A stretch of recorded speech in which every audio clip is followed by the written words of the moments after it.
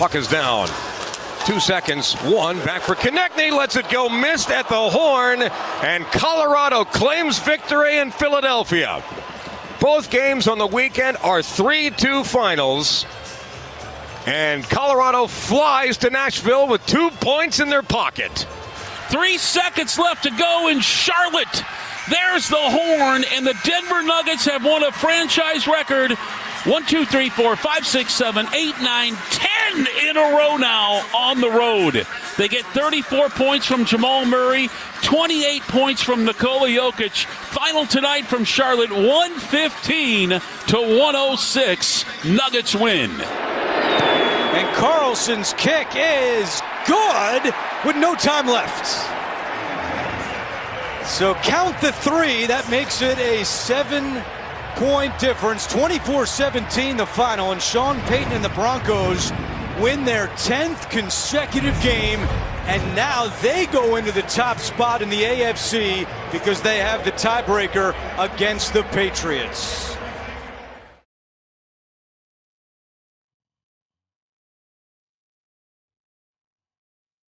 Hers and hers and his. Ba-doop, ba-doop, boop. For the 11th time in history, the Avs, Broncos, and Nuggets all played a regular season game on the same day. 11th time. So it's not exactly even that rare. It's not common, but it's not that rare. Despite all 3 teams being on the road, it is the first time that all 3 have won on the same day. iPhone drop. Yesterday was the most remarkable triple winneroo day in Denver sports history. So in a fall of incredible winning for Denver sports teams, yesterday was the summit. How about that? With that, we welcome you into the appetizer. Brett Kane will be back shortly. Don't worry. In fact, this week, we're splitting the duties up, so I'm on today, and then it's a combination of Mark Springer and Dan Tanner, and then a little bit more of me, but we're just sort of bridging this thing together. Matt Smith will be along with Vic and Moj, and Vic is, he's devastated. I mean, I already know it. I've already done a show with him. And he is he is beside himself because of the Notre Dame situation. Something that don't care. I'm so mad now. So something that I don't care about will be the focus of Mr. Lombardi the rest of the day, and to what degree Matt and Moj can stomach it. We'll be going forward. What are you talking about? Did Notre Dame? Let me really wrap this up quick and be done with it until Vic can go on and on about it. Did Notre Dame get boned? Yes. Is not going to a bowl petty? Yeah. Okay, I think I had enough of that. By the way, let's see. Let me check my notes here. What happened on November 22nd in the year of our Lord 2025? Oh, that's right. 11th ranked Notre Dame beat the Syracuse Orange 70-7. So DMac, this sounds like a bit of a sour grapes from you, buddy. Oh no. I clearly know where the university that produced Jim Brown stands these days in college football. But we have another Brown, Fran Brown, that'll lead us back. Listen, are we going to go down a Syracuse football wormhole? I can go there if you want. But we'll avoid that and let Vic just cry about it endlessly. Perhaps I'm an old man without a prostate. Perhaps he can get David Bruton and Ryan Harris on the phone, and they can all cry about it together. Perhaps they can lasso in Mike McGlinchey. And everybody of the Irish can all cry about it. Steve, by the way, nice to have you back. Thank you. It's good to be back. Are you rested? Are you well supplied? Are you air supplied? Are you feeling good and like yourself? I mean, I was so lost without you, DMac. So yeah, I'm air supplied. I'm back. I was in Fayetteville, Arkansas. Wow. And I got to meet my girlfriend's older sister. Just had identical twin girls. So, and they're about 3 months old. I finally found 2 bigger babies than Moser and Vic. It is possible they're out there. Spent a few days getting to know the twins. You took a bad beat, not as bad as the Broncos, but in our little fantasy that I know nobody cares about. So, again, like the Notre Dame situation, I can't spend more than like 10 seconds on this. But nanny boo-boo, in order to make the playoffs, I beat you. Dude, I've been hovering right around that cut line around me too. 6 or 7 seed, and I think I'm sorry, what seed have you been? Oh yeah, 6, 7. That's kind of where I've been hovering, and I needed to beat you to solidify a playoff spot, and I took that L on the way out. I think we have 1 week of the regular season left. Yes. So I think I have one more chance to get right, but it's not looking good, man. You kind of plunged a steely dagger into my team. Not only did I beat you, but I had the highest score of anybody in good old fantasy football amongst the 92.5 crew this week. Not that I was for you, bud. Right, exactly. So, Steve, you're kind of like the Kansas City Chiefs of our fantasy football league. Kind of. Everything was on the line. It was a home game. Everything should have been in your favor. And you were Patrick Mahomes. Did you see that line? Take that L on the way out. Whoa. Woo-hoo-hoo-hoo, Patrick Mahomes. That, my friends, was ugly. If you missed it, 14 for 33, $160, no touchdowns, and 3. I'm doing Glorious Bastards 3 interceptions. Yeah. A quarterback rating out of 100 of 19.7. Hey now.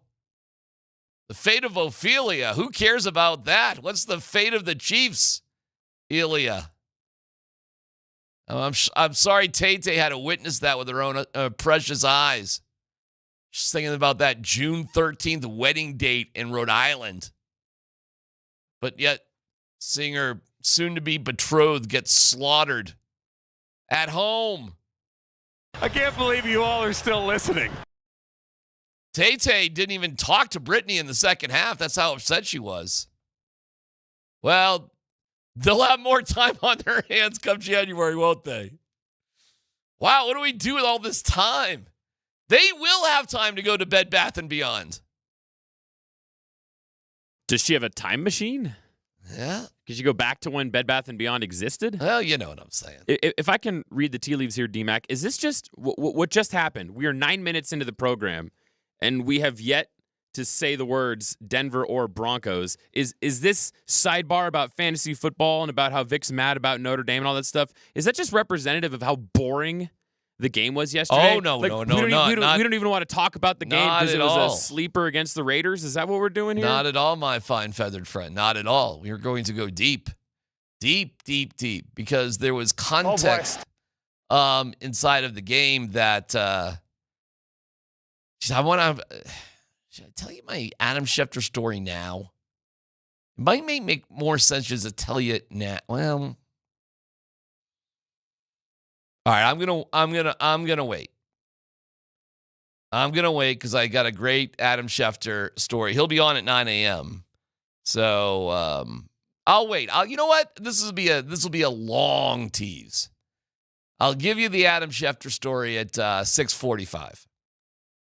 But it's a good one, and it goes to the nature of the game itself. Broncos have won 10 in a row, as have the Nuggets on the road. The Avalanche sit atop the entire NHL. You know the Nuggets, real quick, at 17-6, it's their best start ever through 23 games, ever. So while we were kind of hemming and hawing about losing 4 home games in a row, which is not great, maybe not so quietly, 10 in a row, including an unbelievable win on Friday night. I'm in a local watering hole, and the game's on. It's one of those bars where the game is on everywhere, but there's no sound. And so, pretty typical Denver sports crowd. Nobody's paying attention, sort of. And I'm barely paying attention, at certain points because, they're down by 23. They're getting killed. And I'm just keeping a side eye on it as dinner's going on with my lovely wife. Another Friday night dinner over 38 years. This is another one. And I'm looking, I'm like, wait a second, what the hell's going on here? And they take the lead, and I start freaking out. And I literally, it's a packed restaurant bar sort of thing. And I'm like, I scream when they take the lead, and nobody turns around except for one lovely lady on the corner of the bar with a dim-witted boyfriend, because they're sitting at a spot where you can, there's TVs all over this place except for the one angle she's got. And I'm like, yeah. And she's like, yeah. And I'm like, does everybody see what's going on? And then people turned around and looked at me, and nobody, don't look at me, look at the TV. Amazing game. So her and I had a connection. Her and I. Two people watching the most technically the third most remarkable comeback in Nuggets history. And then yesterday was just like, Charlotte, well, we're fine. Great win by the Avs, too. 3-2. Back-to-back 3-2 games against the Rangers and then the Flyers. And good for Mackenzie Blackwood. And I'm a little concerned with Scott Wedgwood. Like, okay. I would have had no problem starting Trent Miner, but you want to win the game, you want to win the game. And now they play Nashville on Tuesday. The Nuggets don't play till Thursday. How about that in Sacramento? So they're going to come home and be home for a couple days. And the Broncos have the Green Bay Packers, who beat Chicago yesterday. Pretty exciting game there, too. But yesterday was really freaking awesome. Yesterday was about as awesome as you can get to be a Denver sports fan. It was really great. But yet Vic is going to be most concerned about Notre Dame. And I'm definitely not. I'm pumped that you guys are here and you're listening. Would love your feedback. And Broncos. Because we need to dig into what it was about yesterday. And yeah, the Adam Schefter story. Man, when I lose a bet, Steve, when I lose a bet, I make the most of it. No doubt about it. But I could not have been I know I wasn't the only one that was like, But that's okay because the right team won, and that's all that matters. And the way they won is actually really, really good news. Really good news. Because what I had a hard time accepting was people saying, well, this is just who the Broncos are because of how bad the Raiders are. And you saw it, didn't you? Everybody saw how terrible the Raiders actually are. But the same sort of line of, well, that's who the Broncos are, what I realized, that's not a negative. That's the reason they can win the Super Bowl this year. What am I talking about? I've got details. You'll hear from Sean Payton, and you got Bo Nix, and we got Mike McGlinchey, and we got everybody, and including some ticked off people. And yeah, pretty interesting story about losing a bet to Adam Schefter coming up in 30 minutes. It's the appetizer right here on Altitude Sports Radio 92.5.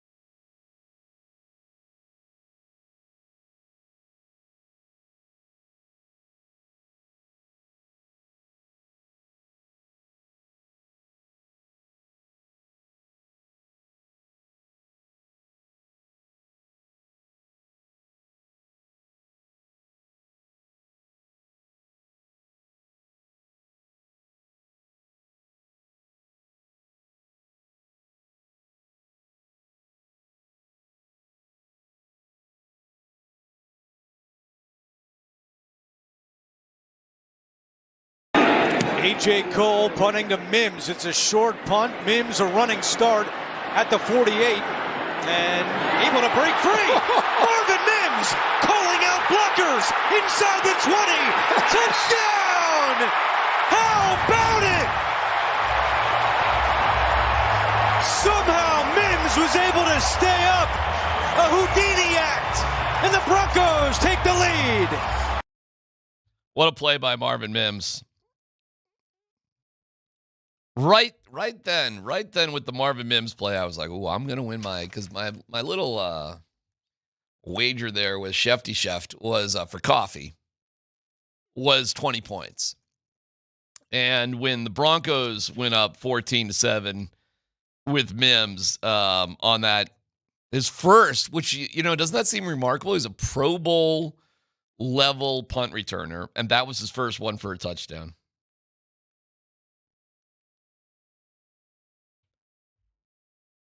It was great. It was great. Game changing. Yeah, that to me was like, first of all, I thought 7-0 was the nail in the coffin against the Raiders. The Raiders hadn't had a first drive for a touchdown all year. So at 7-0, and the Broncos were so remarkable in terms of having 3 8+ minute drives on the day. 3 of them. Incredible. Now, only 2 of those resulted in touchdowns. One was a field goal. Really kind of needed that third one to be a touchdown, to be quite honest with you.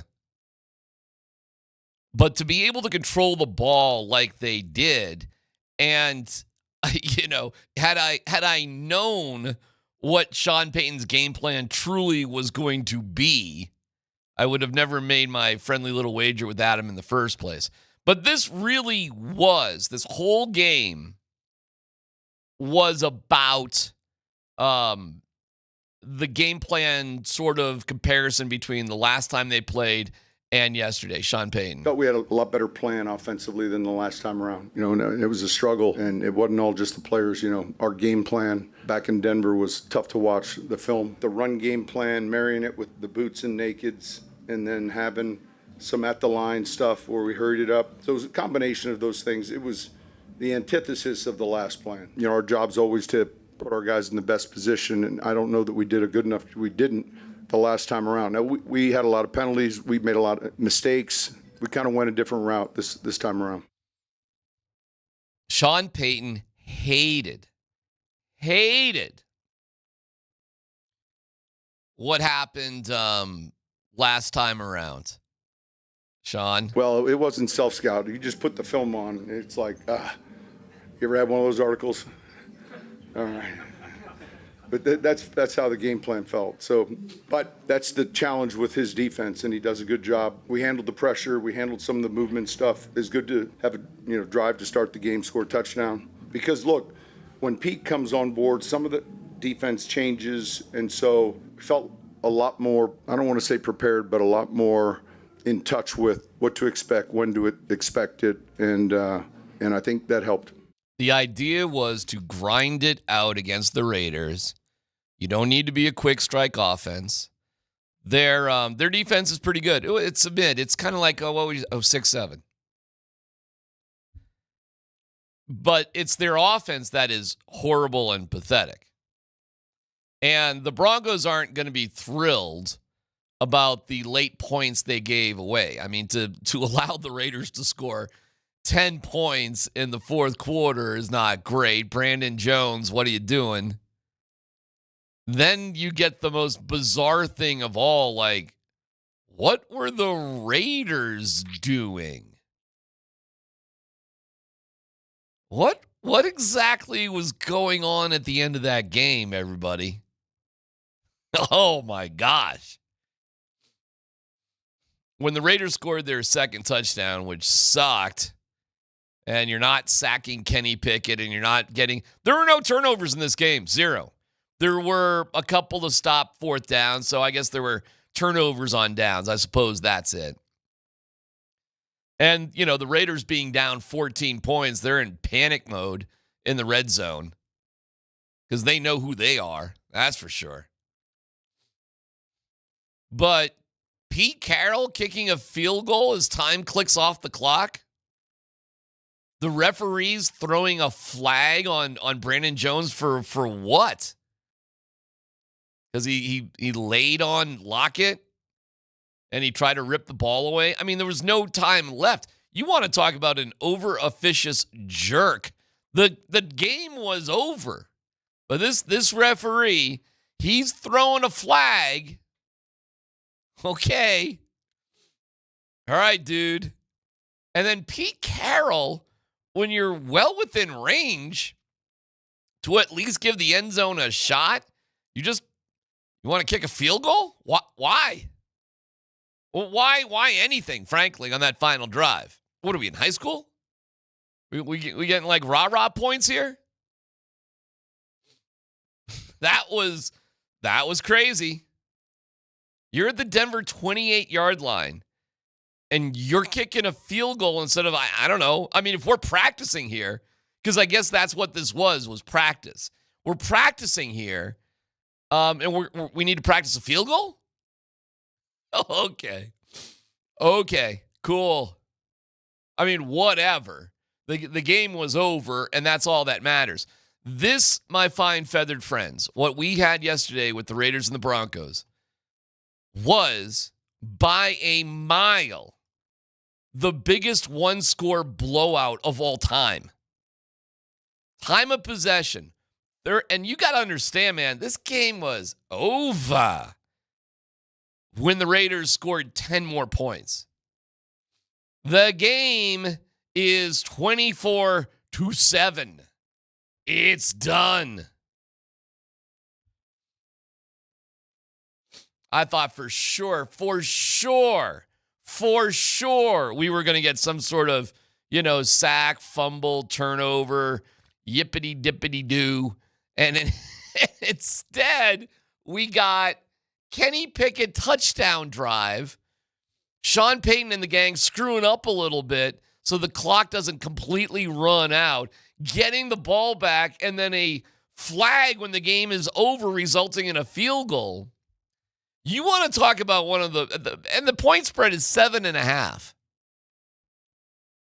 You want to talk about an all-time backdoor bad beat. Now, I'm not a gambling man. I'm not. But even on the broadcast, they were like, well, this game just got interesting.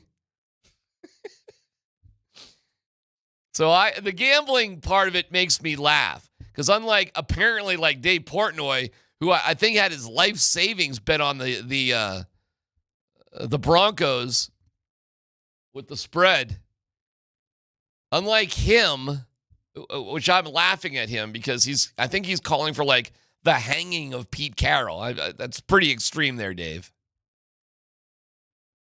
But is it fishy? Yeah, it's hella fishy. It's like weird.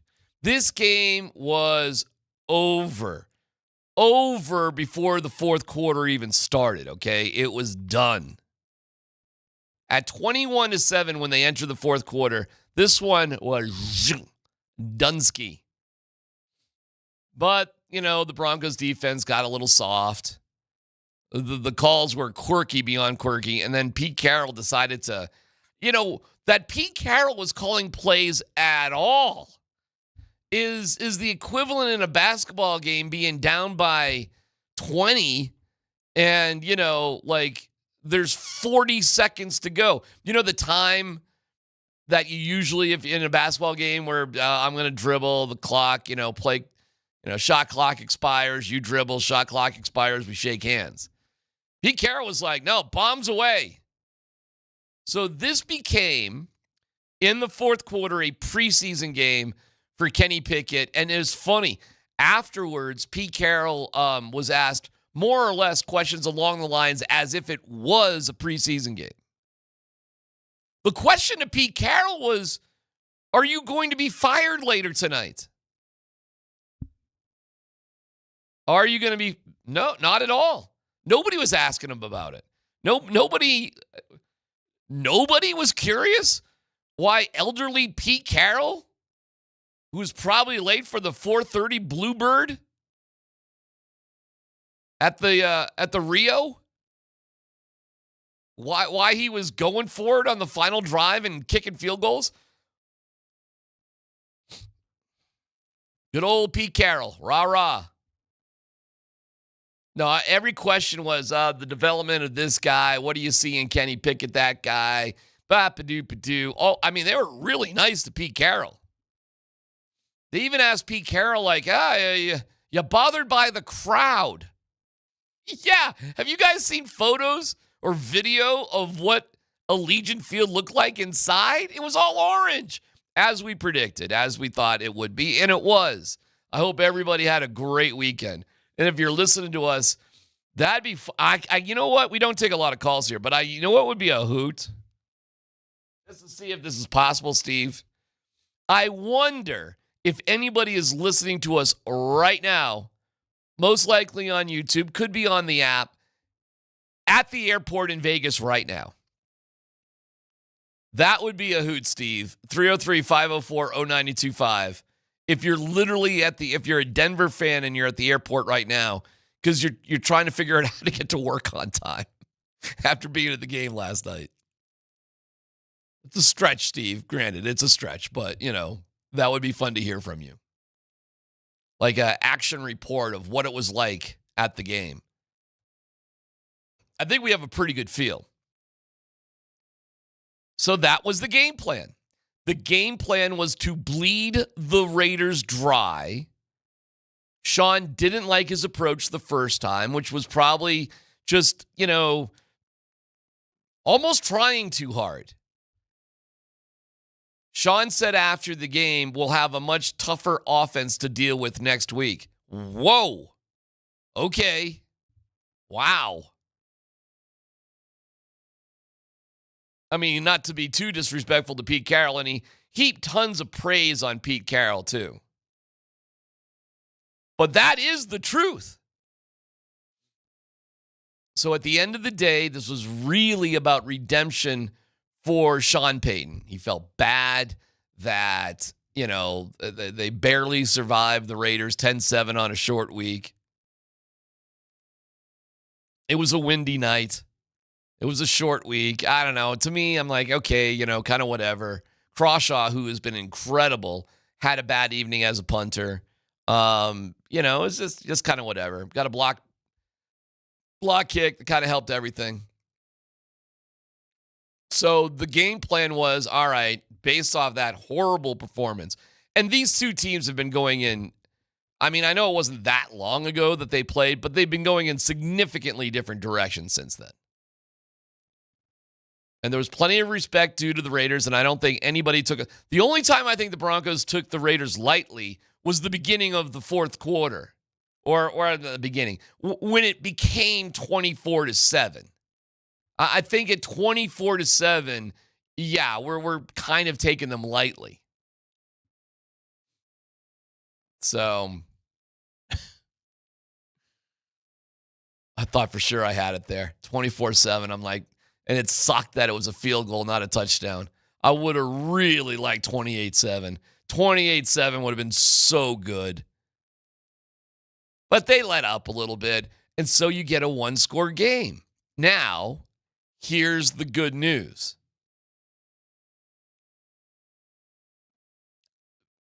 My bad, because the Raiders are dog butt. The nature of this game was certainly a 20-point win. Look at time of possession, 18 minutes in the favor of the Broncos. Look at total yards, 356 to 229. Passing yards were actually pretty similar, but that is simply because of the useless yards the Raiders piled up when it didn't matter. Look at the efficiency of the Broncos. 7 of 12 on third down. That is excellent. 3 of 9 for the Raiders. And the Raiders, 2 turnovers on downs, 1 of 3 on fourth down. But so were the Broncos. Total plays, 72 for the Broncos, 48 for the Raiders. Rushing yards, and this was the tail of the tape, 152 to 40 This is a team that has Ashton Genty. Who had a better game, Ashton Genty or R.J. Harvey? Clearly R.J. Harvey. Their tight end, Brock Bowers. Evan Engram is like a ghost sometimes. It kills me. Fortunately, it doesn't kill my fantasy team against Steve Nelson, but he's the good for you. the Joker. The joke's on us with Evan Engram. It's all right. Whatever. Doesn't matter. R.J. Harvey, 17 carries, 75 yards, and probably even more or as important, 6 catches for 25. Really, really cool. Really cool. And then you throw in Adam Prentice, who stumbled, bumbled, and rumbled for an 18-yard carry, 2 for 22, including a 2 catches for 11 yards from your fullback. Wow. Outstanding. Outstanding game by the Broncos. It just doesn't, I mean, I know what the criticism this week is going to be. Oh, look at the Broncos. They can barely beat anybody. But you know what you should really be saying?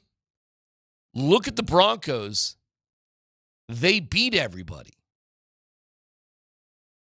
And they literally beat everybody by 1 score. Of their 11 wins, 9 are by 1 score. Now, 2 of them are kind of like yesterday and like 20-12 against the Titans. Side note, how does Kevin Stefanski have a job? I mean, seriously. You want to talk about the no-brainer of no-brainers. You got Shedeur throwing for, let me look at the numbers here real quick. Because it is ridiculous. Shedeur Sanders. I'll get it. Yeah. The full list of players with 350 passing yards and 4 total touchdowns in the game within their first 5 starts. Shedeur Sanders. Like, that's it. He's it. 364 passing yards, 4 touchdowns, 1 pick, 97.7 passer rating. And you're Kevin Stefanski, and you don't put in Shedeur for the 2-point conversion. By the way, you're down 14, and we're going for 2 instead of just kicking one because I guess that's the aggressive move in that situation. But, like, how about you just get yourself to a situation where you don't need it to, and you can choose whether to go for the win or not. I don't understand the analytics of going for 2 down 14, you get 6, and now we're going to go for 2. And by the way, we don't need Shedeur for that either. That didn't work. And then we score, and here we go. And Shedeur's throwing up the perfect timing stuff in front of the defenders, which you know, that's not even a great move either, Shedeur, in all honesty. I'm a big Shedeur fan. I think he clearly should be the starter. I have no idea why they just wouldn't name him the starter and then try. But you did lose to a team that had 1 win. I mean, I don't want to get overly excited about it. I just cannot believe Kevin Stefanski Okay, Boomer. would take Shedeur out of the game on that. I don't know how he has a. He obviously hates him. I mean, he obviously hates Shedeur. Anyway, more importantly, the Broncos are absolutely rolling, and I'll give you the details about on a Rally House Football Monday. Was so much to get into. Incredible weekend for all of our teams. Not for Vic. Vic will be upset. But I did lose. I won in spirit. But not on the scoreboard. But again, as I look at things this morning, I realize, yes, this is who the Broncos are. I guess I was slow to accept that fact. Because up 24-7, I was like, whoa, wow. But then it's like, oh, Sean is trying to kind of just barely win. Sort of. He's trying to win in a very, that's how bad the Raiders were. He could choose how he was going to beat the Raiders. He could choose it. And it was really cool what he did. Not for me, personally. And it led to a funny occurrence last night with me and Shefty Chef. I'll tell you the details of that next.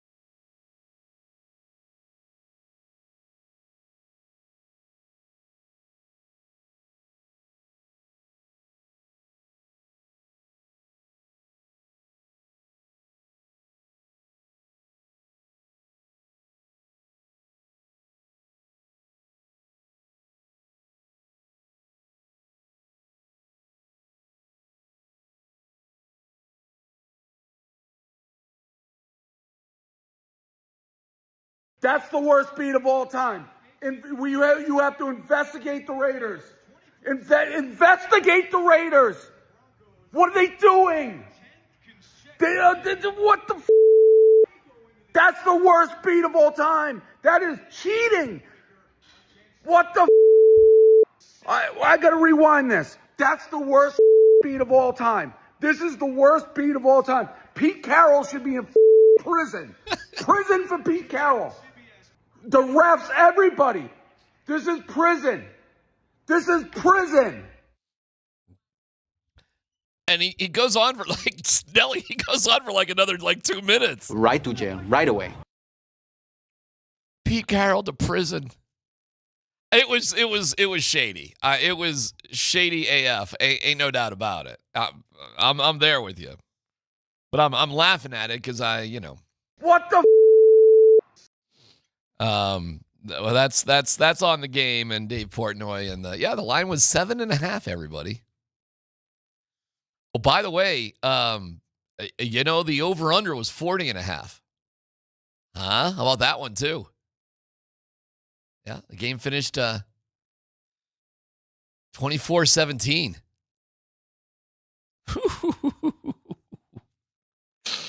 Okay, it was weird. What the?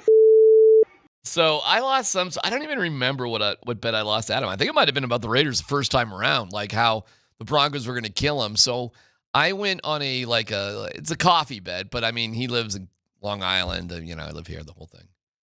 So I go quadruple or nothing, and it was a $50 gift card, something like that. I go quadruple or nothing. And I really got to stay away from bets where I have nothing to win. And it's 24-7, and I'm like, that 28-7, a touchdown there would have been perfect, which would have been 3 drives of 8+ minutes resulting in a touchdown, which, again, is incredible because you could just draw the clock out, dominate the game, just melt your opponent to the core, which is what the Broncos did to the Raiders. Total blowout. But they get a field goal, and now I'm like, oh, man, I need a turnover here. I need a turnover, and then a pick six would have been perfect. And in all honesty, you got Kenny Pickett in the game, and you think, well, here we go, right? And this is how you get a 20-point blowout. And instead of that, you get a touchdown drive, and then you get the Broncos not figuring out how just to get the time off the clock. They kind of failed at just kneeling on the ball because they got a weird penalty. Okay, whatever. Total garbage points. They mean nothing. This is who the Broncos are. So I'm trying to pay Adam off, and I was going to do it in $200 $1 gift cards. Can you do a $1 gift card to Starbucks? I don't know if you can or you can't. No. But you can certainly do $5 gift cards. So it was going to be like $200 $1 gift cards would have been amazing. And frankly, $45 gift cards would have been pretty cool too. But I heard this from my wife, and I love her, and I know she's listening. She goes, I'm not going to pay for you to mail anything. She was pissed enough about losing the bet. 200 of our dollars are going to Adam. I believe that was the quote before we laid our heads on our pillow. So as funny as it would have been to buy, $200 $1 or 40 $5 gift cards, she said, you can just do it in the Starbucks app. I'm going to bed. It was like that. And I'm like, okay. Steve, guess what?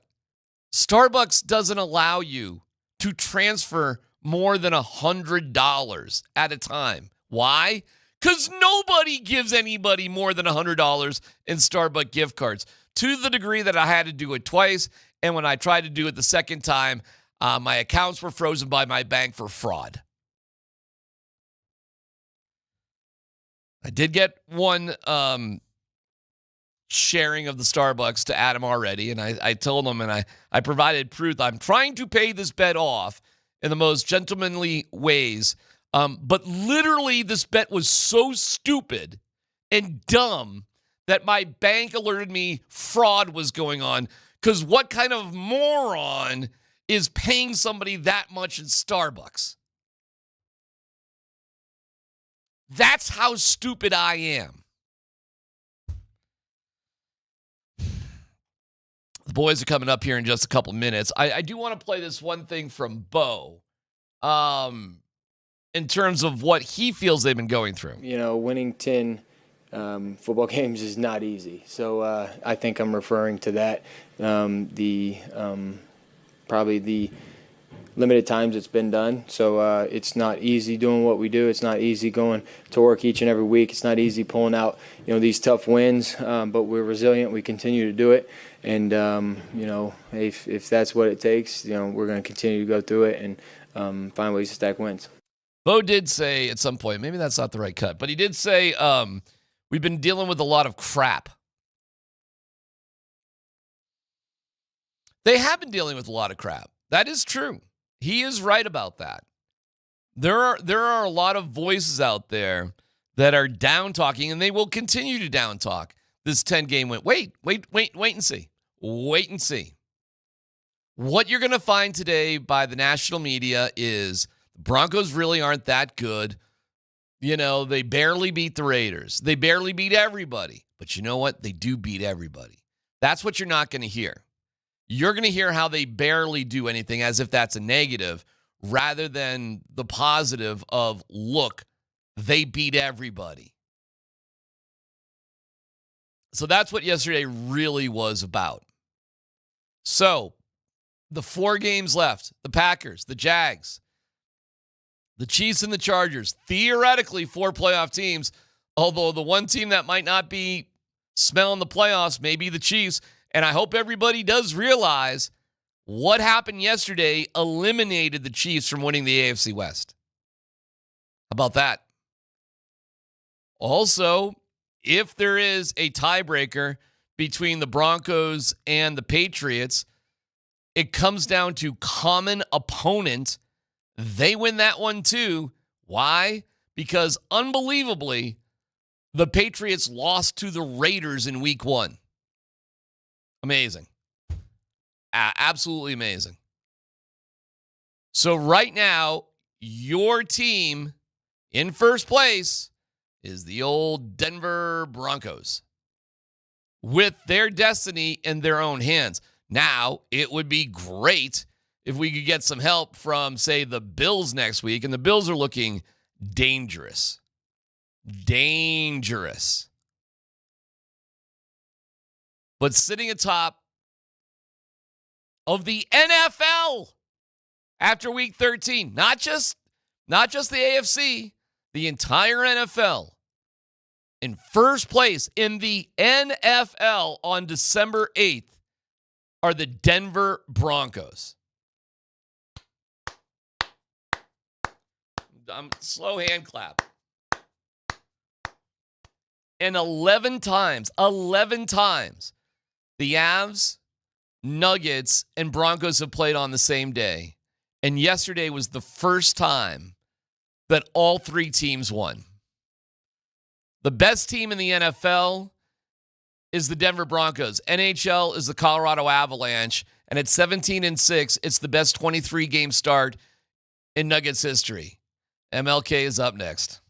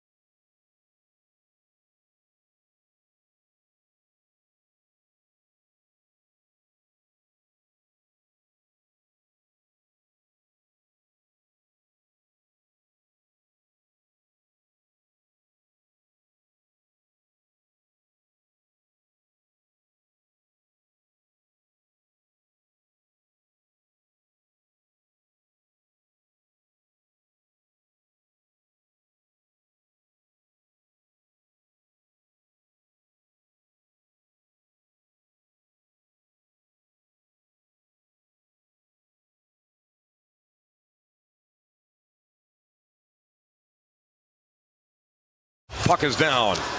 2 seconds. One back for Konechny. Lets it go. Missed at the horn. And Colorado claims victory in Philadelphia. Both games on the weekend are 3-2 finals.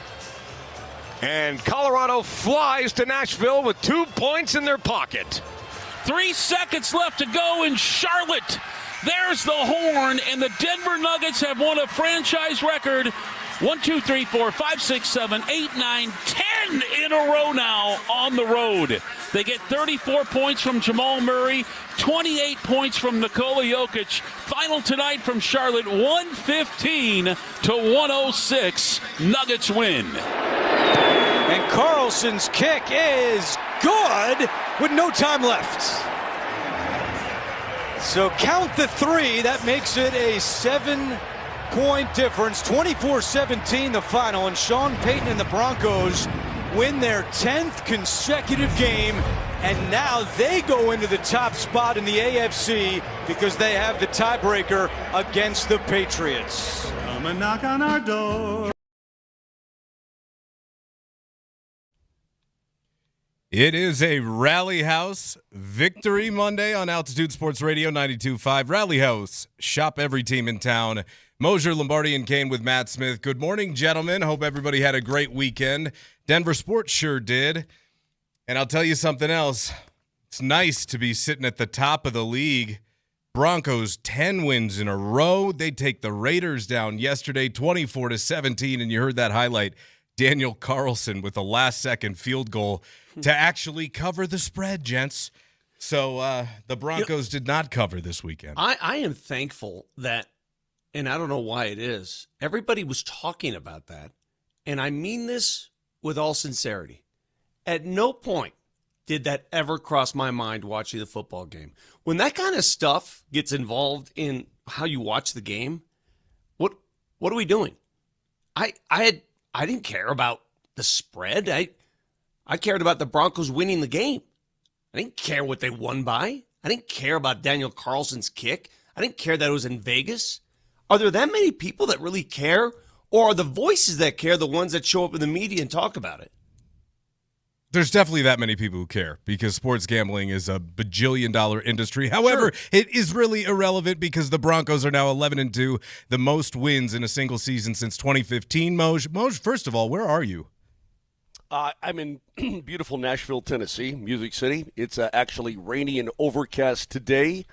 The room has very little lighting, so I'm doing what I can as to not make Vic lose his mind because he's already going to lose his mind today.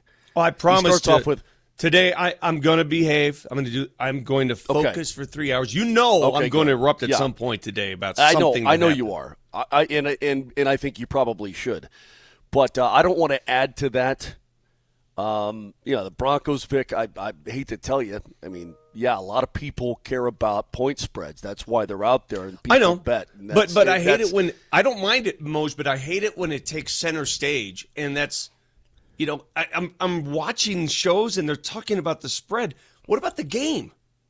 Yeah. How about the game? What about the game? The Broncos moved to you want my take on the game? Yeah. Would you like that? Matt, would you like that? I'd appreciate it. I would on a Monday morning. I was friggin' bored. I knew what was going to happen. I knew the Broncos were going to win. I had no qualms about this game whatsoever for the Denver Broncos side. I was bored. It went like I thought it would go. The offense, again, is clunky at times. Defense beat the snot out of Geno and knocked him out of the game after that initial drive. You're just mad because what I told you was going to happen happened. And you seem to think that they're going to win by a lot. And I had to calm you down again. I had to stomp those thoughts out of your brain. And I told you, this is what they are. They're not going to blow them out. They're not going to win by 20. It was a blowout in Broncos terms. Whole dip. They were up 24-7 with 2.5 minutes to go in the friggin' game. What do you want from me, bro? Right. What do you want from me? Well, then you want blood out of a turnip? Well, what do you want? Well, then what were you bored about? They did everything you wanted, if that's the case. Right. This is the outcome I expected. It was a boring game to me. I mean, I'm happy they won. They're 11-2. They're the number one team in the entire world. That's awesome. I'm just saying the game itself, the actual game to me was boring. Gotcha. That's all. But that's what this team is. I mean, if you're looking for excitement, they've had how many games this year where Moser was entertained? The Dallas game? What else? I mean, that was awesome. Yeah, Dallas game was killer. It depends what you want. I mean, if you want 11-2, here's what you get. If you want, entertainment, you can watch Buffalo because Buffalo doesn't play defense and they've got to go up and down the field to win games. Is that what you want? That's true. They do not play defense. So is that what you want? Is that what you're telling me? You can have. No, I'm just if you saying, want entertainment saying, there, I can give you an entertainment game. You know what, Vic? I will take boring in a championship all day. Okay, so back off that. I would take boring and a Super Bowl win without any problem whatsoever. I'm just saying there was not a whole lot left to the imagination yesterday, Matt, because I think this is what I predicted, right? This is what I thought would happen. I thought I laid it out to you and your goatee quite eloquently all week long, and there you go. That's exactly what happened. The Broncos clinched an advantage in any two-way tiebreaker with the Patriots, which is big because Buffalo travels to New England next week. Patriots coming off a bye. How about this? The first opening drive touchdown for the Broncos in the last 10 games. Conversely, the first opening drive touchdown allowed this season by the Broncos, which was interesting because you're like, all right, well, offense comes out. What a start. First of all, sustainability and what they were able to do on offense, keeping the football, I think was critical and was the name of the game. To Moser's point, the game was a little bit boring, but that's what we were wanting. I wanted a rocking chair finish in the fourth. Okay, yeah, Kenny Pickett comes back and makes it a 7-point game. But to Moser's point, it's 24-7 and the game's over, really. The Broncos call off the dogs, but there are 3 drives of over 9 minutes that they sustained, which was huge because we talked about getting their ground game going. They did. They rushed for over 150 yards in the game. Incredibly important. And more than anything, I thought they built a little bit of offensive rhythm, Vic. I really did. I really was impressed with the progress of R.J. Harvey. And I know people are expecting this 100-yard rusher, hey, just replace J.K. Dobbins. That's going to be tougher than anybody imagined. But you can't watch that game and say he didn't show progress because he did. I mean, near the goal line. Hell, that play early in the game on the opening series where he took that swing pass left and snuck out of that tackle to get to the first down. I'll take that, man. The guy, he's getting better. He's getting better. And the Broncos are never going to be a power running team. That's not who they are. But they're improving by the week. They won the game they were supposed to win. They won it comfortably, Moshe. And right now, they control their own fate. 4 games left, 3 at home. You control your fate, your destiny. Who would have imagined that? It's setting up very, very well for them. And by the way, that Chiefs game is looking more and more and more like the Chiefs will only be playing the spoiler role. I mean, I don't see them making the postseason now. I mean, I don't know what the percentage is, Matt, but it's got to be under 20. You ready for it? Tiny. You ready for it? Well, there's 2 different sites I saw. One had them at 15 and one had them at 8. So split the difference. It ain't good. Yeah. I'll tell you one thing. Ding dong, the witch is dead. The AFC West no longer runs through Kansas City, at least for 2025. Right. Yeah. Boy, did they. I'm right. I don't know how closely you guys watched that game, but they kept going to sideline shots. Kelsey looked defeated. Mahomes looked defeated. The look of defeat, dismay, disturbance, all of it. It's been 10 years, guys. 10 long years since the Denver Broncos could say they finished with a better record than the Kansas City Chiefs. That's a long time. That must have been that doink. Oh, the loudest you've ever heard. Was such an incredibly loud doink. Now, I've heard a fair share of doinks in my life. Doink here, double doinks, off the upright, crossbar doinks. I've heard a lot of doinks. That wasn't even really a doink. That was more of a thunk. I mean, that was a pure thunk. And when the Chiefs hear that pure thunk, they don't know what to do with themselves. It's a sound that they just don't know. They don't recognize. Well, now they have to because they stink. But these next 2 games at home, guys, the Packers are no joke. They really are no joke. And apparently the Jaguars are no joke either. They're going to win their division, and this is – well, they could. I mean, so let me ask you guys. This is going to be an interesting finish because Kansas City's only going to be a spoiler, period. I want to ask you guys this. I want you to look inwardly here, all right? Take a look. Would you rather, with 4 games left, would you rather the Broncos Everybody thinks they're sort of teetering at the top, that they're not real, that they're artificial, that they'll collapse. Would you rather have that team take on 4 nobodies or 4 teams that have a chance to beat them? Because all 4 do. Whether you like it or not, all 4 do. I want the Broncos. I want their attention. I want their attention span to be 100%. Focused right 100%. here for the last part of the regular season. This is the best thing that can happen to the Denver Broncos, that they have to play 4 tough games. And say what you want about KC, they may be done by Christmas. They're going to want their blood. They're going to want their pound of flesh. Trust me, that's going to be a tough game. Well, and the Chargers game is going to be a tough game. They can want it all they want, but they stink. Sure. They just ain't good. Yeah, but we've seen we've seen in this division teams that stink find a way to win. And if the Chargers lose tonight, which they could, tough game tonight and a very tough game next week, Chargers lose their next 2, Broncos clinch the division. Yeah. Oh, if the Chargers lose tonight, it's over. I mean, for all intents and purposes, the West is going to run through Denver this year. It just will. I don't see it with Herbert's hand the way it is now. The one good thing for the Chargers is they get rookie running back Omarion Hampton back tonight for the first time since I want to say week 4, which is a big deal with Herbert and the hand because they're going to go to the ground game a lot more with Philly coming into town. So Denver they're pound. I think so. And pound. And pound. And pound. And pound. Pound. Denver, time of possession-wise, absolutely dominated this game. Almost 40 minutes to about 20 for Vegas last night. It was the first wire-to-wire win for the Denver Broncos this year. Do we realize that? It was the first time they haven't trailed in a win this year. I guess I didn't realize that. Yeah, you're right. That's pretty amazing. Yeah, you're right. These are little things that just sort of slip by me, Matt. So I like you and your goatee to kind of remind me of things like this when they just sort of slip by me. That's a very interesting stat. And I think it's the first time they scored a touchdown on the opening drive and gave up a touchdown on the opening drive. Yes. Mentioned that just a few minutes ago. But the other point about this game that I thought was add insult to injury, it may end up a one-score game. By the way, Broncos 9-2 in one-score games.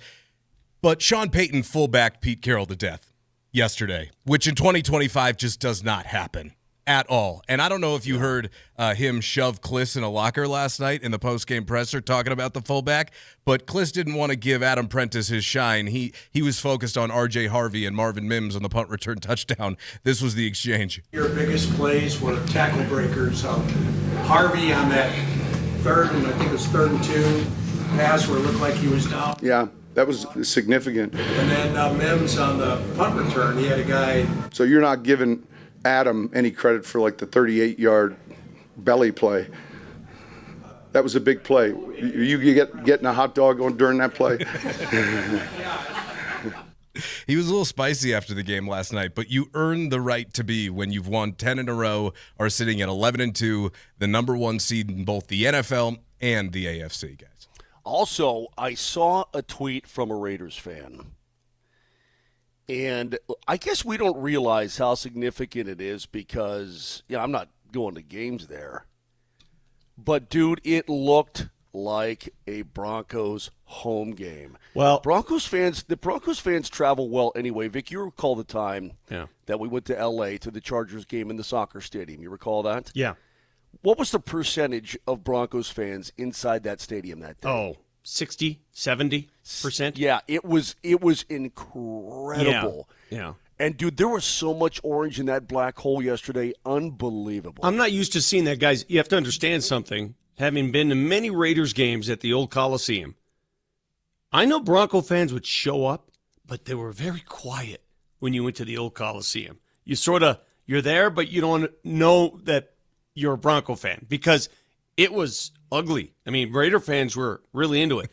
But right now, it's turned into a novelty act. What the Raiders have become, unfortunately for them, they become part of the Las Vegas Strip. Let's go to this casino. That's what they are, man. I don't know if they have a home field anymore.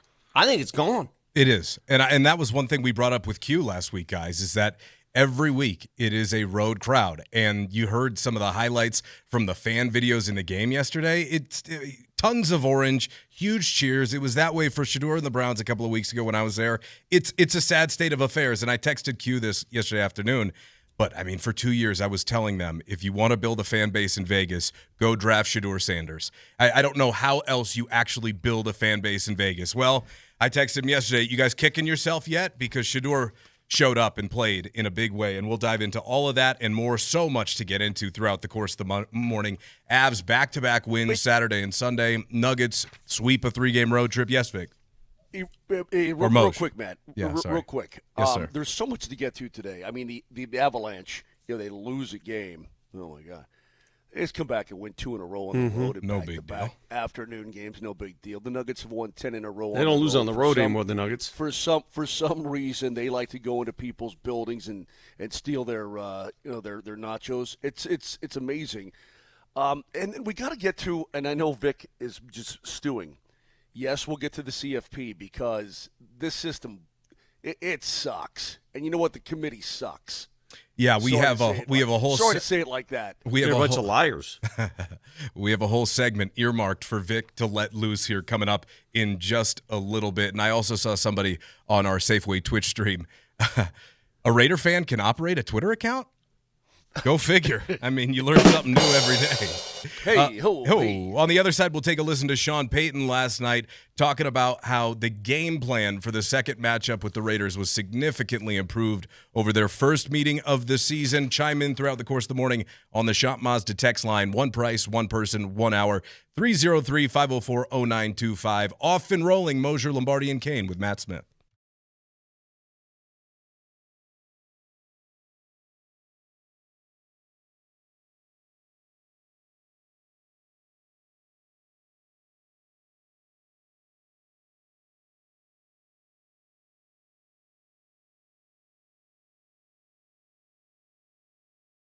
Vic Lombardi for Dan Caplis. After a serious injury or the wrongful death of a loved one, call Dan Caplis Law. 40-year track record of historic success in high-stakes personal injury cases. It tells you everything you need to know about how he and the firm operate. Because high-stakes injury cases are fought on a different level.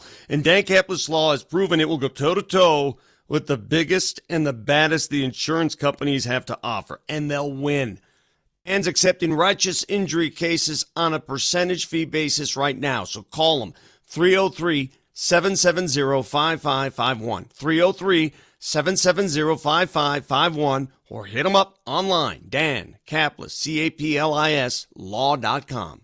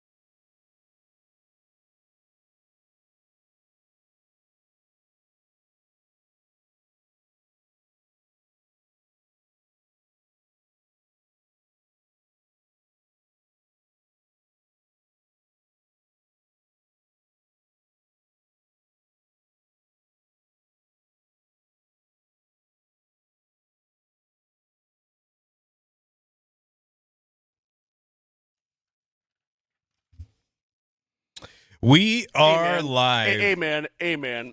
Matt, I got to Yeah. there's something you got to learn about this program that I don't appreciate. Our partner over here, your temporary partner, my partner, screwed me over on Friday. And let me tell you how he did that. He sent out the non-music video of just my face and my sound effects during Lay It Down. And now the amount of times I've had to explain really what, including last night on the pregame show yesterday, what that's all about. It's not a nice thing to do to somebody, especially number one because it's not a good look, and number two, you try to explain to somebody what Lay It Down is, and they don't know what the song is, and they don't know what the betting is, and they don't understand any of that. So when you do that to a buddy, you really screw them over pretty hard. Lay that down! Wait, I don't understand. I didn't see this. Where did he send it out? I have no idea what the hell you're talking about. He's talking about the video that Vic posted on Twitter from Altitude TV without the copyrighted music going over the air. So it's just Moj doing air instruments and grunting with no music in the background. It's just it's just 20 seconds of him going. Do you have that? You're grunting when you do the air guitar and drums, and then whatever you were doing with your mouth. That was disturbing, man. It was weird. He was just trying to lay it down. Can a guy lay it down? Yeah, but what was the mouth thing? What was that? Would you like me to show you? Really Please, weird. a little demonstration before we do can it- move I along do to it Sean every- Payton. I do it every. Oh, get it, Moj! Get it, Moj! Oh yeah, it's getting clipped right to social media. All right, thank you. I think we get it. Okay, good. All right, back to the Broncos here. And by the way, we are live from the Backus and Shaker studios where their passion is justice. It's a Rally House Victory Monday on Moser, Lombardi, and Kane. And we start off with the head coach after the game talking about having a significantly better game plan the second time around against Las Vegas. Felt we had a lot better plan offensively than the last time around. It was a struggle, and it wasn't all just the players. Our game plan back in Denver was tough to watch the film. The run game plan, marrying it with the boots and nakeds, and then having some at the line stuff where we hurried it up. So it was a combination of those things. It was the antithesis of the last plan. Our job's always to put our guys in the best position, and I don't know that we did a good enough. We didn't the last time around. Now, we had a lot of penalties. We made a lot of mistakes. We kind of went a different route this time around. I think you could clearly tell that they were trying to go with a ball control offense, take a lot of time off the clock, shorten the game, and they knew they were the better team. They just couldn't beat themselves, and I thought they did a much better job the second time around, definitely considering it was a 10-7 win at home over that pathetic team. Right, Moj?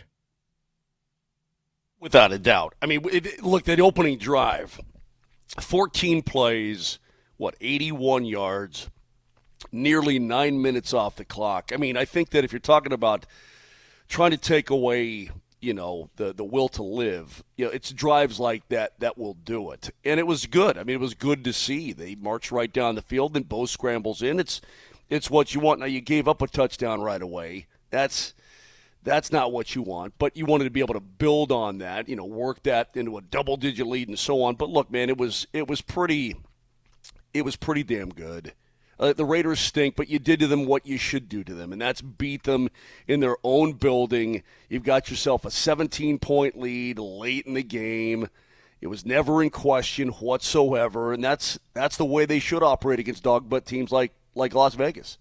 Vic, there were 11 different receivers that caught a pass for Bo Nix, and the Broncos posted 152 yards on 31 carries, averaging about 5 per tote.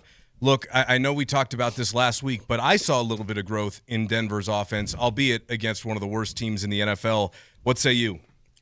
I say just win these games. Doesn't matter how you win them. I've been on the record saying that. I'm not into style points. This isn't the CFP. But that wasn't what I asked you. Did you see any growth in the Broncos offense? I saw them win a game. I mean, growth is hard to measure, Matt, because I just it depends measured on who you 31 play. carries, 152 yards. You 11 different guys caught balls. If growth is, I'll give you the definition of growth. Was that a more entertaining game than the first Raiders game on Thursday night? Of was course. there more offense? There was more offense. I'd say so. There was. Okay, but Matt, I think what I'm getting at, and I think maybe what Vic is getting at, is that The Raiders, this is sad. I have zero respect for them as players and as a franchise. They stink. They're just no good. They hired Pete Carroll. I thought he'd be better. I thought the Raiders would be better. They're obviously dog butt. They're no good. Geno can't play anymore, so on and so forth. And so to me, yeah, you did what you're supposed to do, but that's not a real opponent. And I know it's any given Sunday. To me, they're not a real opponent. Now, you want to take down Green Bay and Jacksonville back-to-back at home in the next 2 weeks? You've got my attention like a mother. You really do. And I think you're going to have to be on top of your game to beat those teams because they're both pretty dang good. So that's where I'm at. I mean, it's just, again, I called it a boring game. To me, it was. The outcome was exactly what I expected, and the Raiders stink. So I have no respect for them, and I can't get all jacked up for it. Yesterday was just chock full of sports, so it was one thing after another. Of all the events I watched, of all the sports I watched, maybe that Bronco game was the easiest to watch because they were in control pretty much after that first quarter most of the way. I will say this. I'm going to raise my hand and admit something. We are paid to opine. We are paid on this show and in this business to offer our opinions. So it always makes me laugh when people say, well, nobody cares what you say. Well, we're doing this for a living. So whether you care or not, we're paid to offer opinions. Sometimes you do it online. So in the middle of that game, Will Lutz lines up for a 58-yard field goal. And I'm like, okay, good. Let him kick one. It's indoors. I mean, you got dudes kicking 60-yarders now, 65-yarders, making it look easy. They decide not to let him kick twice in this game. Twice. And I'm sitting there going, what is going on? What are you doing, Sean Payton? Do you not trust your kicker? Do you not trust your conference player of the month? What's going on? But at the end of the day, guess what? He knows his kicker, and he knows his team a hell of a lot better than I do. So me saying, what are you doing, was him saying, watch this. You punt the ball, and then you return a punt for a touchdown. Now, it wasn't assured to happen, but I think he understands his team a little better than we do. And I just wanted to make note of that. Do you guys realize that was the Broncos' first punt return for touchdown since 2020? I did realize that. Let me think. Who was the last? It's been quite a long time. Don't tell me. Who was the last Bronco to return a punt for a touchdown in 2020? Who would that was that the year of COVID? Yes. Okay, so that was the COVID year. Huh. You'll never get it in a million I know years. I won't. I know because I don't even have a name. Not even my tongue. Even if I gave you the last name, you're not going to get the first name. All right, give me the last name. Spencer. Oh. Jimmy Spencer? Deontay, right? Deontay Spencer. And you remember he was the one that used to put in all of his posts on social media, he would say Godspeed, but he would use a lightning bolt for the S, so it looked like he said Godpeed. That's right. Yes. Thank you for that memory, Nelly. Sean Payton continued, it wasn't just the self-scout, and he really wanted to make this easy to understand for us lowly journos out there. Well, it wasn't self-scout. You just put the film on. It's like, you ever had one of those articles? All right. But that's how the game plan felt. So, but that's the challenge with his defense, and he does a good job. We handled the pressure. We handled some of the movement stuff. It's good to have a drive to start the game, score a touchdown. Because look, when Pete comes on board, some of the defense changes, and so we felt a lot more, I don't want to say prepared, but a lot more in touch with what to expect, when to expect it, and I think that helped. He's talking there, guys, about the fact that Pete Carroll runs some of the most cover three in the entire NFL by a large percentage. And he was actually asked heading into the Broncos game if he feels like he needs to change, if he feels like he's kind of behind the times. I don't know what you guys are vibing with, but is Pete Carroll for sure a one and done? Is there any way they can bring him back? I'm sure don't. He's sort of like, I think he was brought in as a transfer coach, like a bridge let's get coach to this next level. Yeah, let's get it to this next level. He's had some semblance of order and success. I don't think he's the long-term answer there. I know John Spytek, their GM, is the long-term answer. I know they believe in him.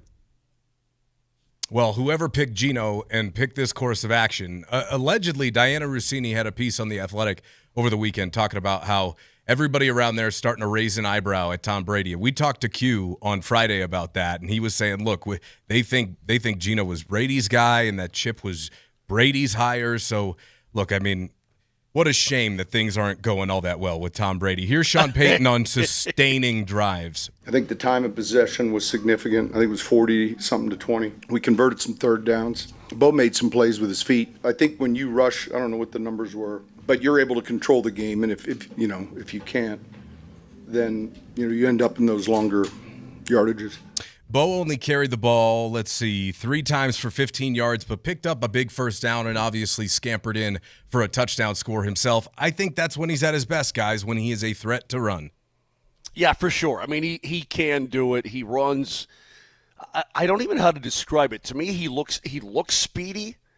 I think he probably is speedy, but just the way he runs, he looks speedy. It's not a galope. It's one of those kind of deals. And he's an absolute threat. And you've got to respect that if you're an opposing defense, that he can take off and run with the ball. I'd like to see him do it a little bit more.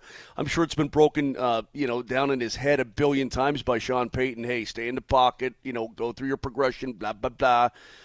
But to me, the threat of running is significant with Nix, and it should be part of his toolbox going forward in a big way. Vic, let me ask you on that specifically. I had somebody mention to me on social media last night, well, it's a good thing in the long run if Nix isn't running as much because, he'll be healthier long term. And I'm like, kick rocks, man. Look at Mahomes. Look at what he does. Third down, you need a play. You have to have it. Am I wrong here to think that we need to see that part of his game continue to evolve more and more? 100%, especially if you're not throwing for 3 bills every game. You're not Dan Marino. You're not sitting in the pocket. You're not Joe Montana. Your legs are a weapon.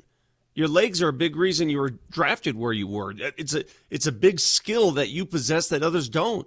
And if you don't use them, it's a waste of talent. So I don't want to hear that. Trust me, in the playoffs, all right, you may not want to see him run in the regular season for injury concerns, whatever, but in the playoffs, if he's 5 yards away from a first down marker that's necessary late in the game and he can run it there, by God, you're going to be screaming at your television to run. For sure. The reason that people, and I think even Jim Harbaugh got a little bit sideways with Lamar is because, not that he ran the football, it's that he took hits. It's that he ran the football and he got pegged. You know what I mean? Right. Look, Bo's a smart quarterback. Get down. He's not Jackson darting it out there. He's not getting blowed up, 10 yards down the field. Can you imagine telling Josh Allen not to run? Hey, Right. Josh, don't run because you might get hurt. But see, the deal with him, though, Vic, is he's a big old dude, okay? So Josh Allen's a big thicket, like a Big Ben type of guy who, by the way, couldn't run. But he's a big guy. Nix isn't as big a guy, but you got to have that threat there. I agree with Vic. I think in the postseason, open everything up. Allow him to do it if he can. If he's got the opportunity, allow him to go. Just go. I got 2 numbers here for you. Bo Nix now has 8 career rushing touchdowns, which is 3rd most by Broncos quarterback in team history. He's also just the first quarterback to record at least 4 rushing scores in back-to-back seasons in team history. So, okay, hold on a second. 3rd most rushing touchdowns in team history. Number 1's Elway, clearly. Well, the second one is obvious. I'll be upset. It's Tebow. Yeah, there you go. And then it's Bo, and then it's probably Jake. Probably Jake. Yeah. And you mentioned Dan Marino, Vic. How about this number? Nix tied Dan Marino for the 5th most wins by a quarterback in their first 2 seasons in the NFL. Wow. He's got 21. In their final 4 games, he can break the all-time record, which is held by Russell Wilson at 24 for the most wins in a quarterback's first 2 seasons of a career. I do appreciate Bo when he steps to the mic being a little, and I know Moser hates it. I like it. He's a little snappy because I think he hears some of the murmurs and the groans from the fans who don't like the way he wins. And I like the fact that he's a little snarky about it. I know you don't. Do it to the other team. Well, Vic, he's always been snappy, though. I mean, he was snappy. He's snappy when he wins. He's snappy when he loses. He's just snappy. That's who he is. Yeah, he's got a little edge. Snarky, snappy, snippy, snoopy, whatever. Yeah, it's all that. Here is Bo Nix actually last night talking about this game. Winning 10 football games is not easy. So I think I'm referring to that.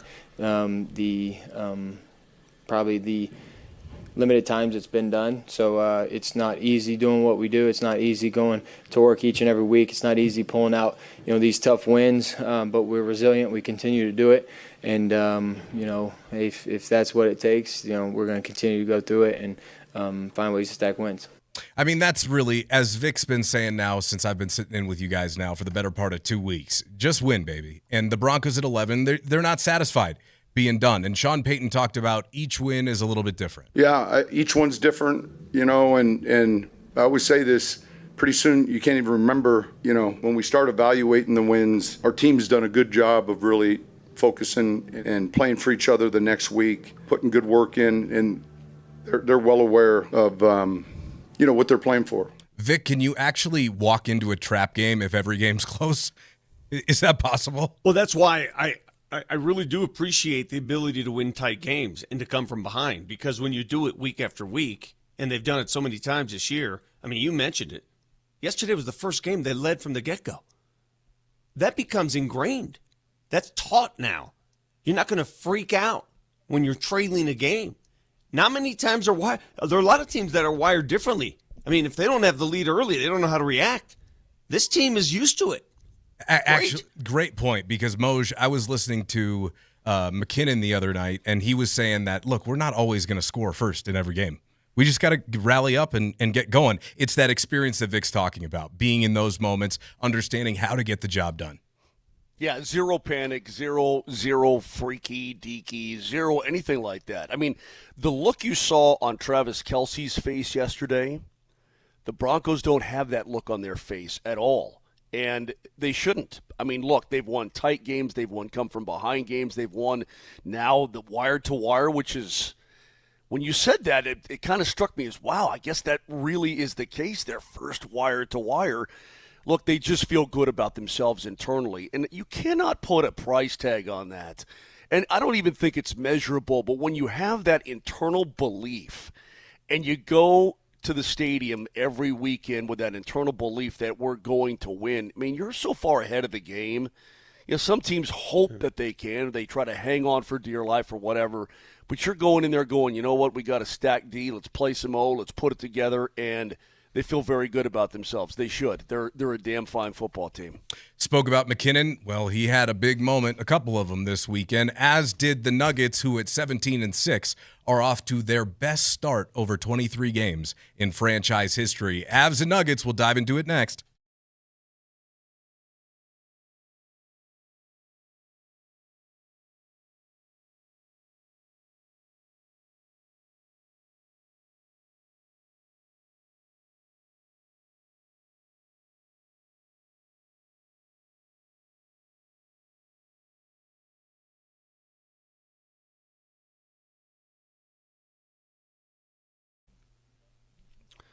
Low testosterone can cause a host of problems like bad sleeping, unproductive workouts, decreased energy, brain fog, maybe even a low sex drive. But do you realize there's something you can do to get back your vigor and vibrancy if you're feeling that way? Well, if you are feeling that way, maybe it's time you treat that low T and change your life. Rocky Mountain Men's Clinic is the place. Experts in treating low testosterone and other men's sexual health conditions, successfully treated men for low T for years and years and years. And guys are seeing a difference in their life and the difference those treatments can make. You're going to feel better. You're going to feel younger. You're going to feel like you did when you were in your 20s or your 30s. So go to their website, RockyMountainMen'sClinic.com. Take the low T quiz. 10 simple questions. Yes, no answers. Takes 2 minutes. Schedule a consult. They're going to draw your blood. Results within 30 minutes. They've successfully treated tens of thousands of men in the Front Range, and they can help you too. Give them a call today, 720-440-7900. That's 720-440-7900. Or again, go to RockyMountainMen'sClinic.com.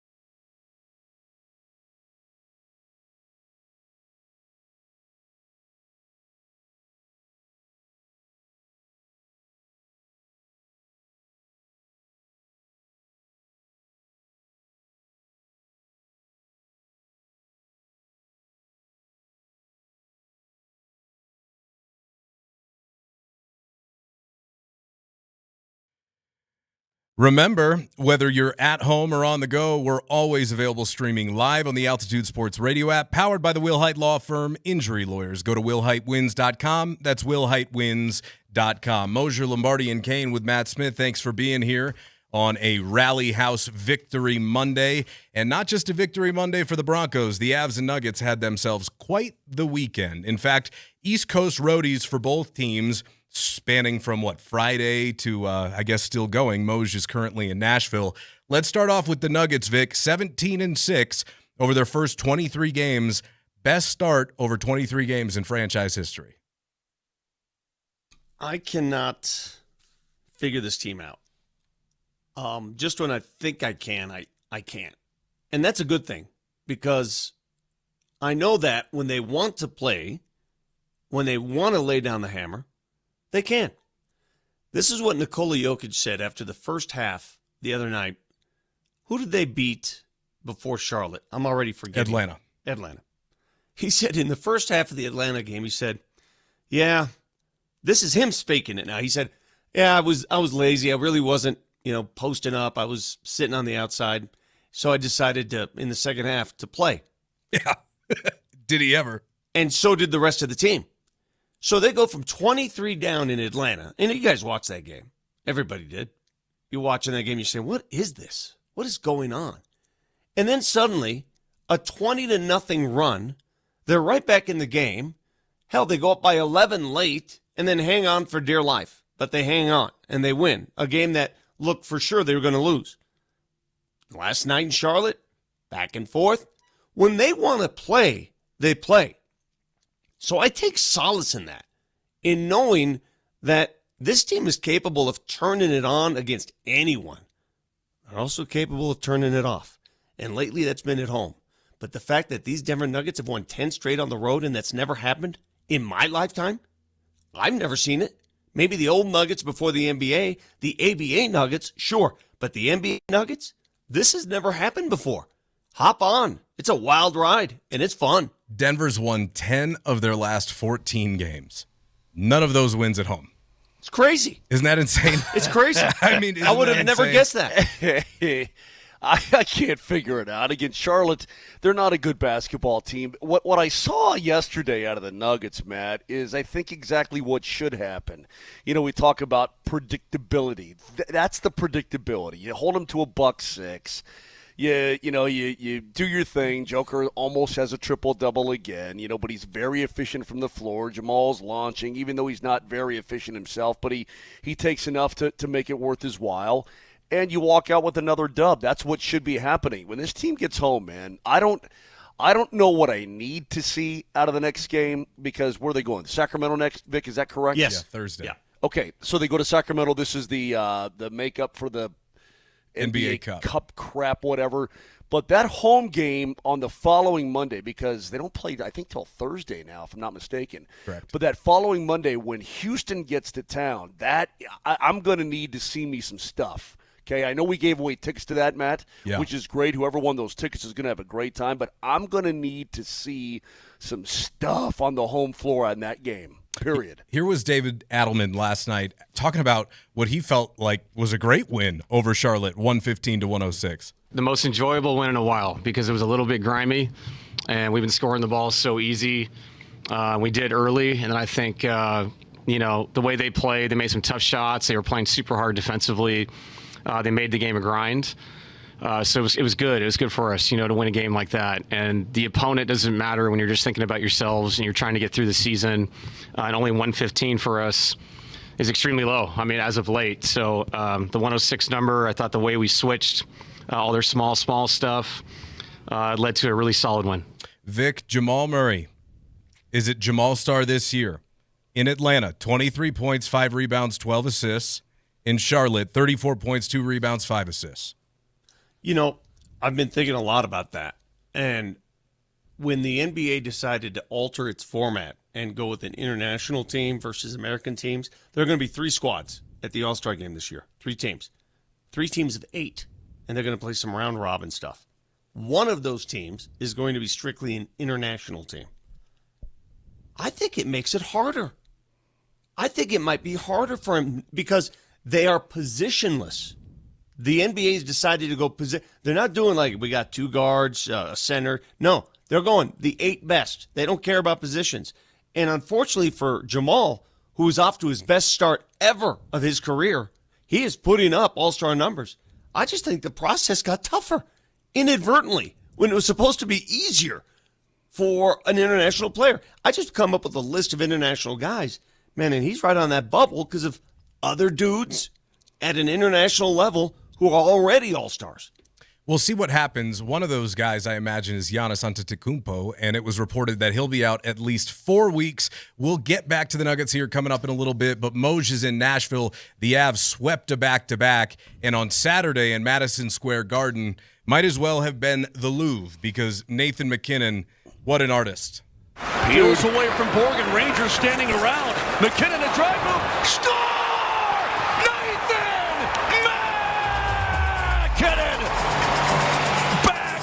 Top shelf is second of the game, and the Avs have won in overtime. There he is, Mark Moser. Avs bounce back from their second regulation loss of the season to the Islanders with a pair of wins and a matinee back-to-back, Moj. And against the Rangers, man, what a gutsy grinders win. And Nathan McKinnon, 2 goals. His first, he bats out of the air on a deflection, which incredible hand-eye coordination.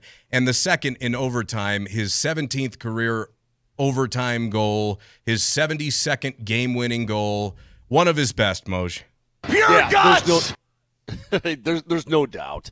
You know, when Nikola Jokic makes a falling away 35-footer over somebody and he just turns and walks away, right? That's what he does. Yeah. Barry Sanders, Matt, when Barry Sanders scored a touchdown, you know what he did? He took the football and he gave it to the referee and just jogged off the field with his teammates. He didn't do this. He didn't do this, Matt. Oh. No, he didn't do any of that crap. We're going to get to that, Vic. Don't worry. Okay. But when Nathan McKinnon scores goals, and he scored hundreds and hundreds of goals, he just is like, cool, it's up. You know, that's cool. But when he gets that emotion going, and he did in the one out of midair, but then when you see that kind of emotion out of him, he's a very reserved cat on the ice in that regard. You know, he doesn't want to hype himself up. He just wants to friggin' win. He doesn't care how it gets there. But he's coming up and he does the it tells you how big it is for him. And by the way, there's something about Madison Square Garden, and he talked with Kiefer about it in the postgame. It's something about playing there and winning there, dudes, that it's special. I mean, people were saying, I dare you to say world's most famous arena again. And then people are sending me pictures of the Coliseum in Rome and all this kind of crap. And I'm like, you know what? Just shut the hell up. But nonetheless, it means more. And so Nate even admitted to Kiefer that, you know, you're playing at MSG, you score a big overtime goal, and it was sick. I mean, pure sickness. And then they back it up with another win yesterday in the back-to-back against a team that had been waiting at home since Wednesday. No games at all, just resting, and won 4 out of their last 5. So it's a hell of a weekend for the Avs, man. You lose on the island, you deserve to lose. You come back and you pop New York and you pop Philly, and now you get to chill out, wait for Nashville. Yeah, back-to-back. It's amazing to me. Got to correct myself. I said 17th career overtime goal, just the 15th career overtime goal, but it was the 72nd game-winning goal of his career, second in franchise history behind Sakic's 86. Now, okay, Jared Bednar with the win yesterday moves to 39th all-time in wins. Oh, by the way, we've realized that, yes? I mean, this guy, since taking over, a rocky year, but man, I mean, Moser, I don't know that there's anybody else I'd want at the helm here, honestly. I mean, his demeanor, we talked about this last week, never getting too high, never getting too low. They are really, really buzzing right now. Don't you think so? The chemistry in the room right now is special. Doubt. Yeah, there's no doubt. These guys are feeling it. You know, and I said it yesterday, this is an incredibly professional win out of this team. You know, nothing flashy. Listen, Philly, they've got young legs. They put a real push on you in that third period. You were able to sustain. Mackenzie Blackwood stops a penalty shot, which I thought was a horse feathers call anyway, but he stops that penalty shot. This is what I love about these guys. Blackwood, on the Konechny goal, Blackwood made the move first. Konechny waited him out and then slid it 5-hole. And he told Kiefer afterwards, he goes, look, you can't move. If you move, you die. Yeah. So he waited for Zegras to go, gooba-doo-doo-doo, down your boards, and then start to pick it up a little bit. He waited for Zegras to do all that, and then when he saw the shot, he just stood there. I mean, it was a brilliant, brilliant save. I mean, the way he psychologically put Zegras in a shoebox was awesome. And, yeah, man, they've just got it going on right now. They just feel like they go to the rink, they should win the dang game. Hey, before we go to commercial break, will you allow me? One more, Vic. What? One more. The 39th all-time wins, Matt. That's where Bednar is. The next guy at 38, he's only 2 wins away from tying that guy. That guy's name is Jack Adams. Wow. Whom the trophy for Coach of the Year is named after, and Bednar's never won that, ever. And What's so damn good about Jack Adams if he's so low on the list? Well, because he died in He died. It's a joke. He was born in the 1800s, and he died in '68, bro. Hey, allow me to provide a shout-out to all the folks who took part in our Super Saturday production at Altitude TV and Radio. People working there all day up at Canvas Stadium in Fort Collins. An amazing enterprise to put that together. Congratulations to the football teams. I saw some great football, some blowout football. Cherry Creek over Ralston Valley in the 5A game. Make note, because I think there are 3 players on that Creek squad who might end up playing on Sundays. I'm dead serious. There are 3 players. The Dakota Ridge victory over Palmer Ridge, Dakota Ridge's first championship in their school history. And I saw Pomona at the buzzer beat Windsor. This kid from Pomona, guys, kicks a 40-yard field goal at the buzzer that would have been good from 55. I mean, it hit the back of the net hard. It was a clutch kick. Fun to watch. All the kids are into it. And I'm just glad that Chassa allowed us to provide a platform for the high school kids. So thank you. You guys did a great job on the call. Happened to check some of that out while I was just hanging out and watching this amazing sports weekend we had. You, Thanks. Tyler, Nate, and Andy really enjoyed the broadcast. It's a passion. It's fun to do. I really enjoy it more than anything. I enjoyed a hell of a lot more than talking to you guys every morning. Well, that's for sure. That's for sure. And I you know didn't the watch, feelings. I didn't mutual. watch. I didn't watch jack squat of your games because I was doing my own thing. I was busy. Do you understand how busy I am? It's understandable. Do you even understand how busy I am? I know. Have you considered what your validation as a professional play-by-play guy would mean to Vic in his one moment a year getting to shine? I'm very important. Don't make a mistake. Moser's, I could never do what Moser does. He's too good at it. I dabble. Just a little amazing, validation, so though. How about an attaboy? I mean, nothing, a tip of the cap. Honestly, I think everybody who does it on this station is pretty damn good. I mean, Nate's good. Vic is good. Who else is doing it? I mean, in terms of like the high school stuff is what I'm thinking of. The high school and every stuff, time I do it, I'm like, gosh, Moser is brilliant. He's That's the the man. only time that comes to mind. That is the only time. It's a Rally House victory Monday here on Altitude Sports Radio 92.5. On the other side, back to the Broncos, who are number 1 in the AFC, number 1 in the NFL, and they've won 10 in a row, winning yesterday in Vegas. Back to Denver in just a second.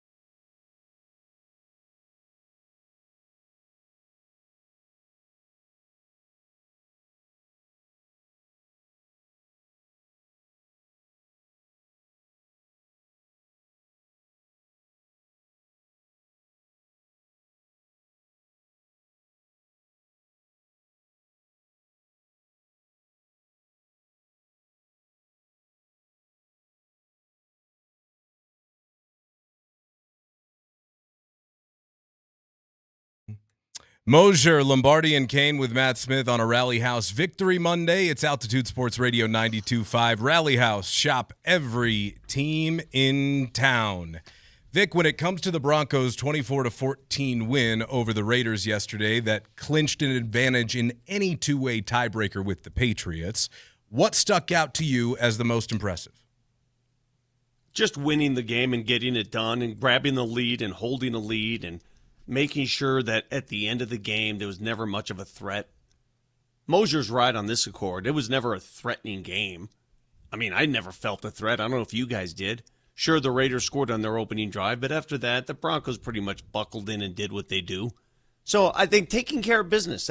Again, I'm not trying to impress the CFP committee here with style points. Thank God. Just want to win, and that they did. 7-12 on third down for the Broncos as they sustained 3 drives of over 9+ minutes. Very, very impressive for Denver, who got their ground game going yesterday. 31 carries, 152 yards. And Moj, R.J. Harvey's got a lot on his shoulders now without J.K. Dobbins. But I thought he does. I thought it was a very good performance from him yesterday. 100 all-purpose yards, right? 9th touchdown is the 4th most by a Broncos rookie running back ever. So very solid first year for R.J. Harvey, the second-round pick out of Central Florida. Well, it's a little trial by fire because you think you're going to have Dobbins, and you think that the veteran is going to be able to handle most of the carries, and he did.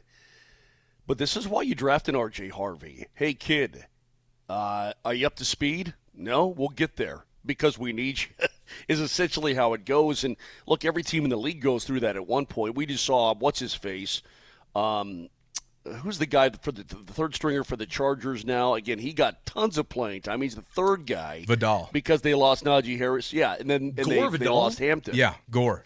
Yeah, Gore Vidal. Yeah, Vidal Sassoon is the dude.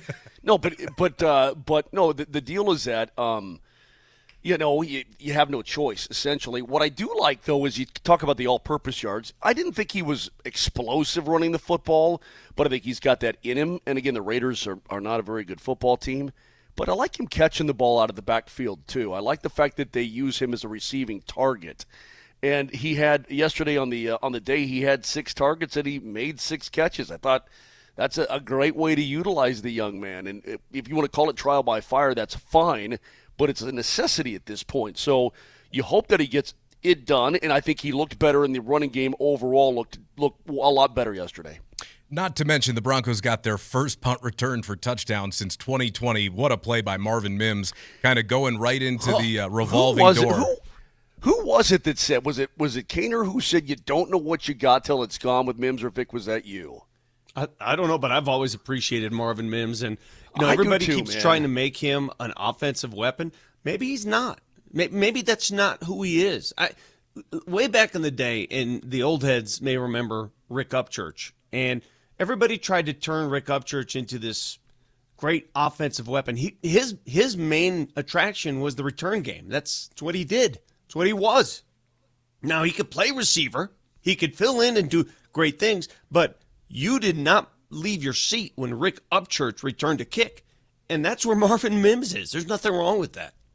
By the way, guys, Cortland Sutton moved into 6th all-time in Broncos history in receiving yards yesterday. 6 catches, 62 yards, some really big ones, some really big, just moving the chains, possession receiver type catches, especially on third down, of which I believe he's 2nd in the NFL this year with third down receptions, Moj. Yeah, he's a big factor. When they went away from him, and I'm not sure it was a conscious effort to move away from Cortland Sutton, because why would you move away from your number one receiver? But when he wasn't getting as many targets and he wasn't getting, obviously, then the receptions, you're going, what's kind of going on here? Because all you really have to do is throw it his direction, and he's coming down with a football. I mean, it's such a weapon to have. Just throw it that way, and he's going to get it.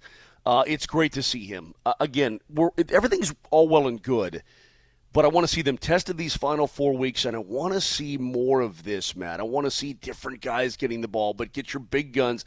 Get everything ready for that postseason, right? Just get everything okay. So when you go into that first game, and hopefully you're going to have a bye, when you go into that first game, you're like, we got all of our ducks in a row.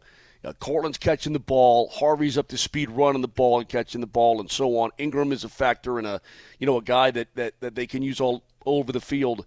That's where I think the Broncos need to be, because right now let's be honest about it, they're really not dynamic. They really are not, but they're damn good. You bring up Evan Ingram, and I think coming off last week, we all expected more of the same against a lowly Raider team, but Bo Nix spread it out yesterday. 11 different guys had receptions, and you talk about Adam Troutman making big plays. How about the usage of Lil Jordan Humphrey in the first half? Sean knew Pete Carroll wouldn't be prepared, and their defense would not be prepared for the stuff that they were asking Lil Jordan to do. They built a little bit off the game play. A little bit. Do you see how I did what I did there? That was pretty good. They built a little bit off the game plan from Washington, and they utilized him just on a couple of sideline routes, just a couple of outs. I thought that was good. And overall, I again, as Sean Payton said, the game plan was way better the second time against the Raiders than it was the first. Thought we had a lot better plan offensively than the last time around. And it was a struggle, and it wasn't all just the players. Our game plan back in Denver was tough to watch. The film, the run game plan, marrying it with the boots and nakeds, and then having some at the line stuff where we hurried it up. So it was a combination of those things. It was the antithesis of the last plan. Our job's always to put our guys in the best position, and I don't know that we did a good enough. We didn't the last time around. Now we had a lot of penalties. We made a lot of mistakes. We kind of went a different route this time around. It was good to see, Vic, they didn't beat themselves yesterday. You know what I mean? Like, that's a game where just don't trip yourself up, and you should have a rocking chair finish, which is exactly what happened.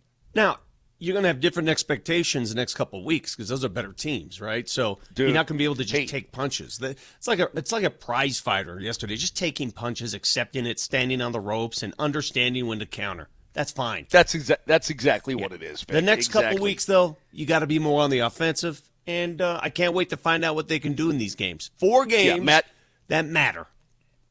Matt, you're a bit of a geek. We've come to learn that. Sure. You like numbers and whatnot. You probably sit home with your ledger and balance.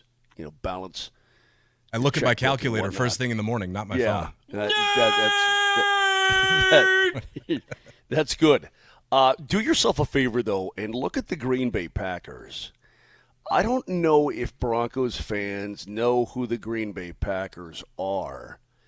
But when you look offensively and defensively where they rank and what they give up and points they give up and blah, blah, blah, blah, blah, and points they score, they may get there in different ways, but they are virtually the Denver Broncos in both categories. Their offenses and their offenses and their defenses are like right there with each other. It's pretty interesting. Now, they don't behave the same way, and obviously Jordan Love and Bo Nix ain't the same quarterback, but they kind of get to the restaurant. They may take different routes, but they get to the same restaurant. It's interesting. Here was Sean Payton talking about the defensive effort, and I think he recognizes much of what you're saying, and you can hear it in his response. I thought good. I thought, look, man, the number one thing is making them one-dimensional. We gave up a couple. We busted a coverage and gave up another easy touchdown pass.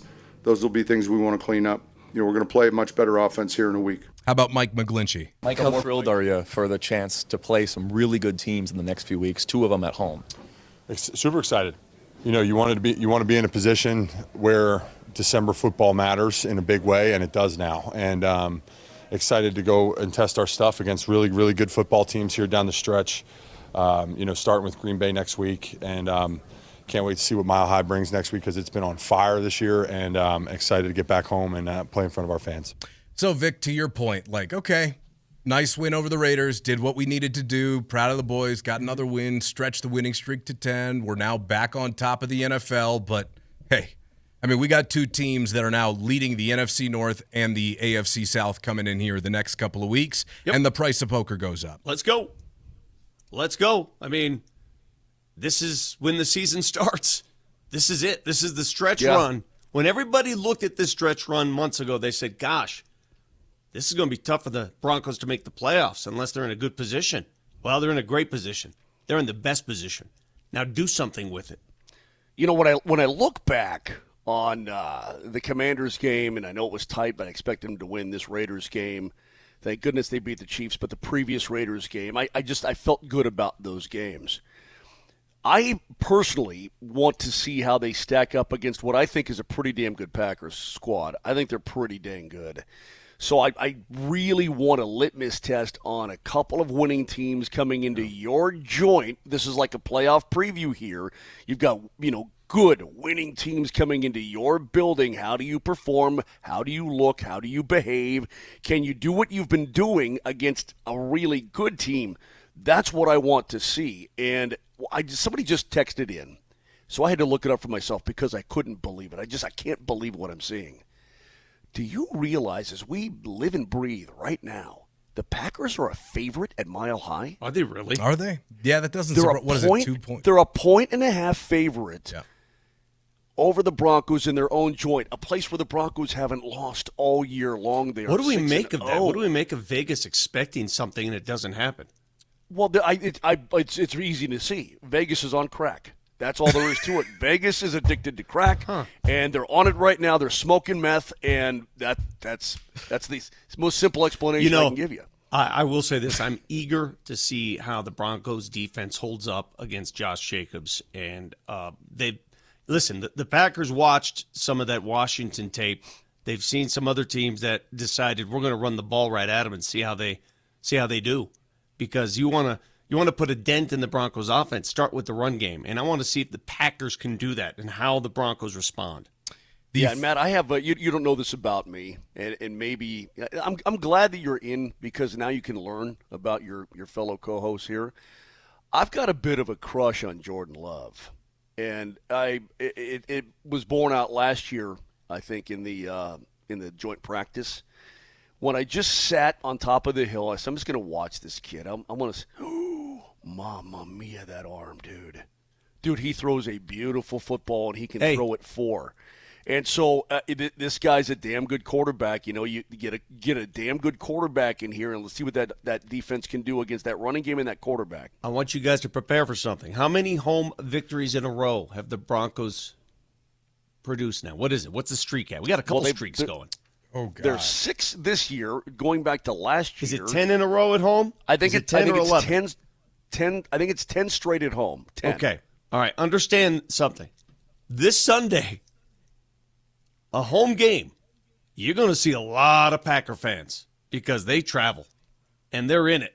And that's fine. That's fine. But don't be out of sorts if you see a lot of Packer fans and cheeseheads running around Mile High Stadium because that's a guarantee. That's just what they do. Here is Bo Nix on what he expects out of Green Bay. I don't think any more than what the season's already tested us for. So we got to play it one game at a time. Green Bay's next. They're going to be a tough opponent, but we got them at home, and that's going to be an advantage. But they're very good opponent. They've done a great job defensively this year, and obviously they're doing some good stuff offensively. They're winning games, and they're making a big push on the other side. So it'll be a good matchup, and we can only take it one game at a time. Can't wait for that one next week. We'll continue to break down Broncos and Raiders throughout the course of the morning, but on the other side, we'll take a lap around the league. Wait. Uh-huh. How long am I going to sit here and wait to talk about what I've wanted to talk about? I mean, listen, Matt, I love you. But it's been an hour and 16 minutes. You want to do it on the other side before we get to our lap around the league? I am tired of waiting. I think we're all tired of waiting, Matt. Nelly, we almost did it, buddy. High five on that one. We held out as long as we could. The problem is he's got this right eyebrow. When he really gets mad, the right eyebrow starts to dip like towards the middle of the forehead. And if Matt had any self-interest, it would have been segment 1. Trust me. Well, that's coming up next. I'm so mad now.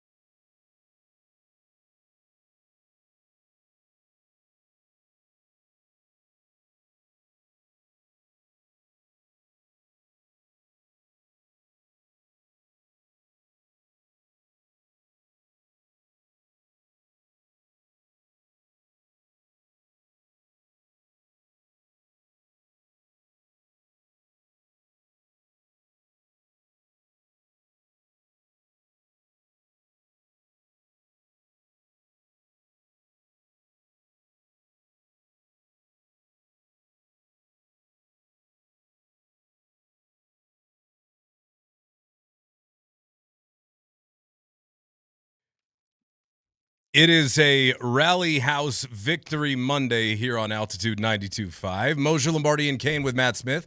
Thanks for being with us on what is a beautiful Monday, but maybe not if you live in South Bend, Indiana.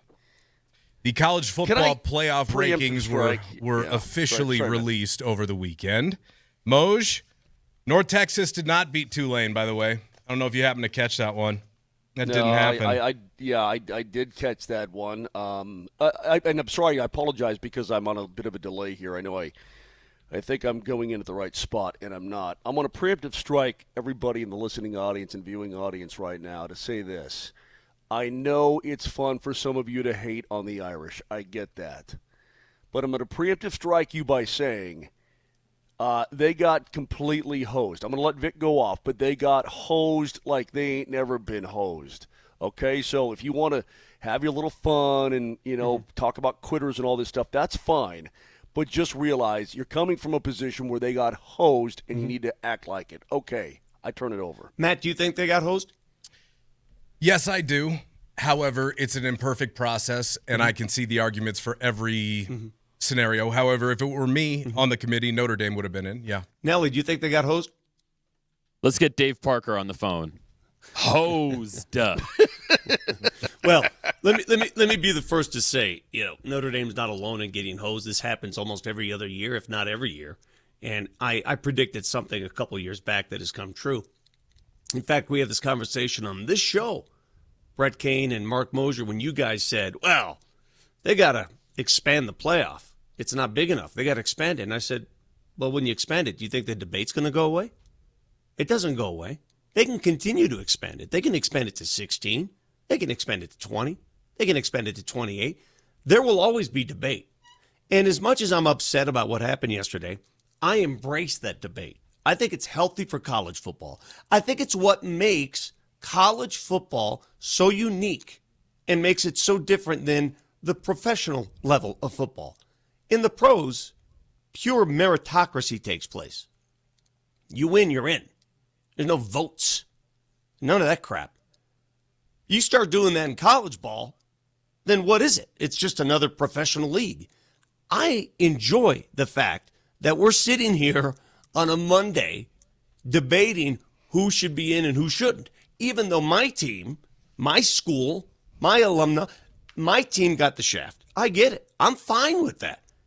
Even if somebody else had gotten the shaft and I don't think it was right, I'd still debate it. That's the beauty of college football. So don't misinterpret what I'm saying here. This doesn't come from a place of venom. It comes from, I love debating college ball. Notre Dame got screwed. And if you don't think that, you don't know college football. You're not paying attention. You don't watch the games. It's okay. Teams get screwed all the time. Florida State got screwed last year. I can go back in history. 2001, I was at the game. CU punished Nebraska 62-36. It wasn't even close. To call it a blowout wouldn't even be a blowout. Well, guess what happened the next week? Nebraska gets the edge over CU, and they go to the national title game. Do you remember that feeling, CU fans? Do you remember that? Okay, just remember that. 1993, because they say head-to-head matters. Boy, did that suck. That was that, Vic. I had a pit in my stomach for weeks. Yeah. They say head-to-head matters, right? And I agree. Miami deserved to be in ahead of Notre Dame. I've made that clear on this show, have I not, over the last 2 weeks?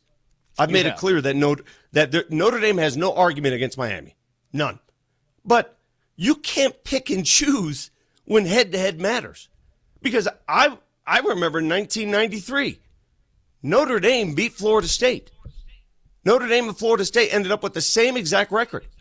One loss. Who went to the national title game? Florida State did. So does head-to-head matter or not?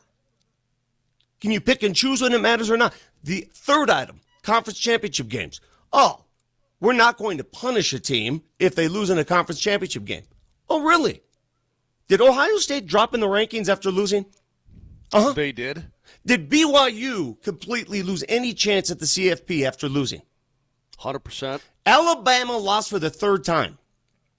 2 of those losses were blowout losses. One to unranked Florida State.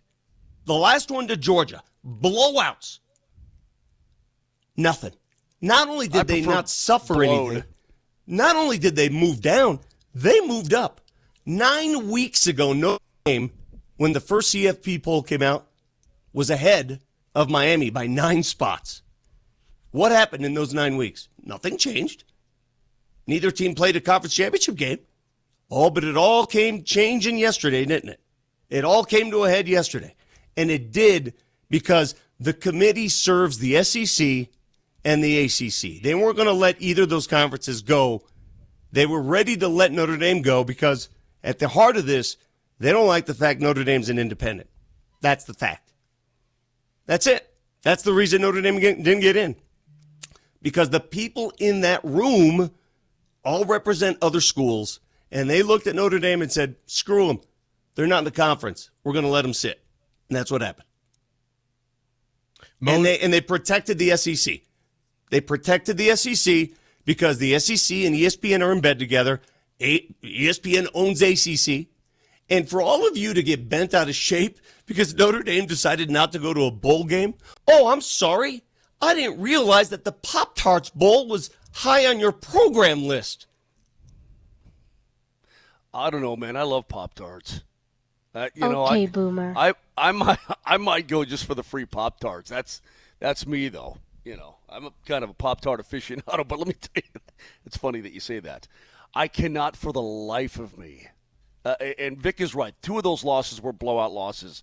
Georgia was so much better than Bama in the SEC title game. And, of course, they stumbled out of the gates against Florida State, got smoked by double digits. Notre Dame's 2 losses were to top 10 teams by a combined 4 points. One on the road with the rookie quarterback making his first start. I can go on and on and on. All this is gibberish. And those of you who hate Notre Dame and really take pride in this, I'm not going to win the argument with you. I don't care. I'm good with where it is. I'm just saying Notre Dame's stance and not going to a bowl game, if you're worried about that, if that really bothers you, wake up.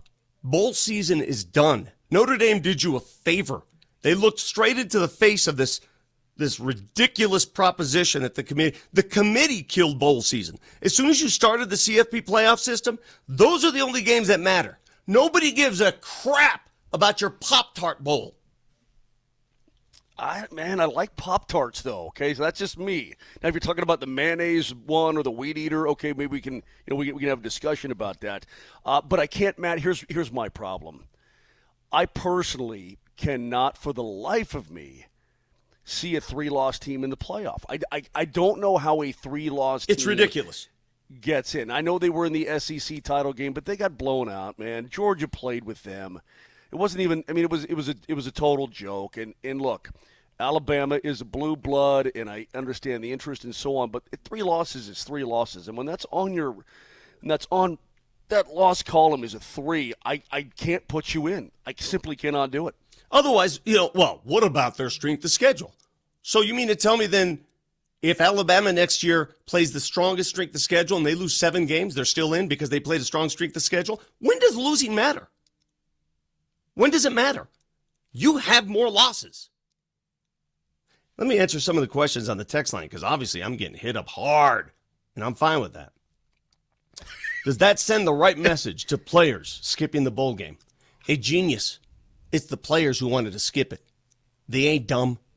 These players are opting out of bowl games as we speak. The best players, the ones headed pro, they ain't playing in these meaningless bowl games. I don't blame them one bit. Don't give me that holier-than-thou self-righteous crap. Players. They don't want to play in the Pop-Tarts Bowl. They want to play for a national title. Those are the expectations at that school. So, Vic, if you think they were held out because they don't have a conference, isn't the easiest thing to do to go join a conference?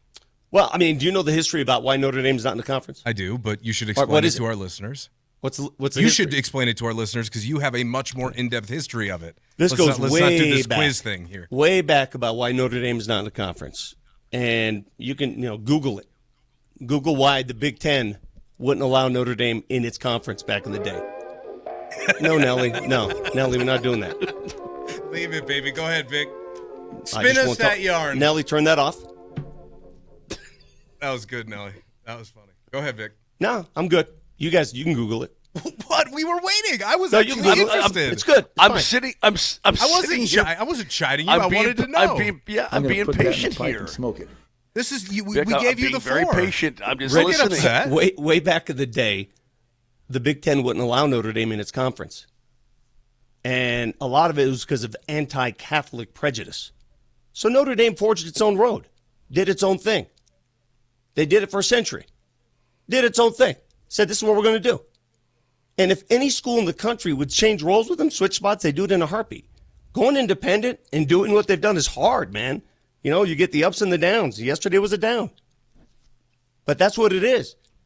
You don't think most schools would take that opportunity and have their own television network? Of course they would. Does it sound greedy? Of course it's greedy. It's very greedy. They got their own network. I can understand why people don't like that.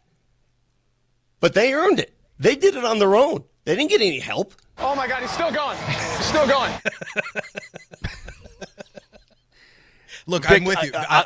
By the way, I agree with you. I think they are one of the best 12 teams in the country. The fact that Alabama, looking the way they did after getting dog walked by Georgia, that they're in, it's ridiculous. I'd much rather watch Notre Dame in the college football playoff, but I also understand how these things are going. And the other part of this is that, you know, eventually we're going to be at 16 teams. You're going to blink and we'll be at 16 teams. And there'll still be debate. There's still, and you know, the fact that listen, my rage today is with the committee as it and should the be. committee's association with the SEC. And that, I don't know how to, I don't want to say anything bad about that moron from Arkansas who showed up on the selection committee every week and basically lied. I've got some insight here, guys. I've got some insight. As you well know, my association with the Notre Dame AD. Sure. I know what was said behind closed doors. And I know that the selection committee lied, flat out lied, said something and then did the other. And they did it to appease the SEC, which has 5 schools, 5, including a 3-loss team.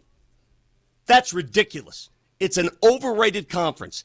And until you figure that out, we're going to have this conversation every year. Let's talk about the rest of the teams in the college football playoff, considering that there are 12 others who actually did make it. Indiana, the top spot overall, which unbelievable job by Kurt Signetti. Why are we not saying, good Lord Almighty, the Indiana Hoosiers are the best football team in college football? They certainly look like it.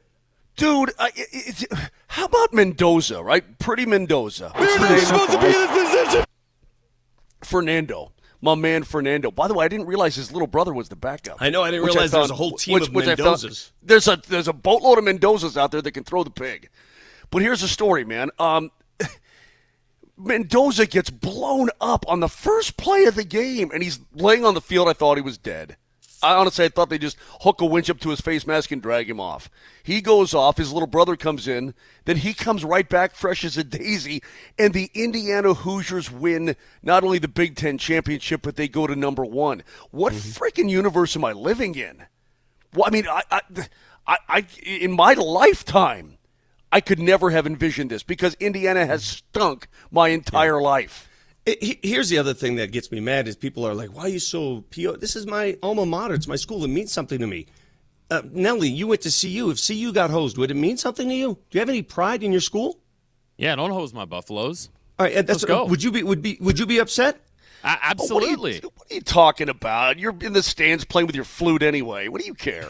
Hey man, flute, saxophone don't matter. Don't mess with Ralphie. You're all playing with your flute in the bathroom. Hey Matt, would you be upset if CU got hosed out of something that they believe they rightfully deserved? Because I know I was in 2001. Sure, yeah, absolutely. And Vic, you have every right to be upset. I get it, but this is it's a unique situation because they are not in a conference. And I understand why they're not in a conference. It is a unique situation. They just, unfortunately, the way the system is set up, don't have the structure in place to give them a good second chance. Guess what they're doing? By sitting this one out, they're changing the system. What, the bowl? Oh, yeah, they're changing the system. I mean, everybody's been sitting out bowl games, so why is this anything different? Well, watch what happens from here on out. Bowl season's done. What do you mean? What do you mean? These bowl games you see, I don't know how many there are, 26 of them?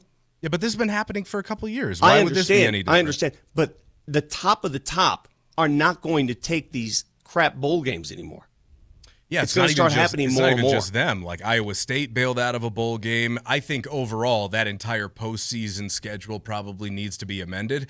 But the fact of the matter is if you're not in the big dance and you've got guys who want to train for the draft, why would they play in the bowl game? Well, that's what I'm saying. If your intention is to play the best and show yourself among the best, why would you risk getting hurt if you're a player? By the way, did you hear Fernando Mendoza in his post-game interview? I mean, this kid, he's a couple clicks left of normal, but, easy to root for. It sounds so beautiful. I want to give all the glory to God. We were never supposed to be in this position, but by the glory of God, the great coaches, great teammates, everyone we have around us, we were able to pull this off. Whoever thought the Hoosiers would be here, but now the Hoosiers are flipping champs. Let's go! You guys call yourself a bunch of misfits who found the right home at Indiana. Why was this the right place for this group?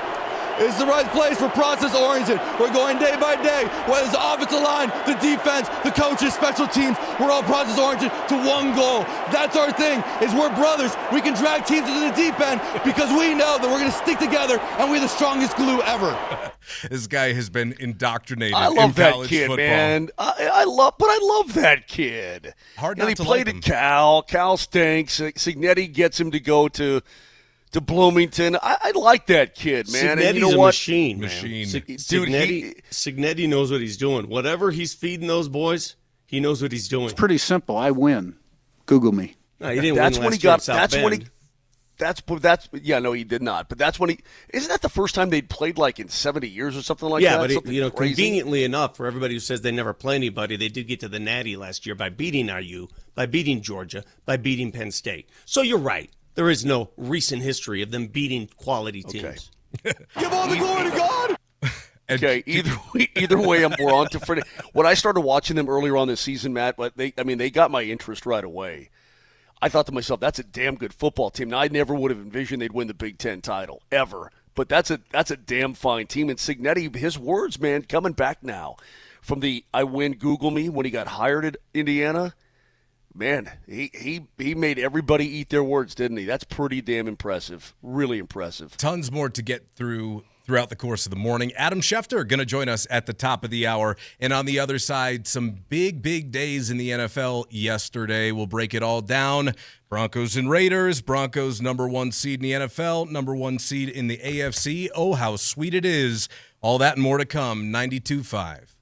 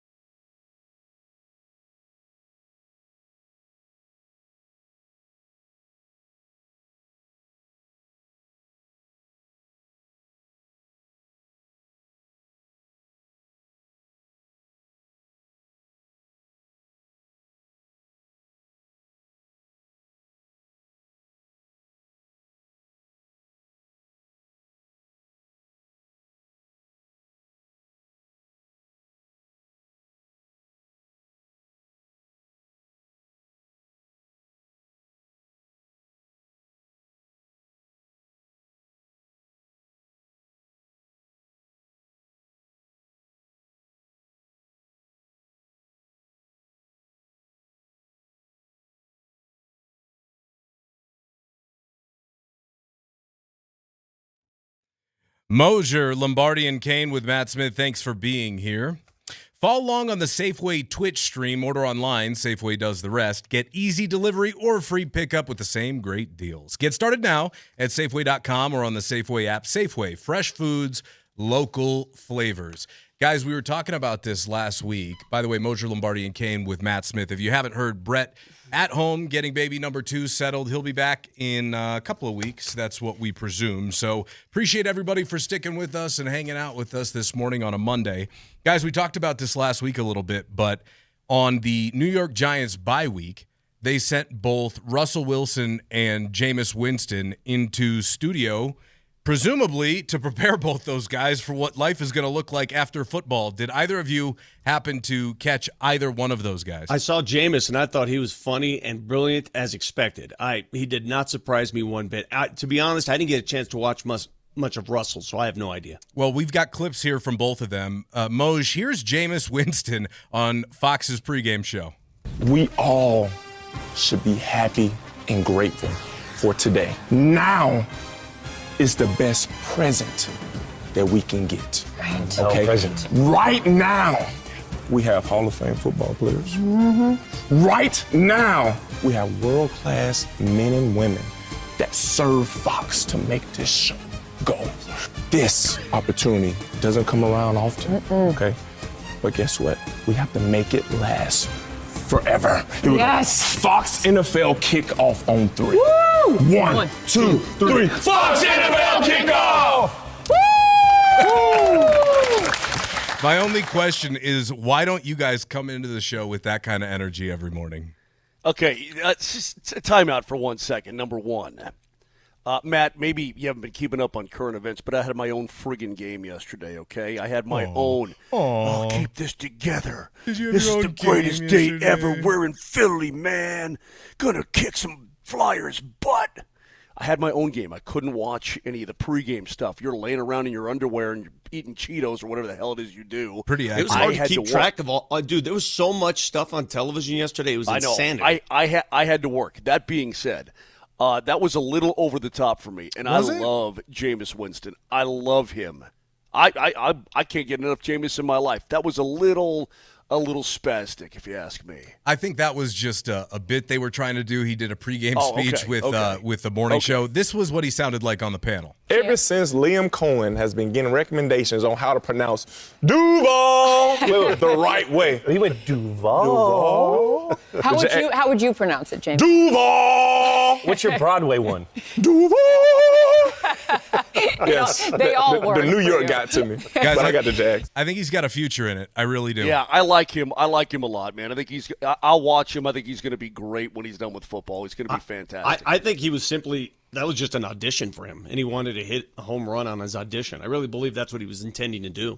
Did you see the makeup department put a fake tooth gap between his two front teeth, and he went and knocked on Michael Strahan's door and did the impression of Strahan to his face? It was actually hilarious with that little lip. No, I didn't see that. Yeah, it's pretty funny. Me. Yeah. By the way, here's it dangerous. We all know once he gets a microphone in front of him, he lights the world ablaze. He is never going to miss anybody in the room, especially when it comes to acknowledging them for credit. Giants are on a bye. I appreciate you taking some time and kicking it with us. Yeah, appreciate you guys, man. It's good to be. JB, many years we've wanted to do this together. Obviously, Coach Cowher, I've always admired you, Nate. One only Matty Ice on here, Yeah, we appreciate you kicking it with us, man. You're going to drop some knowledge. We got a good slate of games, man. The season is really starting to heat up. We do. Hey, and the good thing about it, he's going to be with us all day, and we saw him in the production meeting taking copious notes. He's prepared. He's a quarterback, JB. You already know how that production meeting went. Russ, hey, you're not going to have to say 3/4 of that stuff, man. You don't need to take all those notes. Matty Ice, the guy behind the camera, the woman who did my makeup, the guy who let me in the building this morning, the intern who brought me the coffee. God, I love the environment here at CBS. They did ask him, what team in the AFC scares you most? What team is the one to watch out for? Guess what he picked? I saw that. He picked the Texans, and I laughed at him for it. And I was like, oh, you idiot, you imbecile. I mean, he just, he's not going to pick Denver. He's not going to do that. And he's really stuck at that point. Who does he pick? Houston's been playing great football. Hell of a win last night. Watching them defeat What did you guys think, by the way? Tell me what your thoughts were, because everybody loves Andy Reid. Everybody loves how he calls a game. What did you think about going for it when he did? There was still plenty of time on the clock. Going for it, coming up short, and basically Houston clinching the deal because they scored a touchdown. He said it was on him. I mean, he made that pretty. He owned it, at least, Andy Reid. I mean, he's a great coach, and he should own that. I just think that, Vic, they're probably throwing, Hail Marys at this point in the season. That's what it feels like, even at home, even at Arrowhead. That Texans defense basically shut them down the entire game except for that silly third quarter. So, it's just a last gasp is the way I look at it. The last gasp of a champion realizing that their better days are behind them. That's what it was to me. Vic, the way I took it was those guys are just impatient now. Like, they started to feel the clock ticking, and it's like, God, this used to be so easy. Just heave it down to Xavier Worthy, and we'll get right back in this thing. Mahomes picked 3 times. Ding dong, the Wicked Witch of the AFC West is dead, because this year the division does not run through Kansas City, gentlemen. It does not. And moving forward, I'm sure they'll be all right. I mean, I think this is about the last stop at the OK Corral for Travis Kelce, who was awful last night. 8 drops, including 3 on the season that have tipped his hands and gone for interceptions. And there were some passes that were thrown by Mahomes, too, that looked wrong. They didn't look right. And they're in and out of hands, and they're not easy passes to catch. They're just completely out of sync, completely off base. Are we going to look around the league coming up here? Are we going to do that? We are going to do that coming up at 9:20. Okay. Yeah. There are some things I want to talk about, including, golly, they may have stumbled last week, but did you see the performance the Rams put on yesterday? Yeah, we'll dive into it all coming up. Against the dog butt Cardinals team. Matt Stafford, dude, I don't know how to say this. That guy is still the man. He is still that good. I know we'll get to it, but holy cow, that might be the best team in football. I think it is. Just a couple minutes here before we welcome Adam Schefter onto the program. I know, Vic, you were doing the championship games, and Moj, I know you were in Madison Square Garden, but on Saturday afternoon, got to give a big shout-out to the CSU Rams and Coach Ali Farouk-Manesh, who won his first Rocky Mountain Showdown 91-86 over Colorado. Very impressive performance from the Rams. They hit 18 threes, including 8 from Josh Pasquarelli, who finished with 26 as they took down their in-state rival. Colorado, with their first loss of the season, Vic, they're now 8-1. The Rams 7-2, but that's a big win for CSU's program. I agree. After Nico Medved moved on to Minnesota, it was like, okay, I mean, who's coming in now? And they hire from within. And boy, Ali Farouk-Manesh has done a nice job early. You can see how the 3-ball is the great neutralizer in college basketball, right? I mean, if you hit 10 threes or whatever they hit in that game, you can beat anybody. And that's the beauty of basketball at this point, or the curse, whatever you want to call it. I do have to say something. Jim Mora was introduced as the coach of the CSU Rams, and I think he had a press conference that day. He had a press conference the day before. We took a listen to it last week. We heard what he had to say, yeah. I'm a little puzzled, and I would say this to him if he joined us on the show. We're trying to get him on the show, and maybe we can ask him if he joins us on the show. I'm a little puzzled, if not disappointed, that Jim Mora, who was on the campus Saturday, wouldn't at least make an appearance at those high school games to show high school coaches and Colorado folks that, hey, man, we're going to be in the running for some of the best players Colorado has to offer. And for those of you who don't think Colorado has great high school football players, I just want you to know something. I saw 3 potential NFL players on that Cherry Creek field the other night. There are 10 Division I prospects. 10. All of them from Cherry Creek. All 10 are going to schools outside of the state of Colorado. But is that not the point, though? Is that the best talent is going to take off anyway? Well, do you think that a coach who just got a job in Fort Collins would make a point to, hey, I'm here, we're going to start keeping this talent in state?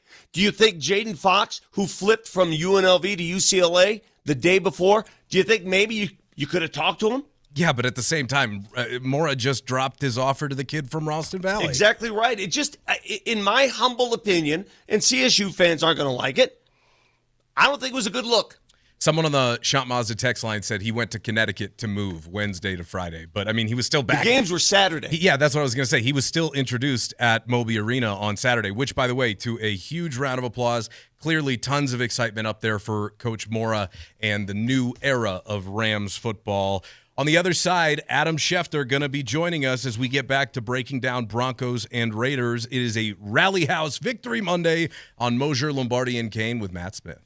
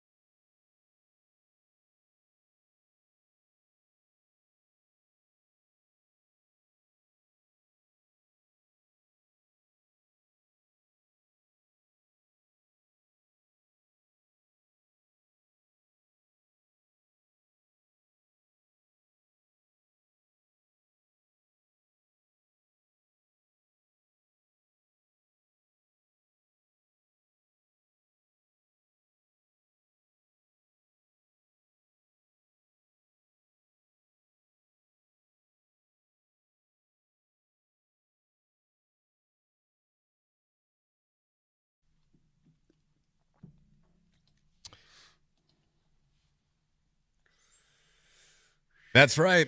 Kansas City's streak of 9 straight AFC West titles is now over, Rover.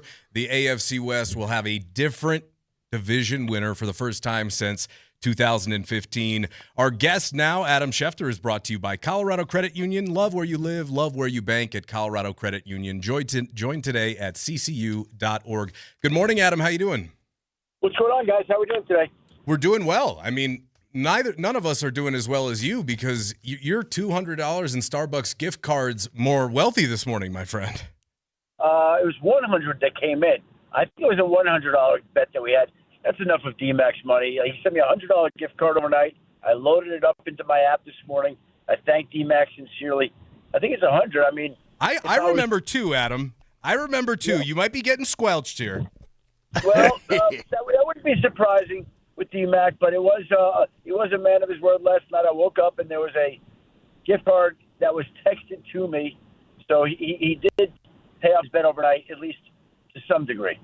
Adam, what's your instant reaction, or at least has been over the last 12 hours, to the fact that Kansas City's reign, at least at the top of the AFC West, is over now?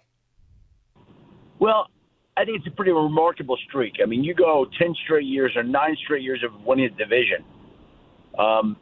There aren't many teams in history of sports who have had that kind of run. The New England Patriots did. The Chiefs did.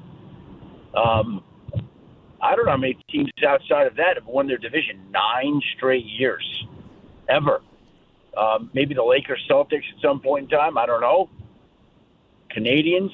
Yeah. I mean, it's not a lengthy list of teams all time in sports, but they used to make all the plays that won close games. They're not doing it now. Their offensive line is kind of taking it on the chin, dropping passes. A lot of factors, but there's going to be a new winner in the AFC West for the first time in a decade. Yeah, you could sort of sense the fall last year. They got by. They won the close games because they still had that witch Mahomes. And then this year, those close games aren't being won anymore, and it's happening. I just wonder, though, for the Broncos, do you think they've proven enough that they've come back and won all but one of their wins? All but one of them. Yesterday was the first time they led from the very get-go, Adam. Do you think they've proven that they can make this happen in the playoffs, or is there more to prove? Well, there's more to prove. I mean, look, they've proven that they can win 10 games. They've proven they can win a couple of different ways. They've proven right now that they're probably the best team in the AFC West, but there's a lot they still have to prove this year to get to where they want. They are capable of proving all of it, but it's a question of how much they're going to get done. Look, they're going to have a chance here. They're going to have a chance to make some noise, make some history. Doesn't mean they will, but they got a chance. That's all you could ask. Well, no doubt about it. Adam, when I hear your voice talking like that, there's a bit of hesitancy in there, and I think that's the way I feel too. That, I mean, I know they're 11-2. I know they're a damn fine team, and that defense is very good. It's just that what's it going to take for me to buy in fully? Beating the Packers and beating the Jags and so on down the road here. I don't know what it is. I guess I'll know it when I see it, right?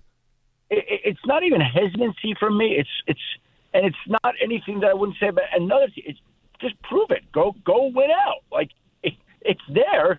Show us you can do it. It's not. I believe they can do it.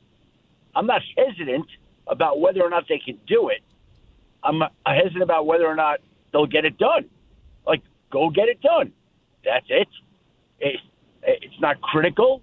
It's not overreact. It's just what it is. Like, they're in a great spot. They've played well. They're in a spot that I think everybody would have signed up for at the beginning of the year. Hey, 10 straight wins, potential number 1 seed, AFC West. Would you take that on Monday, December 8th? Yes, sign me up right now.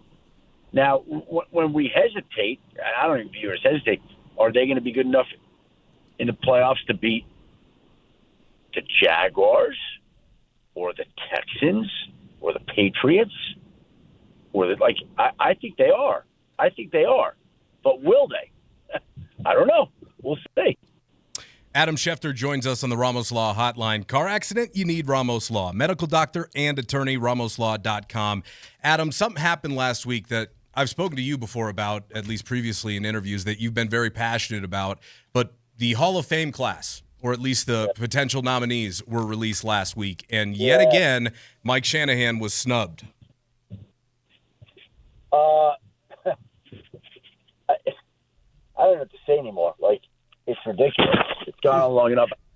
This year was a function, if I'm looking at it from afar, this year's probably a function that Bill Belichick, we all would agree, is going to get into the Hall of Fame at some point in time. Sure. Bill Belichick was on the docket this year to be voted upon. Bill Belichick's name came up, and Bill Belichick got put onto that final ballot where I would assume that he'd be put in. There's no reason not to put him in. So it's just that Bill's turn came this year ahead of Mike's. That's all it is. I would hope, think, believe, trust that Mike would be back on the ballot next year. Hopefully his turn comes next year. It should have already come. It's highly disappointing that it hasn't. I've gone into this any number of times. I can't state it any clearer. I don't need them to tell me that Mike Shanahan is a Hall of Famer. Mike Shanahan is a Hall of Famer in my eyes 7 days out of 7 days. He just has not been granted entry into the Pro Football Hall of Fame yet. I'm going to ask you a question that I know you're not a doctor, but you've been around long enough and you've talked to trainers, and perhaps it's a conversation that has come up. Daniel Jones went out with an Achilles. And across all the sports now, Adam, I have seen more Achilles injuries over the last 5 years than I think in the last 30 years combined. What is going on? Well, first of all, we had a conversation about this morning. We have a breakfast club, so to speak. Whenever I'm doing Get Up on ESPN, whoever's on that show, we all have breakfast at 7 a.m. in the cafeteria of our new building. It's a great little setup. And so at breakfast this morning, it was me, former Bronco Dominique Foxworth, Damian Woody, Dan Orlovsky, and Mike Greenberg, and Jordan Rogers. And there was an agreement at the table, right or wrong, that yesterday's injury with Daniel Jones, they believe, had some connection to compensation in his body.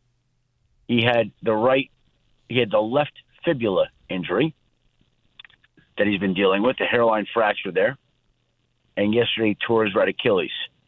Damian Woody was telling us about the time that he was rehabbing his torn ACL, rushed back for the playoffs. I don't remember what leg his ACL was on, but as soon as he came back first game, tore his Achilles. It was the last play of his NFL career, the very last play. Dominique Foxworth talked about the fact that it's a real deal, compensation. Mike Greenberg was talking about how the great former Bronco March Lorette used to talk about all the time, how the body is an unbelievable compensator and other body parts pick up for the parts that are faulty. And so, we can't prove that Daniel Jones' Achilles was related to his left fibula, but I can tell you that what those guys believed. I've been compensating for shortcomings all my life. I've never torn my Achilles. So, Adam, these guys like to give me grief, and rightfully so. I'm no spring chicken anymore. But I blew, completely shredded mine in 21, and they give me all kinds of crap for it. But I'll tell you what, man, it's a brutal injury. It took me a long time to get back, and that the whole tendon was just, shredded. And so if you have a really, really bad one and not like a minor tear, man, it's just brutal. It's a pain in the butt. You're going to be immobile, and then the rehab is long and arduous. I feel bad for all these guys because it really is just it's a task, and it's a pain. It's why I stopped playing basketball, why I'm fearful of picking up a basketball. And you asked why there are more Achilles injuries, Vic. The only thing I could guess is that, athletes continue to get bigger, stronger, faster. And so there's probably more exertion on the Achilles. Just a theory. I have no idea, though. That's not my area in which I have any sort of great degree of knowledge. But I think that's probably a reasonable enough guess.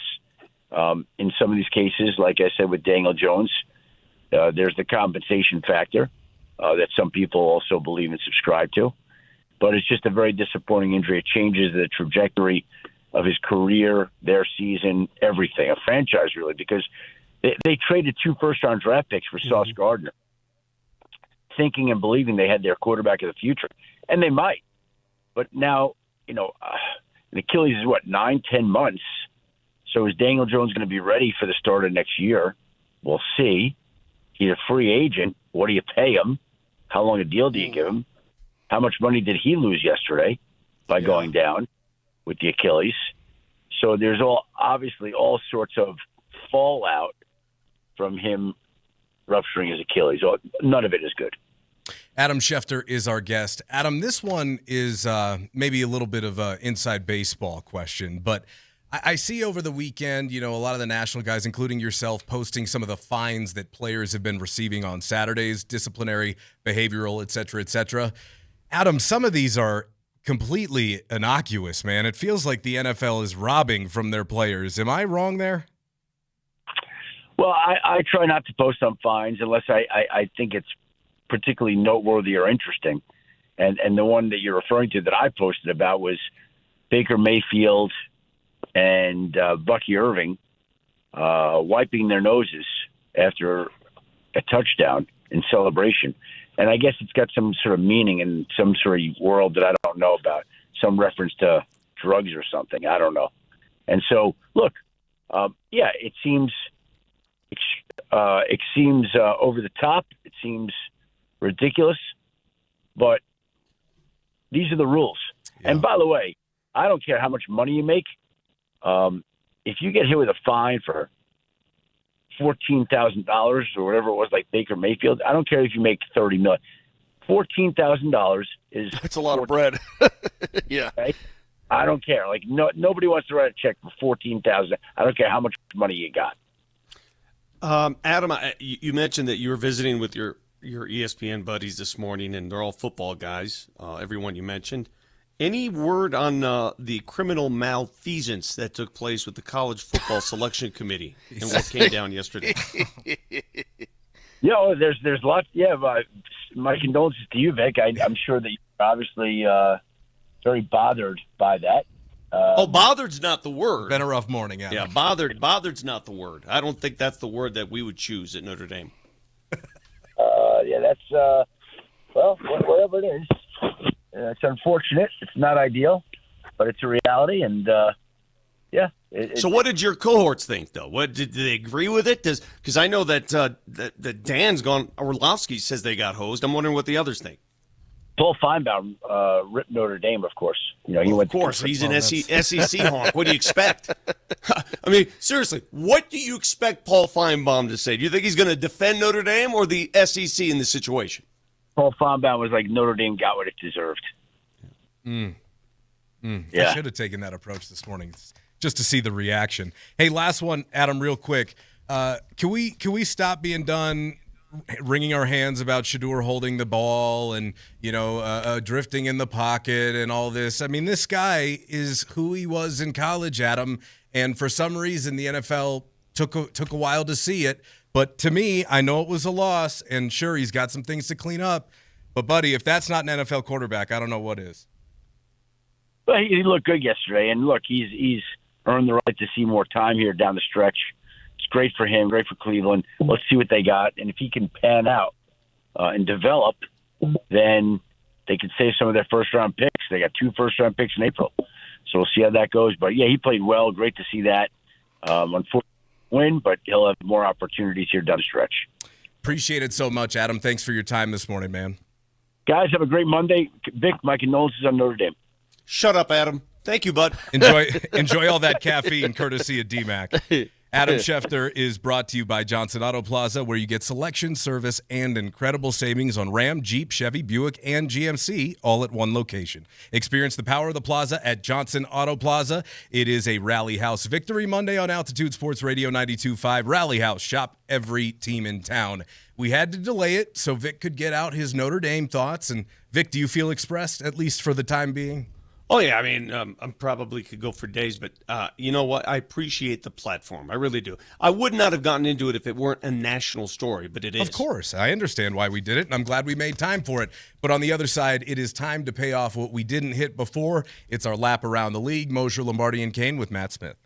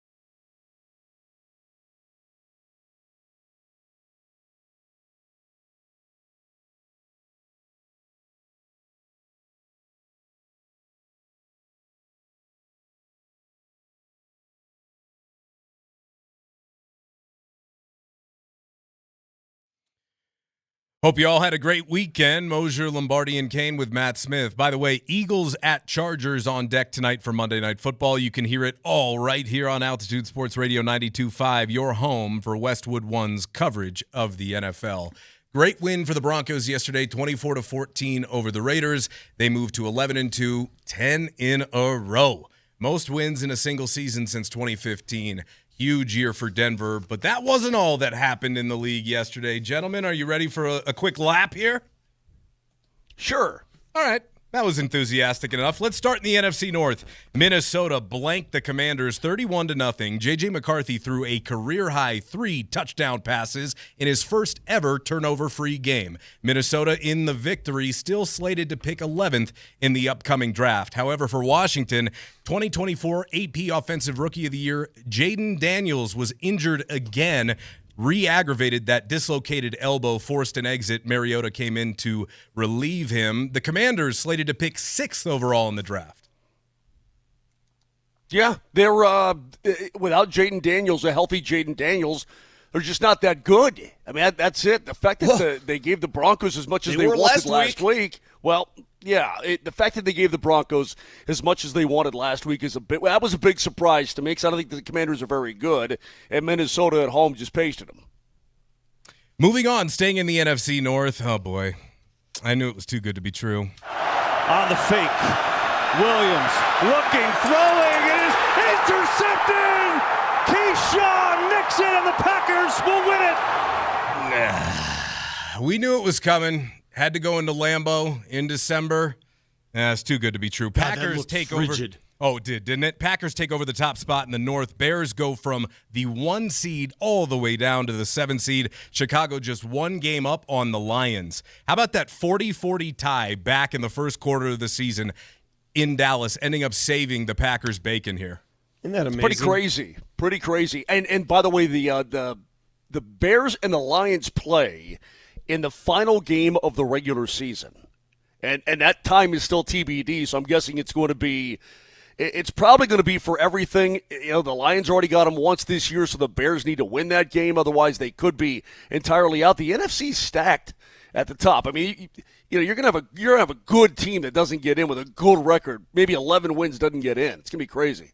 By the way, Broncos could help out the Bears in a big way with a win next week over the Packers, which would open the door for Chicago to retake the division lead when they match up with Green Bay in Chicago in just a couple of weeks. Moving on now to the NFC West, where San Francisco was on a bye. It was the Rams all over the Cardinals. 14-12 final score.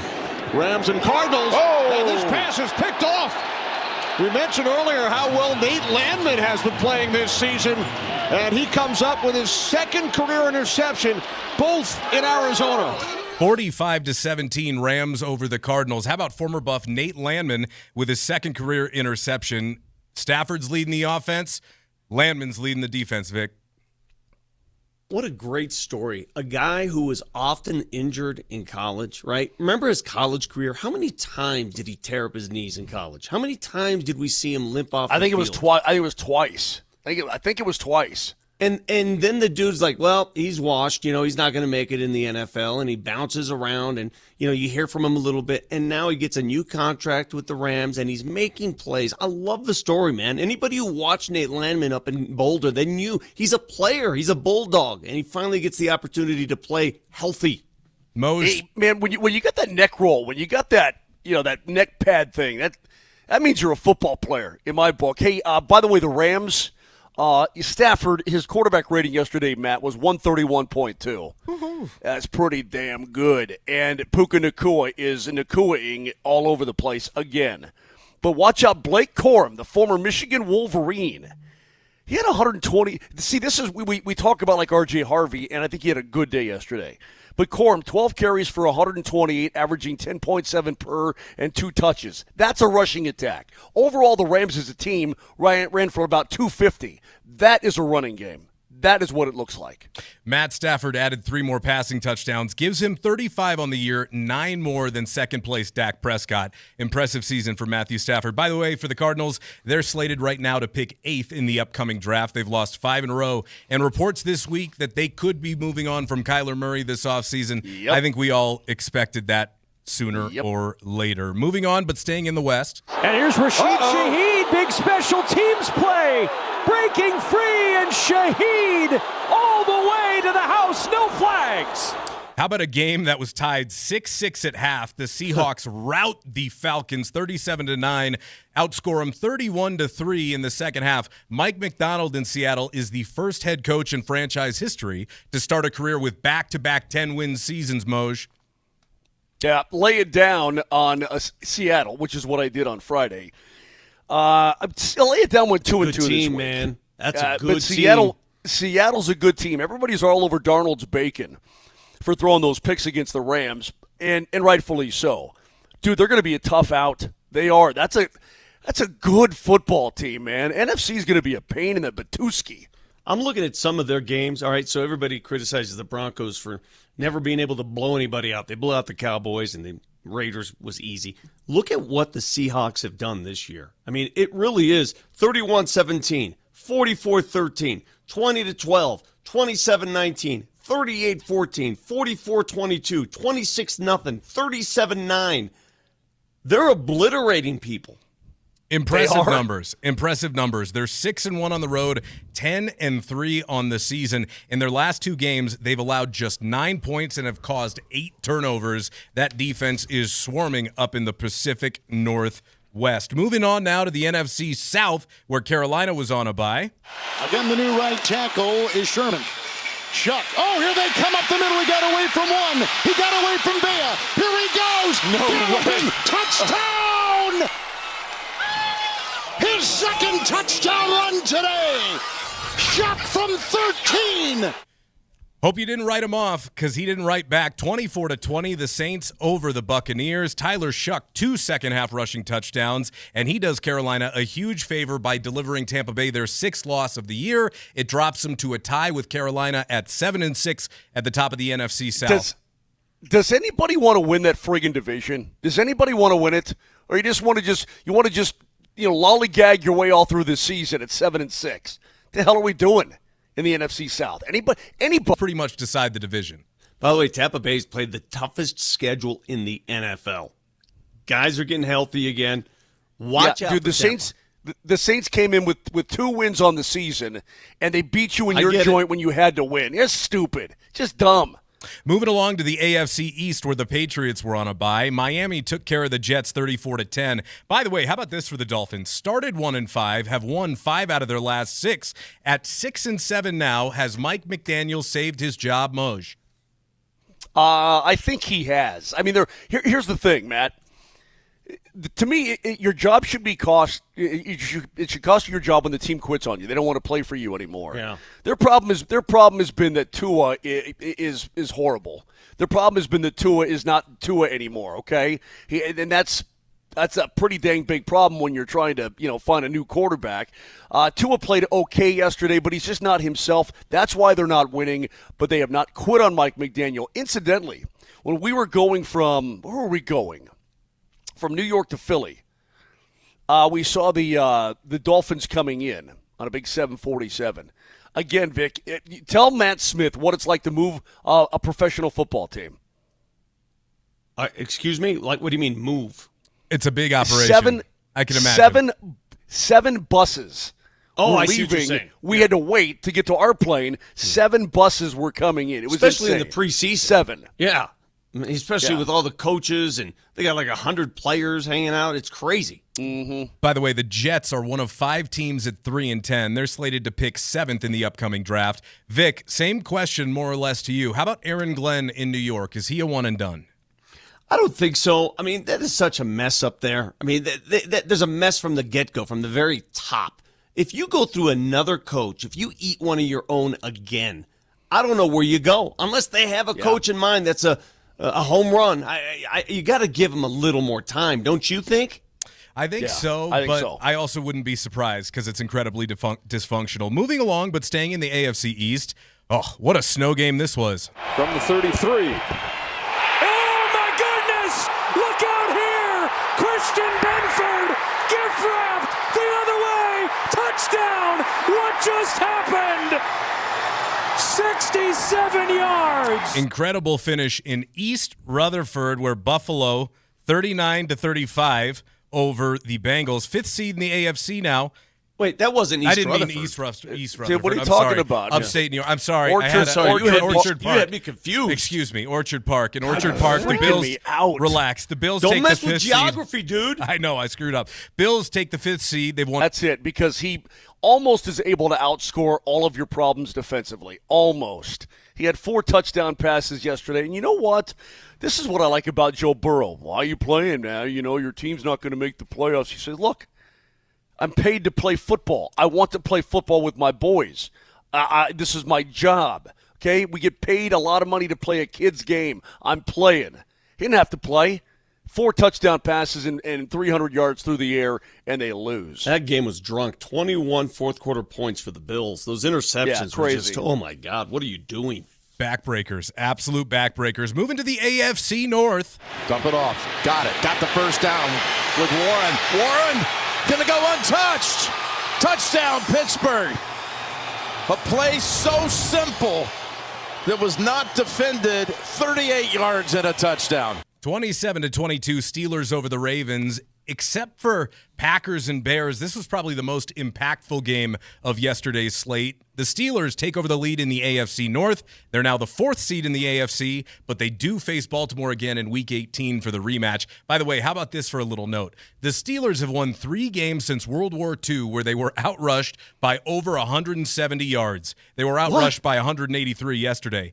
All 3 of those wins versus Baltimore in the last 5 years. Bizarre. Vic, Lamar Jackson now 1-6 in his career against the Chiefs, 2-4 in his career against the Bills, 3-5 against the Steelers, and just 3-5 in the playoffs. You know, the more I think about it, you're right. When you think of the Steelers, you think of tough yards on the ground. Their leading rusher yesterday gained 15 yards rushing. I mean, that's preposterous. That's unreal to me. And yet they won the game. I saw the Aaron Rodgers reaction. It was almost like he realized they stole something. Mm-hmm. You know, they stole something and got away with it. That was a look on his face, but he was obviously relieved. Nobody wants to win that division either. It's crazy.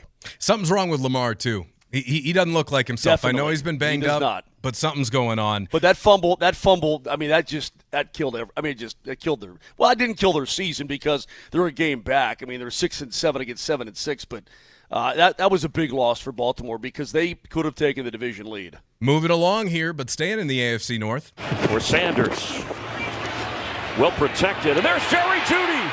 And he's off. And into the end zone. Touchdown, Cleveland. Hey, Vic. Hey, Vic. Hey, Vic. Hey, Vic. Hey, man. Shedeur Jones joined Joe Burrow as the only rookie quarterback in the Super Bowl era with 350 or more pass yards, 3 or more passing touchdowns, 1 or more rushing touchdown. How about that? And then also, he was the first quarterback to have a game with 350 or more passing yards and 4 total touchdowns within his first 5 starts in NFL history. But they lose 31-29 to Tennessee. The kid was brilliant, and I was more impressed.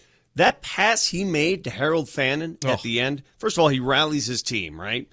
And that pass, he had to throw that so early to make sure that Fannin got open. That's throwing your receiver open, and that is so hard to pull off at the NFL level. He's doing it as a rookie. He clearly is the best quarterback of the lot they have there. Why their head coach opted to go 2-point conversion trickeration why are we not talking? is unreal. So you mean to tell me this kid rallies your team, sets you up to tie the game, and twice you pull that stunt at the. What are you doing? Unbelievable that they would take Shedeur out of the game on the 2-point conversion. What are you doing? Unbelievable. It's surprising to me that Kevin Stefanski still has a job this morning, quite frankly. I reckon. That's a fireable offense. I think they're trying to tank. I think that is exactly right. I really believe at the core of this, they're never going to admit it, but they're like, damn, this kid's good. Let's do something. Yeah. I mean, Stefanski looks like a moron for taking Dylan Gabriel, as we all knew he was when he made the selection. No doubt about it. Here's the thing, though, man. It feels a lot like they don't – Shedeur's going to have a job someplace. I don't know if they want him there, but they may have no choice because the fans want him. It's a really bizarre situation. It's a really bizarre situation. Why wouldn't you want him? He looked great yesterday. I don't know. I don't know. We'll see. We'll see what we'll see what the future holds. I keep hearing all this stuff about what he can't do. Right. I saw what he can do yesterday. He also ran one in where he got tattooed and showed the toughness to get back up. One thing about Shedeur, I've always been a fan of his for this reason. He is one tough hombre. He got hit a lot in college, and he got hit a lot yesterday, and he kept getting back up. Got two more to get to really fast in the AFC South. It was Jacksonville 36 over the Colts 19. Really unfortunate situation for Indianapolis as they lose Daniel Jones for the year with a torn Achilles. He played with a fractured fibula. Guys, it's entirely possible the Colts drop right out of the playoffs altogether their next 4 weeks. They will. At Seattle, against San Francisco, home to Jacksonville, and then they finish the year in Houston. They're done. They're absolutely done. Jacksonville, one of the biggest drop-offs. The 3 seed, they lead Houston by a game. So, look, I think the Jags, even without Travis Hunter, have shown me a little something here this year, and we'll see what they look like in a couple of weeks when they come to Denver. Then we end with, Nelly, why don't you drop the music so we can just listen to this oh so nicely. Folks, drink it in here. The final game of the evening. 2nd and 9. Mahomes scanning, deflected in the air. Intercepted Jalen Petrie. 3rd and 6. Quarter begins. Mahomes downfield for Hollywood Brown. Intercepted underneath Kamari Lassiter. 2nd and 10. Texans bring 4. Mahomes getting it out. Kelsey couldn't hang on. And Alshire has the interception. 4th and 4. Mahomes stepping up, throwing middle. Rice dropped it through his hands. Incomplete. Operation clean and the kick. No good. Wow, I love Houston. That sound. I love that. Houston jumps into the playoff picture at the 7 seed, by the way. They snap a 5-game losing streak to Kansas City in the process. The Texans, they've won 5 in a row and 8 of their last 10 after starting 0-3, gentlemen. And in the process, the Chiefs can't win the West. Ding dong, the Wicked Witch of the AFC West is officially dead.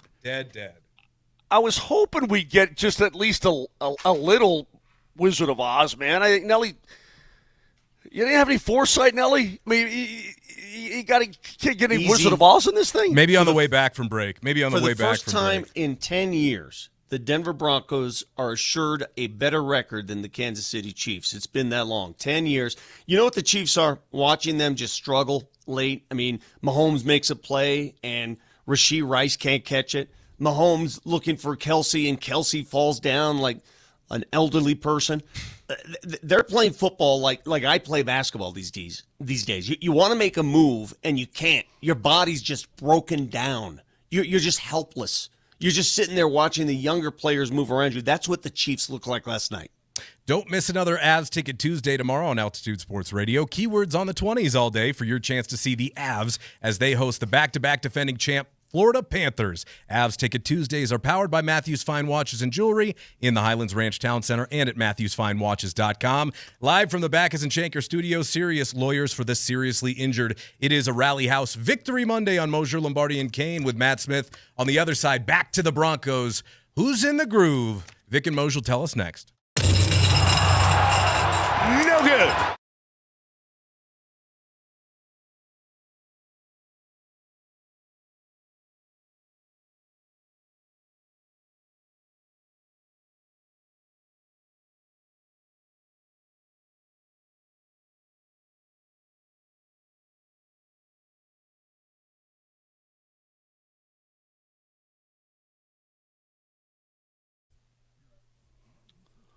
Snow has been flying in the high country, and you're thinking, oh, mountains. Are you thinking, do you want to maybe buy, sell, or upgrade a great mountain home? I know it can be difficult to find the right agent who can put your needs and wants into focus on the perfect place for you and your family. That being said, I have found her for you. Her name is Anastasia Bell. Breckenridge Associates. She's an associate broker with them in Breckenridge, and she's an expert on finding mountain properties. Your dream home, second home, even an investment property, ski in, ski out. She knows all of them. Incredible getaway properties. She's done that. Her level of attention and detail and personalized service is unsurpassed, and you're going to need and appreciate that level of professionalism required for such an investment like this. So if you've been thinking about it, you're finally ready to enjoy that mountain lifestyle, give her a call right now. Here's her number, 970-968-7646. You heard me, 970-968-7646. When you're thinking about an awesome mountain property and you're thinking about that personalized service and expertise that you will need, remember that name, Anastasia Bell.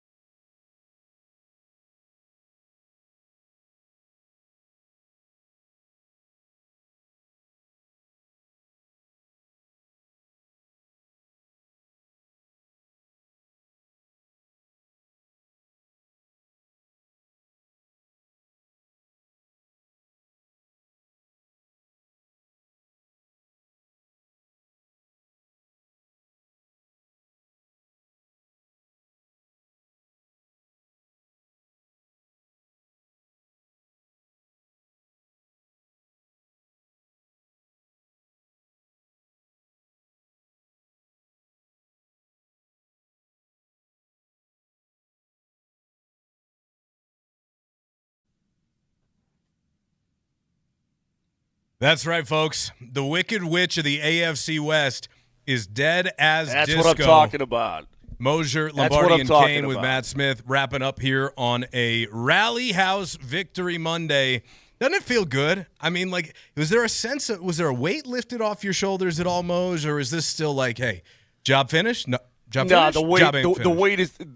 weight is lifted because the Chiefs can't win it, which is great. I tell you what, though, it's going to be very interesting, Vic, Matt, to see how the Kansas City Chiefs react to this because they still have Mahomes. But the play around him, and that defense is still pretty damn good, but the play around him and the players around him are starting to suffer a little bit. And I don't think they're dead for good. They're just dead for right now because as long as Mahomes is breathing air and you put players around him, he's going to have an opportunity to beat you, man. And so For right now, they're having a down year. They've played a ton of football in the last several years, and this is their off year, their big time off year. And I'm guessing they'll be back. I just don't know when. Are you? I know a lot of people out there are taking great satisfaction in Kansas City's downfall, as am I. But do you think the Broncos are sitting there doing the same thing? Because no. I don't think so either. Yeah. The players know and the coaches know. They know they're a better team, and they've known that for a while. So while we as fans and commentators can look at that and say, okay, the end of an era is here, I think they already knew it. And, yeah, you got to worry about your own thing, not what Kansas City does. That's their problem. It's time to stop being afraid of the Chiefs, undoubtedly. And to figure out which Broncos are in the groove, we go to Vic and Moj, and we'll do it right now. All right, Moj, we'll start with you. Plenty of good options over a 10-game win streak. Whenever a team's 11-2, got to figure there's plenty of guys in the groove. Who are we highlighting this week, Mark Moser? It, for me, is Nick Bonito. You know, he sort of tailed off and gotten a lot of attention after his amazing hot start to the season.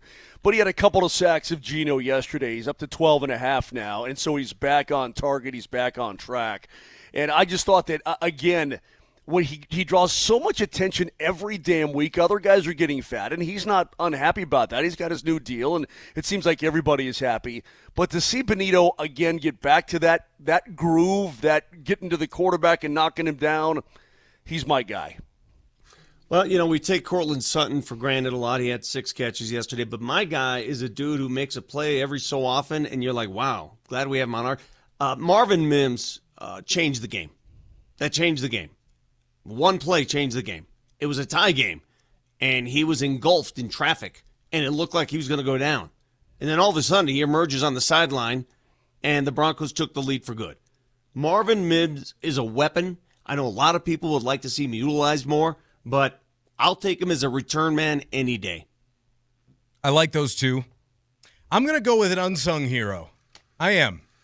But first, let's listen to the coach, making sure that Mike Kliss doesn't forget to mention him. His plays were tackle breakers. Harvey on that third, and I think it was 3rd and 2 pass where it looked like he was down. Yeah, that was significant. And then Mims on the punt return, he had a guy. So you're not giving Adam any credit for like the 38-yard belly play. That was a big play. You getting a hot dog on during that play? Shoving Kliss right in the locker. Adam Prentice, my Bronco in the groove. No Nate Atkins. The Broncos had to do it a different way on the ground, and I really thought Adam Prentice played a really nice game yesterday. We don't get to shout out the fullback too often. How about a fullback in the groove? 2 catches, 11 yards, 2 carries, 22 yards. Made some big plays yesterday, guys. Adam Prentice for me. In the groove. Start here, go anywhere. Groove Toyota on South Broadway and GrooveToyota.com. I really did, guys. I mean, we knew when Sean Payton came in, he'd want to use the Joker, and we knew about Nate Atkins, and Michael Burton was rocking for a little while, but the fullback, man, not too many teams really utilize that anymore, and I thought the Broncos schemed up some really nice plays for Adam Prentice yesterday. Trying to find a goddamn Joker. I love it because everybody expects the fullback to just hammer linebackers and safeties, and then when they use them as a weapon, what the hell? I love it. Might be my favorite part of the game. You know, San Francisco does it with the guy with the weird name. Juszczyk. Yeah, 18 consonants in his name. Kyle Juszczyk. They've done it for years with him. Was that it? We used to have one here back in the day. We had one here, and Howard Griffith, who was a terrific fullback for the Denver Broncos. This was Sean. He continued on how Prentice actually played. You know, with Nate's injury, and we think he's close to coming back, but he's done a really good job because Nate played in some of that role where he's at. Listen, he had a really good game today because there's some contact in line with he and the linebackers. And the one thing about him is you know exactly what you're getting. You're never fooled. His run fits, his blocking fits, all those things for a fullback. He played well, and he'll be sore tomorrow. You got to give him a ton of credit. Unsung heroes, they get the job done. 11 different receivers caught a pass from Bo Nix yesterday. Guys, the Broncos with just about a 93% chance to win the AFC West. They've got a 41% chance to get the number 1 seed. They've got a 22% chance to make the Super Bowl and about a 12% chance to win it. I don't know about you. Dog. They're a home dog this coming weekend. I'm assuming that line's going to move a little bit, but they're a home dog. It moved already. Crazy. It moved it's already. Okay. Did it really? Yeah, it did. They opened up as a 1.5-point home dog, and now it moved a point towards Green Bay. So it's Denver plus 2.5 at the moment. Oh, my golly almighty. That's crazy talk to me. Moj. What? Don't you expect a close game here? What do you expect? Yeah, we can't be bold proclamation for a blowout this week. We can't have that. No. I'm big time win. No, I'm very cautious about this game. Maybe this is the week I play Moser's role and say, you know what? The Broncos played at the level of their opposition, and maybe it's a week where they win comfortably. I might think about doing that later in the week. Going full Moj? Yeah. Oh, by the way, are you sure? I wanted to wrap up one more time because tons of notes have been pouring in on the Shop Mazda text line. Vic, Tyler, excellent job yesterday, or Saturday rather, calling the games. I tuned in, and I thought you guys did a really nice job. Matt, thank you very much. And a wonderful opportunity given to us by Shasta and Altitude. I hope we can do the state championship basketball games as well. I don't get a chance to do that much, but Moj, I can understand the adrenaline rush you get when you call games and you're sort of part of the process. It's so much fun talking to the players and coaches before the game and then being able to share that with the kids. I mean, and that's something I'm sure all those kids went back and watched afterwards. So hopefully I didn't butcher too many names. Hopefully it was a fun deal and something that I don't take for granted. So thank you very much. And you know what? Like I said it before, I get like one opportunity a year to call a high school football game, and I love it, man. I really enjoy it. High school football here, we got some, as you said, Vic, they have some really good players in this state. By the way, there are some really good quarterbacks, young quarterbacks in this state. There's talent here. There ain't no doubt about it. You may have missed this. I put it on X. There's a tight end / receiver for Cherry Creek. His name is Ty Getchie. All right? Stud. He did a backflip after scoring a touchdown. Moser. He's 6'6", 235 pounds. And he pulled a backflip as if he's Bart Connor. I mean, he went out there as if he's, again, 5'4", doing the Olympic rings. I'm sitting there going, that's amazing. The athletes that are made today are not the ones we saw. This genetics thing that's going on, you've heard me go off on genetics. Matt, you may have missed this, but I think genetics is out of control. We'll save that one for another time. What is happening with genetics today and some of these athletes, I can't follow it anymore. It's crazy. This kid's going to play on Sundays. He's the one going to BYU, right? Yeah, he's going to BYU. And then there are a lot of great athletes on both sides. But when you see stuff like that, okay, go outside, try and do a backflip. I don't think I will. Nelly, Matt, what's up with your gene pool? It's very shallow, very shallow, and I think too much chlorine. So I'm not exactly sure what happened there, but water's not good. There's something floating. There's something floating in it. Copy. Nelly, time for a fact checker. Nelly monitors the mistakes in today's Fact Checker. Presented by Rock Plumbing, Heating, and Air Conditioning. Your local home comfort specialists. RockHeating.com. Rock, bringing comfort home and simplifying your life. Adam Schefter has joined us in some weird locations during his interviews over this year and last year. One time he did an interview live from a deli while ordering a bagel. One time he did his interview on the desk before he went live on one of the 17,000 NFL shows he did. But today we got to check a new one off the list. He did his interview earlier today in the middle of oncoming traffic. Here is a completely unedited clip I pulled. Rehabbing his torn ACL, rushed back for the playoffs. I don't remember what leg his ACL was on, but as soon as he came back first game, tore his Achilles. It was the last play of his NFL career. Wait a minute. I wanted to tell him to get out of the way. Move out of the way. Oncoming traffic. He was just at a railway stop. He's not heading into oncoming traffic. Easy there now. Schefter, you're walking here. Come on. Got to keep your head up. What was that? All right, so tonight, Matt, I hope you're coming along. Yeah. I'm going to be interviewing Prime in a men's health symposium. This is not about sports. We're not talking about the new OC. We're not talking about the season. We're going to talk about men's health, up and down. We both had our adventures with situations that have arisen recently, and he especially. And we're going to spend a a good hour or so discussing it in front of a group of men because we don't talk about it enough. So I can't wait to share that with you guys tomorrow. That's tonight at 6 o'clock. You coming, Matt? I am. I got to wear a bow tie, right? I'm not wearing a tie. Oh, not so just a shirt and jacket? I don't know. I ain't wearing a tie. I doubt Prime ain't gonna be in a tie. I'm not wearing a tie. What am I supposed to show up in? Overalls, which you usually wear when we do public events. Got it. Yeah, no problem. I got a pair of denims at home. Great. I'll bust them out for tonight, and we will see you all tomorrow. Moser, Lombardi, and Kane with Matt Smith.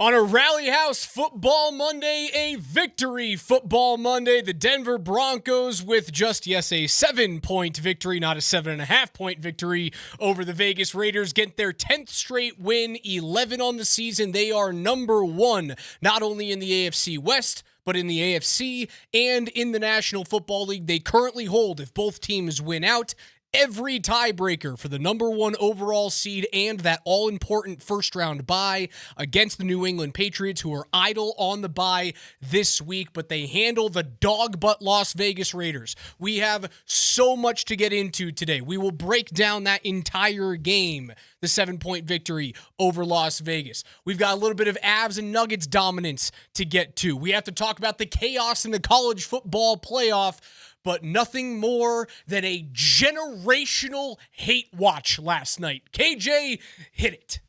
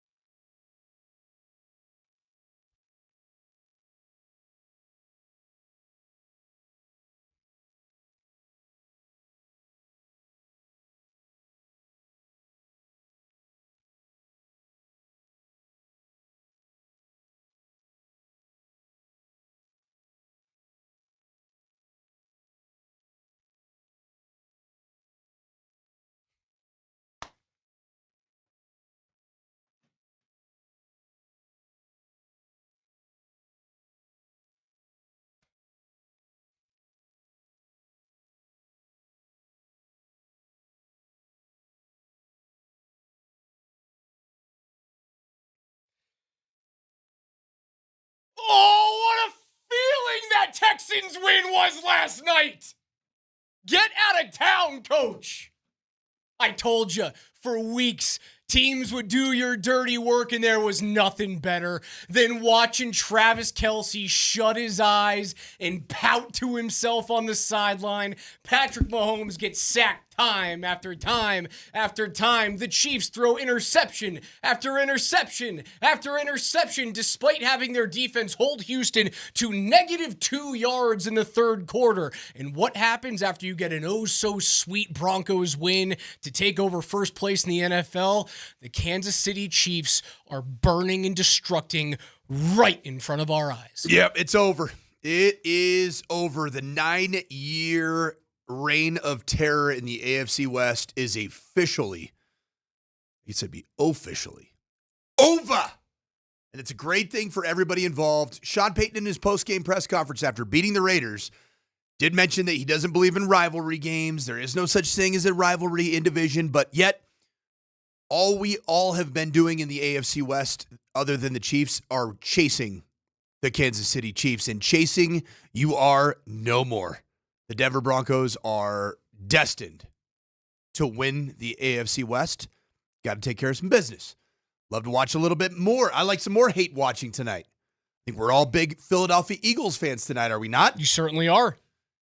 Just get one step closer, and you'll have the opportunity with, I think it would be back-to-back victories. I think you would be able to seal your fate as AFC West champions for the first time in a decade. Man, it was a great Sunday for Broncos fans out there, and I told you all last week, I expected them to kill Las Vegas, and I know it's a 7-point win. They killed the Raiders. That's the National Football League, though, right? A high school blowout is like 42 points. A college blowout's like 28 points. An NFL blowout sometimes is 7 points. Right. It's just, it gets weird at the end, and you have questionable decision-making by people in Las Vegas, of all places, where that game is no longer 8.5 points, but yet 7 points. Also, Brandon Jones, don't do that again. Thank you. Maybe in a big game, probably not the thing to do. I also believe that in that situation, maybe don't throw the flag if you're the referee. Let's just let that thing kind of play it out. Then you're probably investigated for the opposite. No, seriously, because that was I watched it as a football guy. I watched it, I said, what are you doing, Brandon why are you freaking standing Jones? over him? Like, he was groping him, and that's what they teach you to do back in, like, literally, like, high school football, where they don't throw flags for that kind of stuff. Safe sport violation, coach. In college football and pro football, that is a penalty flag 100% of the time when it revolves around clock. The 10 points at the end of the game were all garbage. I mean, Broncos, when that touchdown to Cedric Jackson, was it Cedric Jackson? When that touchdown happens, who knows? No one's playing defense that whole time. Outside of Bowers and the Raiders. Gosh. Yeah, it's a bad unit. It's a bad unit. 10 carries, bad roster. 30 yards for Genty. Geno Smith goes out with an injury. He hurt his hand early in this game and came back and played a couple of series. Hurts his hand. Geno Smith does, and then he's replaced by somebody with half-sized hands in Kenny Pickett. Pickett comes in. He overthrows Bowers on that 4th and goal opportunity, and that was kind of the moment where you knew the game was over. But it was something that they had. From the moment Mims returned the punt for a touchdown, you went, all right, we're fine. Love Marvin Mims. The game is over. Mims is sensational. He did the old that felt like the old baseball moment, Little League baseball hidden ball trick, where you just burrow into the middle of a little pile, like, oh, come on in here, kitty, woo! And I'm out the back door. It was almost rugby-ish, it was right? Very, very rugby-ish. You see a lot of that in a rugby scrum where like nothing's happening, but it's just a massive human body, and then you see one little scat back whip out the backside, and then he's gone for 80 yards and a touch. Is that what they call it? A try. They call it a try in rugby. Do get a try, and then that's the signal, right? They give the old double glass cutters. Yeah, that's right. It's right here. It's up in the chest. It is up high. It's not double finger guns. It's diamonds. Whoa. We're cutting things. It's cold in here. The whole week, I was trying to talk about what would make me happy and kind of qualify this as, and I say this almost tongue-in-cheek, a team that had 9 wins in a row going into this game. Almost a get-right game for the Broncos. It was. What would qualify that as a get-right game for me was consistency on the offensive side of the football. And how did I quantify that? I quantified it as no 3-and-outs to start a game or a half, no 3-and-outs to respond to a Raiders score, and no consecutive 3-and-outs. How many 3-and-outs total were there in the game? Denver had 0. That's exactly what I put. That's wild because my take when I was on with Kreckman and Lindahl on Friday is the one crazy stat that I want to see from the Denver Broncos is 0 3-and-outs. None. Bo Nix was so freaking efficient yesterday. 81% completion percentage, his highest on the season. 31 of 38. The run game was good. You know what yesterday was the definition of? Good. Just good. Good offense. Good quarterback play. Good run game. Good receiver play. Yeah, you got big receptions when you needed it. Not big home run plays, but big chunks of yardage when you needed to move the sticks. You know what this 40-some-odd-year-old ball coach right here got extra jollies off of is seeing good fullback play. Adam Prentice, man. Bringing back 33 belly. What a great play, man. I love green left tight, 33 belly. There's nothing quite like seeing a fullback ride the wave and go backside in the backside B gap on a belly play. What a ball play, man. It's something that we're going to hear in the Broncos big play replay that comes up on the other side of our first break today. We do that every single Monday following a Broncos game. It is much more fun to do so after a Broncos win, even more so when they beat the Raiders on what feels like a home game. I had a couple of buddies who were there taking the trip, as a lot of Broncos fans did. That's kind of a mid-holiday trip that can find its way to be a little bit cheap because you're not traveling during Thanksgiving or Christmas. It's a very quick flight. There was so much orange in Gosh, that game. It was a home game. My mom and dad were in attendance in that game because they live in Las Vegas. They were some donor to the high school my dad coached at, offered up a suite. And even in his suite, there were a bunch of people wearing Broncos gear. I go, Dad, what's going on here? Las Vegas is just, they are not synonymous with the Raiders. It is a destination football game for visitors, and the Broncos did it better than anybody. RJ Harvey becomes, and this is from the Broncos, the 6th rookie since 1990 with at least 5 rushing touchdowns and 4 receiving touchdowns in a season. Once again, people didn't like the pick and thought that the pick was underperforming. I know he doesn't have the gaudy yards, but the dude scores. Mm-hmm. And yesterday on 17 carries had 75 yards. He just gets into the end zone. And there's a big play that I want to get to coming up next segment. And it was really early on in the game, man. His yards after contact, they weren't big, but they were incredibly important. On that first drive, there's a little flat play to the left that Harvey Unbelievable gets play. Stuck on. Like, the drive is over. And that's just a check down from Bo Nix. That's a throwaway throw. It's a completion. Yeah, you're spiking it. It's a completion instead of throwing it out of bounds. But you're saying, You know what you do, man? You put the football in one of your best playmakers' hands, and he proved it, man. That was arguably the play of RJ Harvey's NFL career. It wasn't going to be a 3 and out, but it was going to be a 4 and out, right? Because they got the first down on the first play, and it would have been first down, and then play. Harvey stopped behind the line, punt. What's our favorite new terminology for football that Sean Payton brought to our lives when he talked about Dre Greenlaw this training camp? You and I were obsessed with the term. Leaky yards. Leaky yards. That's a leaky yard play for Dre Vegas. Greenlaw is the defensive version of the guy who doesn't give up that leaky yard upon contact. RJ Harvey's proving to be a guy that creates leaky yards. He's a frozen pipe. Be it in space, because he is a very talented, natural space pass catcher, but also he's getting leaky yards on contact because he does have a very gifted lower half. He's thick. He moves the pile.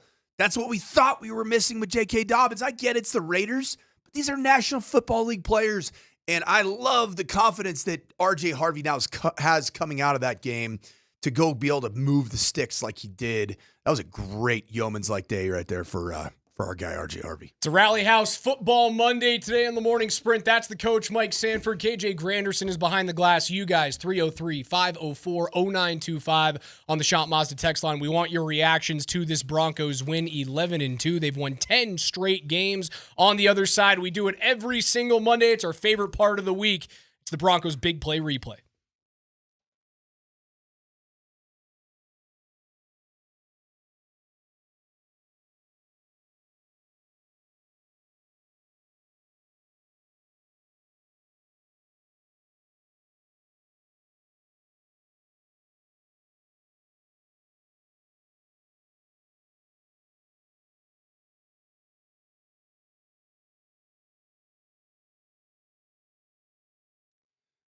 Adventure seekers out there, are you looking for the ultimate Colorado ski and snowboarding experience? Then head to Loveland Ski Area where the snow is good, the views are breathtaking, and the vibe is pure Colorado. With terrain for every level and fewer crowds, Loveland is your escape to winter adventure. In this holiday season, share that escape with someone you care about. A day on the mountain beats anything that you could potentially wrap under a tree. Just 53 miles from Denver, you'll be on the slopes before you know it. So plan your day or your season at skiloveland.com. Loveland Ski Area, more snow, less crowds, and more freedom.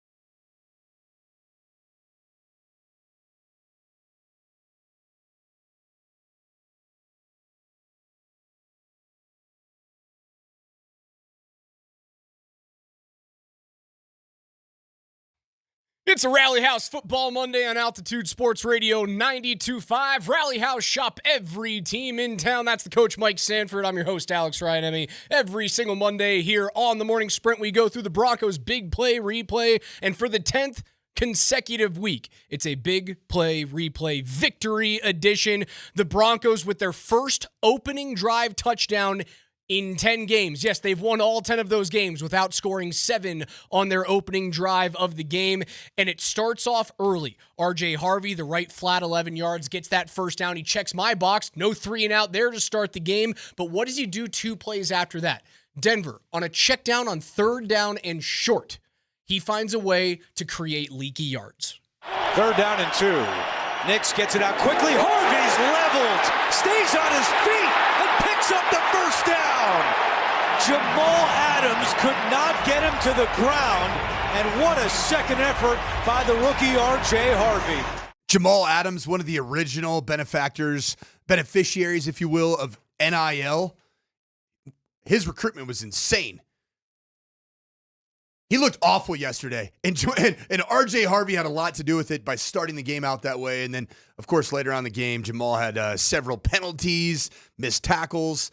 Leaky yards lead to first downs. First downs lead to touchdowns. They lead to touchdowns. Also, Bo Nix has a 3-yard sack. They bring up 3rd and long. Cortland Sutton has to have a 15-yard reception right on the sticks to continue this opening drive for the Broncos. It ends 14 plays, 81 yards, 8 minutes and 54 seconds off the clock to start the game. And who is it? It's a designed run for the quarterback. 3rd and goal. Nix, he's going to run it this time at the 5. Nix is in. Touchdown. And what an opening drive for the Broncos. I get aroused out of the hate watch for the Kansas City Chiefs. You get aroused for design quarterback runs in the red zone. In particular, you're exactly right. If at that point in time, it was a 3rd down. I believe it came right after a penalty, if I'm not mistaken, but or a negative play. It was he scrambled to the right. It was that weird little throwaway where Bo kind of jumped out of bounds. It looked like he had a chance to run it on his own accord. Troutman was trying to do that little screen out. Yeah, the box out basketball block. Play power forward. But I love the play design here. Getting into empty, a formation that Bo Nix had so much success with at the University of Oregon, and then running a quarterback designed run, which was Q draw. Luke Wattenberg with the big-time block down the field. That was an RPO draw. So if Bo Nix had seen maybe a heavy box, then he could have thrown flat concepts or a quick curl to either side. If he had thrown it, though, Wattenberg was a little deep downfield that point. He was. It would have to be a catch and fire. Okay. Like, you pretty much throw the flat right now. Great play design. Love the play call. And I believe that Sean Payton has been listening to the morning sprint begging for quarterback-driven runs in the red zone. We got it finally. Yeah, a couple of negative plays, the throwaway followed by the delay of game. Delay of game, that's what it was. 8-yard rush, that's what Bo can do inside the red zone. Continue to utilize that this year. 7-0 for the Broncos, nearly 9 minutes off the clock to start this game. We mentioned first touchdown for an opening drive for the Broncos within this 10-game winning streak. That's crazy. You know what they haven't done on defense? Give up an opening touchdown all season long. Until Brock Bowers shows up. It's giving Geno Smith extra time and creating a few spaces in the run game. Geno taking a shot for the end zone. Bowers has it. Touchdown. First opening drive touchdown the Broncos have allowed all year. 60% of the 10-play drive that Vegas had to start, it was Ashton Genty, but when they really needed it, they find Brock Bowers in the corner of the end zone. It was a bad handoff. There were a couple of times where that happened with the Denver defense yesterday. Bad handoff between the slot corner and whoever the top safety was. Bowers with a 15-yard touchdown reception. That was that cover 3 match that I've been telling you about where they're like, I'm passing him off. Oh, wait, there's nobody to pass him off to. I think that the juice is worth a squeeze, but I just hope that in one of these significant games down the stretch to seal up home field advantage, that cover 3 match doesn't end up being the end of one of the Broncos' great defensive games. Well, the hope is that if you make that proper exchange between, it was McMillan and Hufanga yes, on the Bowers touchdown, the left side of the end zone. The hope is when you make that exchange, the quarterback goes, oh, here's my soft spot. And then Hufanga walks over with the pick. And it happens. It does happen, especially teams that want to go back to the well with shallow crosses and meshers. I actually followed Matt LaFleur at University of Notre Dame I was the offense coordinator after LaFleur had been like the quarterback coach, pass game coordinator. I learned that Matt LaFleur loves shallow cross mesh concepts. So it's going to be tested this week by Vance Joseph's system's going to be tested with shallow cross and mesh this week. Broncos would get the football back on their own 5-yard line. What they do, they don't punt 3 and out. They end up flipping the field. A Crawshaw punt goes all the way down to the Vegas 5-yard line. The one time he kicked the ball away was excellent. You pin him inside the 10, and you let that defense go to work. Genty loses yards on his first. Surtain has an illegal contact penalty that gives Vegas an extra set of downs. Surtain had an illegal contact and a defensive pass interference call against in this game. You know who didn't? Riley Moss. Turns out, when you play the Raiders, you don't really have to clutch and grab against a bunch of guys, but turns out Pat Surtain did a couple of times. All that said about the secondary and the coverage. What do we talk about when it comes to this Broncos defense? It's the pass rush, baby. It's Nick Bonito, baby. It's Nick Bonito, but first it was Malcolm Roach. Yeah, You just have to be able to use your body control. Geno Smith is sacked. Dragged down by Malcolm Roach.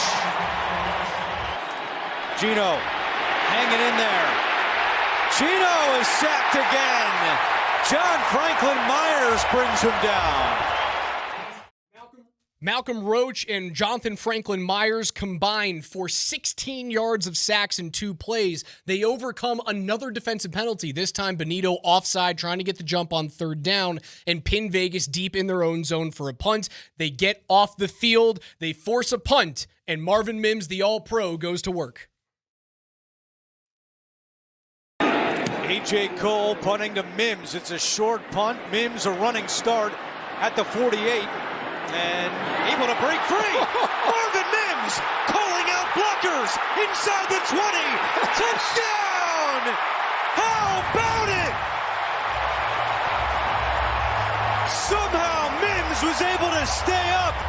A Houdini act, and the Broncos take the lead. I like to call it the hidden ball trick right there. But what we learned about Marvin Mims, he brought back some nostalgia with the Mile High salute. His nickname in the locker room is Mile High Marv. That's his nickname, and he was awesome. Major Marv? Major Marv, baby. 49 yards, little rugby play there. That's going to be a guy, teams have to game plan against him in the postseason. That is we punt balls out of bounds. We punt balls high in the air, so he has to wave his hand high and not move his feet at all. He could change the fortunes of a team's season. This will be his 3rd year in a row in the Pro Bowl, correct? Yeah, there's no way he's not a Pro Bowler. Yeah, he's been great the whole year. He needs to touch the ball more on offense. Period, point blank, end of story. Please.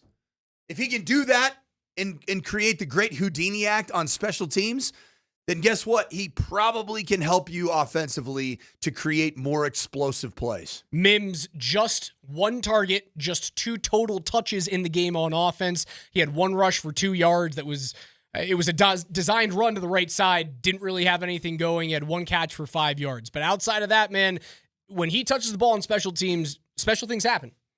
I agree. He's got to be used a little bit more in the offensive game plan. Everyone touched the ball in the passing game yesterday. Everybody. Bo had 8 different receivers with a reception on his first 11 completions. You know what I like, though? Cortland Sutton was target numero uno. Your wide receiver 1 played like wide receiver 1. He ended up having 6 catches on 10 targets, going for over 60 yards, and had some critical 50-50 balls that he caught. I thought Bo Nix did a really nice job with some of those back shoulders. You know who nearly doubled the targets and touches of Marvin Mims in this game? That'd be Troy Franklin. No, it'd be the fullback, Adam Prentice. There it is. They give it to the fullback. There goes Prentice into the open field, and he's got a first down. How about that? That is the longest run of his career, an 18-yard gain. 18 yards. This is the start of the second half. The Denver defense and the offense kind of, that weird little situation at the end of the first half ends up meaning nothing despite a Bonito sack. They get the ball back to start off the half. 14 plays, 91 yards, 9 minutes and 13 seconds off the clock on this scoring drive. And it's all because they give the ball to the big boy on 3rd and 1. I loved it. Give me a little huge jumbo want Frank Crum playing the backside tight end. Give me a little green left, tight, nasty, 65 lead dive and give it to my guy, former CSU Ram, Adam Prentice, and he does the rest. Although I will say Prentice, he's got to be a little bit more vicious and timed up with his stiff arm. He kind of dangled the stiff arm, and then his stiff arm got smacked down, and then he also just went down. I love the run, but you got to go run. Just seek out the contact. Don't I'm going to stiff arm you. Nope. He's going to go score the next time he gets one of those. Adam Prentice, 2 carries, 22 yards. He also had 2 receptions in the pass game for 11 yards and a first down on one of those.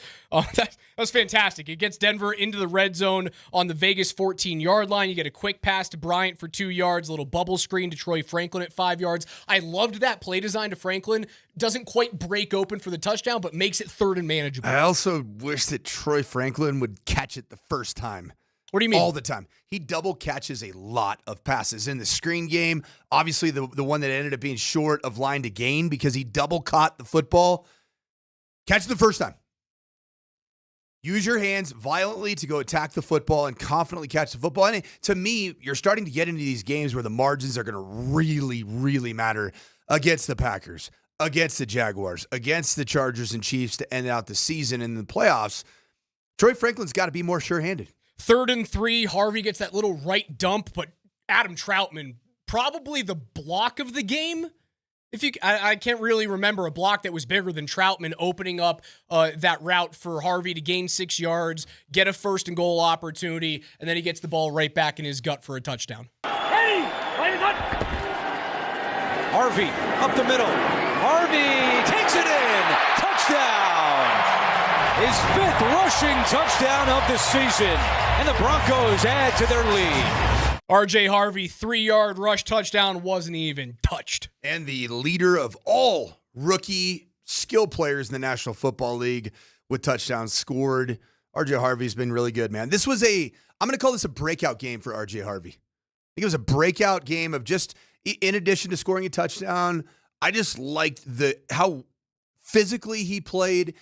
And there was a lot more versatility to the play calls that Sean Payton used in the run schemes. And what I kept telling everybody, just relax. Like Bo Nix, you just got to let him play into the season. I think that R.J. Harvey's the same way. Let him get the reps, time on task with these schemes. And that's what I think that yesterday was proof of concept, that he is now becoming more proficient in more run schemes. Is it a coming out party for R.J. Harvey, or is that too heavy-handed? Just the next right step, but a good step. And the Broncos needed this step. So I'm all in. I wouldn't call it a coming out party. He's going to have a 100-yard rushing performance. He's in cotillion. He hasn't quite gotten to the ceremony yet. Yeah, I think he's We're not at the Brown Palace quite yet for the Deb Ball. He's done with driver's training. One time. Driver's ed. He's done with driver's ed. He's about halfway through driver's training. He's going to get his driver's license here pretty quick. Did you have a tough time on driver's ed going through parallel parking in California? Oh, dude, I can parallel park anywhere on planet Earth because of where I grew up. I mean, it doesn't, like my wife, there'll be times where she's like driving a car because she picks me up from somewhere going to the next place. We will pull up to a spot and she just hands me the keys, and we just do the old switcheroo, the old fire drill of Asian descent. I'm glad you can drive well, Coach.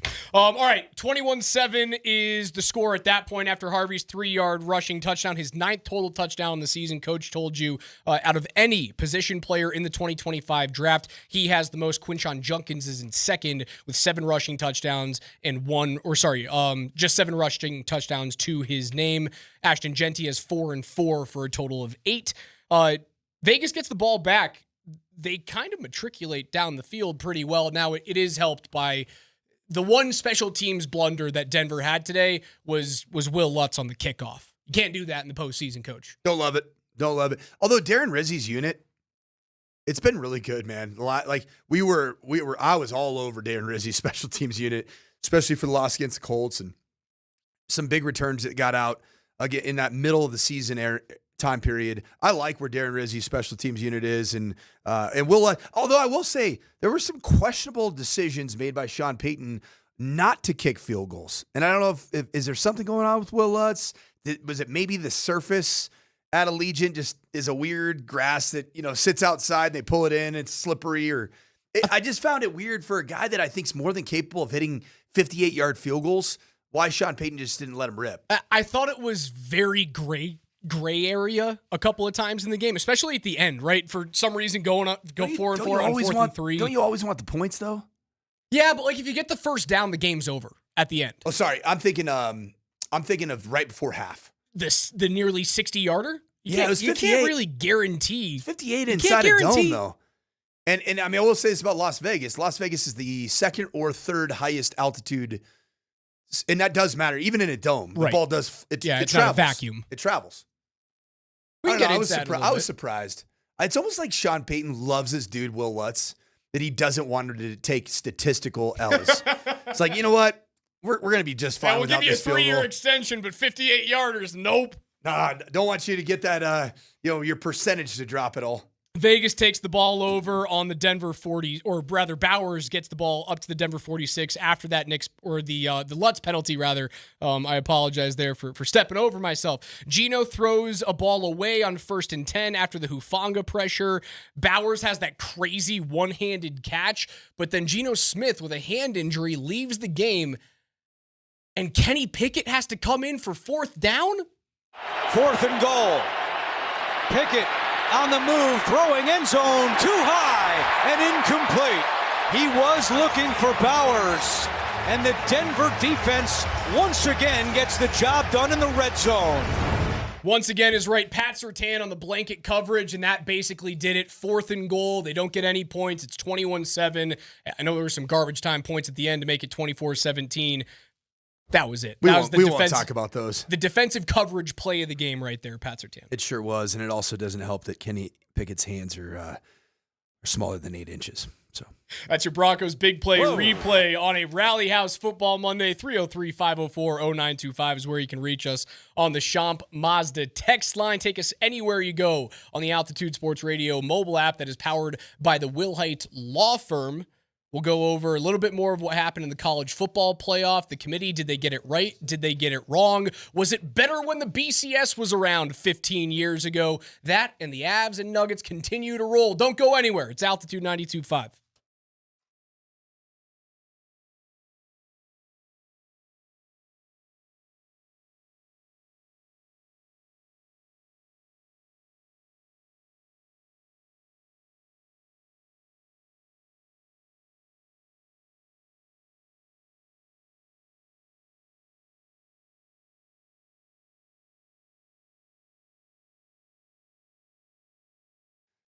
The temps may be dropping, but the sports action in Denver, it's never been hotter, as evidenced by yesterday's triple road game victory for the Denver Nuggets, the Avs, and, of course, the sizzling hot Denver Broncos. And there's never been a better place to bet on football, basketball, and hockey than Circa Sports Colorado. Featuring high app limits, player-friendly pricing, and exceptional customer service, Circa Sports was made by sports bettors for the sports bettors. It doesn't matter if you're looking to bet on football futures, points on the court, or puck line on the ice. Bet where the pros bet with Circa Sports. Get out your phone today and download the Circa Sports Colorado app or visit circasports.com. And as a reminder, you got to be 21 years or older. If you're struggling with a gambling problem, call or text 1-800-GAMBLER.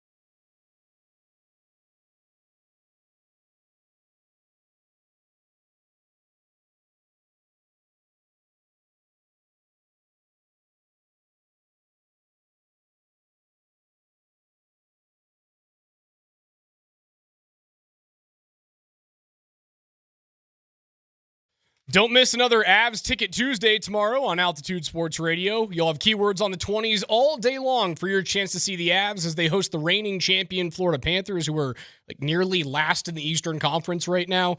Avs Ticket Tuesdays are powered by Matthews Fine Watches and Jewelry in the Highlands Ranch Town Center, and you can find them at MatthewsFineWatches.com. Again, Avs Ticket Tuesday tomorrow, keywords on the 20s. Avs get 2 more wins over the weekend, back-to-back matinee victories on Broadway and also on Broadway, but in Manhattan and Philadelphia. They weren't perfect, but they were good, and they had to fight through it. And just like the Nuggets, they weren't perfect, but they found a way to come back in one of them, and then they handled Charlotte. How awesome was Nathan McKinnon's overtime? Fantastic. It was so good. The overtime goal against New York was... What day? Was that Friday? That was Saturday midday. Okay. Yeah, that one was... Toe drag, backhand, short side.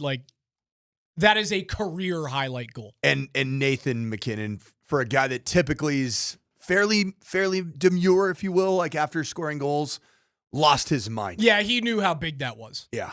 Especially after getting scored on late on the 6-on-5. Panarin labels that slap shot on Saturday, and he knew you had to find a way to get 2 points because the Dallas Stars continue to not lose hockey games either.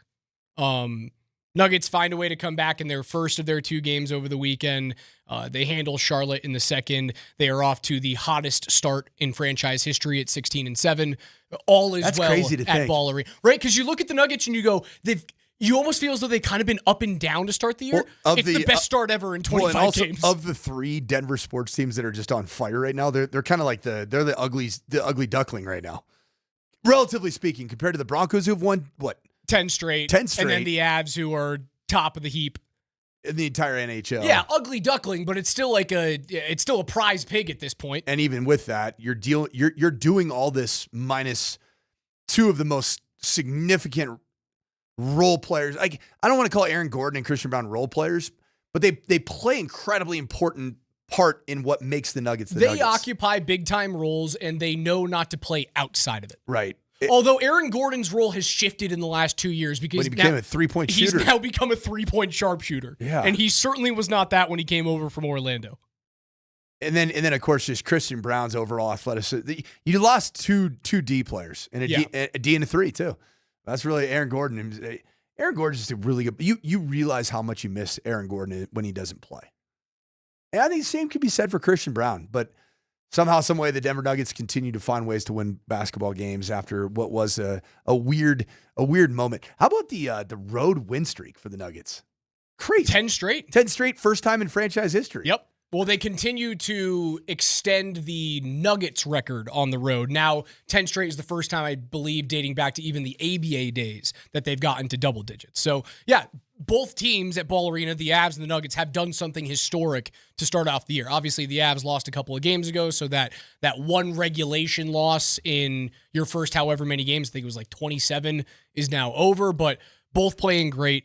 The one thing we haven't talked about yet with Bo Nix and the Broncos from this Raiders game, and we will get into the college football playoff. We will get into all of the craziness that happened around the NFL, like the Daniel Jones Achilles injury. Ugh. How many millions of dollars is that going to cost him? For real? Well, you didn't foresee an Achilles injury. Yeah, but you could see it. There was major depreciation of value for Daniel Jones even prior to this injury. You could feel it the last 3 weeks. We'll get into that in a little bit. Did you happen to see the second straight week that Nix has had a Patrick Mahomes-ish play? So last week it was what? Well, it was the knee nearly touching. Right. It was the Sutton touchdown pass that was a video game-esque pass. The levitation touchdown pass. Right. Much like last year when Saquon Barkley did the 360, I'm going to jump over you backwards thing that Madden literally put in the game the next week. If Patrick Mahomes had made the throw that Bo Nix did, they would have put that animation in the very next week. Correct. He did something that Mahomes is also known for in this game. That little look-off where he no-look throws Devin White 3 yards in the other direction, puts him on roller skates, and then finds Sutton in the middle of the hash marks for a first down. That one eluded me for some reason. Dude, dope throw. Yeah. Bo Nix does love the old no-look pass. You know, when I was Bo Nix ball boy for Bo Nix youth football camp at Valor this summer. When he came out and I will never forget. He spent, it was 5 hours of straight football with about 2,500 youth across Colorado. It was practice for Bo, not for the kids. No, truly all he did was work on like no-look passes and changing arm slot with like a youth football. It wasn't even a regulation size, but he was like, and I'm sitting there, he's actually really looking at this as an opportunity to further his overall space game, and he did. He's gotten way better with all that type of – I don't know how to coach all that stuff, so it's just beyond me. I don't understand it. Yeah, he continues to make plays that feel elite. And I don't believe he gets the recognition for it across the country. Do you mind if I take a quick, with the remaining time in this segment, just a little slight detour, just to talk quickly about a take that I've had about the Green Bay Packers historically having a bit of a struggling here at a power field. 2023 was the most recent game where Russell Wilson beat Jordan Love, a year where the Green Bay Packers were awesome. Do you remember when they obliterated the Dallas Cowboys in the Star, and then the very next week should have beaten the eventual Super Bowl-bound NFC champion San Francisco 49ers? And that game just kind of unraveled late. That was Jordan Love's first year as a full-time starter. The Packers were bad. And then they were also bad in 2024 when they played here in the joint practice. The wheels fell off in that particular practice. I feel like the altitude gets to them. I think that the ball flies differently here. But I'm going to go back to a very significant game between the Packers and the Broncos. Let me think about what year do we keep talking about? Over and over and over. What is the year that we compare this season to? 2015. The 2015 Denver Broncos hosted the Green Bay Packers. Both teams were undefeated, by the way. So this was a battle of two highly regarded football teams. You know what the final score of that game was? 29-10. And when you go to the ESPN, I'm going back in the DeLorean to the time machine, and I pull up ESPN.com, the game recap. Trent Dilfer, who was currently, at the time in 2015, he was the featured voice and face of ESPN analysis. The video is Dilfer, Packers need to solve pass rush problems. I believe that's what's going to happen in this game. I think that there's going to be a pass rushing onslaught from the Denver Broncos. It's almost like they've been storing it up for just the right time. I think that even Vance Joseph might have, I'm not going to say that he's held back some pressures, but I think he's just been playing like, if we just play clean, safe football, we're going to be just fine against the Commanders. We're going to be fine against the Raiders on the road. I think you're going to get a Broncos pass rush that is completely unearthed against the Packers. I think Jordan Love, my guy that I coach, that I love, he loves throwing off his back foot, doesn't he? And sometimes those back foot throws end up in, unfortunately, the wrong people's hands. I know this because I used to try to coach it out of him. It drove me nuts. Jordan, set your feet. Broncos need to unleash the hounds, and I think you can have a repeat of the 2015 29-10 victory that actually took the Broncos to 7-0. Yeah, still undefeated at that time. Manning throws for 340 yards. There were no passing touchdowns in that game despite 39 points.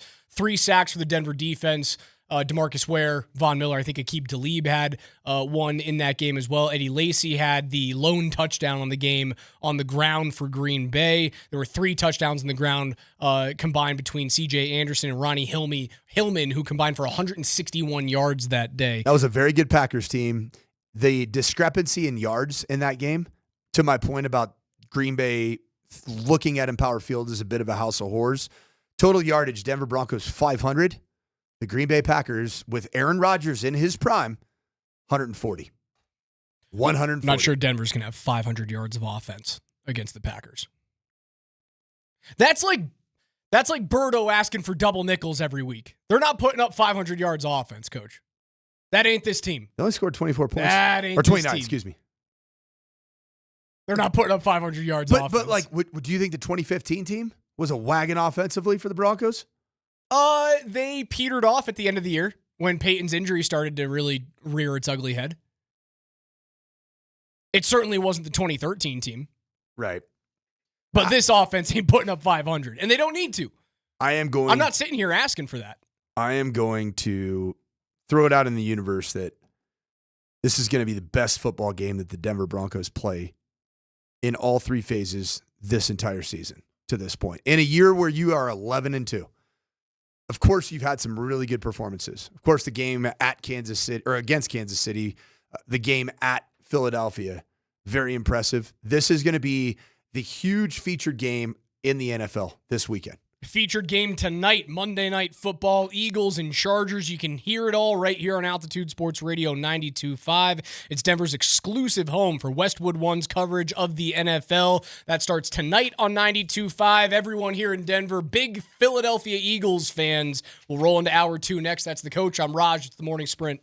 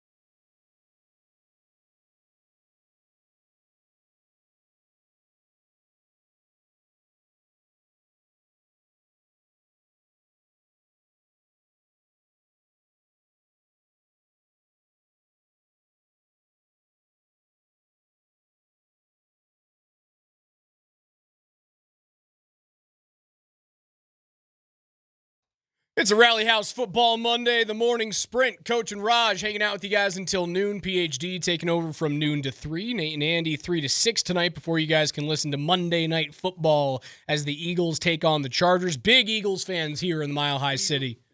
We love Nick Sirianni. Love Nick Sirianni. Big Nick Sirianni fans. See ya! We had to retire that drop from the NFL notes. That's okay. I moved on. It was just a little loud. You know what isn't going to get dropped? What's that? At least for the next 6 days. In a year where this collection of two numbers has been overused to the point where everybody between the ages of, I would say, 18 to 65 years old. Oh, I'm going to hate you for this. There is no franchise more deserving of the record that they currently have in this current year than the Kansas City Chiefs. And what is that record, Raj? I'm not saying it. I will. You cannot goad me into this. You can do that. All right, so I'll ask everybody on the Shop Mazda text line. Nope. What is the Kansas City Chiefs' current record in a year where every 4 to 11-year-old child continues to say these two numbers time and time again to the point where the joke is so beat up, which is why even more I love the fact that that's the Chiefs' record. It's embarrassing. It's a joke. It's the butt of a joke, of a bad joke. You are creating a renaissance for a bad joke because everybody was tired of the Chiefs. Everybody. Coach, what's their record? 6-7. I hate you so much. I hate you so much. Yes, they are 6-7 as the Texans get a 20-10 win over Kansas City. Patrick Mahomes struggles mightily. A 19.8 quarterback rating, 3 interceptions, no touchdowns, just 160 yards on 33 attempts. The rushing attack continues to be like I've had so many games where Kansas City's playing a nationally broadcast game this year. And all I hear Tirico or whoever is calling the game talk about is how great Kareem Hunt is with 1 yard to go. You know where else he's great? Nowhere. Like that, he's awesome from 3rd and 1. Sure, he gets those first downs. The dude sucks everywhere else on the field as a rusher. He's no good. The only guy who can run the football for Kansas City is Patrick Mahomes. And they're talking Chris Collinsworth real heavy on, what was the phrase last night that almost made you vomit? I didn't. Situational runner. Patrick Mahomes. He's a real good situational runner. God, it was hard for him last night, wasn't it? Shut the hell up. Wasn't it hard for Collinsworth really for a full season, Chris Collinsworth has had to put away his glaze. His kit that he bought on Amazon of Patrick Mahomes glaze. Throw it away, buddy. Deep ball, underthrows, Xavier Worthy by 10 yards. You know what? Pick. I know there was a moment in the season where we started seeing, okay, Patrick Mahomes, he's entering back into this conversation of being an MVP statistical quarterback. Man, the eye test recently of Patrick Mahomes has not been great. No, it hasn't. And I mean, I hate to do this right now on Denver Sports Talk Radio, but what is the clear path forward for the Chiefs right now? Is it a hard reset? It's rebuild? I think it's beg that, yeah, you have to retool. You have to retool and rebuild around a $400 million quarterback. You have to look at Travis Kelce and go, you had 5 targets last night, caught 1 ball, and one of them cost you the game because it went through your hands on a first down. Yeah, but Travis Kelce is a world-class libero or setter. Did a great job of teeing that up. Tipped that ball. It was a tip Did drill. a really good job, man. Wonderful job. Tell you what, man. Travis Kelce, state champion volleyball player for sure. I'm sure he would have been. He's a large human. Put him on any women's volleyball team. He's a freak. Speaking of freak shows that are 6'6+, did you see the mutant from Cherry Creek High School, the tight end that's going to BYU, Ty Getchie? 6'6", 235 pounds. Breaks multiple tackles on the way to the end zone. I think it was the second touchdown for Cherry Creek that won the state championship 5A over Ralston Valley, 56-28. You know what he does? His celebration in the end zone, 6'6", 235 pounds. Straight up backflip. Straight backflip. Like I've never seen a tight end body type do that. Yeah, genetics are out of whack, man. They're out of whack. I'll tell you this, too. Just a quick aside. Jim Mora, I heard Vic say it this morning, too. Coach Prime, I went through one calendar year of coaching football in the state of Colorado, I figured out there were 30 players in this senior class that signed with a Division I FBS program. Only one signed with either CSU or CU, and that was Atticus Tillman of Arvada West going to CSU. That's it. That's unacceptable. Get it together, because kids here and coaches want our kids to go to CU and CSU. Yeah, but you got to make it a priority. There are big programs that are taking kids. There's like 4 dudes that are going to USC. USC, UCLA, and Michigan, Washington. Are these programs in a better place right now than CU or CSU? And you bet it. What most of those kids, and again, I am the outsider looking in. You are very much the insider as a head coach at the 5A level here in the state. What I have seen from the outside looking in, it's not, these aren't diva skill position players, most of them. They're program builders. They're linemen. Tight ends, outside linebackers, 100%.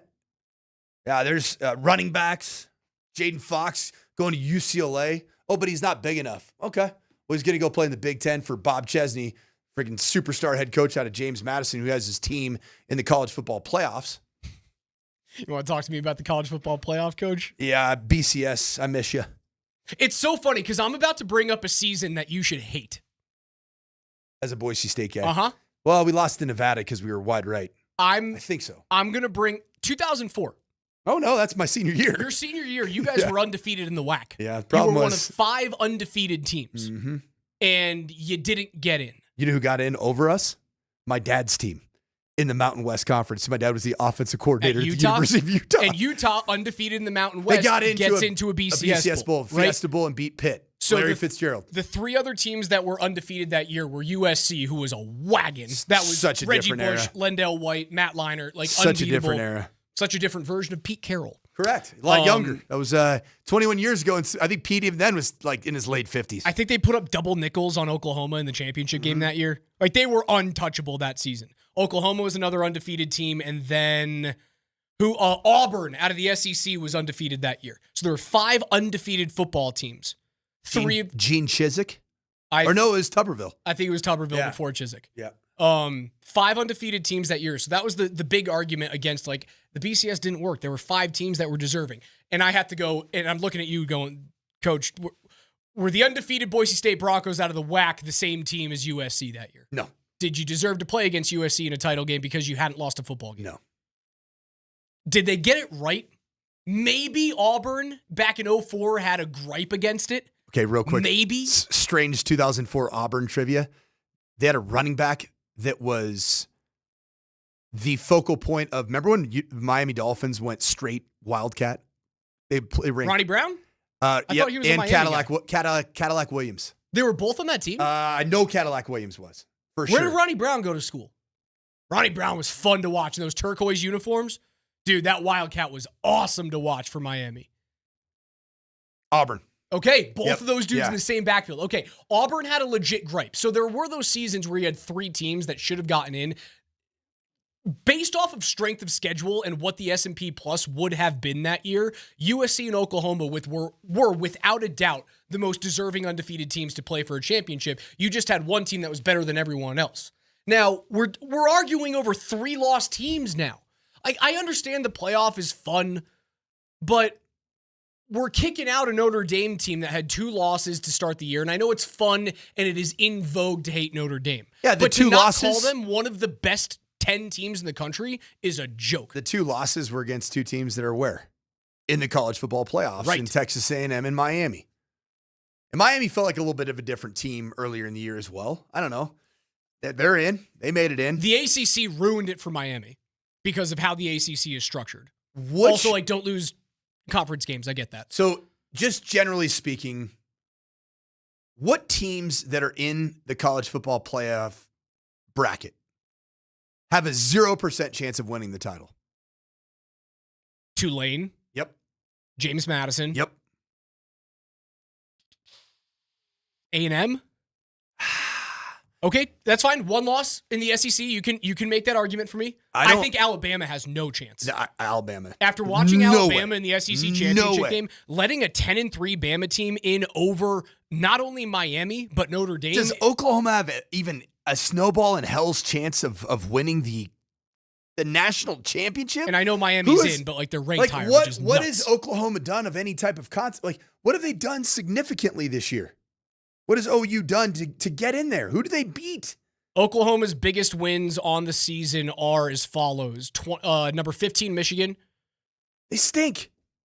Number 22 Auburn, they stink. That was what they fired their head coach. They lost to Texas, who not good, not a good team, not in the playoffs. Right? Hand to God, how bad was I on that pick to start the year? Very bad. Lost. I to called Mississippi. Georgia for the record. Yeah, I know. Pretty good. I was bad in the SEC. It was a very, very poor showing in college football for preseason, Raj. They did beat Tennessee, and they beat Bama. Not a great team, and not a great team. They're in the college football playoff. 2 losses were Texas and who? Texas and Mississippi at home. Okay. I put them in over Alabama. Yes, which I know agree. they're both in, but like Bama and they getting play in each is other. Nuts with 3 losses. Like the fact that they play each other in the first game, that's not. What are we doing? It's like it's almost like hey, we have to let these, or we choose to let these 2 teams in, but we're not going to reward either one of them with an easy game against a Tulane. Right, and it's not even like, remember the old argument was if you had the replay between 2 championship level teams, it was, well, now they're going to play on a neutral field. They're not even playing on a neutral field anymore. It's a home game. Who gets the home game there? Is it Oklahoma? Oklahoma gets the home game. Not even playing on a neutral field. It is like, does that game excite you at getting all? in over Notre Dame for me is crazy. BYU, you needed to have a better showing in the Big 12 title game. They were buns, man. And that sucks because my brother-in-law coaches ball there, and I was excited about that team. That game, it was a little bit like the game just unraveled fast, did it not? Like, you watch the Texas Tech BYU game, and for at least a quarter and a half, you say, okay, if BYU makes a play here and there, they're in this thing. The Alabama-Georgia game, you watched the first quarter and you said, Alabama's not the same. One of these teams doesn't belong. Yep. But yet, somehow, some way, a 3-loss Alabama team belongs. They belong in the big dance. And Alabama's going to beat Oklahoma, just to make it very, very clear. Oklahoma's not good. And then guess what's going to happen? Alabama's going to play Indiana in basically Indiana's first game.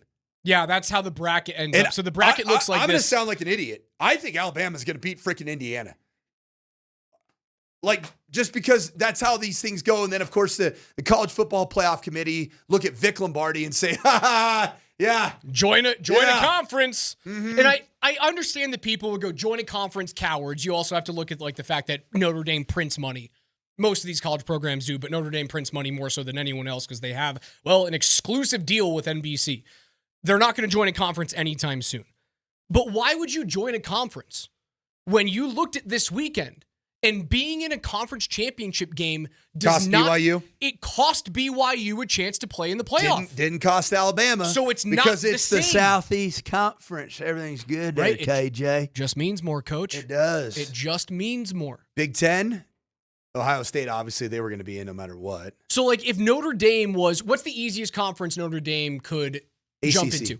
If Notre Dame jumped into the ACC, would that conference championship game matter? They would have been in. I guarantee you they would have played Duke. It didn't matter. It wouldn't have mattered if they played Duke because they would have been a highest. So if they finish in the top 12 highest rated conference, 4 ranked yes, champions. They would have been just fine. They would have been okay. So it would have helped them. And they are in the ACC and just about every other sport out there except for hockey, I believe. Hockey, they're in the Big Ten. Yes, there's no ACC. And a really fun place, great barn to watch hockey there in Notre Dame. They have an Irish sports bar in their upper deck, and it is awesome. You have a pint of Guinness up there? Yes. You know what I was thinking about? Coach and I are going to go to the Army-Navy game. Yes, we are. This year. We're going to leave on Thursday afternoon. We'll broadcast live from Radio Row from Army-Navy. I was thinking I want to have a couple of pints.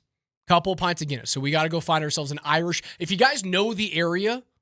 Baltimore. If you know Baltimore, I need an Irish bar and a pub that Coach and I can go to on either Thursday evening or Friday evening. I can speak to this. And have a couple of pints. Right there next to the Inner Harbor, about 3 streets off, man. There's some good Salvadorian pupusas. One pupusas? Just go get yourself just one pupusas. One pupusas. Yeah, no, don't go multiple. Just one pupusas. KJ's NFL notes are next.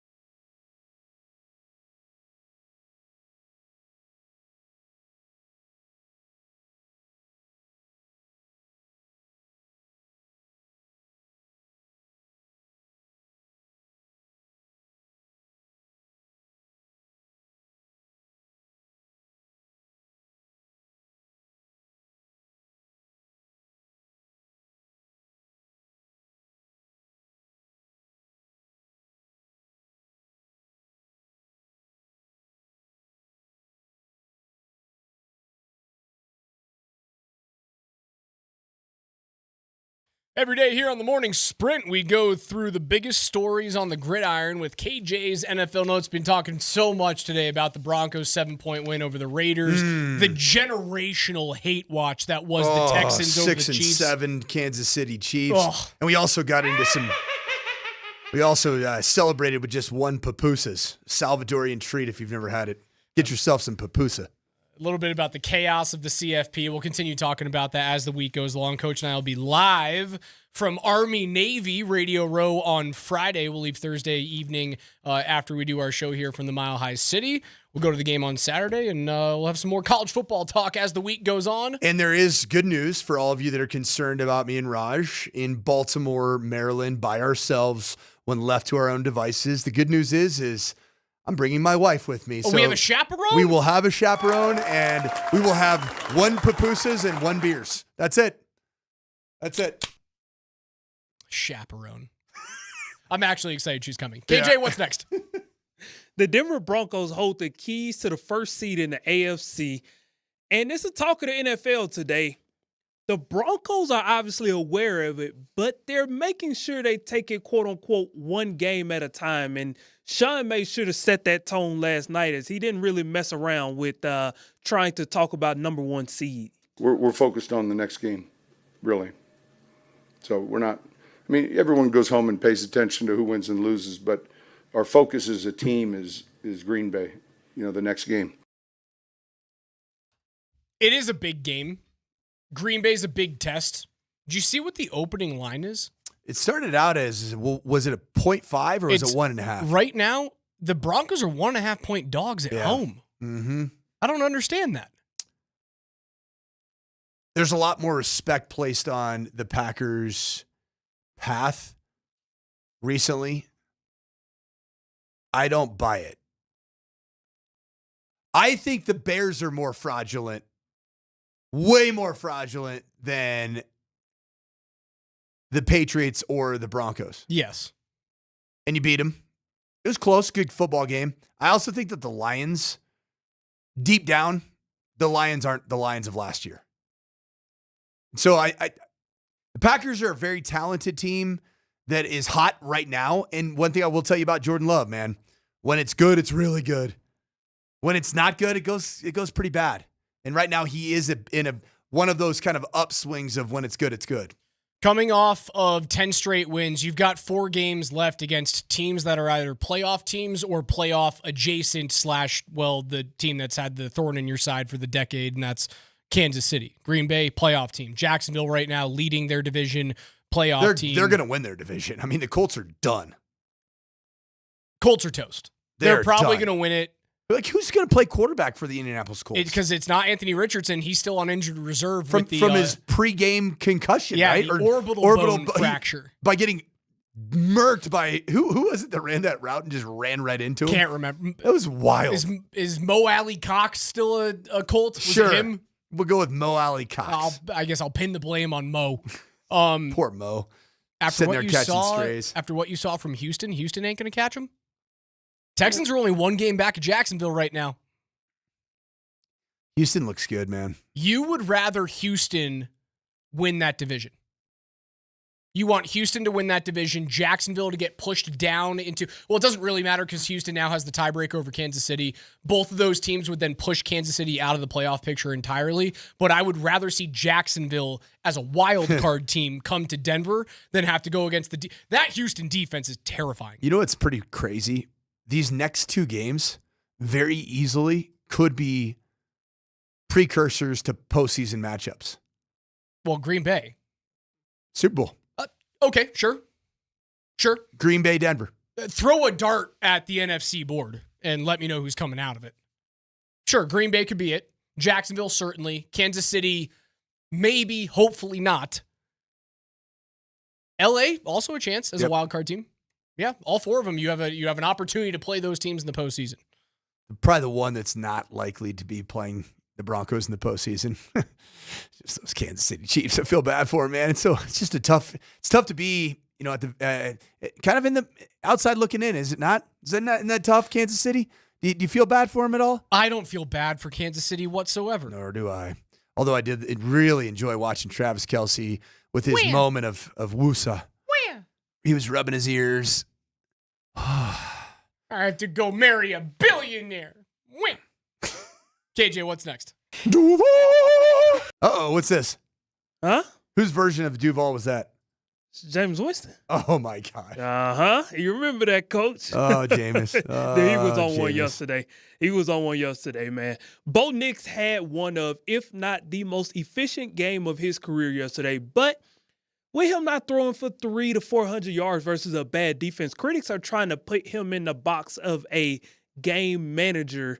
And Bo Nix, he really scoffs at that because he thinks game manager doesn't have to necessarily be a bad thing. Yeah, you're right. It's it's become a negative thing. I don't know why, because the best quarterbacks of all time manage the game at a high level. I think the biggest difference is when the time comes down to it, they just find ways to make either an explosive or make another play. So, all the good ones, all the great ones that win, they manage the game at a high level. Now, some are just more flashy, and I think they don't have that, that context or that tag. But it really doesn't matter because, your job as a quarterback, execute the play that's called, get your team in the end zone, and at the end of the day, have more points than the other team and find a way to win. And that's what we're managing to do. And, we've, 10 wins is a long time. I don't think in any stage of football I've ever won 10 in a row. I take that back. My junior year I did. But he's feeling himself. He's feeling himself. You know what? You know what that voice was right there? That was the voice of Good Bo. Oh, it's your next evolution. Bo. He's a good Bo. He's no longer Bo-Bot. He is a good Bo. What were the other versions of Bo that we went over last year? Your evolution of Bo. I have. Bo-Bot was the only one that stuck because it had a ring to it. Was there Bambi Bo?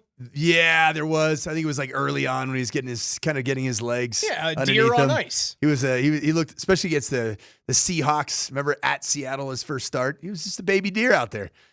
Bambi Bo. Bambi Bo.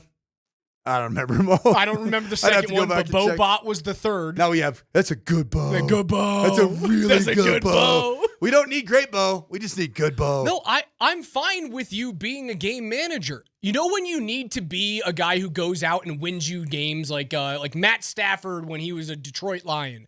Like Peyton Manning in 2013 when he had the best offense in NFL history, but a defense that also gave up I don't know what they did, but 30 points a game it always felt like. I don't need you to be that when you have the best or the second best defense in the world. I need you to manage games, much like Peyton did in 2015 when you had the best defense in the league. Would you rather take early to midseason where in one game it went from that's a bad Bo to that's a great Bo? Or would you just take that's a good Bo? Yeah, I'll just take I want a good Bo. Baseline, Who's a good baby. boy? Was that Kim Becker? Who's a good boy? I think that's Kim. No, that's from Family Guy. It sounds a lot like so that's Mila Kunis.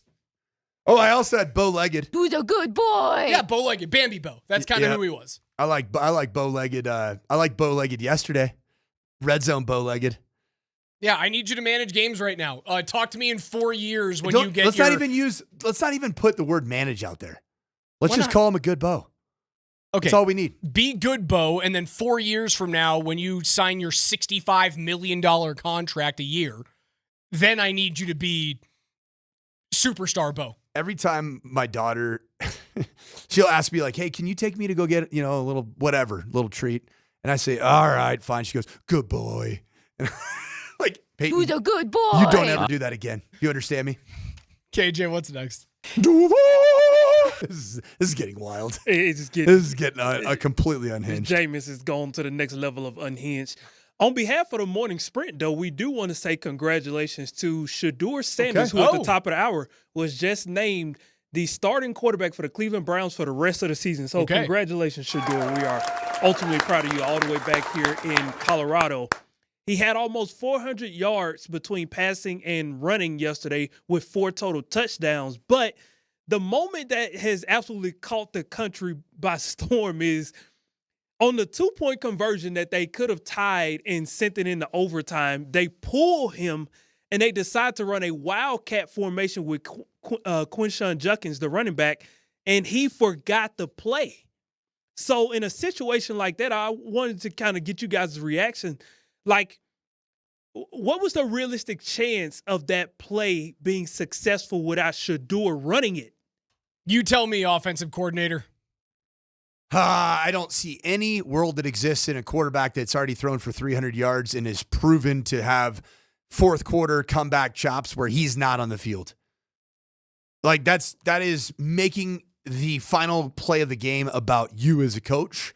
And unfortunately, when you choose to do that and you take your quarterback off the field for some wildcat trickeration, I saw Emmanuel Acho breaking it down, said it was actually a brilliant play call. No, it wasn't, because you actually had somebody handling the football that is not a consistent ball handler. It was a disaster. Quinshon Judkins, that was as bad of an end to a football game as you will ever find. He zipped a tight spiral across the field, though. Yeah, but even if it was caught, it would have been caught by the Tennessee Titans. Yes. And 7 or 9 yards, about what, 9 yards? 11, 12 yards 12 yards short of the goal line. We almost had a Benito there. What are we doing? Dude, my boys, I actually know Tommy Reese pretty well, the offensive coordinator. I think Stefanski calls the plays. And then my boys, the O-line coach, Mike Bloomgren, I coached with him at Stanford, and he was the Rice head coach for the last 5 years or 6 years. I wanted to text him and be like, dude, what, seriously? Like, what are you doing? What is he doing? Come on, man. What is Stefanski doing? Do you put your name on that? Like, come on, man. That's bad football. And that's coming off the heels of... Those uniforms are so sweet, too, the Browns were wearing. I thought their white helmets were the best helmets. Dude, look at these, though, right now. These are pretty crispy. They're solid. I'll give you that. The play that he makes, the touchdown prior to that, to make it 31-24, right? Something like that. Mm-hmm. Shedeur eludes Jeffrey Simmons in the midst of like 7 different bodies. He looked excellent. I know it's the Titans. I know they're terrible, but the interior of that defensive line is probably the only bright spot that Tennessee has. No doubt. Jeffrey Simmons is a legit player, and he finds a way to spin out of that, rush himself into the end zone, and make this thing a game with 5 minutes to go after trailing by 3 scores. He deserves to be the starter for this team going forward. It's already a joke that he was a 5th-round pick, and I hope that they give him every opportunity in the offseason to be the number 1. Because if Cleveland is in conversations for the top pick, you know what probably behooves them? Trading out and getting a bunch of different players that you can help build around that guy who very clearly, and I know the data size is very, very small, he can play quarterback in this league. Do you need to take the chance on the kid from Indiana? Do you need to take the chance on if Dante Moore comes out of Oregon? Are you convinced that anyone in this quarterback class is better than him? It's what I go back to last year when Shedeur Sanders led the comeback drive, I believe against Baylor in a massive white squall of rain. Shedeur has proven the thing that Bo Nix proved this year, but he did it in college and even did it yesterday. He plays his best football where most NFL games come down to the final possession. He plays his best ball in what he calls, what is it, like legendary mode or Brady mode or whatever heck. He has sayings for all of it, but he does it. And that's where me, as somebody that was fired by his dad, I actually was interviewed by Shedeur. Did you know that? Part of my job interview was Coach Prime going, "Hey, Grow, hey, why don't you talk to Coach over here?" I didn't get the job, and so I should not like Shedeur. But like I saw him consistently mount comebacks when your team needs you to play your best ball, and he did things I was like, that's not normal. I couldn't imagine if he actually went into a non-poverty franchise. Right. But that's the thing about a really good quarterback is you can transcend the poverty franchise. KJ, one more. The Colts starting quarterback, Daniel Jones, unfortunately suffered a season-ending Achilles tear yesterday in the first quarter, and the Colts went on to lose 36-19 to the Jacksonville Jaguars, who the Broncos will see coming up here in a couple of weeks. He's set to undergo surgery. Obviously, the field was super rain-soaked, and it was just one of those awkward situations where there was nothing he could do. It happens. But I do have a theory for you guys to kind of bring a little sunshine to a rainy situation here. Let's look ahead. We know he won't be ready to start 2026. If you're the Indianapolis Colts and you know that you're a quarterback away, should you go all in this offseason on Mac Jones? No. I don't think Mac Jones is the answer. Not for me.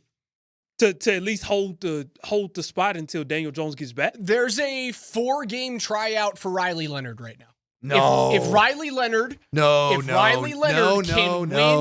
can win one of these games against Seattle, San Francisco, Jacksonville, or Houston and get you into the playoffs, right? Because do 9 wins get you in as the final seed?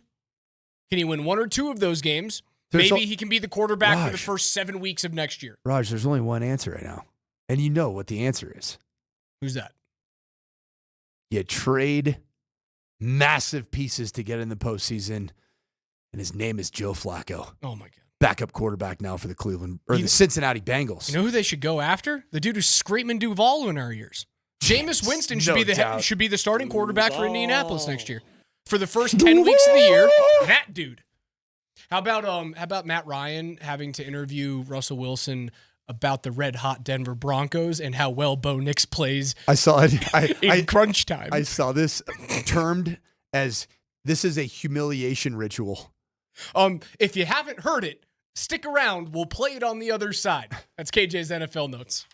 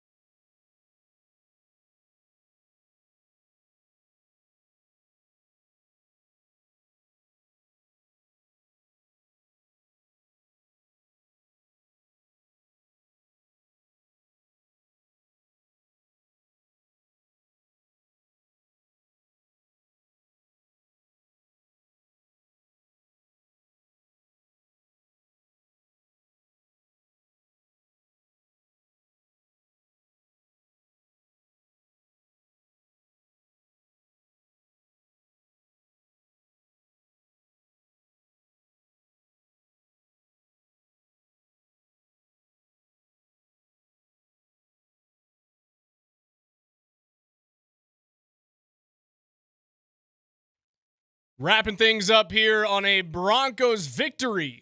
Rally House Football Monday. First opening drive touchdown in 10 games for the Broncos. They also give up an opening drive touchdown for the first time all season, but I saw a couple of texts like, oh, the Broncos are barely skating by really bad teams. If you tell me you didn't watch yesterday's game without telling me you didn't really watch yesterday's game, because that was not a one-score football game. They handled them the whole way through. Once Mims took that punt back for a touchdown, it was over, dude. As I've heard Darren McKee say, Darren McKee never won for hyperbole. No, never. This is the biggest one-possession victory in the history of pro football. The most lopsided. You know why he said that? Because he lost the bet to Adam Schefter. Oh, no. Where he claimed that that the Broncos were going to win by 20 points or more, which in the NFL just doesn't happen very often. Well, they weren't going to win by 20. They should have won by 10. It's an outlier, right? You can make the argument they probably should have won by 13. 13. Not 20. Or 16. You know what? They should have won by 16. The 4th and 3 running it with RJ Harvey for no reason made no sense. None whatsoever. Like, I understand trying to end the game there, but don't you just put it in your quarterback's hands at that point? Mm-hmm. It's not like running the football continues to run the clock. It's a turnover. It stops. That's why I didn't understand that. It made no sense. The play call was dumb. The decision to go for it on 4th and 3, I went, yeah, why not? End the game. Why would you want to trot your defense back out there? Because one play, then you can go down and take a knee I thought twice. It would have been a great opportunity for a Bo Nix, the amount of bootlegs that Sean Payton calls, why not just call another one? Right. Have you ever seen an offense call more naked bootlegs? He's comfortable throwing on the run. My dad was at the game yesterday in Vegas, long time high school, college, and NFL coach. I just asked him, halftime. He's sitting up there with some boosters, whatever. Dad, what do you think about the Broncos offense? He's like, they're good. Very good. But Bo Nix is pretty good. He's good. They run a lot of bootlegs. They run left to right all the time. And my dad said, the problem with that many bootlegs is that you start losing the value, the perceived value of the actual run fake. If almost your entire pass game is coming off of a run fake. Because it's not like they run a lot of stretch. Not a ton. They ran a little bit more yesterday, which was good.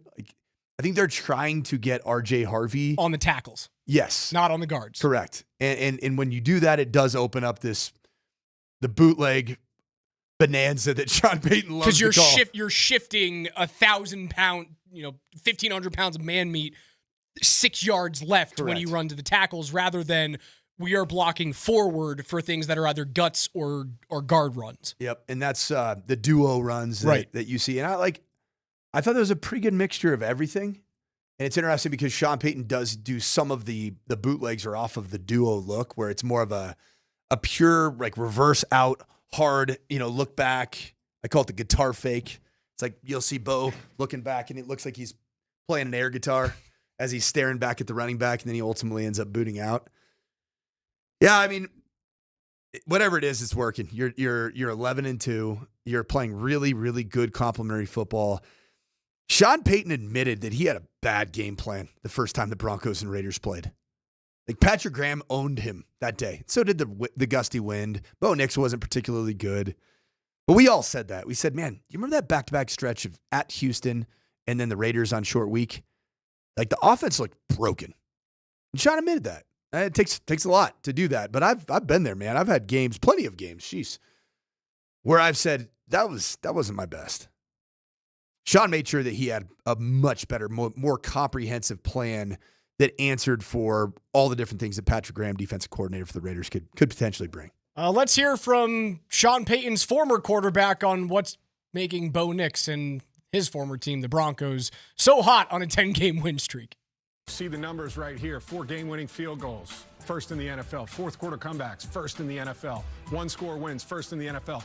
A lot of that has to do with their young quarterback, Bo Nix, who has been excellent at the end of games. One of the things I'd like to see from him, though, is consistent play across the 4 quarters. And I think if he can do that, this team is as scary as anybody heading into the playoffs. Yeah, we played them this year. They had a 19-point, comeback in the 4th quarter. They got Bo Nix. When he's on the move, that's where he's really good. And I think the best thing they have is Cortland Sutton. Yeah. Cortland Sutton, man, he's 5th in the NFL in the past 3 years. 2023, 10 touchdowns, 2024, 8 touchdowns, and 2025 so far, 5. He's got 23 already. And, you know, I think what's interesting about him, man, he's the guy you want to go to. He played with a guy like Julio. You give him a chance, he's going to make the play. And I think that's what he does really well. Particularly in end-of-game situations. Everything's on the line. Who are you going to trust in those situations? The other thing they have is a defense. This defense, you said, you went against them. They are as good as anybody at getting after the passer. Well, I think it's because of Vance Joseph. He puts these guys in great positions to rush the passer. Bonito has done an unbelievable job of getting to the passer, too, and they had Cooper on the other side. But I think Vance has done a tremendous job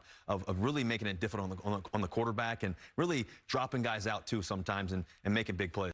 You know what that is? That's guy still being paid by the organization. I'm going to say nice things until those checks stop coming through. When I heard Matt Ryan, like, almost lean in to Russell Wilson talking about your replacement, it made me think it's that moment where you say, so you want to be a broadcaster. No doubt. You better get used to the uncomfortable. I mean, even me, I have to talk about Coach Prime. Not that I was the head coach. I was an interim head coach. But I have to talk about him. And it's not always the most comfortable thing to do. Right. Yeah. Was it like New York Giants quarterback broadcast day between Jameis and Russ? Were they on different networks too? For the love of God, do not subject me to Russell Wilson analyst. Was he terrible? Was he terrible right there? No. Like, he could have been worse. He did drop 3 names, which is very Russ. He could have been worse.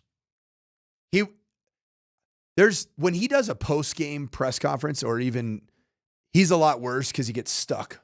Because he's so measured in what he says in a post-game presser. You don't have time to be measured on television. He actually kind of, I will say, like, his tempo was better than I would have given him credit for. There are producers in your ears screaming at you to get out. You only have 10 seconds, 5 seconds. There was only seconds, one time where talking. he kind of did the Russ thing where he kind of goes, because he's measuring. It's not because it's because he's measuring what he's saying. He started to measure a For little the bit. love of God, don't give that to me. I don't want to have him on my television. Do you want Jameis? Yes. Did you hear his pre-show speech that he gave to? He's the best guy ever. So good. I want him in and around my football at all times. He makes football more fun, more enjoyable at every turn. And he's been that way since he was a freshman at Florida State? Florida State. Yeah, I mean, he's had such a great come from behind story, life turnaround story since he robbed Publix of crab legs. That seems like that's eons ago now. Because you know what Jameis Winston does for all of us? He makes us feel excited about living. Here he was in the pregame with Fox. We all should be happy and grateful for today. Now is the best present that we can get. Right. Okay? Present. Right now, we have Hall of Fame football players. Mm-hmm. Right now, we have world-class men and women that serve Fox to make this show go. This opportunity doesn't come around often, okay? But guess what? We have to make it last forever. Here we go. Fox NFL kickoff on 3. Woo! 1, 2, 3. Fox NFL kickoff! I love it. I love it so much. How good is that? You can't help but smile. Because I think part of him knows it's a bit. It's all a bit. But he's also like the most happy-go-lucky person on the planet. But it's genuinely him. Right. Bit.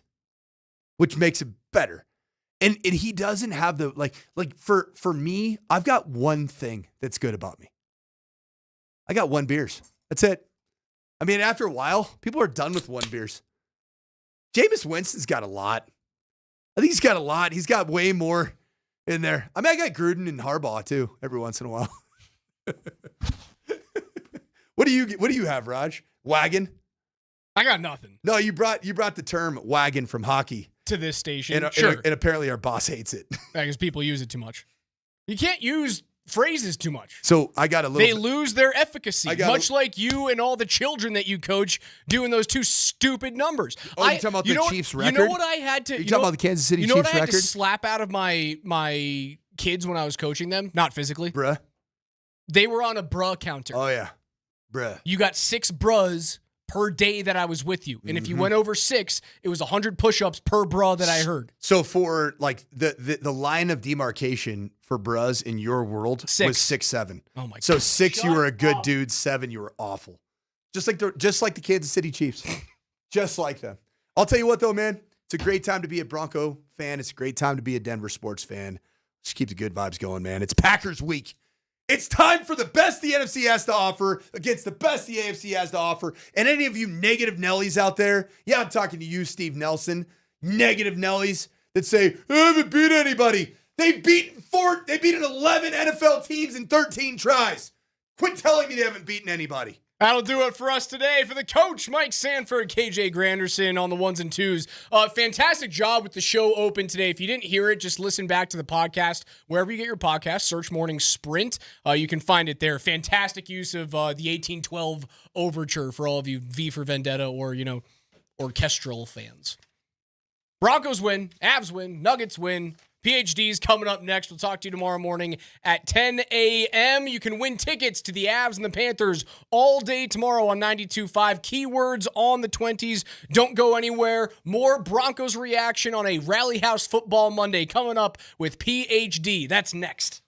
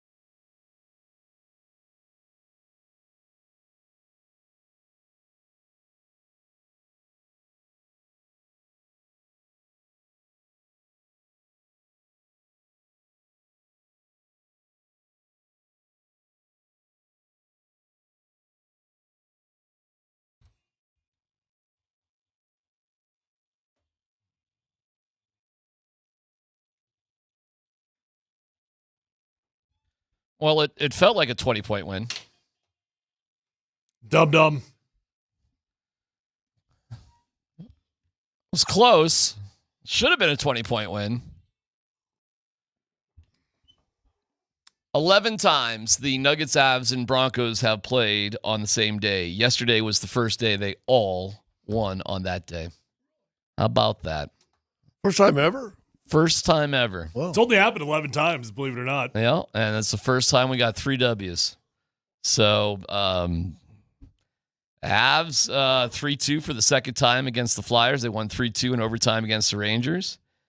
Your Nuggets with Scott Hastings on the call there in Charlotte, which David Adelman says was his favorite win of the entire year because it was a little scrappy, but they had to do everything, so he liked it the best. Okay, cool. And then your Denver Broncos winning their 10th game in a row, and of their 11 wins, 9 of them have come by 1 score. Yeah. That's what it is, man. I mean, you know, the game starts out and Raiders get out to early lead, and I'm like, well, I guess we're going to do this again. Like this one. Raiders never led in that game. Raiders never led in that game. It was 7-0. 7-0. 7-7. 14-7. 7-7. You're right. They tied it. You're right. So game's tied, right? And you're like, okay, this is what we're going to do again. We're going to play this game with the inferior opponent. And it never really felt like anything you had to be concerned with. But it's just kind of like, here we go. We're going to do this again. Been there, done that. We're going to get a win. You know they're going to get a win. I think, in my opinion, that was Bo Nix's best game of his career. He was great. Oh, my God. Really? Yep. Watch the film today. Dude, that dude was he was dialed. Absolutely dialed. Maybe not the big plays that you're looking for, Scott, but dialed. Yeah. 31-38. 5 passes, 5 yards here, 4 yards here, 3 yards here, 2 yards here, 4 yards. Brother, game manager hater. I know. No, he managed the game well, but don't say that's his best game. I think so. Yeah. So 5 yards an attempt, 38 attempts, you get 200 yards? Bo was 212. Yeah. 31-38. And the dude was in control. He was flat out in control of the offense. The dude knew where he wanted to go with the ball, did a great job with his eyes. He was manipulating the defense, scanning, knew pre-snap where he wanted to go, always had the open guy. I mean, I can't ask for much more of my quarterback than put the ball where it needs to be. I've got my Bo Leaf hat on. Should I take it off for you? But I wouldn't put it on. Oh, okay. Yeah, I didn't think so today. Not with a statement like that right off the. Well, I mean, to me, when you say it's the best game ever, I'm like, whoa. Now, I will say this, and the announcers, so that was called C-Team, by the way. The announcers said that Sean Payton admitted, and they making the same thing we talked about. Thursday, the first time they played him, short week, all the games in a row, blah, blah, blah, blah. But according to them, Sean Payton said, I had a terrible game plan in that first game against the Raiders. Yeah. Well, his game plan was a little bit who did they beat last week? Commanders was that. Bing, bing, get it out of his hand quick, bing, bing, bing. Game management, one of the best game managed games he's had. I'm just not going to call that's the best game ever because that's the best game ever. Well, I understand why you don't want to. I mean, it wasn't sexy. There weren't tons of big throws or splash plays, but that's a dude that was in control, and that's what I'm looking for out of a quarterback. Here's how Bo would answer you, Scott. A little bit of Bo hate right off the bat here. I feel great. I feel like I'm. You mentioned the last 3 games. I feel like I've seen the field very well the last 3 games. Just understood where outlets are, understood where the ball needs to go.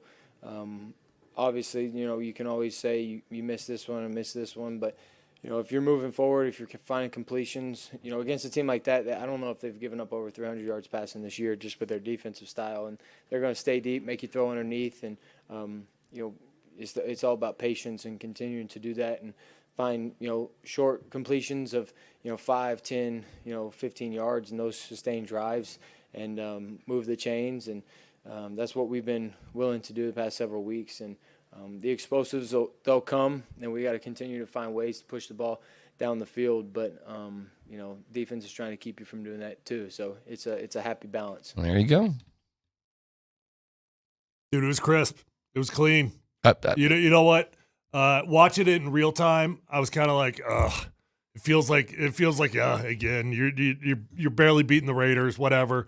But I've only watched the first half. I haven't watched the second half of the offensive film. But after watching the first half, I was actually blown away by how effective the offense was. I know it's going to sound crazy. I get it. But when you look at it, the runs are there. R.J. Harvey's coming along. Probably his best game as a ball carrier. The passing game was crisp. The execution all around. They managed the situations really, really well. Here is Sean earlier today, Scott. I'm focused on you there a little bit there with this comment. Sean addressed it earlier today about the shots. How many shots do you think they took? Well, the one I can remember, and I went back and watched the film today because obviously I couldn't watch it live. There was one late. It was nearly intercepted, but that was the only one I really remember over 25 yards. One, maybe two, one. Yeah, I don't remember. Over 25 yards? There weren't a lot. I mean, I'll give you that. I love Harvey out of the backfield. All right. Well, Sean said they took their – and Harvey's coming along in the running game. Best game. He had one play that he tried to bounce outside, but for the most part, he took what the defense gave him. All right, here's what Sean said just about an hour ago. Well, I think this. Number one, we probably called 7 shot plays in that game, and they're doing a pretty good job staying on top in their zone. Typically, when you play a Pete Carroll team, it's going to require a lot of throws that come underneath the coverage. And so, the game went a certain way, and I told you after the game, and then again today, I really liked how the game unfolded. He felt terrible about his game plan against Oakland the first time around. Right. The way to beat Oakland is exactly what they did. I won't disagree with that. All right. Okay. So, but to call it the best game he's ever played, I don't know, man. 31 of 38. It was great. I mean, we could debate the semantics if there's a game or two that's better, but I mean, throw it in the category. He took 3 sacks, but one of them was when they counted when he slid down. Right. Which, that's silly. No interceptions, no touchdown passes either.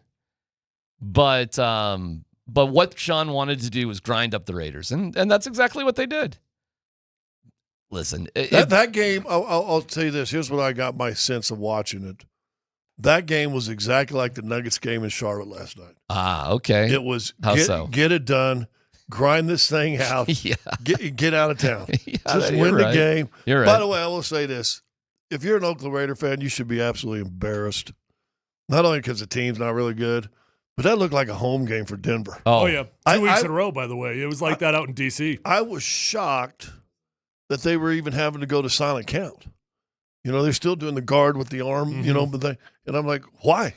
I mean, I guarantee it was at worst 60-40 Bronco fans. I talked to a couple people that were there. They said that it was more like 35%, 40% Broncos fans, but by the end, it was more like 70%. And they said that despite the fact that there probably were more Raider fans, technically, they were so quiet because there was nothing to go on about. And there were at least 10,000 empty seats in the stadium as well. So, yeah, I mean, whatever standard you want, that was a home game. That was as big of a road home game as you're ever going to get. Ever. Broncos fans coming out in droves on the road this year. Yeah, hell yeah, man. It's Vegas. And then Pete Carroll's, I should have focused on this earlier. His post game was like, the fans. Oh, yeah, we should have had. That was a big deal in Seattle. He said that. That was a big deal, or was it? It was a big deal. Having the fans on your side is a big deal. Yeah. Well, the 12th man, right? What they call the Seattle fans? And he had it at USC, too. You got to win more than 2 games to get the fans behind you. Well, right, well, exactly. You also got to have a town that isn't a transient town anyway. They seem to like the Golden Knights. I don't know. I think if you give them something to be excited about, they'll come out. Boy, do they look stupid in all their makeup and styrofoam helmets and all that silly, foolish stuff. Yeah, see if the Bellagio's going to let you in after the game. Exactly. I mean, maybe in the parking lot in Oakland, which is a grimy place. That goes over well. Halloween.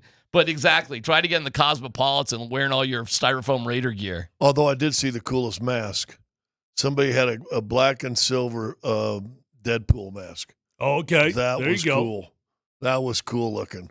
Well, we're here to celebrate, man. Good vibes all around to go through the game, get your reaction to it. It's a rally house. We got the best fullback in the league, boys. I'm just telling you. Best Adam fullback Prentice. in the league.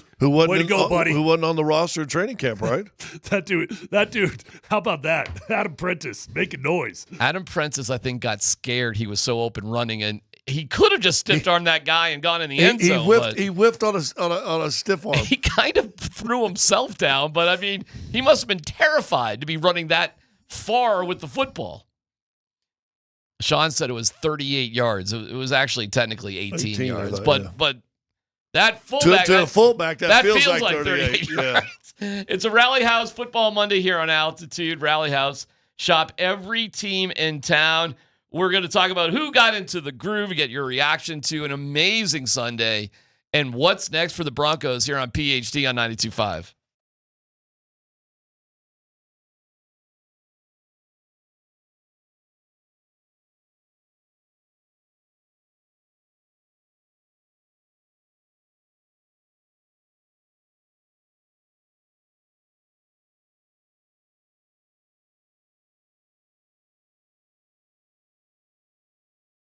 Hey, what's going on, guys, gals? If you're out there struggling with hair loss, whether that's a bald spot, receding hairline, or thinning hair, do yourself a favor. Call my friends at Advanced Hair Restoration today. 720-459-HAIR. You're going to love your experience at Advanced Hair Restoration. You're going to be in a calm and relaxed environment with the best of the best working on you.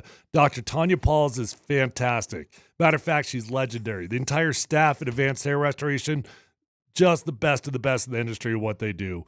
You're going to love the product. You're going to love the results. Matter of fact, they're going to guarantee your hair is going to grow for life. Lifetime guarantee with your own natural hair starting to regrow the very next day. They've already changed tens of thousands of lives. That includes mine, and you deserve to be the next one. So call Advanced Hair Restoration at 720-459-HAIR. You're going to get 250 free hair grafts and $250 off, but that is a limited time offer. Or check out those before and after photos at advancedhair.com.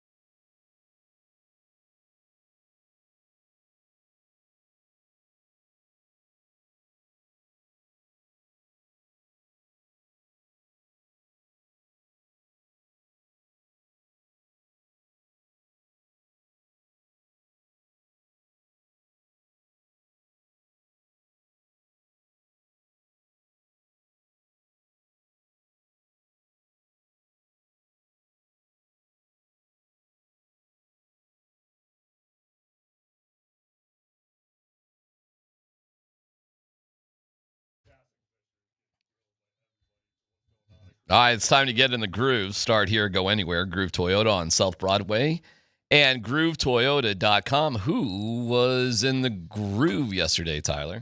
I'm going to give it to R.J. Harvey. Was it a breakout game, statistically speaking?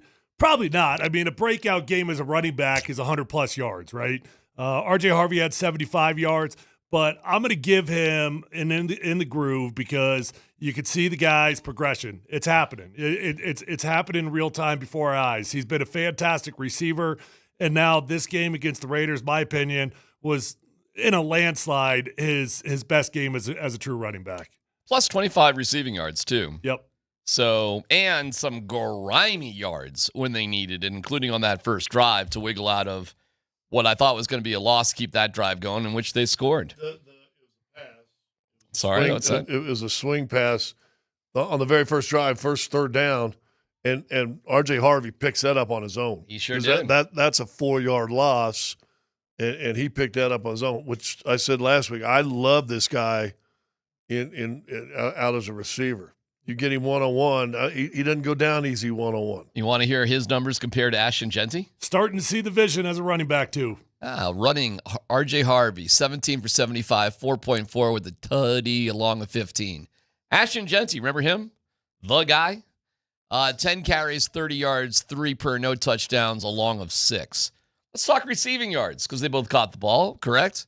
R.J. Harvey, 6 catches on 6 targets for 25, along of 9 effective. And Ashton Genty, 2 catches for 8 yards. Yeah, Bo used his running backs. I think a third of his completions were to running backs. Vegas rushing, 40 yards. 4-0. 40. Who you got in the groove? Well, that's a good one. I would say 2 things stick to my mind. One, especially after commenting that he had a terrible game plan the first time, that was a perfect game plan to beat those guys. You're going to give it to Sean Payton? Now, I will say this, 19-play drive, give me something more than a field goal. It would have been nice to put a touchdown on that one also. Well, of course, yes. But, definitely, I was rooting for that. Yeah, that would have been great. So I thought Sean Payton had a game plan, and you know what? They've positioned themselves. If they game plan wins, go game plan full more. Get number 1 seed. And I'm going to tell you what, Elsa, and I don't think he had a giant game, but Courtland Sutton's just steady. Solid. Oh, great. Fantastic. Just absolutely solid whenever you need him. 6 for 65 or something like that? 6 for 62. Yeah. 10.3 per. But he's just solid. Solid. Man. Big. Yeah. Back shoulder, whatever. Caught a nice little low one. Solid as all can be. Deserves every penny he's getting, man. Mm-hmm. He's our number 1 guy. He's the most reliable. And Pat Bryant's getting in that direction too, by the way. Well, listen, they mentioned that, how Bo likes the big receivers. And if this is the style that Sean Payton's going to win a Super Bowl with this year, then guess what you need? Big receivers. If you're going to play possession football, he's got them. You better have big receivers that can win a jump ball, a post up, whatever you want to call it. Little Jordan Humphrey is a big dude too. He had 3 catches. Evan Engram it's just I don't know. I don't know what's missing. It's not clicking, but oh well, whatever. But I think that's game plan. I'm not going to be that concerned about it. In the group for me is Marvin Mims. It is as good as he is as a returner. And Sean Payton did say he was him and George Payton's first overall pick because they really didn't think they had a punt returner, and they thought he was the best punt returner coming out of college. And I think they're he's right. Taking credit for his punt return. Well, Sean is. Well, he's taking credit for recognizing how good he could be. As a punt returner. I'm just telling you what he said. When was Mims drafted? The second round. So you're going to draft punt returners in the second round? Well, if I get a Pro Bowl one, I'm not bad about it. And Sean said today we've got to get him more involved offensively. He said it. But we'll take that development. It is weird this year. Last year, Sean Payton was so intentional about schematically coming up with opportunities for Marvin Mims. This year, Sean has just not been intentional about it. So I don't know what that means. I don't even know if that means that Sean is down on Marvin, or the other option is he's more high on Bo Nix, and he's like, I don't want to waste a play where I have to scheme up a gadget play for Marvin, but I'd rather just let Bo run the offense. We'll leave the gadget plays for Kevin Stefanski. He's doing a great job there. That man hate him some Shedeur. I guess, but congratulations to Shedeur Sanders. Congratulations. That is a breakout game in your third game as a starter. And Stefanski saw which way the tide was rolling about an hour or so ago, and announced that Shedeur would start the rest of the season. But how about? But I think this is what they get a play and they need to score on, and they take Shedeur out. They did it multiple times. Can I tell you something though? It was actually a really good play. That play would have freaking worked if they actually executed it. Well, Judkins came out and said that he forgot what the play was. Yeah, he forgot to pitch it. He runs past the reverse guy, and all of a sudden he's like, "Oh, I just remembered I was supposed to actually pitch this ball," and then he panics and he throws it. Oh, it should have been picked. Well, yeah, sure, whatever. But it should have been pitched on the reverse before that. It actually was a good-looking play. It's fun to make fun of Stefanski on it, but you also got to understand how 2-point plays work. Like you've got maybe 3 of these things on your play sheet. That's it. You got 3 of them on your play sheet. They already used one. It didn't work, so they get down to the next one. And I actually think schematically it was a decent looking play. So now it's Stefanski calling all the plays. Oh, according to Stefanski. That's according. He was asked about it. He said it's multiple times. I mean, the Muggles did not let him off the hook after the game. I will say this. Talked to a Kansas City Chiefs fan this weekend. Now he's a fan. He doesn't sit in a chair like you or anything like that. What's our guy, Bieniemy? He said, well, if you're being honest, the offense hasn't been the same since Bieniemy did leave. Well, they won a championship without him. Well, I understand it, but he said the offense has not been the same since Bieniemy left. I think you're seeing. Are you talking about the Chiefs here? This is from a Chiefs fan. The dynasty is done. I'm not saying they can't come back to a certain degree, but every dynasty has a beginning and an end. Well, and this dynasty is toast. If they were absolutely smart and Mahomes got knocked around in that game a little bit, I would send him the rest of the season. I would lose these games, and I would get a 5th, 6th pick in the draft. So it's not a bad idea. There's no chance for them to win a Super Bowl. That's their standard. Maybe he comes down with a little, my arm, my shoulder, my knee. I just watched him. He just got hit over here and limped out of it. So, I mean, he's had ankle issues. Fine. But it ain't happening for him this year. I would stick at, they got 6 wins, 6 and 7? Scott, I would stick at 6 wins, period. Hold on. You know what they are. You know what they are. What, done? 6-7. 6-7, they are. Yeah, that's right. But I mean, what does 6 and 11 give you in the draft? 5 to 10? You're in the top 10. Not that high. You're in the top 10. I bet you in the 5 to 10. 6 and 11, you're in the top 10. Sure. I think. I can look at the standings. I got it right here. Got it right here, Scooby-Doo. Well, you aren't going to lose. You aren't going to be past the Raiders. They should just lose the rest of their games, too. 5, 6, 7, 8, 9, 10, 11. Yeah, you're. I mean, you may be 10, 11, 10, something 12, like that. Somewhere there. Yeah, I mean, we'll see how it all shakes out. But okay. How many teams right now after this weekend are saying, why didn't we get Shedeur? The Raiders maybe. I tell you, Shedeur's going to make it interesting. He's going to make it really, really difficult. All he needs to do is have 1 or 2 more games similar to that. And now the Browns got a really difficult decision. I think the Raiders and Saints should both be saying that. I think so. I think 2 specifically. No. 2. And Cleveland should be saying, well, why didn't we earlier? Well, Cleveland may be like, we're the smartest guys on the block right now. We'll see how Cleveland decides to spin this. Cleveland may be like, and I told you so. Like, look at us. Andrew Berry, the GM, he may be having a moment right here. Seriously. And it's not hard to see that Shedeur won over the fan base like you can't believe. Well, I told you that was going to happen. Oh, my God. They love him. They absolutely love him. And they love the perfect timing stuff, the hand and I think he needs to, parts of that are fine. But, he throws what could be the tying score, the touchdown that leads to the 2-point conversion.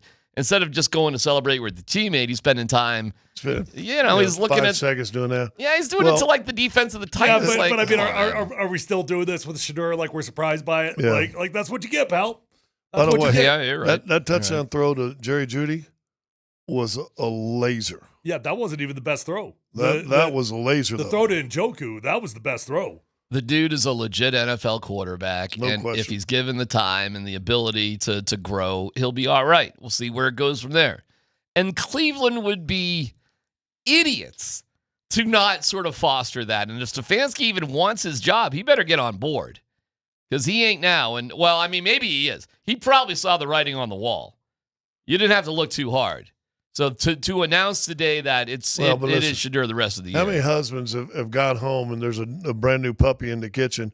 You don't really like it, don't really want it, but then you realize, well, if I don't want this, then she may not want me. That's right. Yeah, Ain't no isn't doubt he about nice? it. Yeah. Okay.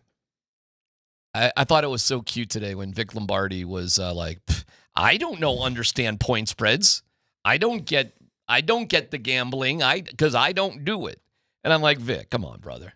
I mean, I get it. You're not into the gambling stuff, but could you possibly be that naive? I mean, that was unbelievable what was happening at the end of that game. And David Portnoy's reaction was, how much do you think David Portnoy had on this game? He did call for the murder. That's the worst beat of all time. And you have to investigate the Raiders. Investigate the Raiders. What are they doing? What the f***? That's the worst beat of all time. That is cheating. What the f***? I got to rewind this. That's the worst beat of all time. This is the worst beat of all time. Pete Carroll should be in prison. Prison for Pete Carroll. The refs, everybody. This is prison. This is prison. Okay. I don't think anybody should be going to prison. It's a unless he horrible did that for the point spread, and you find out that he had money on the game, then he should. Well, then he'd be in prison. Yeah. It is unbelievable. I mean, I don't even know what to say to it. Did you like the call on Brandon Jones? Probably. It was fine. I mean, it's the end of the game. It's a little quick, but was it the right call? Probably. Okay. I noticed they didn't show a replay of it. I went back today, and I noticed they didn't show a replay if he was on there or if he just tripped on it. Or... He laid on him, and then he went to rip the ball. Yeah, and then he went to rip the ball out of Lockett's hands as Lockett was trying to get up. And you can't rub yourself on a guy. Okay. But still, now you're in the perfect part, just a little Hail Mary. Hail Mary? They were at the 28-yard line. You didn't need a Hail Mary. Then you get up to another quirky question. If we're just playing practice football like Pete Carroll is just playing practice football because the game's over, you got no timeouts. There's nothing going on here. You can't score 10 points on one throw. A field goal does nothing. Absolutely nothing. And there's 5 seconds on the clock. Touchdown does nothing either. But what are we doing here? We're playing practice football. Wouldn't you rather practice scoring a touchdown? Why are we practicing kicking a field goal if we're just playing practice football? Is that what his answer to everything was? Who? Carroll. Carroll wasn't even asked about it. Oh my gosh! Was not even. You mean the asked Vegas about writers didn't want to ask him about a point spread question? It was a 13-minute interview. I kept waiting for it. Wasn't asked about it. Unbelievable. Wow. Now, you could say, Tyler, I'll turn this to you. We're playing football. We're just going to play football. If it's a play that makes sense, the kick makes more sense than... No. You hand the ball off and you get out of dodge. I mean, what are we talking about here? What are we talking about here? Well, generally speaking, when you try to play practice football at the end of a game that means nothing to you, that's when people get hurt. That's when bad things happen, and you lose a starter for the rest of the season. Well, then let me ask you this. The 4th down and 3, that instead of Sean Payton kicking, I think it would have been a 45-yard field goal. Chip shot. Is he saying, let me just not rub it in on Pete Carroll and add 3 more points with... That's what Sean did. 50 seconds. Did you see the play they called? Yeah, it was a dead run right up the center's butt. Sean said later he felt bad about calling the timeout. They shouldn't have called the timeout because they would have wasted more time had they just snapped the ball. But Sean wasn't even trying to get a first down there. This was the equivalent, Scott, is we're up by 15 with 42 seconds. This is a live take a knee, take a few more seconds than a knee would. I mean, Tyler, come on. This is like in basketball. So you're up by 15. There's 42 seconds. We're going to have the play clock, shot clock expire. You're going to have it expire. Yeah. We're going to give the ball back to E, and we're going to go home. You hand the ball off, and you get out of dodge. You hand the ball off, and you get out of dodge. Not the Raiders. They're flinging it all over the yard. I mean, if you don't want to embarrass yourselves by taking a knee, okay, fine, hand it off. Why didn't Sean just, if Sean wanted to rub it in, he could have easily kicked that field goal. Yeah. When it was 45, 47. Oh, nothing. I mean, he had some other weird choices, like he threw a Hail Mary instead of going for like a 61-yarder or something like that, Tyler. And that's like, I was going to ask Sean about that today, but I got frozen out of the call again. Oof, 3 weeks in a row. Your boy is. Yeah, I think it was that one question you got in trouble Man, with. I am in the doghouse with Sean Payne right now. Piers, that's all the questions we have. But I was simply going to ask, like, No, you got to invent an emoji that's not just a hand raise, but it's a hand raise that shakes. It shakes the whole time, right? Like, hey, over here. Yeah, I may be. Maybe they're afraid. Two middle fingers. I might have to send a little. Woof, what did I do? What doghouse am I in there? But I was going to ask, like, why did you throw the Hail Mary instead of, what's going on there? Is there a limit to Will Lutz? Like, do we only trust him from a certain distance? I mean, I see him bombing like 70-yarders in practice, so I'm not sure. I thought for sure you're inside. Geno takes a stupid sack. You turn the ball over. I'm like, whoa, we're going to get points here at the very end, or at least a shot. I don't know. You got any vibes about that one way or the other? Do you care? I don't really care. No, we won a football game, so I don't have a huge beef with anything. It did feel a little bit like there was a lack of faith in Will Lutz. A little bit, right? And I was wondering, is Lutz hurt? Is there something else going on? Because there was multiple decisions in the game that you could have used Will, and you didn't. Yeah, I think there were 3 different examples that you could have and you didn't. 2 for sure. So I'm wondering if there is. Well, I don't know. I didn't get to ask the question, but they just paid him. Maybe they just don't want to wear it out. I'm just saying, the end of that game, even the announcers were hysterical. Here's the CBS broadcast. Delay of game, defense, number 22. 5-yard lead. First down. So that makes things interesting in a 10-point game as the Raiders line up to attempt a field goal to cut it to a 7-point difference. So you play it out, right? Kick it, try an onside kick it, and hope for the Hail Mary. That's what you're telling us, right, Andrew? Something like that. I think you're saying there's a different interest now in this play. They knew it. Yeah, Andrew, is it Andrew McCarty? McCarty? What was the time on the clock? 5. Yeah. You kick it, there's an onside kick, and then catalog. And what's my guy that said that? We used to have him on the show all the time. Nice guy. You've done a lot of college. He used to work at the NFL Network. I couldn't tell if he's being facetious or, if you got 17 seconds, you know what you do. Kick the field goal, onside kick it, hope you get it. 4 out of 42 onside kicks this year have been it's been a terrible percentage. And then, you still got a shot, and then okay, go for it. No, you heard on the broadcast, they knew exactly what was going on. And the point spread was 7.5, and the over-under was 40.5. That was as shady as it gets.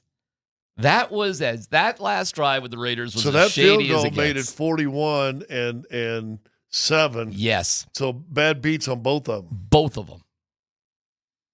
And it really, man, we've had some things in sports where it's just, you raise an eyebrow about how aggressive Pete Carroll was to finish things off. And with an opportunity to go, theoretically, if we're playing practice football for a touchdown or a field goal, you're going for a field goal. Somebody should have asked, Coach, even if you don't want to innuate anything, one of the questions would be, Coach, why a field goal with 5 seconds to go? Nobody asked. He was asked. Because it's Vegas. They know. They know, don't they? Yeah, they know. The announcers knew. Everybody knew. Everybody knew watching that game. And, you're just baby New Year if you don't understand, why that was really interesting. That's all I got to say about that. Okay. Next for the Broncos. Hey, by the way, there's donuts out there. I saw that. Okay. Yeah. Yeah. Well, you just took a little bit. You want some? I am the donut goblin around here. He's the goblin. The Avs and Nuggets also had great weekends. The bet I had with Schefter, there was a funny twist to it. I'm paying it off, but that's part of the twist. Because it might have been truly the stupidest bet of all time. And you said laser show, they're going to blow them out by 30 or something. It was there, dude. I mean, it was 24/7. with 3:56 to go. I mean, it was there. I mean, they're driving to go up 28-7, okay, on your 19-play, 10-minute drive or whatever. I mean, you punch that in, it's a 21-point lead with less than 4 minutes to go, and I'm looking pretty good. But, life in the fast lane. There's a funny twist to the story. Details coming up.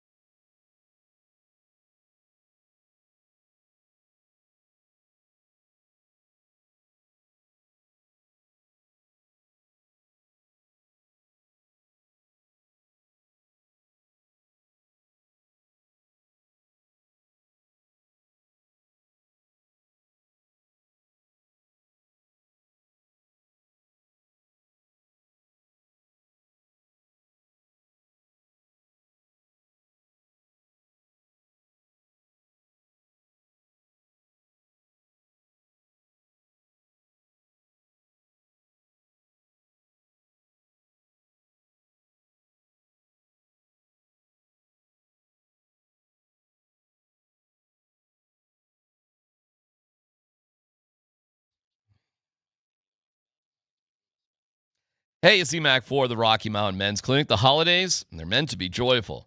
But if you're a man dealing with erectile dysfunction, the season of love and joy can be rough. If ED is putting a strain on your relationship, this is the year to turn things around. Show your partner you care by giving the gift of treating your ED and restoring your relationship. All right, it's the Rocky Mountain Men's Clinic.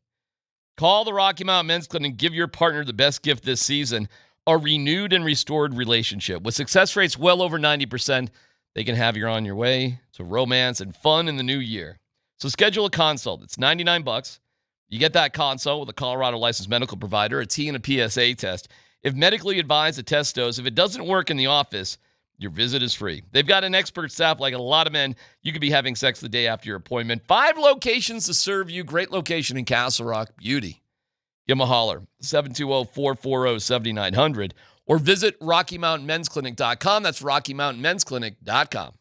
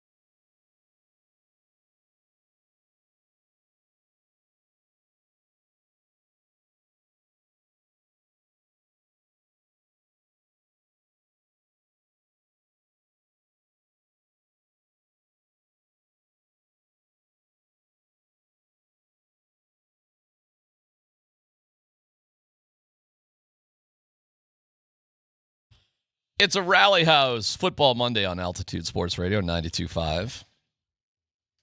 Reminder, don't miss another Avs Ticket Tuesday tomorrow on Altitude. Keywords on the 20s all day for your chance to see the Avs as they host the Panthers on Thursday. That is the only event, by the way, Monday through Friday at Ball Arena this week. How about that? Ticket Tuesdays are powered by Matthews Fine Watches and Jewelry in the Highlands Ranch Town Center at MatthewsFineWatches.com. Thank you, Scott. You're the man. Tyler, you guys did a great job on the football broadcast. 4A, I got to tell you, I didn't really watch 4A. Hopefully you did good there. But I watched every single second of the 5A, the whole game, top to bottom. And despite the fact that it was pretty much a blowout, although Ralston Valley, that could have been really, really ugly.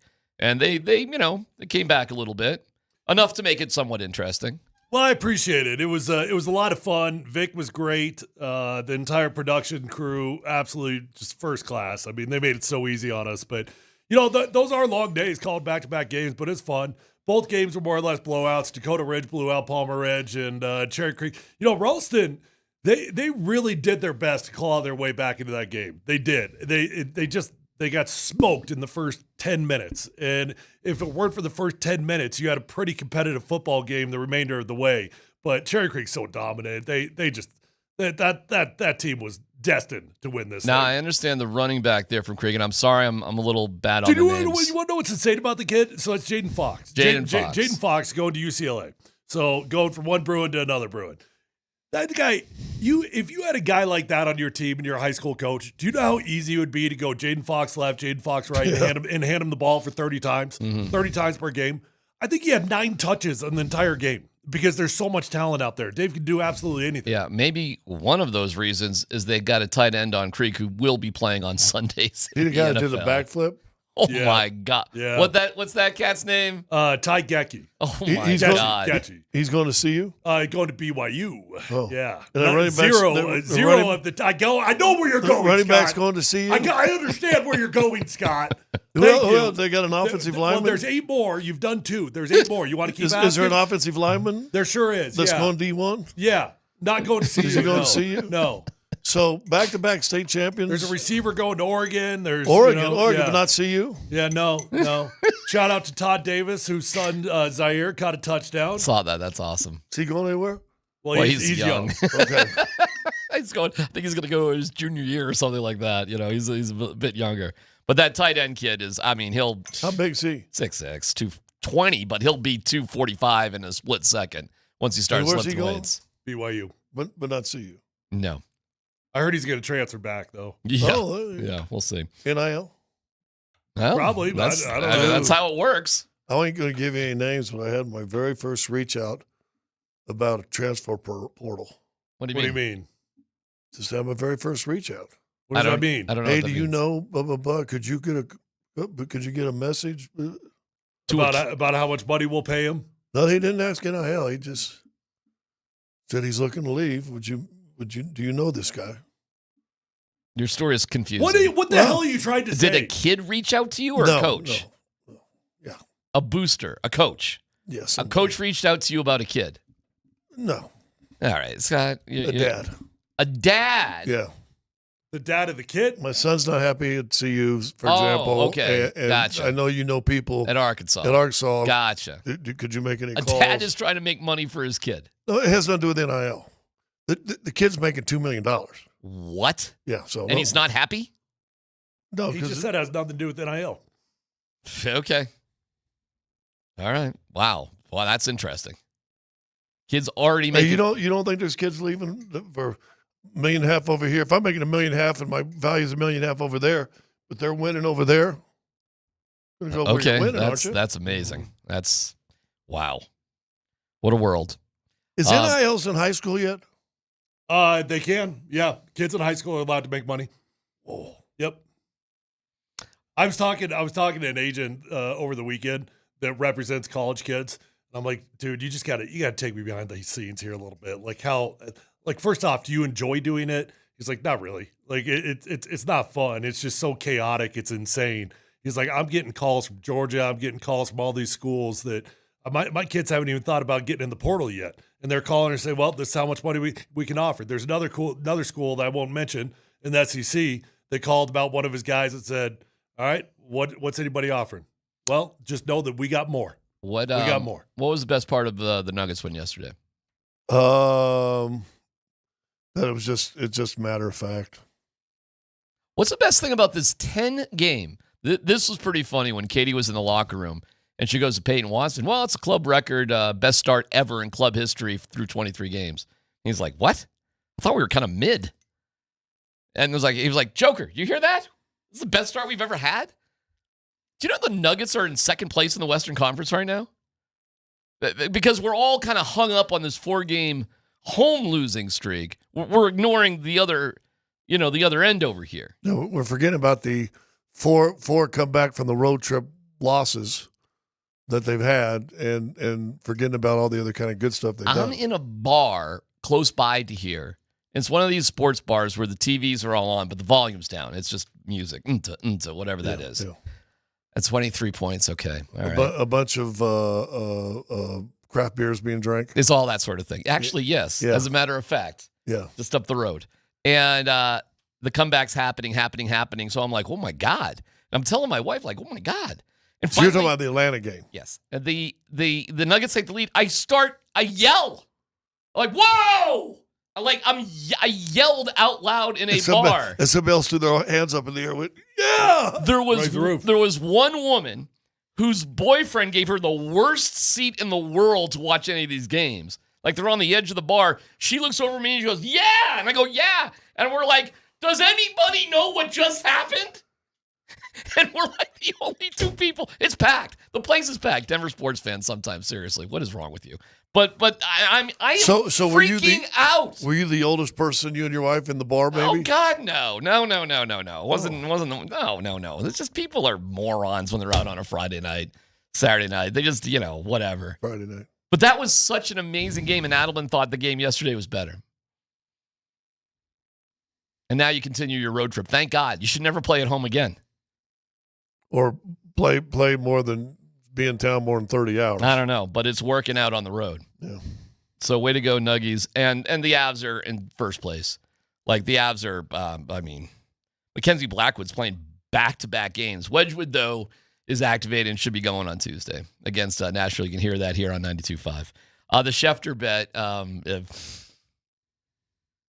Tell me about it, because it was right after I got off the air. All right. I'll give you the details on it. We'll hear from Adam about it coming up next.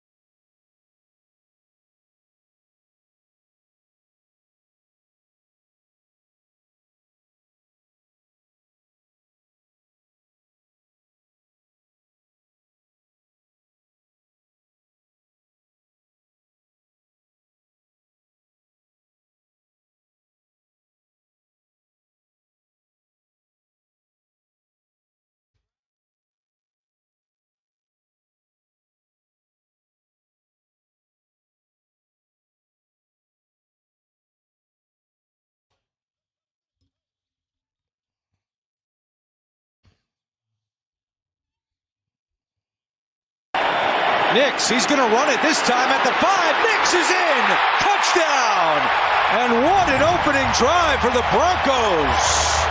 Yeah, it was, called design quarterback draw, and Mike ran out with the route. We did a good job of staying on those interior guys, getting to the linebacker, and they gave me a great little lane to get through there. And it wasn't great because, it was after a penalty, so you don't want penalties in the red zone. Normally those kill, your drive. But we were fortunate to get in the end zone on the first drive of the game, and that's been something that we've been really trying to do. Yeah, they've struggled with that, and the defense hadn't allowed a opening drive touchdown. That happened, so kind of started this game unusual. It wasn't a 3-and-out for either team. They both scored. And you're like, oh, man, what's going on here? It was like, here we go again. What is this? What we're going to do? We're going to play this game? It felt like it, but then Mims took it back for a touchdown, and you're like, okay. And then the Raiders they did more or less nothing after that. And you saw what the game plan was. And the game plan was just to wear them down. Bo had this to say, though, which was interesting about what I think he's been going through. Yeah, you're right. It's, it's become a negative thing. I don't know why, because the best quarterbacks of all time manage the game at a high level. I think the biggest difference is when the time comes down to it, they just find ways to make either an explosive or make another play. So, all the good ones, all the great ones that win, they manage the game at a high level. Now, some are just more flashy, and I think they don't have that, that context or that tag. But it really doesn't matter because, your job as a quarterback, execute the play that's called, get your team in the end zone, and at the end of the day, have more points than the other team and find a way to win. And that's what we're managing to do. And, we've, 10 wins is a long time. I don't think in any stage of football I've ever won 10 in a row. I take that back. My junior year I did. But we have, come a long way, and, it's just a great number. I mean, it's hard to do, and guys have battled, and we've, been through a lot of crap, and, going to continue to, get through all the rest of the season, and got a tough road ahead, but, we're all ready to go and excited for it. We've been through a lot of crap. And, put me on the shrink couch there. What's he talking about? It's just a long season. I mean, I don't know that he's referring to anything specific, but a lot of people have been doubting on him all year long. A lot of people have been saying it's not sustainable, and they just continue finding ways to win games. Look, I was thrilled with the way the Bo Nix played in that game. I was thrilled with the way he played against the Commanders. I keep it real with Bo Nix all the time. A lot of times I get accused of being a Bo Nix hater, and the last 2 games, not necessarily flashy, but Commanders game, start to finish, he was dialed. This game against the Raiders, just efficient football. Were there deep bombs? No, not really, but they pushed the ball down the field enough. And you're 31 of 38. You just pre-snap identification, knowing where you want to go, getting to the top of your drop, 1, 2, 3 steps, balls out, eyes, manipulating the defense, all of it. Did a good job. Going through a lot of crap, Scott?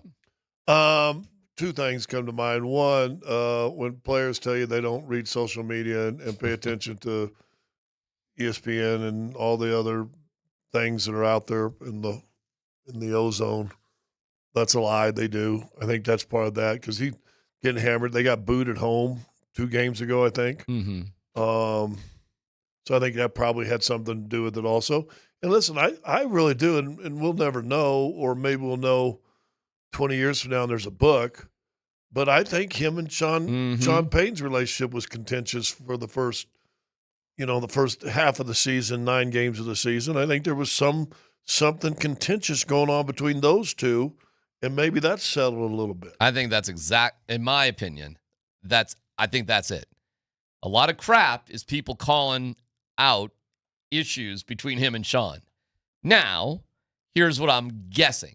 I'm guessing there were issues because the offense was struggling. That makes sense. This is not going the way we need it to go, despite the fact that we're winning. This ain't smooth. And from what we understand, there were kind of some beefs here and there. However, were they really as bad as they were being made out to be? I never thought so. Probably not.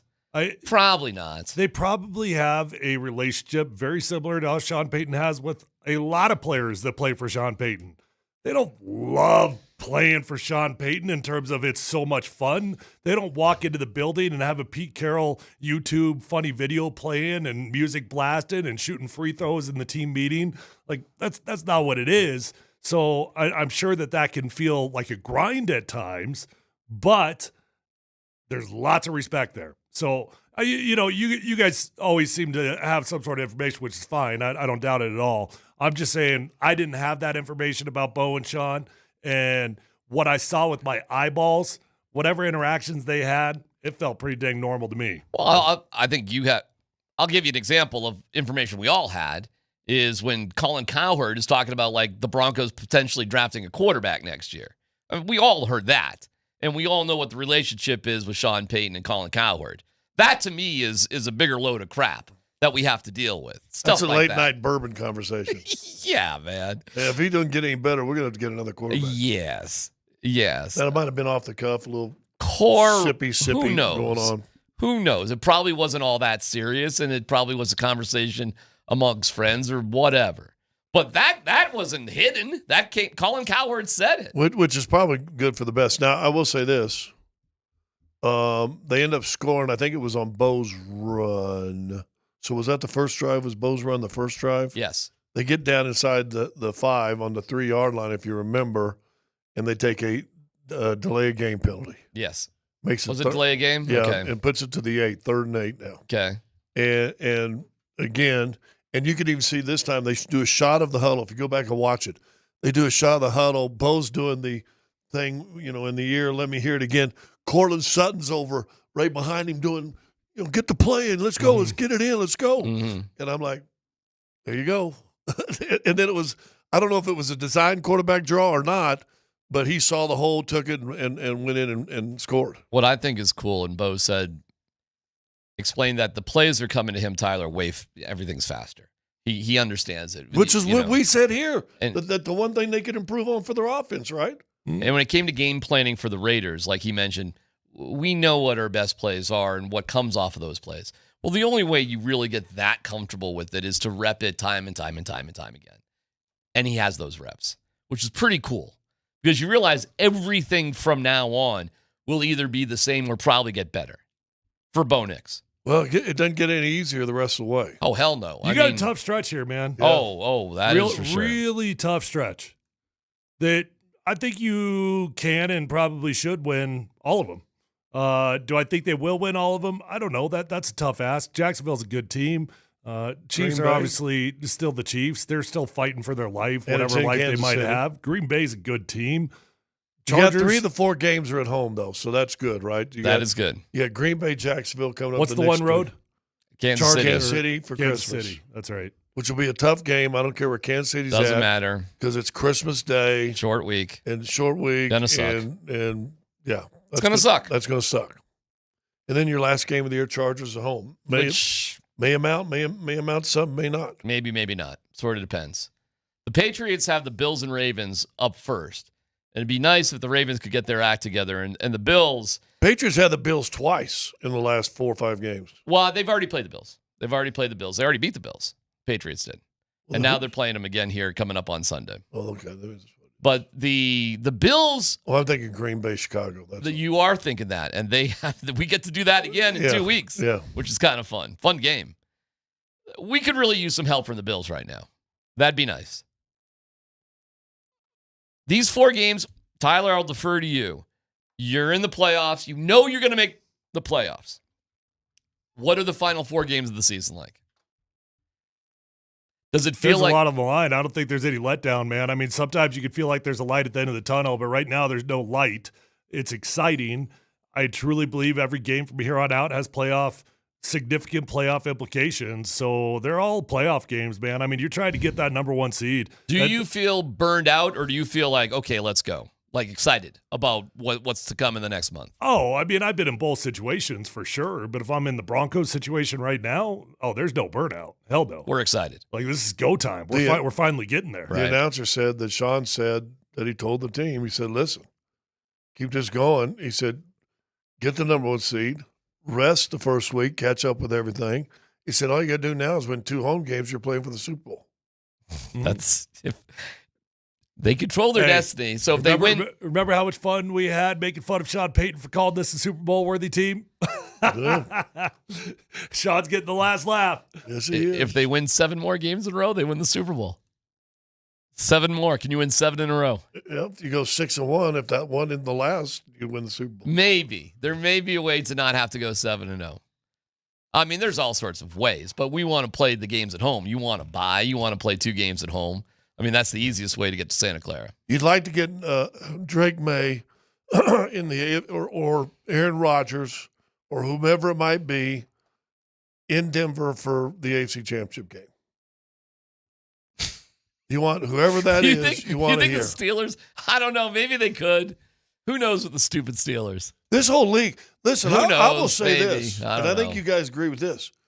If you're going to win a Super Bowl, Denver's got just as good a chance in the AFC as anybody. For sure. Because there ain't no dominant Kansas City going to win 15 games and probably could have won all 17 type team out there, is there?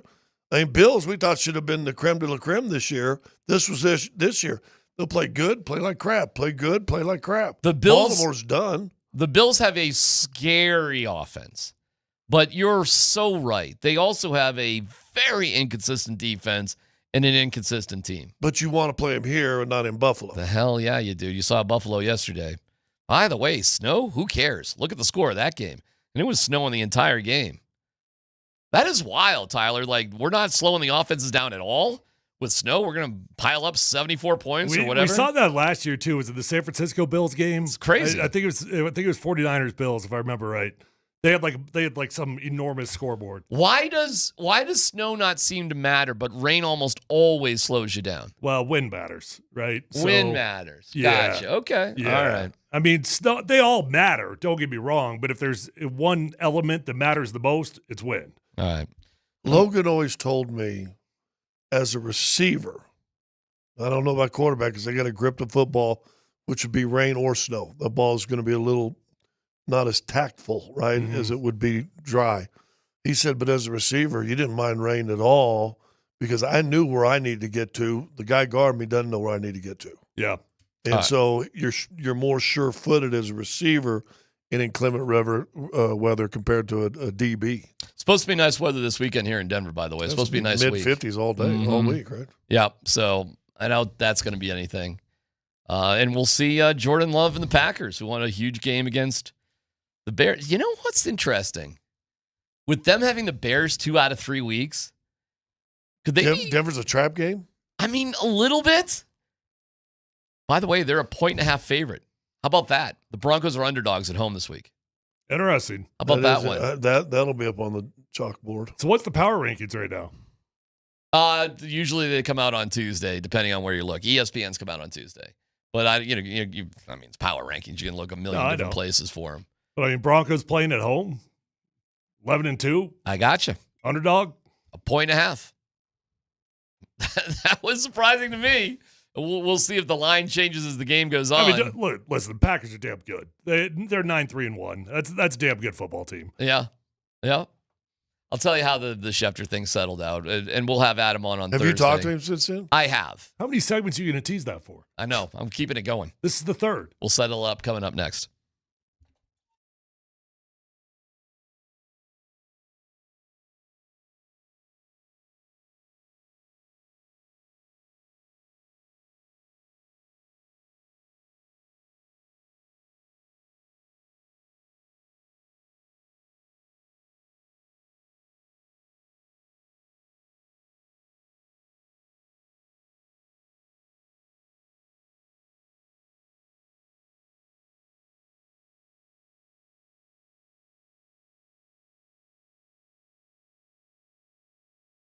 Hey, if you're in the market for a new or pre-owned vehicle, don't waste your time driving all over the state of Colorado. Go to the best dealership in Colorado with the best inventory, the best prices, the best customer service. It's my friends over at Phil Long Ford. I think relationships matter. That's why I go back to Phil Long Ford every time I need a new vehicle. I've been doing it since my rookie year. I keep going back time and time again. I know these guys. I love these guys. I trust these guys. Guys, there's over 1,000 cars, trucks, vans, SUVs, electric vehicles, even commercial fleet vehicles on their lot right this minute. So whether you're looking for a new vehicle or you're looking for a pre-owned vehicle, the vehicle of your dreams is already on the lot at Phil Long Ford. They've already got the best prices at Phil Long Ford. They're going to get you in, they're going to get you out, and they're going to treat you with respect. They've got an award-winning service department, so once you buy that new vehicle, keep it serviced over at Phil Long Ford, and you're going to have a beautiful ride for a very long time. Let them know that your friend Tyler sent you on over, and feel free to check them out online at phillongford.com.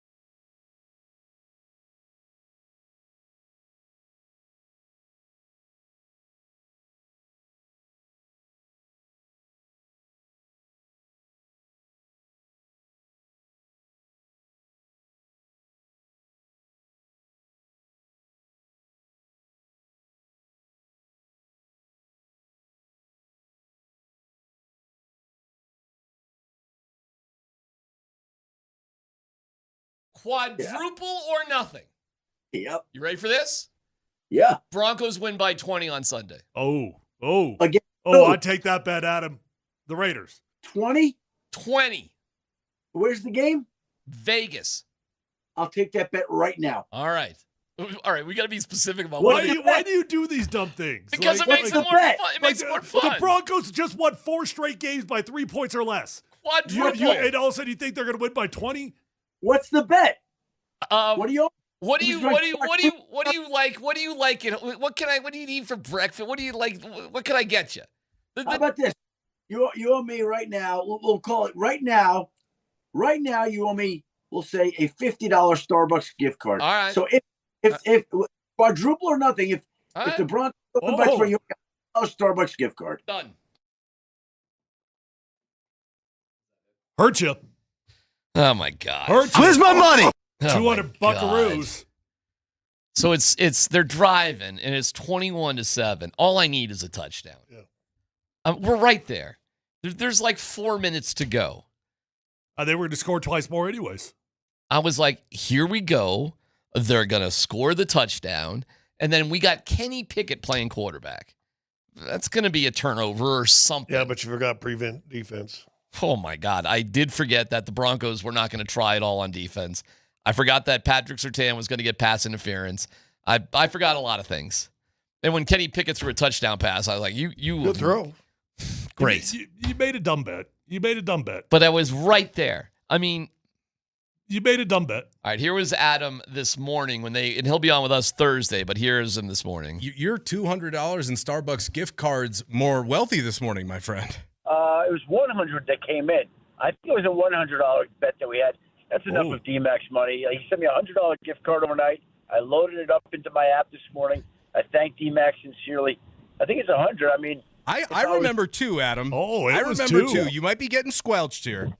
Oh, that wouldn't be surprising with DMac, but it was he was a man of his word last night. I woke up and there was a gift card that was texted to me, so he did pay off his bet overnight, at least to some degree.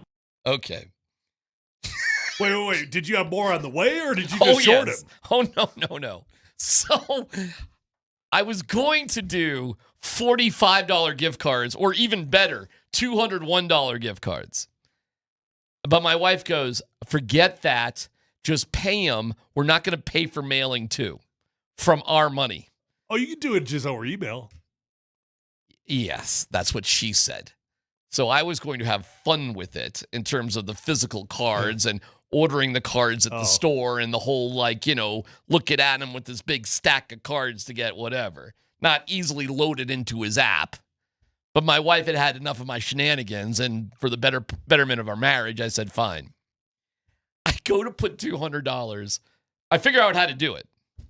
I go to put $200. Starbucks won't let you send $200 to anybody. You can't do it. They have a limit of $100. You couldn't. Starbucks actually limits how much you can send. So I send the $100, and I'm like, okay, I'll do it again, and it'll be done. Chase fraud. We declined $100 with the card ending blah, blah, blah, blah, blah. Was this you? My bank thought it was so ridiculous. They thought fraud was going on, and I'm frozen for like a couple of days until the money comes back. So I literally won't be able to do this again but I want you to see. Fraud, I tried. I tried. But this is how stupid this bet was. Starbucks They'll clear your card if you just respond yes. I did say yes. I tried to send it again, instantly. It didn't go.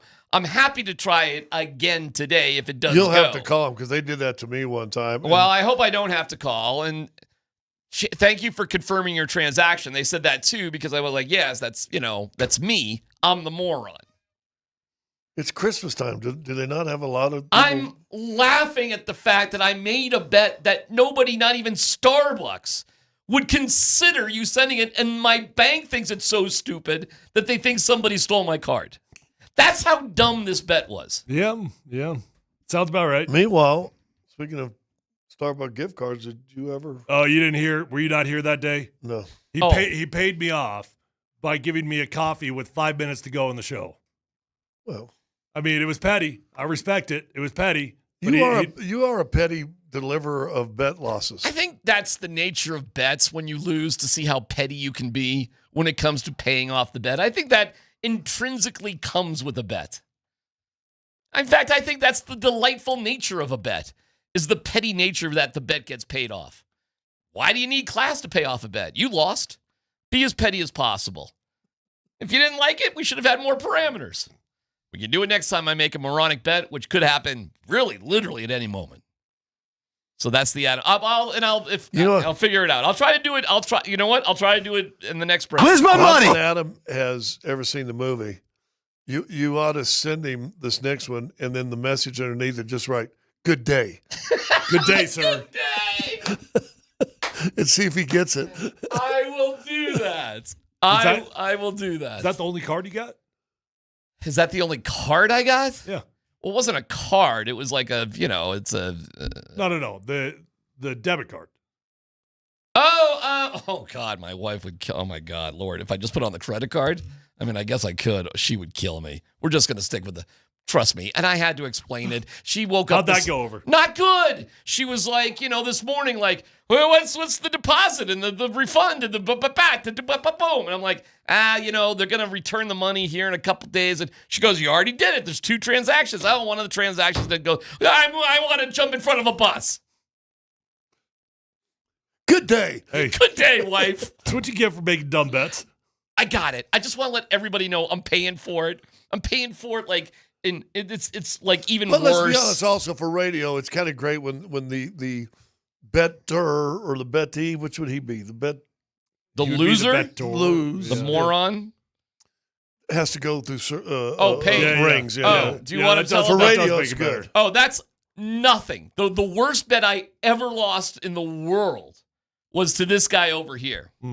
And I don't even remember what it was, but the payoff you lost 157 straight bets that year. Yeah, but the payoff on this one in particular was the most painful bet of all time. Curious? Yeah. Okay. I don't even remember. Do you remember what I'm talking about? I remember exactly what it was. Right. Yeah. Do you know what the bet? Because I forget what the bet was. I don't remember the game, but it was Kyler Murray versus somebody. And you were Mr. Kyler Murray. And I'm like, Kyler Murray sucks. He sucks. Yeah, Kyler Murray sucks. There's like a minute. No, there's like 46 seconds on the clock. And Kyler Murray gets the ball back on his own 10-yard line. Out of nowhere, I get a text from DMac. This bet wasn't even made on air. Out of nowhere, he initiates this bet. And he's like 46 seconds on this clock. I'll bet you in and out that whoever loses has to go stand in line on opening day, that Kyler Murray's going to drive down the field and win this game. I'm like, bet good. I'll take that bet 100 out of 100 times. I didn't initiate it. It wasn't even on air. DMac sought me out to make the dumbest bet of all time. So did I make him pay off the bet? Hell yeah, I made him pay off the bet. All right, so now... What were you drinking? Dude, no, maybe. There's an In-N-Out, like literally... Well, it's the weekend, Scott. Come on now. I'm Irish. There's an In-N-Out right up here. Like right up here, literally, like a quarter mile from here. Yeah, what do you got to wait? 5 minutes these days at this In-N-Out here in Lone Tree, right? This was in Aurora when they first opened the In-N-Out. Do you remember? Oh, it was crazy. Crazy doesn't even describe it. And it was like in a blizzard and yeah. Well, the first 3 days weren't. The first 3 days, the weather was okay. But I might have spent over 3 straight days a combined 9 hours in line and didn't even get close.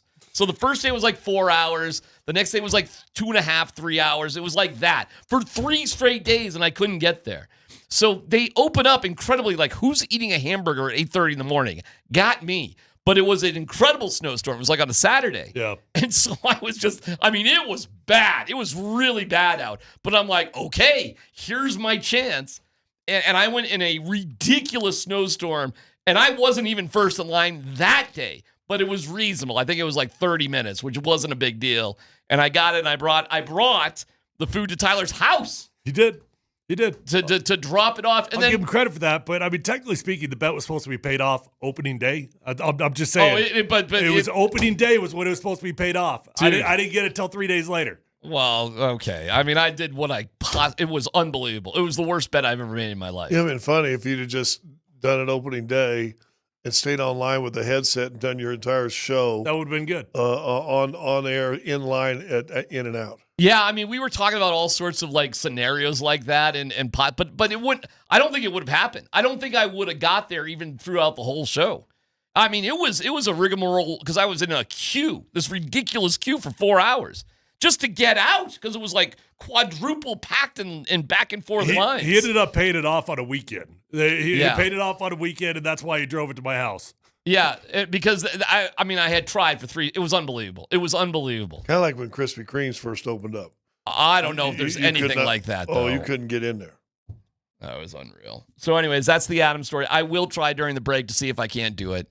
The wife's all with the money, and it's just, it's a whole pain in the ass. So everybody should be happy because it's a huge pain in the ass to me. Hey Kim, if you're listening, Dan, hit the music. Kim, if you're listening, Darren's just trying to be a guy. What kind of music are you looking for? Just DMac trying to be a guy music. What would that be? Oh, I don't know. Bon Jovi. I don't know. All right, Dan, just hit that music. So, Kim, just let Darren trying to be one of the guys. Yeah. Silly bet or not, it is an obligation, and now it makes a great radio bit. We just got 7 or 8 minutes on there, and that's quality. And that's stuff you can't. I mean, added value for the radio. He just got $500 worth of added value for the radio show. I did It'll have pay off in a bonus one day. I had multiple people reach out to me like, the only reason I'm watching this game right now, or the most interesting reason, is because of the bet. Yeah. Because the game was, in all honesty, like I hear Moser this morning, and he's just like, that game was a snooze fest. Yeah. That game was boring. And I didn't think it was boring at all because I was on the edge of my seat for like every moment of this game because of, the thing. Because you're a degenerate. But when I looked at it objectively,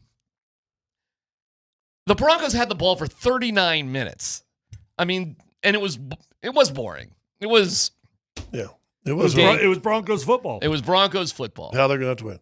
That saying, Kim, you heard all that. It's added value to the show. Yeah. It's been great. So let him finish his obligation. Let him take care of it. I know it's near Christmas and you hate money going out during Christmas time, but he's just being a guy right now. And so let him do it. And for you, just have a good day. Thanks, Scott. You tell my wife just to shut up. I appreciate that. I'm not saying that. No, I understand. We did have the Russell Wilson, Jameis Winston battle of broadcasters. The most embarrassing segment of all time. Oh, which one is that? Oh, have you not heard about this? Are you talking about Matt Ryan and Russ? Yeah. Oh, okay. I got it here. When he asked Russ to talk about how great Bo Nix is playing in the Denver Broncos? I got it right here. Here we go. See the numbers right here. 4 game-winning field goals, first in the NFL. Fourth quarter comebacks, first in the NFL. 1-score wins, first in the NFL. A lot of that has to do with their young quarterback, Bo Nix, who has been excellent at the end of games. One of the things I'd like to see from him, though, is consistent play across the 4 quarters. And I think if he can do that, this team is as scary as anybody heading into the playoffs. Yeah, we played them this year. They had a 19-point, comeback in the fourth quarter. They got Bo Nix. When he's on the move, that's where he's really good. And I think the best thing they have is Cortland Sutton. Yeah. Cortland Sutton, man, he's 5th in the NFL in the past 3 years. 2023, 10 touchdowns. 2024, 8 touchdowns. And 2025 so far, 5. He's got 23 already. And, I think what's interesting about him, man, he's the guy you want to go to. He played with a guy like Julio. Yeah, You've given him a chance. He's going to make the play. And I think that's what he does really well. Particularly in end-of-game situations. Everything's on the line. Who are you going to trust in those it kind of just went like that. I took that very subtly. Oh, by the year I was there, he had 10. Yeah, probably. What producer decided that that's the team we need Russell Wilson to describe? Of course they did. But you know what? Of course Listen, they did. I looked at it as, okay, that's the audition for the next 10 years of his career. I think that's what he would like to do. Now, let me play you Jameis Winston, and we can just who did it better? Ever since Liam Cohen has been getting recommendations on how to pronounce Duval the right way. He went Duval. How would you pronounce it, James? Duval. What's your Broadway one? Duval. Yes, they all work. The New York got to me, but I got the Jags. You got the Jags. Okay. So one guy's trying to be Kenny Smith, the other guy's trying to be Shaq. Yeah. Jameis is trying to. Well, Jameis is. Or not Charles, maybe. Yeah. I think Russ is pretending to be really sophisticated football guy. Yeah. He's not trying to, ham it up. He's trying to be analyst guy. Pay me $5 million to sit in the studio once a week in New York. Russ may have been one of the most unfunny athletes I've ever covered. I mean, there wasn't much there in terms of humor. Not really. But don't you think Matt Ryan was probably the same thing? I think Matt Ryan's a stiff, too. Yeah. I think they had one stiff interviewing another stiff. The height difference was remarkable. Jameis is a riot.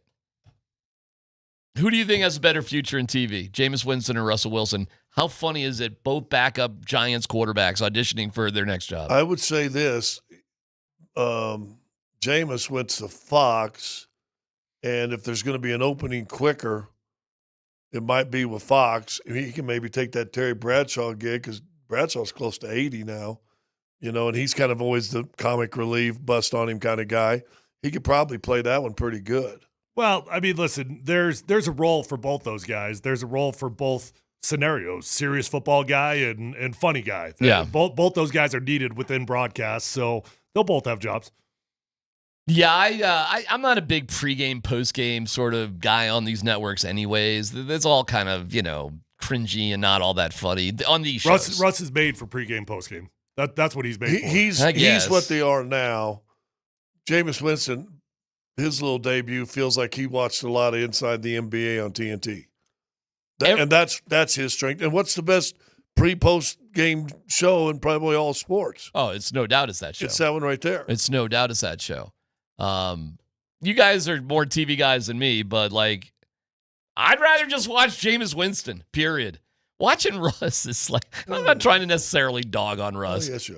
He's in your He's just so boring to me. He is so drab and so boring and so uninteresting. But name 20 guys, and they're all like that, aren't they? There's plenty of guys. Plenty. Just CBS is loaded with them. Yeah. Their whole crew is boring. Who's the most interesting guy on the CBS pre-post game? Who? I don't have all the crews memorized. Well, I'm just it's just a bunch. Michael Strahan, maybe. Well, no, he's on Fox. He's on Fox. Probably Cowherd is probably the closest to being funny. Bill Cowher.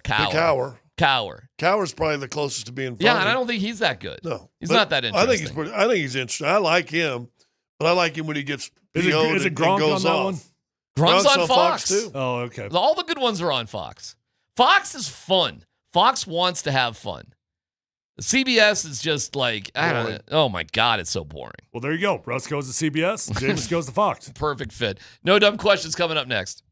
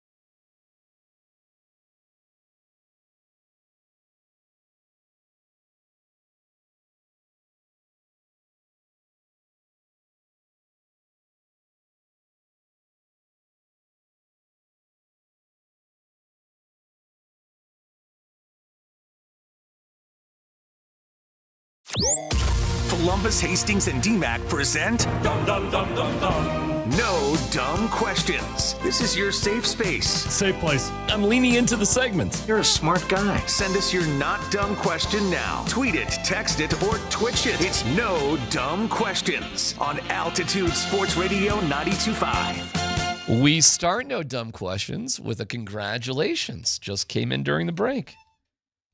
This is a little surprising.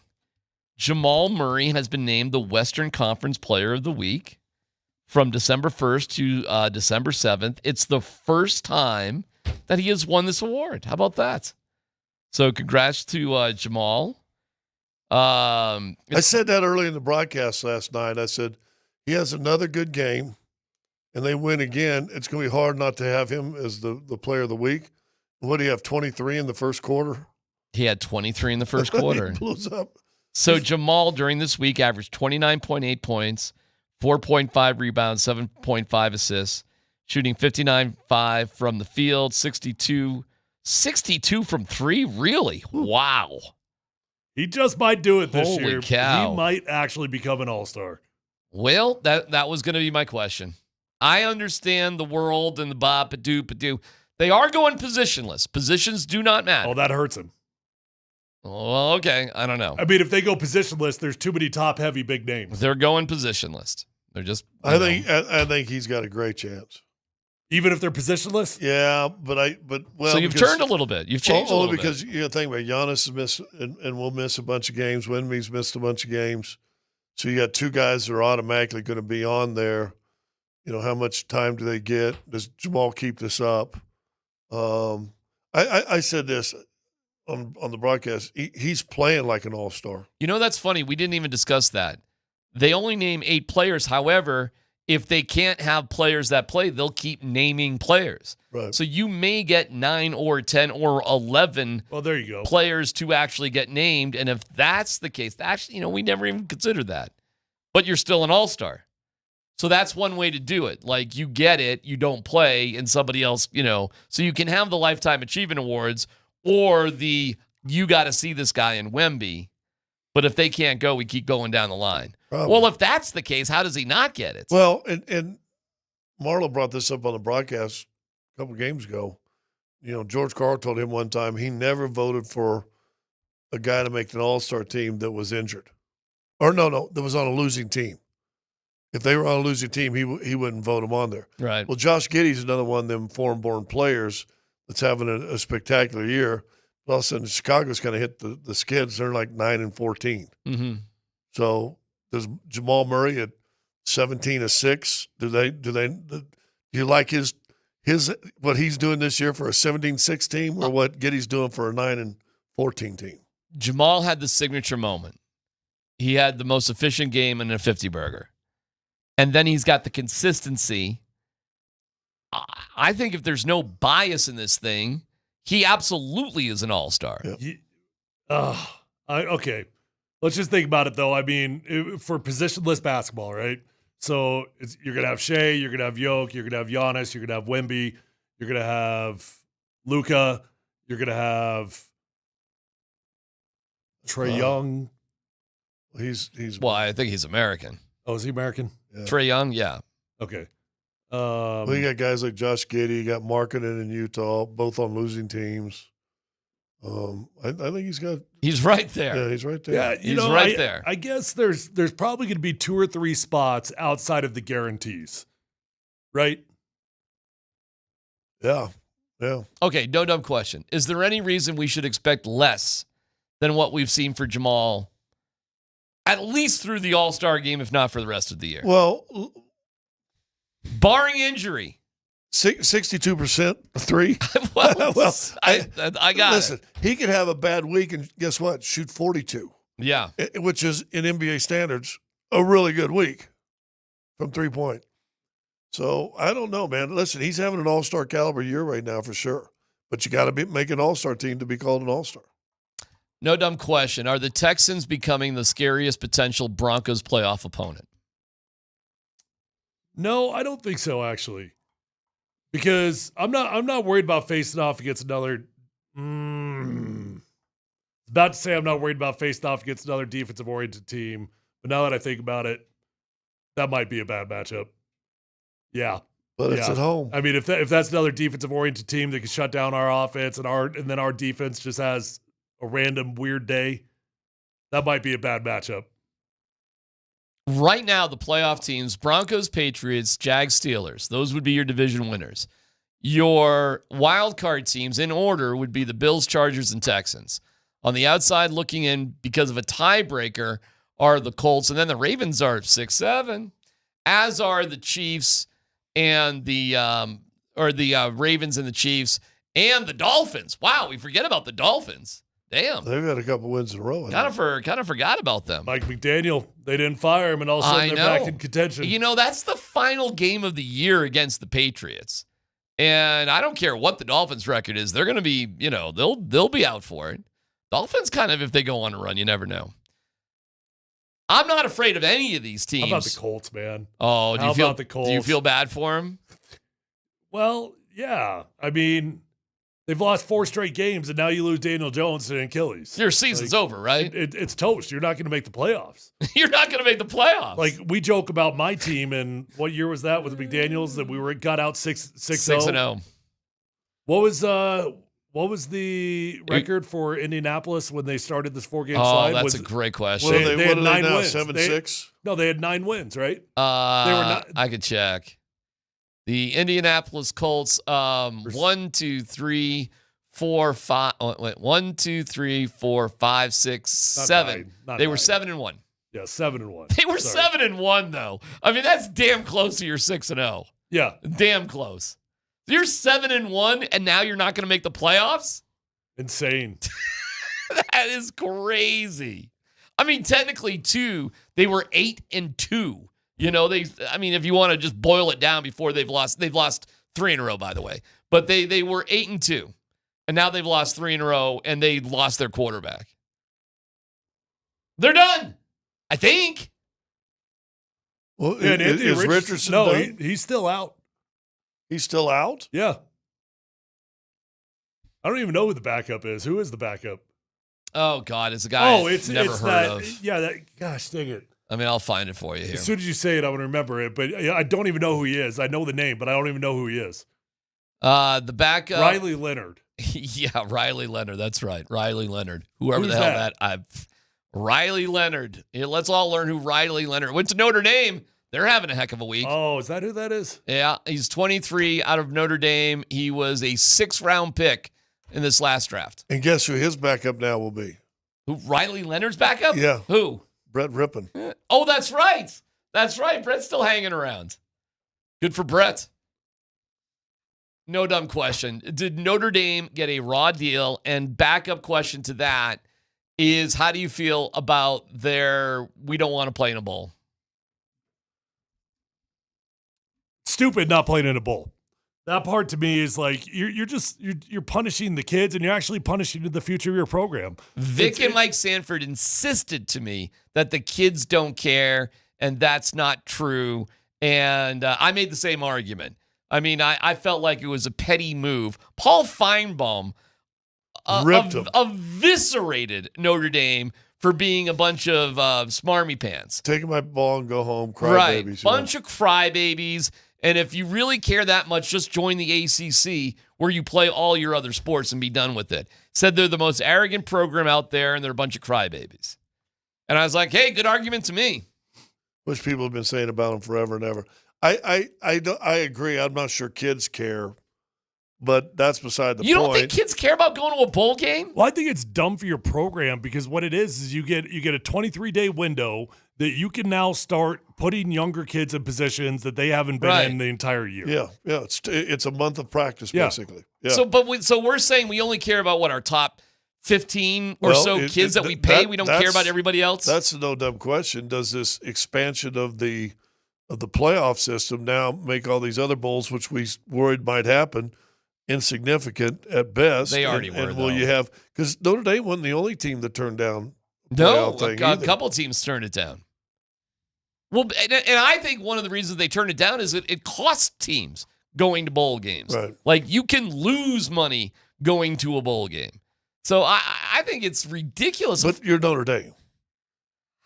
Listen, man, I get it. There's probably 15, 20, I don't know, Tyler, how many kids are getting NIL money. But that means there's like 60 other kids on that team not getting NIL money, slugging it out. They're all getting NIL.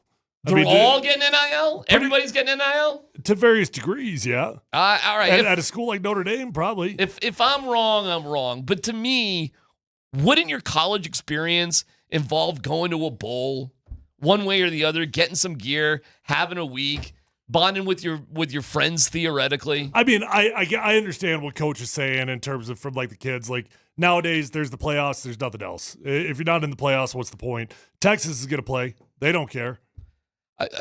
And again, every time I've talked to coaches, college coaches, they love it from the standpoint of an extra month of practice. That's the biggest thing to me. Yeah. Like, I think you're being really short-sighted. You're giving up on an entire extra spring ball. All right, is Notre Dame, real quick, are they being a bunch of crybabies? They are crybabies. Yeah. Okay, me too. Now, I'm not sure Alabama, in saying that, should be in there with 3 losses. Do you think James Madison should be in there playing? No. Okay. It's PHC on 925. Big question of the day next.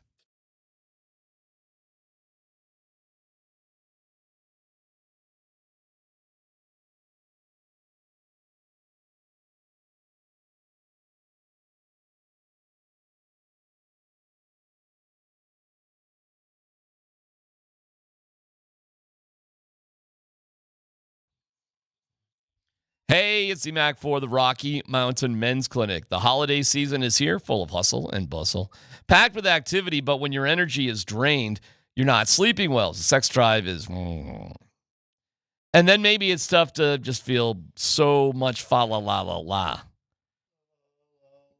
Exactly. It sounds like that. Like a dying moose on the side of the road. Put it out of its misery. Or just fix your low T. Now it's time to take action and get treated. Guys in their mid to early 30s start losing 2 to 3% of their testosterone production. So the libido goes down. Everything is just terrible. Deck the halls with boughs of holly. Maybe you sound like that. Again, put him out of his misery. Go to the Rocky Mountain Men's Clinic and get that low T fixed. Take the low T quiz at RockyMountainMen'sClinic.com. It just takes a couple minutes. They'll draw your blood, have your results within 30 minutes. So Rocky Mountain Men's Clinic, 720-440-7900. You don't want to sound like this. It's RockyMountainMen'sClinic.com.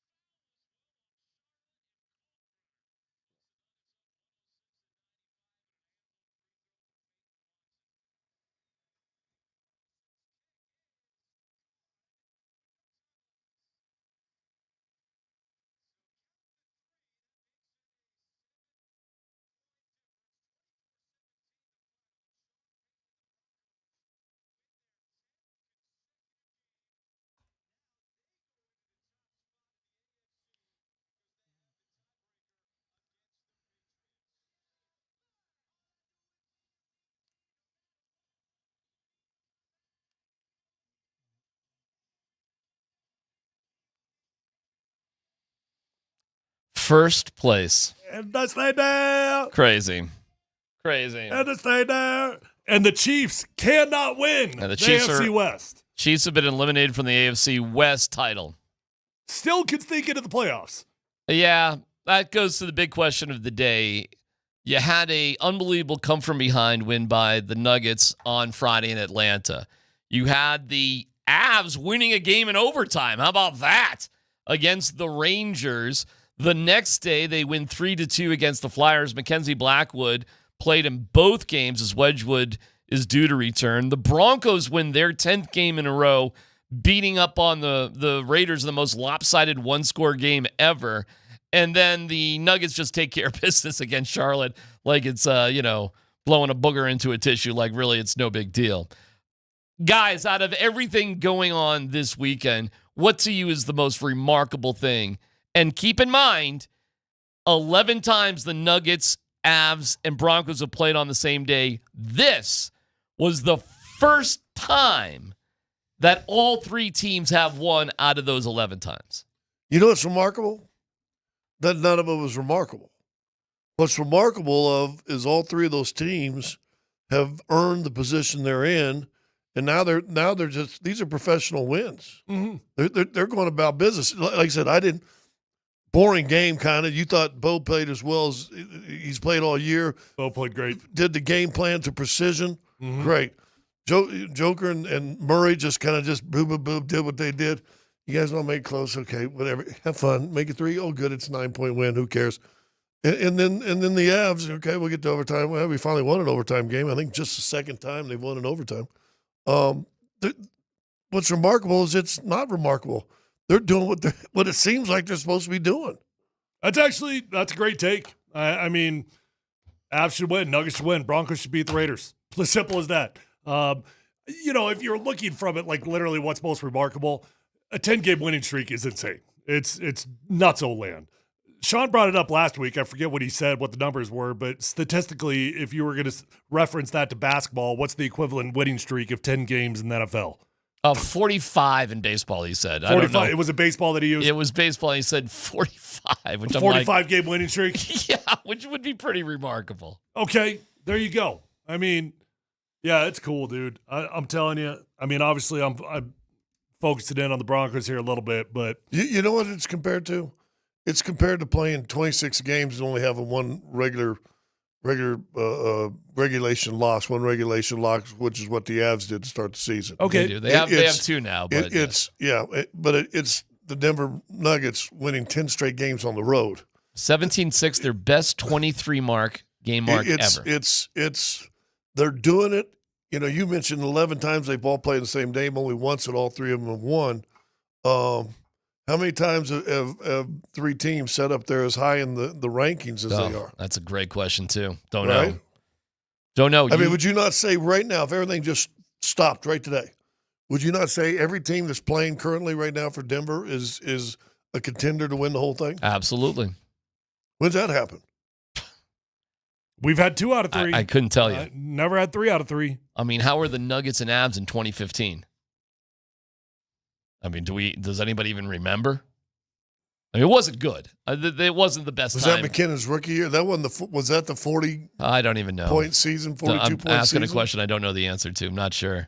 I recall it wasn't that great. I recall the Broncos kind of had the freeway to themselves back in those days. There were 5 years in a row, I believe, that there were no playoffs at Ball Arena. It was crazy. The Nuggets and Avs were both pretty bad at the same time. Well, here's what I love about the Broncos win. I said last week, the biggest difference I could see from 2015 to this year, like if there's one concern about this team that doesn't necessarily correlate to 2015, it was the fact that by the time we got to the end of the year, the running game came alive. During the Super Bowl year, we were running the ball really, really well as we headed into the playoffs. And I have not liked what the Broncos have been doing in their running game. I liked what they did this week.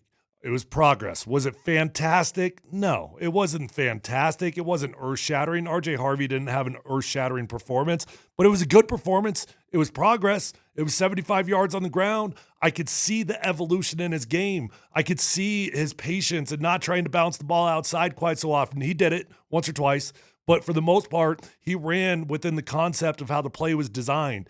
And I like that. Good, solid progress. RJ's been great in the passing game. If he could just become pretty good in the running game, if the running game can come alive as they head into the playoffs, this is about when Art started to come alive, right about now. It's right about now. So if that happens, Bo Nix continuing to be on a good trajectory for me personally. Love the way that he played against the Commanders. It was a start-to-finish game. Loved the way he played yesterday. Again, a earth-shattering statistical performance? No, sir. But if you watch the film, if you see how dialed this guy was, if you see his eyes, his vision, getting to the top of his drop, ball coming out the second the receiver's coming out of his break. I mean, it was efficiency at its best for Bo Nix. So I don't get in a fight with Scott. I won't call it the best game of his career, but let's throw it in that category. Let's go 15-16 season for both the other teams. Yeah. Avs won 39 games, Nuggets won 33. Oh, my God. So there you go. Oh, my Lord. Well, but then we were probably pretty focused on the Broncos back then. And then you go Nuggets championship year, they won 57. How many did the Broncos win that year? 23.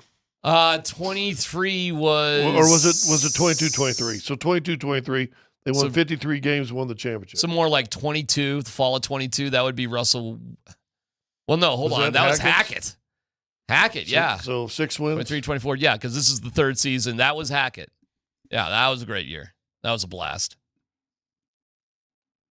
So the Avs were the year before that. Well, that was a disaster. And they were still good in 22-23.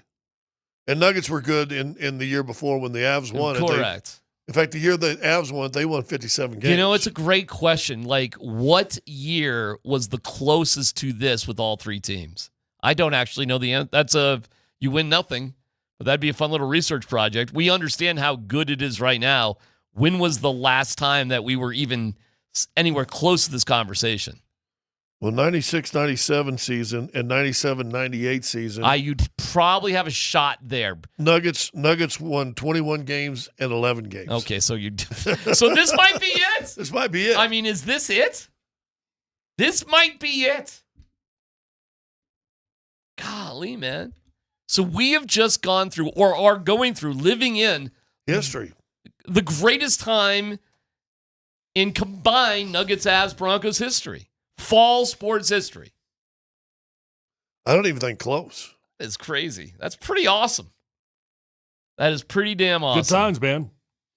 All right, I do want to play this real quick because Sean talked about a game plan. So I want you to tell me what he's talking about here. I thought we had a lot better plan offensively than the last time around. You know, it was a struggle, and it wasn't all just the players. You know, our game plan back in Denver was tough to watch. The film, the run game plan, marrying it with the boots and nakeds, and then having some at the line stuff where we hurried it up. So it was a combination of those things. It was the antithesis of the last plan. You know, our job's always to put our guys in the best position, and I don't know that we did a good enough. We didn't the last time around. Now, we had a lot of penalties. We made a lot of mistakes. We kind of went a different route this time around. Sean was kicking himself after the last Raiders game and was, I think, mad at himself. What was the difference in this game? Well, I don't remember the Thursday night game well enough to be able to compare and contrast the actual game plans themselves.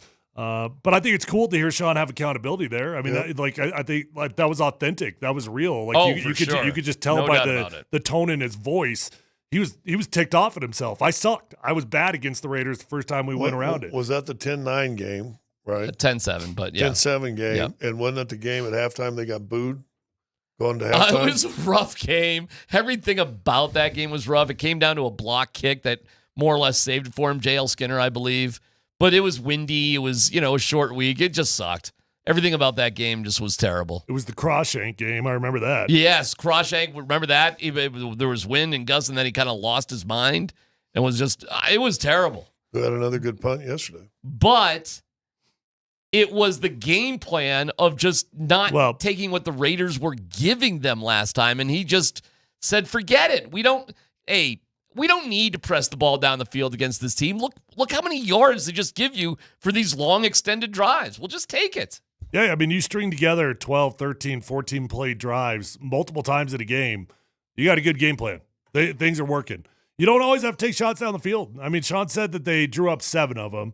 I would love to hear his accounting for what got them out of it. Mm-hmm. Why weren't they actually able to throw it? I will tell you this. the one thing in watching the first half film, I did that this morning for the Broncos offense.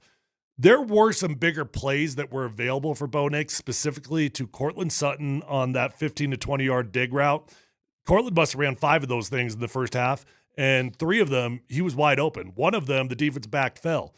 Okay, does that make it a bad play for Bo Nix when R.J. Harvey has got 12 yards of green grass in front of him and he hits the check down instead?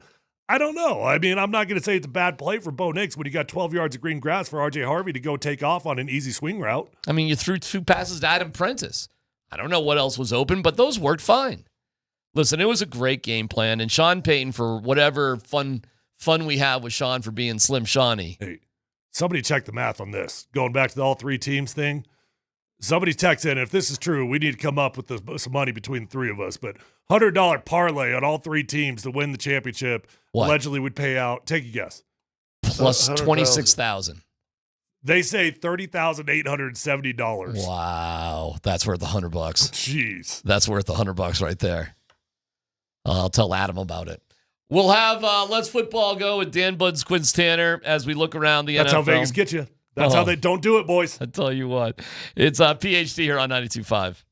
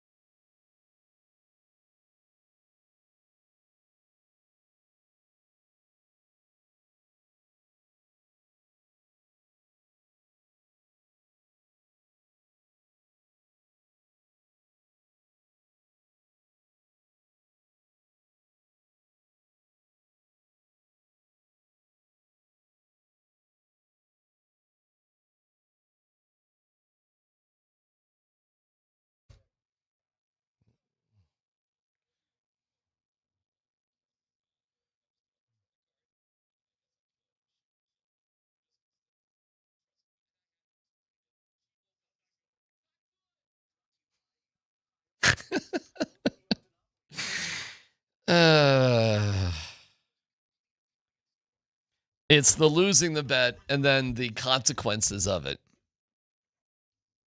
I guess the more pain, the better. Thank you to Mountain High Appliance. You are the best. We love you. MountainHighAppliance.com.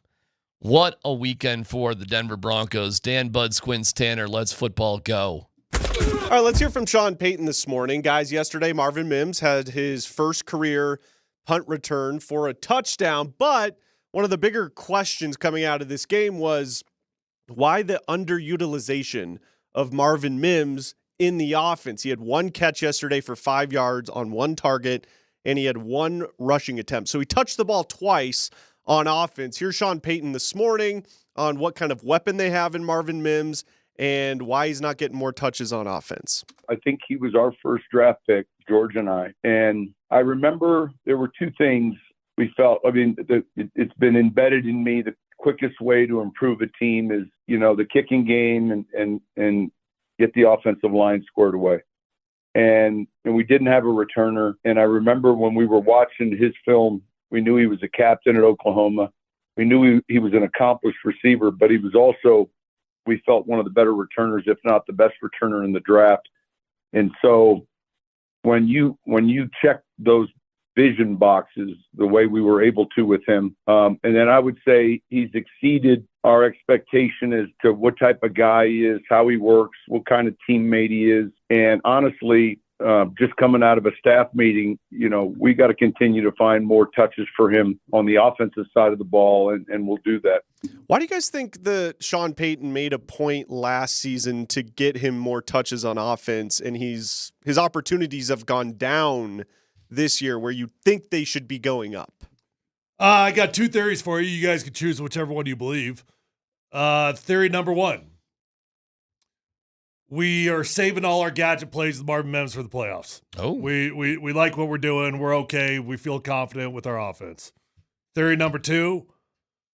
I'm kind of tired of designing gadget plays with Marvin Mims when I got a quarterback I believe in, and I'd rather trust my quarterback to just run the offense. I lean towards theory number two. I think Sean explains how important Marvin Mims is to him and George Payton. I think you have something special in your heart for your first overall draft pick that you guys got together on. I just think sometimes the game gets away from you. I mean, if you're just holding back. By the way, Luca did ask, my name is Luca, Sean, about that. Are you holding things back and like players back or whatever? And Sean denied it. He said these games are too important to sort of think like that. And I'm like, okay, fine. I tend to believe Sean on that. I do. But if that's true, okay, fine. I just think you get to the end of a game sometimes and you're just like, oh, man, I wish we should have done this. We should have done that. And I think that's just fallen that way with Mims. Well, a couple things. One, how many games have we only won? 10. So things are working okay. Yeah, you can't be too upset. That's one. You got to keep that in mind. Now, if you were like 4-6 in the last 10 and Mims had the same usage, there are probably a lot of guys like us on this show going, what the hell's going on? Yeah. Right? There's really, what do you question? You just called nothing. Great game plan a while ago, Tyler, right? Mm-hmm. And execution of the game plan. So keep that in mind. 1, 2. Mims' specialty is breaking one-on-one coverage, getting deep, throwing over the top, blah, blah, blah, blah, blah. They're not playing that way right now. That's not what they're playing. They're playing ball control, run the ball, controlled running game with short passes, move the chains, take 19 plays, 6. I mean, they've had drives of 15, 16, 19 plays in the last couple of weeks. That's not in the wheelhouse of Mims. If you're a golfer and you're a 4 handicap, can you shoot a 68? Yeah. Can, right? Got to play a little bit above your head. Take some chances. Is it easier as a 4 handicap just to shoot a 72? Yeah. What's more satisfying? Yeah. Yeah, I mean, 72 or 68, yeah. Yeah. Hell yeah. All right. But how about this? If you just go for a 72 and you're a 4 handicap, I get it. It's not a 68. But how often, if you're shooting for a 68, if you're a 4 handicap, you're going to shoot a 78? What's the tie back to Marvin, though? I don't get it. You just are managing things right now. So you're not taking any unnecessary chances. You're a 4 handicap, and you're fine just shooting a 72. You're good there. See, I disagree on that, though, that Sean's not taking chances. He except for this week, he comes up with some dumb gadget play, some dumb reverse, some dumb double pass every single week that he forces into the game plan simply because he worked on it. That dude's working on stuff like this. Yeah, but that dude's not leaving stuff in the bag right now. Don't you think you do that sometimes too, though, just to keep your opponent on their toes? That if you are up big, yes. If you are not up big, you don't waste plays. How big is Cortland Sutton? Oh, 6'5", and how big is little Jordan Humphrey? Like 6'4", like just like that. What's the Pat Bryant's like 6'4", like that. Cortland's slightly bigger than both those guys, but they're all three of them. Who's huge. getting kind of the primary receptions you see what's from your going wide on. receivers? You see what's good luck getting around those guys. Yeah. So it's a control offense right now, and it's controlled all the way to 10 games in a row. Hey. So I think it's boring. I thought it was a boring game yesterday. You said Moser, the morning show, was falling asleep watching that game. I got up early after a long flight and watched it today for the show. And I was like, God dang, this was a boring game. I get it. But guess what? Boring win. Easy win. Easy win. Sean said, yeah, this was less stressful. I could unplug my headphones, meaning the game was over. I didn't have to sweat it. I mean, it was Pete Carroll that was trying to win the 7th game of the World Series when it was over like 2 weeks ago. Or a bet. Well, who knows? That was shady AF at the end. That was just beyond weird on so many different levels. You got to believe the NFL is taking inquiries, right? No.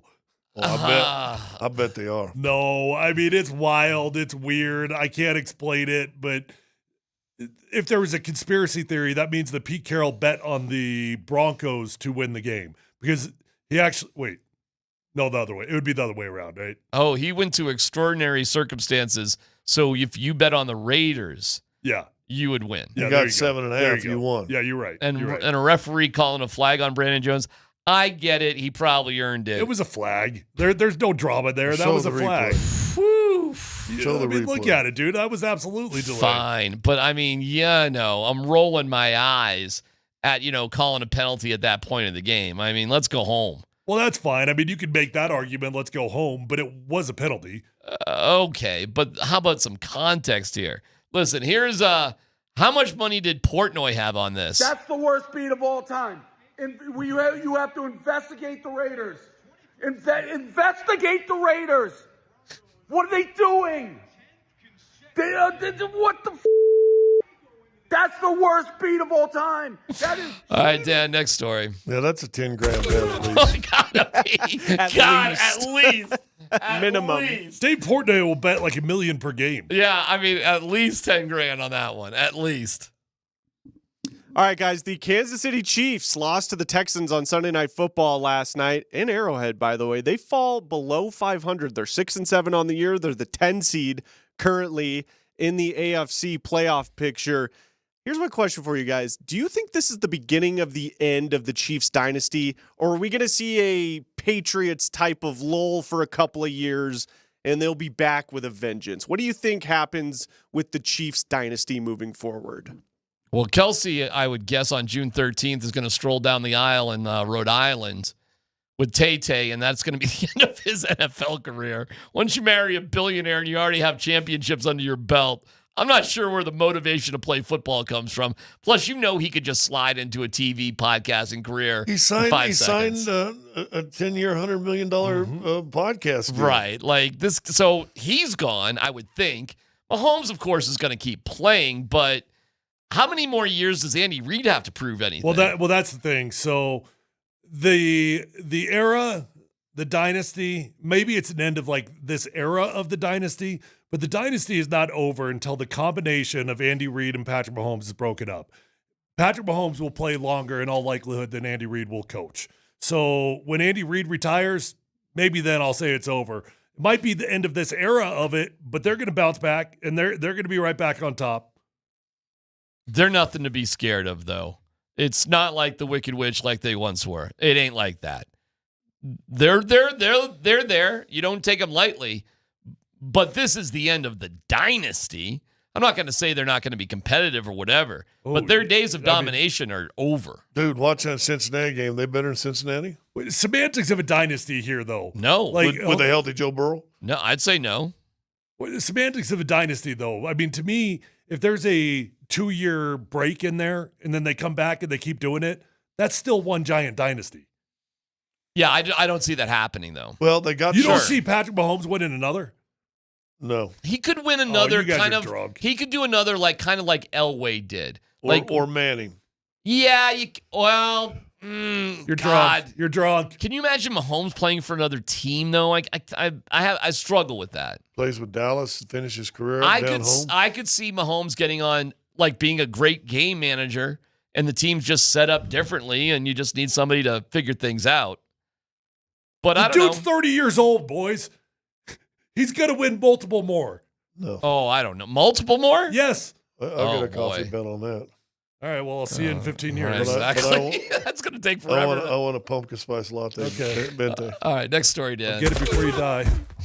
All right, let's go back to the Broncos. I meant that for either one of us. My lifespan is shorter than yours, buddy. Wow. All right. If I could have a do-over, I'd take it because it was not intended the way it came out. Can't even walk right now. My back hurts so bad. Just know if I could have a do-over, I'd take it. Maybe Tyler's right. That's Tyler's mulligan for the day. Okay. Yeah, we're not listening to you.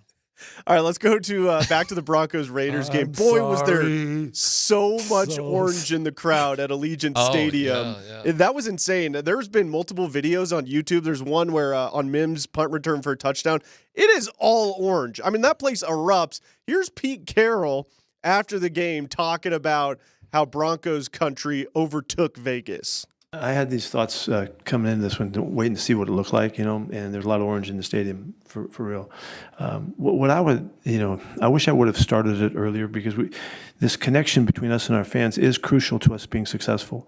And if you think about what we had in Seattle and what we had in the Coliseum, we had huge crowds in our favor. And I understand that, everybody wants to come to Vegas and all that, and so that it's a hot ticket for people to come. And so I'm sure that those that own tickets, are challenged by how they do it. But if we're going to do this, we have to do it together, and we're going to need the fans to support us. I know we got to get them something to cheer about and all that, and be fired up because they, part of this whole experience is about the joy that you get from following your team and supporting them and all. So it's going to take some time to do that. Okay, so do you guys think this is more of just the Raiders suck and have sucked forever? Or Vegas is just one of those cities where opposing teams' fans flock to for when their team comes to town? That's a combo meal. It's probably a little bit of this, a little bit of that. You certainly have a better chance if you win to have a more dedicated fan base. But it's a big arena to fill up, Allegiant. I think Vegas would get behind the Raiders in a heartbeat if they were good. I don't think it would take much time at all. They'd be all in on them. I don't know. I think they're more into gold. Silver, black. That's an Oakland Hole thing. Is Reno into the silver? You're in glitzy now. You're kind of right because no matter what, even if they were really, really good, there would be so many tickets on the secondary market, and Vegas will always be a destination place to go to, period. Even if they were really good, you probably would have a pretty healthy chunk. I think the home field advantage is, even if they were doing well, is going to be pretty negligible forever. So you're saying if you're an owner of any sport and you put your team in Vegas, you're actually like the most selfish owner of all time? Because you don't really care about your fans. You just know you're going to sell seats. You don't really care if you have a home field advantage. Kind of. Yeah. I mean, we'll see with baseball what happens, but when is going to Vegas for the opposing fans bad? Why is it different for hockey? That's I think because they were good right away. The arena's a little smaller. That's why I think if the Raiders got good. Well, the arena's much smaller too. I mean, it's only 15,000 or something. And it's a niche kind of audience in sport. Little bit. Remember when the Nuggets played that preseason game in San Diego? And I asked somebody who's kind of a muckety-muck. I said, would basketball ever work here again? Because I actually played basketball in San Diego against the Clippers. Clippers were in San Diego. He goes, no. But hockey would. Yeah, I could see that. In San Diego. Yeah, because there's the gas lamp district. There's Lodo, right? But there's also the suburbs. And the suburbs tend to be a little bit more I don't know how to put it, like a hockey crowd. They do. And there's the suburbs of Vegas. I've been to a Golden Knights Avs game. That wasn't people ripping up and down the strip. That's kind of, it's a hockey fan. I'm not trying to be mean here or anything. Well, but we know the hockey fan. Yeah, I mean, if you know the hockey fan, you know the hockey fan. They'll be writing in on us here. They'll be writing in. Yeah, maybe, but let's face it. The hockey fan goes. It's Nuggets fans go, and it's like going to the club. It really is, especially low in the bowl. It is like we're going to the club. The hockey fan is we're going to the game, and that is true. They still put on a hell of a Vegas show for those games, though. It's the laser shows, the lights. It's all of unbelievable. It's Vegas. It's unbelievable. So what do they do for the football team? They're doing a Vegas show? Yes, because I've been to one of them too. But it's a beautiful stadium, but there's no grime. There's no griminess there. There's none. So you see all these people like with their Raiders costumes, and they're sitting like club level. They have box seats on the field where it's like a nightclub inside these box seats. Well, that's not grimy. It's fun. You're like, when did Louis Vuitton start making the Raider gear? It's a cool stadium or something, but I hope when the Broncos do their deal, it's not going to be grimy, of course, but you got to make it so there's a level of intensity in there. Yeah, there's a fan. The old school fan always have a place. I think it helps that you can keep the roof open. Allegiant is permanently closed. It doesn't retract. It's permanently like that. I think when the Broncos build their stadium, they'll. And by the way, that's real grass they played on, wasn't it? In Vegas? It looked like it. Mm-hmm. Is it? I can't yeah, even and tell. I'm like, well, they got real grass and the roof closed. Why can't all these other places? Arizona does it. There's a few teams that do. Houston, they can close their roof. Yeah. Yeah. I don't know, man. The Raiders may be toast for a long time. They may be toast for a long time. Like, how do you rebuild the Raiders? Are you going to have the number one pick in the draft, Fernando? Is Fernando going to get you there? Well, you got to draft a quarterback, right? Yep. Okay. You keeping Pete Carroll? You probably are. I bet they do. I don't think they can afford to pay him. All right. Hey, Mendoza looked pretty good this weekend, though, didn't he? He did, and then he put on one of the most cringy post-game press conferences. It was fantastic. It was so strange. It was great. But, okay. Fernando's your guy, right?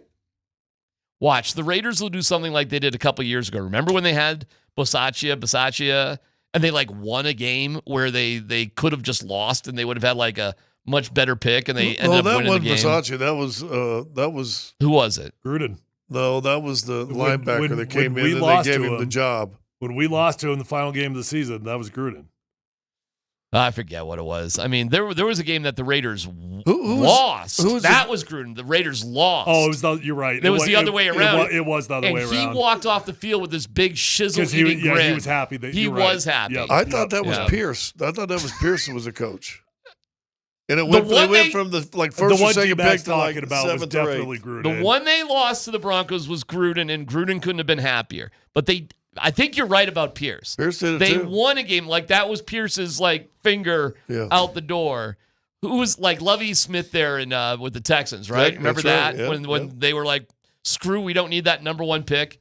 That's why if I'm a owner and I'm gonna fire that coach. No matter what, I blow him out before the last game of the season. Well, what do you think the interim dude's got to do? Well, he's going to try to win even harder. Oh, I'm going to make it clear what I want out of that game. There's going to be, wait till you see who I put in charge of the game plan. If I'm the owner, I think the owners are well within their rights in that last game of the season.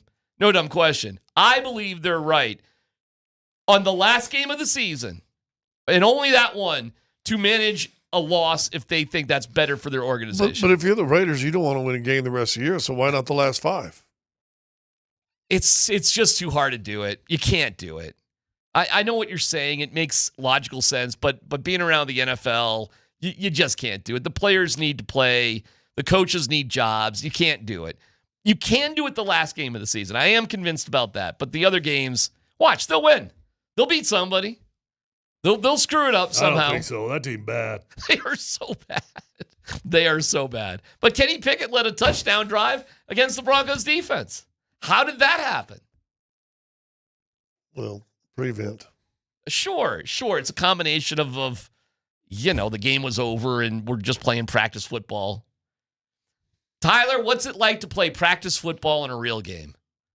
Weird. Yeah, I mean, it's even more weird when you're in a position like the Raiders where it's not just like a practice drive. You've got 4 weeks of practice games, 8 weeks of practice games. Right. By the way, nobody asked Pete Carroll about the 2-point conversion and stuff. The 2-point conversion, the field goal. Sorry, I'm thinking about Shedeur here. On Shedeur, real quick. Now I've seen the all 22. That was the first time I saw the all 22. Of that throw? Stefanski called the 2-point conversion that Stefanski's getting crushed on for taking Shedeur off. Had Judkins just lateraled the ball back to whoever was sweeping around, whoever that was. Well, why couldn't you keep Shedeur in around the play? I guess you could have, but holy cow! If you see the all 22, Tyler, you're right. He would have walked into the end zone. It was a good play call. Judkins it was a good 2-point play. Froze. Yeah. On the play. He didn't need Shedeur for that, actually. It was a good call. But the optics of it are it worked because it was brutally Judkins. bad. That's why it worked. If Shedeur was doing that, no, the defense isn't going to flow with him. Yeah, you're right. You're right. It was a good call. But the way it looked is just, that's got to be horrible. I mean, Judkins is an idiot. He literally like passes the reverse guy. 3 yards later, he's like, oh, I think I was supposed to toss that thing. Is there anything worse as a coach to call it all right and then just have your players just screw it up? I can't even imagine what that's like. Good for Stefanski for not throwing his guy under the bus after the game. Because Stefanski's getting crushed for pulling Shedeur Sanders off. Yeah. And what he really wants to say is, did you guys watch it? If Judkins would have just pitched it, we're good. He would be right to do that. So I got to give that dude a little bit of credit. Yeah. Because he wasn't wrong with that call. It was the right call. All right, it's PhD on 925.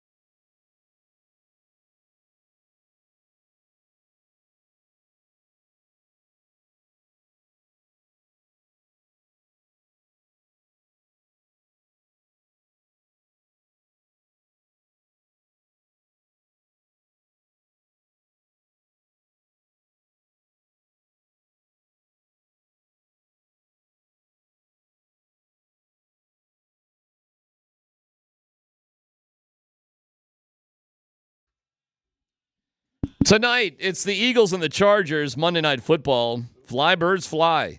You can hear it all here. You can hear it all here. On Altitude Sports Radio 92.5, your home for Westwood One's coverage of the NFL. All right, guys, we just went through, theoretically, the best day combo-wise for all three teams who played at the same time. Again, that's happened 11 times. It's the first time all three teams have actually won out of those 11. What are your biggest takeaways for all three teams after this weekend? Name one that doesn't have a shot. Name one. There isn't one. They all got a great shot. I don't know. I changed my opinion. We played this game. Who's got the best shot? Right now? Today? Today. The Denver Broncos. Because they're the furthest into the season. Okay. That's it. I mean, I'm not telling you the Denver Broncos look like the best of the group. They're at first place and we're here. We're a couple games away from a first place seed. Right? Yeah. Hey, go Eagles, You I said. get that, and maybe in all the sports, the number one seed means the most in football because you literally play one last game and you get the home field advantage. The bye is really a powerful thing. Yeah. I suppose you get it in basketball because the top 6 teams don't play in that goofy little tournament. But there's really nothing else like it. No other sport has it. The NHL doesn't. You'd set a record. The Bruins did. They set a record for points in a season. They got whacked in the first round. Well, what hadn't it been like 15, 20 years since someone who won the President's Cup, which is the best record in the league, has actually won a Stanley Cup? Sometimes that's it's like a curse. It's like kind of how you get though the President's Cup. Like, are we really stressing ourselves out? Are we killing ourselves to do it, or are we just winning? Right now they're winning, but the year they won the President's Cup, which was the year before they won the Stanley Cup, the Avs, they were going for it. The Avs did press it a little bit this weekend because they played Mackenzie Blackwood in back-to-back games. Wedgwood wasn't feeling great, although they sent Trent Miner back to the Eagles, so I'm guessing Wedgwood is feeling better to start Tuesday in Nashville. But they pressed a little bit there. You didn't have to do that. You could have played Trent Miner and just sort of rolled the dice. What's interesting about the Avalanche right now is how good the Stars are. So the Avs have a game in hand. They played 29. The Stars have played 30. The Stars are only 3 points behind the Avs. Now, if the Avs make up that game, they'll be 5 points ahead. But when you look behind the Stars, you realize, wow, nobody's close. Like, it's really these two teams in the entire NHL. And they happen to be the biggest rivals. And then you realize you can't beat the Stars in the postseason. It's frustrating.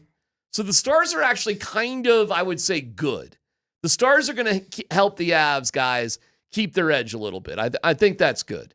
You don't want to just dance into the postseason not being tested, right? Unencumbered. No, I mean, all right, let's evaluate this 4-game stretch for the Broncos. 4 tough games, period, right?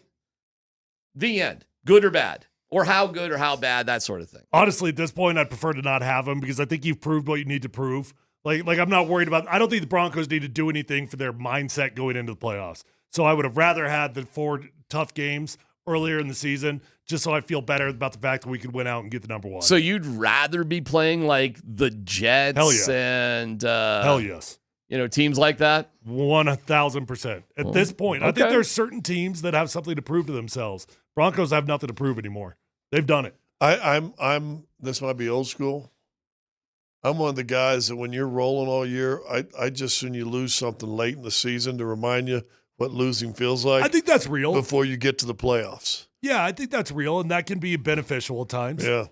So that I don't want to lose at the expense of losing the number 1 seed, though. I know that's the catch, though. That's the catch right now. Right. Yeah. But you'd be okay losing. Do you have an ideal game for the Broncos to lose?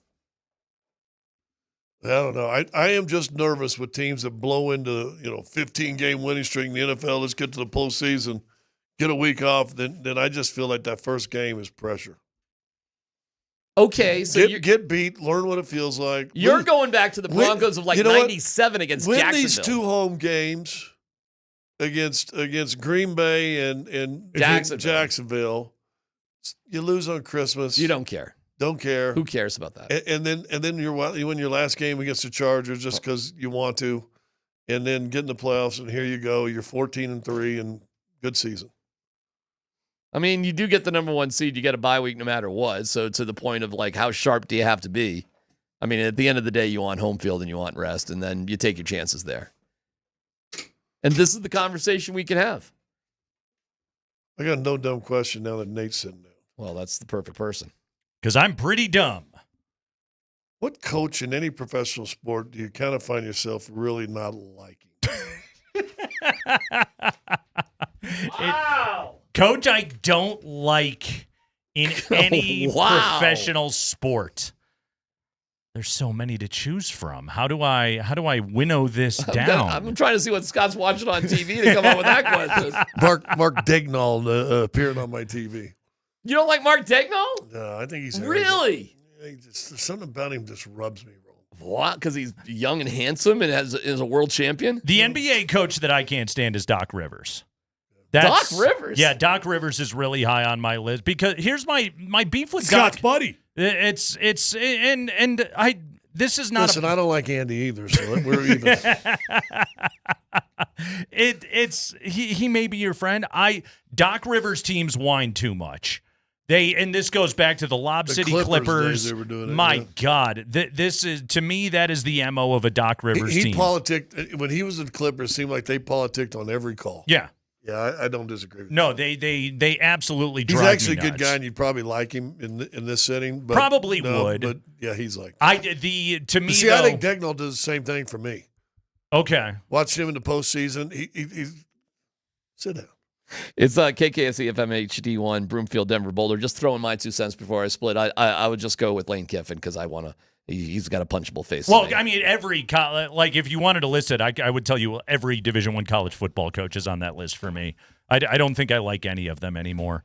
I think there's degrees of it, but in order to do that profession, I think you just have to have something broken inside your brain, especially nowadays, in order to be able to do that job. And it's hard to find.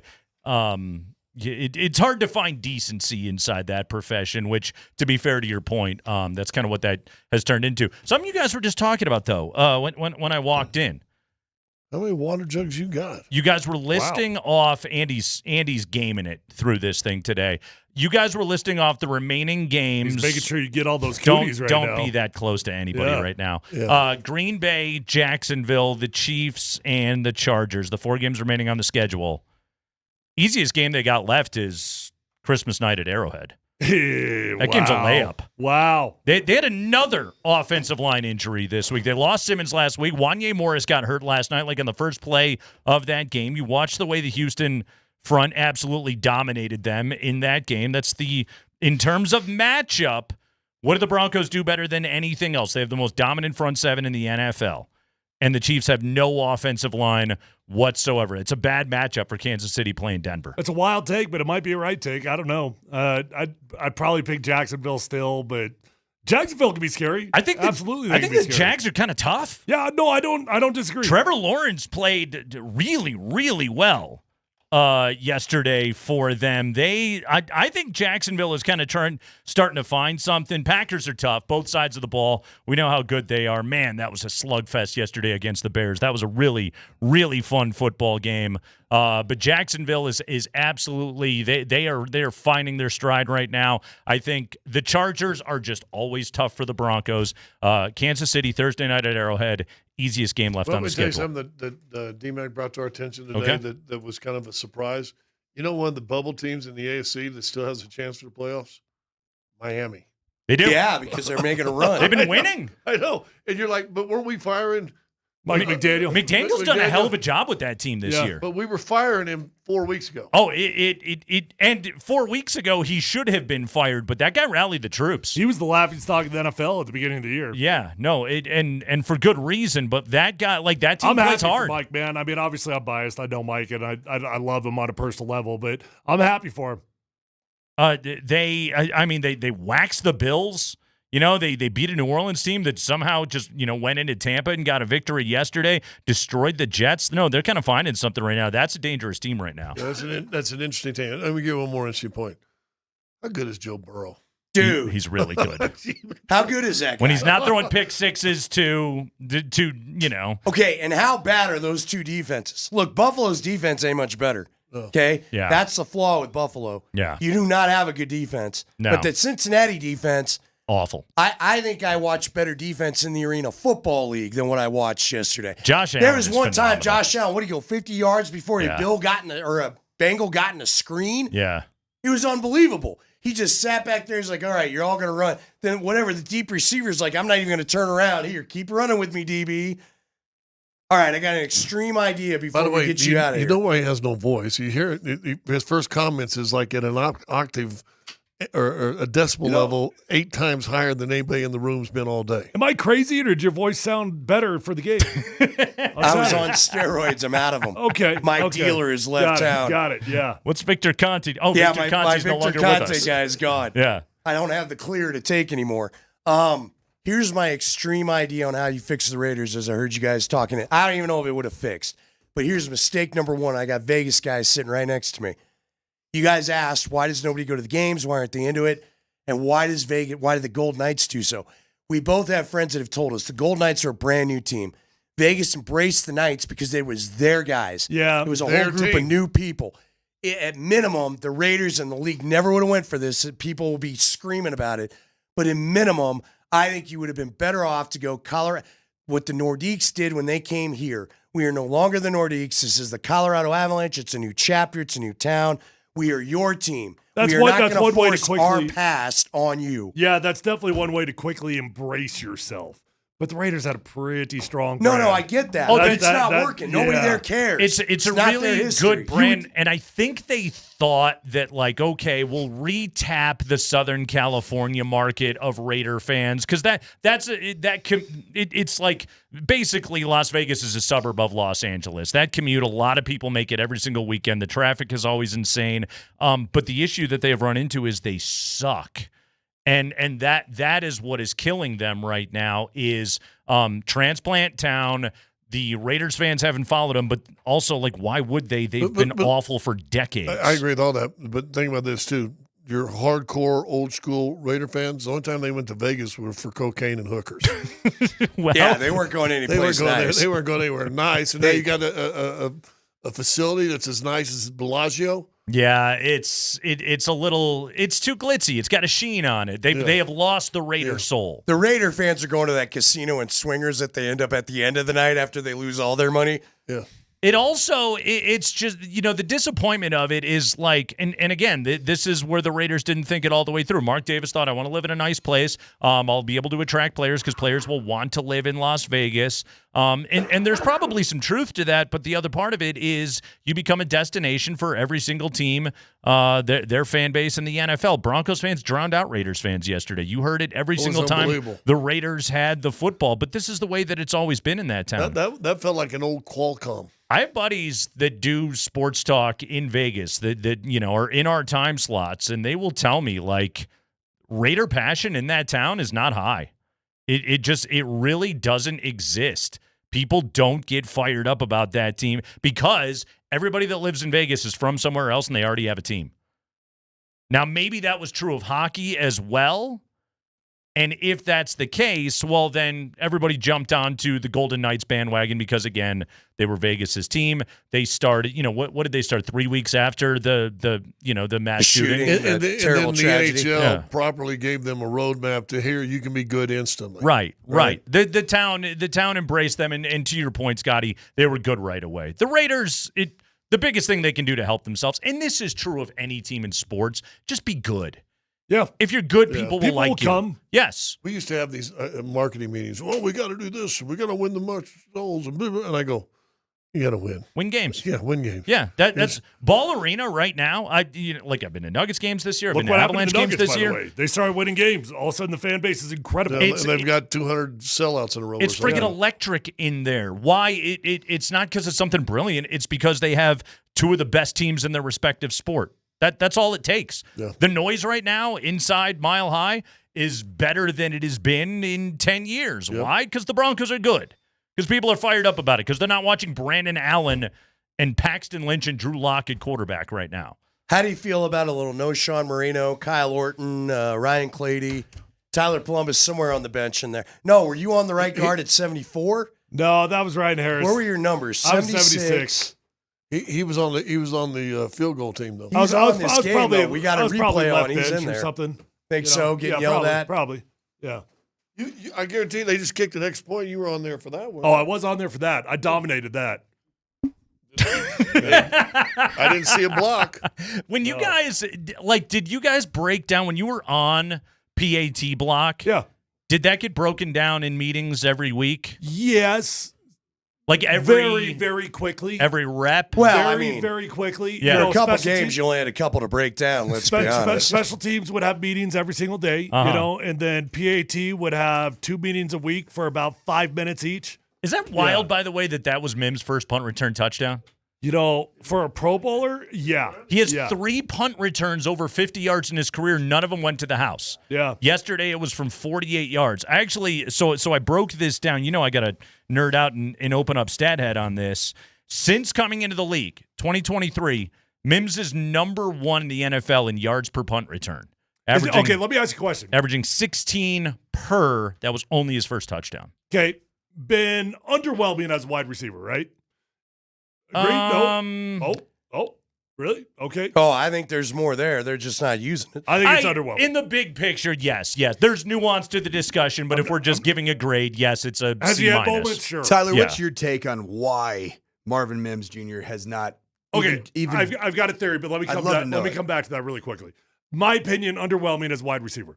Would you say if you got a Pro Bowl punt returner, that was worth a second-round pick? Yeah. Maybe, right? Oh, he's, again, 16 yards per return. That's massive yardage. That might be worth a second rounder just because he's really good at returning kicks. Returning punts. Like theoretically, in a game in which he has 3 punt returns right there, you've just put basically 50 yards you've given to your football team based on what he has done on average in his career. That's massive. That's hidden yardage, and Sean Payton always wins hidden yardage. Yeah. Okay, but why not throw him the tunnel screen they tried to throw Franklin? Why isn't that a Mims play? Which, to your point, Troy Franklin double catches everything right now. Everything is a catch, bobble, recatch. Secure, yeah. And then as a result, the tunnel screen's dead to rights. It's dead right there. I think Sean's just tired of, when Marvin Mims was at his best last year, Sean Payton was schematically creating opportunities for Marvin Mims. He's putting him in the backfield, handing the ball, not a lot, here and there, but really just set up those wheel routes coming out of the backfield and everything else, the matchups that you get on linebackers, right? So that's when Marvin was at his best. I think Sean's just kind of tired of schematically having to create opportunities for him. And he's just like, look, I'd rather let my quarterback go out there and play ball. I can see that. Yeah, but again, if you're going to throw a screen pass anyway, that feels like a nice opportunity to let the punt returner use his in-tight skills. No argument. To try to do that than Troy Franklin, who, again, has got to resecure everything. Did you guys happen to see, by the way, yesterday, Stone Temple Pilots? Oh, my gosh. Was playing the halftime show. With who? Who was singing? Minus Scott Weiland. Yeah, well, obviously. 2015. He wasn't able to make it to the performance. But Stone Temple Pilots. You gotta say that was funny. Thank you. Where on the dogs? Enough time has passed. Yeah. They played halftime yesterday, although they actually, and I don't know if you guys caught this, they rebranded for the performance. They were called Troy Franklin's Hands Temple Pilots. Wow. Yeah. That was a lot of work You know to what? get there. I'll tell you what. I appreciate the effort. Cracker. You know what that was? That was a Bronco drive yesterday. Did you write that? 8 Did you write minutes that to one give down? the punchline. I like it. I may have copied that one down in the notes during the game yesterday. No, I promise you did. Yeah. He's always prepared. Oh, I know. Yeah. He's got that notebook. Yeah. See, I heard you guys talking about Las Vegas and not really embracing the Raiders, not becoming their own town. So my mom and dad were in attendance as residents of Las Vegas. Yeah, you're Mr. Vegas. Yeah, and so they sent me pictures of their, they were invited some friends to a suite. And it's a suite owned by Las Vegas natives. In their suite, it was all Broncos fans. Didn't care. It was all Broncos fans. And then, ironically, my dad texted me because I loved Stone Temple Pilots back in the early 90s, mid-90s. My dad said, guess who was here? And he was excited. My dad was so STP. excited to see Scott Weiland. I go, Dad, You're not going to see him today. Hate to break it Dad, to I you. got news for you. It's been a decade, man. They got another guy in there now. He died in Bloomington, Minnesota in 2015, Pops. Yeah. They got another guy. It was like some. He wasn't bad. Yeah, I'm sure he's fine. My dad sent me the video. My dad actually walked over to the area that the bandbox is in and like totally just fanboyed out. Well, the funny thing about Stone Temple Pilots is that's one of those bands, like we're all talking about Scott Weiland here. Can you name any of the other guys on that band? Can I? I know there was two brothers. I don't remember what their names were. I didn't even know that. Yeah. I saw Stone Temple Pilots 3 times. High school, college. Okay. Saw him first at the K-Rock Weenie Roast, which was awesome. 106.7 KROQ. I was always mind blown by the fact that Scott Weiland would do about half of his songs screaming into a megaphone into the microphone.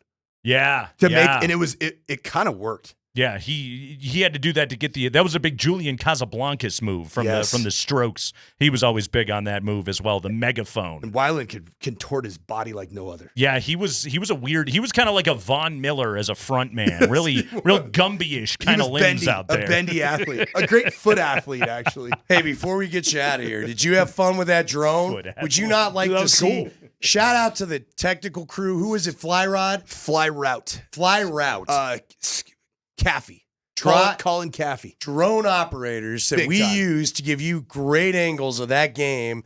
And I've called a lot of those high school games. First off, being on TV is better because you got replays. Mm-hmm. But your replays never look like that.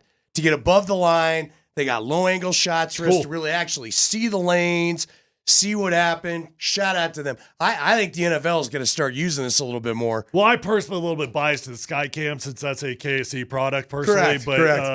But I agree that they did a great job with the drones at the state championship games. Well done. I'm pretty sure the Skycam guys can handle a few of those drones did you guys hear too. that? Yeah, Listen, I'm out here to help us expand. Yeah. We're always looking for new business opportunities. Yeah. That was very cool to be able to get inside a play. It was fantastic. And actually, like we had the one that I loved, the angle that got me excited. You could see where, was it Munson? He was playing linebacker. One of the studs from Pomona literally jumped through the hole. Had he waited a half second, that thing closes up. He's got no route to the running back. And those are the nuances of the play that I just feel like we don't get to see as often. I was told as I took over your seat that you got a little telestrator happy. Oh, I loved it. they walk in, they're like, Andy's talking about the score, and he's circling up the scoreboard over here. He's like, look at this. We got 5 minutes, 42 seconds left. Check out this scoreboard over here. I circled the clock because I knew that Pomona wanted to run the clock down. Mm-hmm. And you were right. And guess what? That was helpful. At one point in the broadcast, Andy was urging me. He was like, "Come on over here and mess around with this." I was like, thing. "Here." I turned the screen towards him. I drew Santa's sack. I was like, That's good. I tried to diagram something, and when we got done, I looked at it, and I go, "That's Santa's sack." He said that, and dude, I lost it. I was crying, laughing. It was, and I didn't want to point it out. It was, hey, family-friendly program. No, I was like, "Hey, it's not the radio show." And I literally was trying to draw. Was it the path? No, it was of the end. I don't even remember what I was trying to do. I thought it looked good at the time until you stop and you'd step away. And you're like, "The hell is that?" So what did you say you actually drew? Santa's toy sack. Oh, yeah, you should have said that last time. Okay. Yeah, toy sack. Toy sack. But that's not what he said on the broadcast. Okay. He didn't use the word toy on the broadcast. Santa brings joy to kids. So just with his toy sack. So for you, it was solely Santa's toy sack, not his sled. No. Yeah. Okay. Well, Because if you go sled and sack, had I tried to draw more, wild. maybe the sled would have got in there. Well put. Yes. Mm-hmm. Yeah, not the sleigh, everybody. Hey, it's a Rally House Football Monday on Altitude Sports Radio 92.5. Rally House, shop every team in town. Broncos win, keep it rolling, beat up on the Raiders. Epic backdoor cover by Las Vegas. We'll take a break. When we come back, we're smacking rears on the Kreckman and Lindahl Show with Mike Sanford on Altitude Sports Radio 92.5.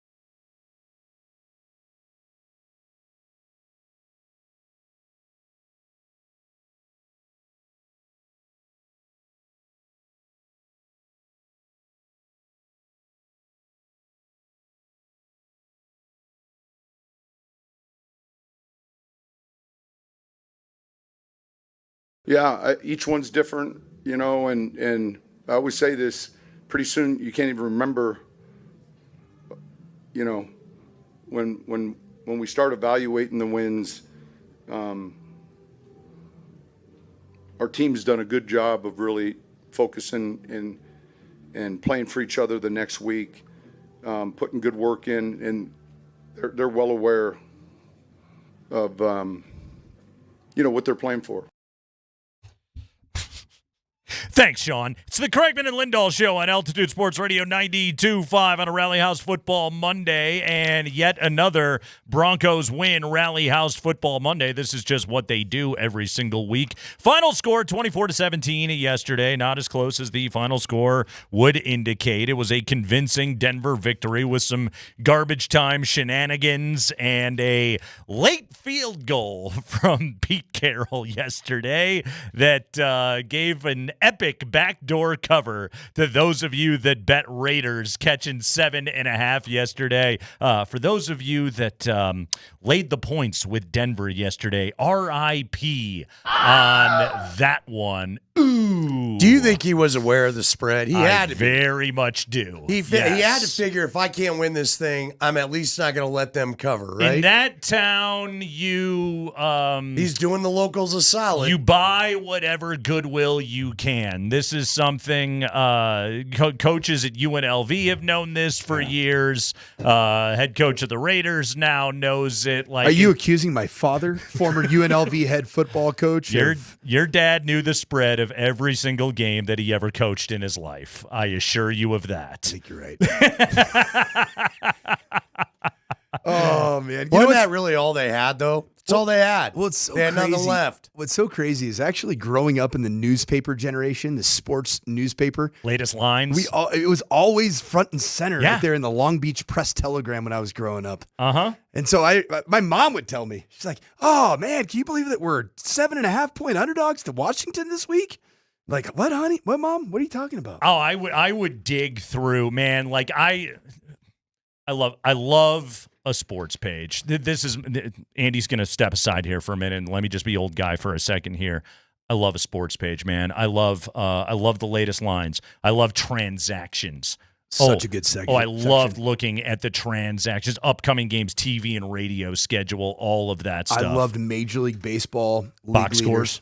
Oh, league leaders. Oh, yeah, sign so me up. good. You know what I really loved, and again, stay with us, folks, is old school newspaper basketball box scores, which would give you field goal shooting, free throw shooting, total points.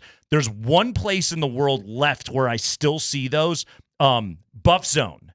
Actually, my guy Pat Rooney, for any CU basketball game, love that guy. For any CU basketball game, they still print old school newspaper box scores right there on your screen. Rebounds? No rebounds, no assists. That's only highlighted at the very bottom. Yeah. Those are their own separate little world down there. And they're listed with commas. Yep. As opposed to being, know it. I love it. You know it. Oh, man, that's good stuff right there. Let's smack some rears after a Bronco victory, 24-17. First rear smacking goes to Tom Waits himself, Andy Lindahl. Why are you coming to me? I was hoping to rest the voice. All right, I'm starting off with Marvin Mims. I'm giving a smack on the behind to Marvin Mims because guess what? That punt return, all stress melted away. Yeah. Okay. Again, this was Did you feel stress? No, I wasn't really stressed. Oh, okay. But yeah, listen, at one point I was wondering, it was 7-0 into the first quarter, and I'm like, are we going to do this again? Is this going to be a slow plot and things are going to slow down? It was a all that very other kind slow of stuff? plod. That's what it was. But look, it was a good slow plod yesterday because you're eating up clock and you were sucking. Frankly, you made the game shorter, which I appreciate. But yeah, I just think Mims. I felt like Mims broke the Raiders' soul early on, and that was that. It was right? over after that return. You got teams this time of year where they're like, how bad do I want to do this? We're getting to this season of business decisions. It's not just the holiday season. It's business decisions. And Andy, in all sports, we've all been there where there's that moment in a game where you're struggling as a team and the Mims return where you look like you got them bottled up. The entire sideline collectively either says it audibly or in their own head. All right, here we go. Okay, here we go again. All right. You know the funny part? They weren't really struggling. They had possession. I'm saying struggling season. I know what you mean, but like seasonally, like their season where they get to a point in the game, like, all right, just throw it in. Yeah, I see what you're saying. You know what I'm saying? Yeah, and unfortunately, I don't have the patience for this today. Now we're down 2 scores. Hell with this. This is the worst Pete Carroll team I've ever seen in my life. It really is valid. It is. He also looks crap. really lost. Does he? Yeah. Not? What were you doing at the end of the first? You know what? Smack on the rear, Pete Carroll, or whoever called the play at the end of the first half. Oh no! That darn near got the Broncos. I don't know why the Broncos didn't try a field goal attempt. Frankly, they could have tried a 62-yard field goal. Peyton also passed up on a 58-yard attempt in the second quarter, and that was the possession actually before the punt return touchdown. But yeah, I mean, Lutz has made a 57-yarder this year. He made one in London against the Jets. His career long is 60. He passed up on 2 opportunities, yeah, right? Yeah, Sean? You're indoors. The balls are soccer balls. Like, is something going on with Lutzy? What's going on there? You know what? I think that's Sean. He could have kicked another field goal later on in the game. He went for it on 4th down and both 3. sub-60s, right? Yeah, they turned over. But I think Sean was in the mode of, I'm not accidentally giving you any momentum. Yeah. This is our game. You missed can't field drive goal the field here. on us. Yeah. Yeah, missed field goal gives you a shorter field. It gives you advantageous position. He knew his opponent. A little bit of momentum, if you will. I think if he was playing a team that could actually score points, he might have thought about it differently. Well, I got a strange smack in the rear. It's a little tongue-in-cheek in light of Marvin Mims Jr. being otherworldly with the ball in his hands, yet only getting 1 target in the pass game for 5 yards. I'm going to smack Lil Jordan Humphrey, who had 3 catches for 27 yards, averaging 9 yards per reception. Big LJ game. Big LJ game. It really was. 12 different Broncos caught passes in this game. Yeah, they spread the ball around. It was big 11. time.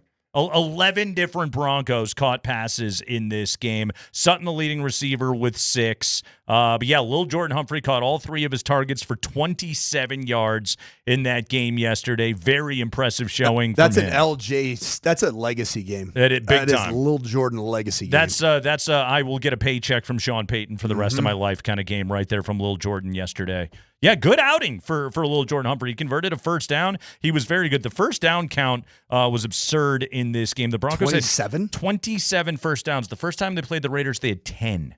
They had 27 first downs yesterday, 7 of 12 on 3rd down. Can I smack myself in the rear for on Friday saying, Yep, I said no 3-and-outs. Oh, they didn't And you do thought it? I was nuts. Well done. You thought I was crazy. Well done. 0 3-and-outs. He has a history of the season on his side, to be fair. By the way, I was rose-colored glasses guy on Friday, but somehow, some way, it worked out. It did work out on that front. On my list of requests, didn't get the shutout. Whiffed on that one.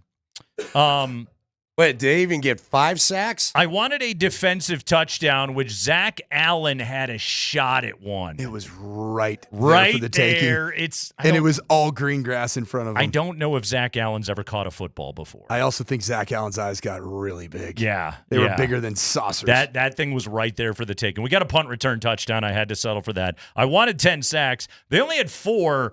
To be fair to me, the Raiders never had the ball. They didn't run any plays. Would they have 46 total? How many 3-and-outs did they have? 32 dropbacks total in the game yesterday for the Raiders. There just weren't a lot of opportunities for sacks. So 4 sacks in the game. I wanted the Broncos offense to average 4 yards per carry. They averaged 4.9. Run game was very good yesterday. Fantastic. And I wanted good Bo Nix, and it was good Bo Nix. It's, 31 completions for 212 yards isn't going to wow anybody, but it was go out and execute the game plan. That's exactly what Bo did yesterday. He had an 8-yard touchdown run. Nice job calling a run play in the red zone. I enjoyed that, a designed run for Bo Nix in the red zone.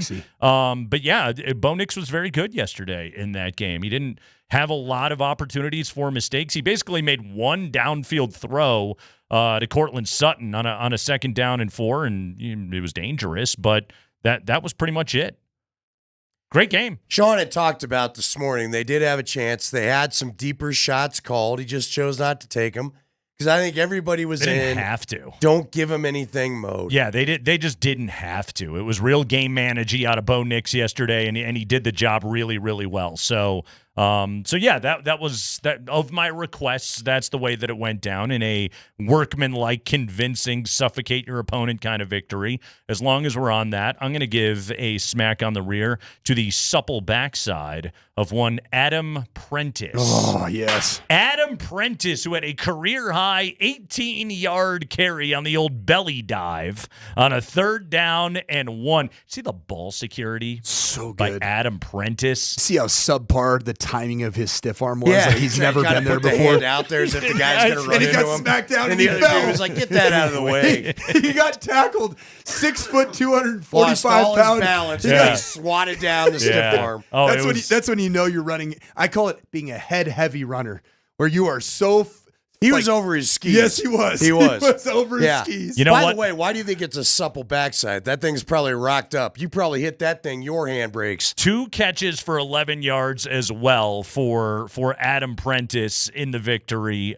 He was wonderful. That's what we can sit here and debate today. It's like, sure, it's probably the RJ Harvey game, but was it more the Lil Jordan Humphrey game or more the Adam Prentice game yesterday for the Broncos? It was the Adam Prentice game. I got to smack Sean Payton on the rear for bringing fullback carries back into the game of football. He's big on it, and typically I don't care for them, but the Prentice thing is starting to work out. So good job on that. 2 carries for 22 yards. That's a handsome 11 yards per carry average from home run threat Adam Prentice. Trying to think who else okay. So I'll go around the room. Can we get to 3 more offensive smacks on the rears? That without individually doing each lineman. I mean, obviously Harvey was brilliant yesterday. His running was the best that we have seen all season long. He was committed to staying between the tackles. He averaged 4.4 yards per carry. But RJ Harvey was absolutely magnificent in that game yesterday. I give him a ton of credit. I thought Jaleel McLaughlin did well with his carries when he touched the football yesterday. Again, he's in the change of pace kind of role right now, but he had himself an 11-yard carry yesterday, picked up a 1st down on a 1st down and 10. So I love the way that he played in that game. I thought we got another very good Pat Bryant game. Just a guy that, again, go out, do your job, make the catches that you have to, catch slants. He's doing a better job when Bo gets outside the pocket of running that secondary route. He's starting to pick up on that skill set a little bit. He's just a very professional receiver. Cortland Sutton, I thought, had a very good game yesterday. 50-50 balls. 50-50 balls. Had a great catch that he just picked up off his shoelaces at the end of that game in the 4th quarter when Denver needed a 1st down and he went out and converted. I thought he played really well. I thought we had a good Adam Troutman game yesterday. Like here's what's almost harder to me is like try and find guys that didn't play well offensively yesterday. I thought everybody did. Interesting. Yeah. Is it going to be enough? What in what way? Ultimately. Oh, no, it's good enough against the Raiders. They played the Raiders yesterday. They had 3 drives that went at least 8 minutes and 54 seconds. Which is smart football. It's really smart football, and Sean Payton is excellent at tailoring a game plan to whomever his opponent is going to be in a given week. Okay. Again, Andy, if we're having the conversation, is the Broncos offense good? My answer is not really. But if we're having the conversation of was the Broncos offense really good against a dog-butt Raiders team, my answer would be, yeah, they were terrific. But here's the deal. Can they do this? I'm asking a real question. I'm not being facetious. If you could play like that, like you did yesterday. No, you can't do that against every opponent left on the board. Guess what? If you do, basically, this is 2015 all over again. If they have 39 minutes of time of possession every single game, the rest of the way, they'll win the Super Bowl. Well, okay, I know it sounds funny, but again, why are we trying to be something that it's not even like a boat thing? People are going to take it as a boat thing. What receiver is super dynamic on this team right now? Okay? Because to have big plays, it's not Marvin always Mims just the quarterback. The guy who doesn't you got to have a turn guy and that throw catches to. the ball, can break a tackle, and then turn it into target something. for 5 yards. Yeah. Do they have a guy that breaks tackles and turn it into something? Do they have that dude on the team right now? Like, again, if you were to control it like this, you probably wouldn't have had to play so many of the. Again, you picked up 1st downs, you broke their will, you ran the football, you kept it balanced. Yeah. Now, I still would like to see a little bit more going on with Ingram. I don't know what the Ingram deal is. I can't figure out that riddle. But I'm just saying, that is the blueprint for how they raise a trophy. You do this, you're going to raise a trophy. It's not because they won't play the Raiders again. No, but like why? that's just it. Is like that performance yesterday was against a broken football team. I get it, but I go back to the Buffalo thing. Mm-hmm. You worried about Buffalo's defense? Yeah. Are they scary? Why? Why am I worried about Buffalo's defense? Because the Broncos aren't that good. I'm worried about every defense that remains. Buffalo has its warts. From here on out, I'm worried about every defense. I'm worried about the Packers defense. I'm worried about the Jacksonville defense. Like, I don't think the Chiefs defense is very good, but they're going to play a hell of a lot better than the Raiders certainly did. I mean, this is a Broncos team that struggled against the Commanders and their old-ass defense. This Denver offense is a wait and see what you get every single week. Like, from here on out, this is a team that's going to just have to win games on defense and hope they get enough out of their offense. Where I think the offense is right now isn't necessarily just wait and see what you got. I think it's just whatever you need, they're going to give you basically that. They're like the bare minimum requirement offense. Yeah. And I think, to your point, they're not explosive. I think that Sean Payton's kind of designing it that way. Yeah, I think it's a game-by-game decision of how to attack a team, how to manage the... Do not turn the ball over. Mhm. Yep. Play field position football. Again, if you can grind it out on the ground, play time of possession football, like that's even better. But this is a team that is going to always angle the way they're trying to win to their defense. And I gotta smack Sean Payton on the rear one more time because of being patient with the run game. We've been asking him to do it for 10, 11 weeks. Yeah. He was patient with the run game. And my last one here, you remember everybody just talking about Bo Nix's feet? I'm going to smack They're pretty good. I'm going to smack Bo Nix's base. So the heels? Everything, Smack the just heels? waist down. Yeah, pretty Bo good Nix yesterday. waist down was calm. Yeah. Bo Nix was anchored. He was accurate. He was 31 of 38, his best performance of the year accuracy-wise. That's some really good growth, and I think there's some signs of good things to come if they can continue with that growth, both in the run game and Bo Nix. I also think in the pocket. Sean's play calling and play design, he's done a good job as this season has gone along of finding easy buttons for Bo. Of just, okay, like this is where he stays comfortable. This is how we stay on schedule. Boom, boom, boom, ball out quick.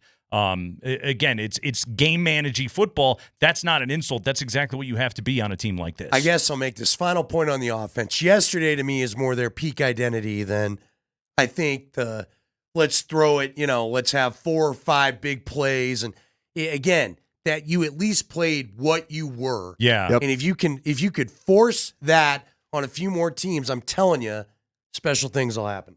But you got to keep running the ball. Mm-hmm. You very much do. You faced 12 third downs in that game, and they were good on third down yesterday. When you play teams with real pass rushes, and the next 2 opponents have actual real life pass rushes that you got to watch out for, things get a little bit tougher. The Broncos did exactly what they had to do against the Raiders. Rally House Football Monday here on the Kreckman and Lindahl show.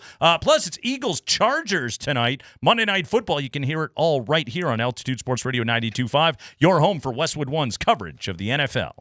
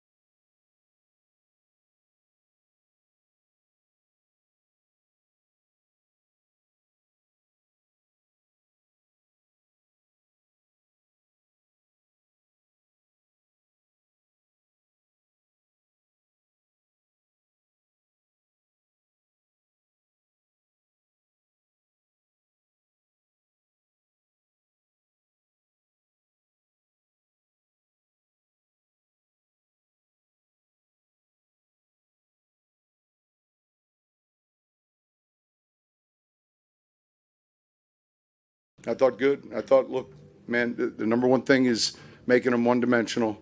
We gave up a couple. We busted a coverage and gave up another easy touchdown pass.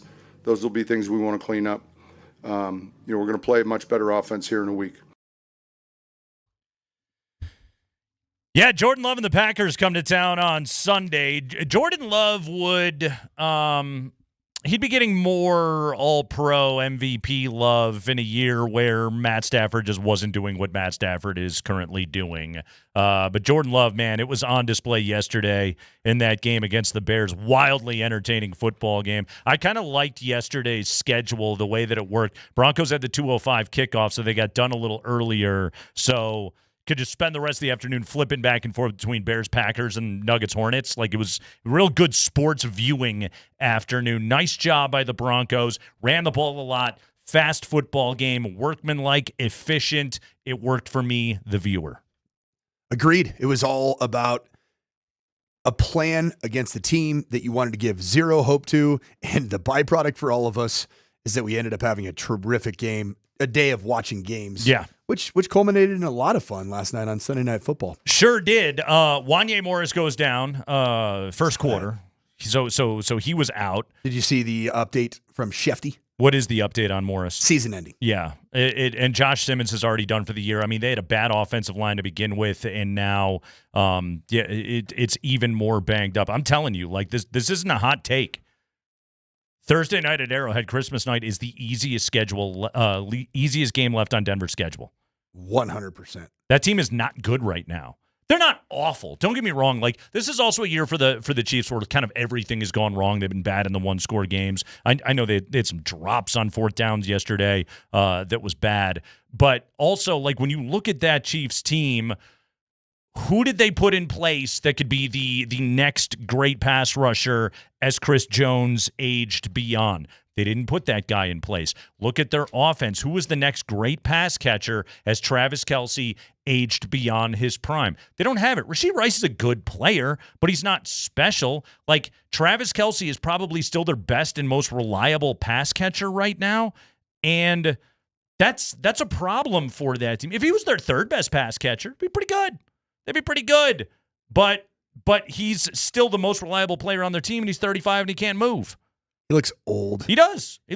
He looked like there was a realization when he dropped that. Oh, that last one. That was the perfect he libero took a shot too. Yeah, he did. Ooh. He was just sitting there trying to talk himself into pondering life. Yeah, you could see it. Yeah. I think his life's going to be okay, though. Do you think he's going to make it? Do you think he's going to survive? But the football part of his life it's over. He sees it. Yeah. You know what's crazy? Do you know who's the second leading receiving tight end of the NFL this year? Travis Kelce.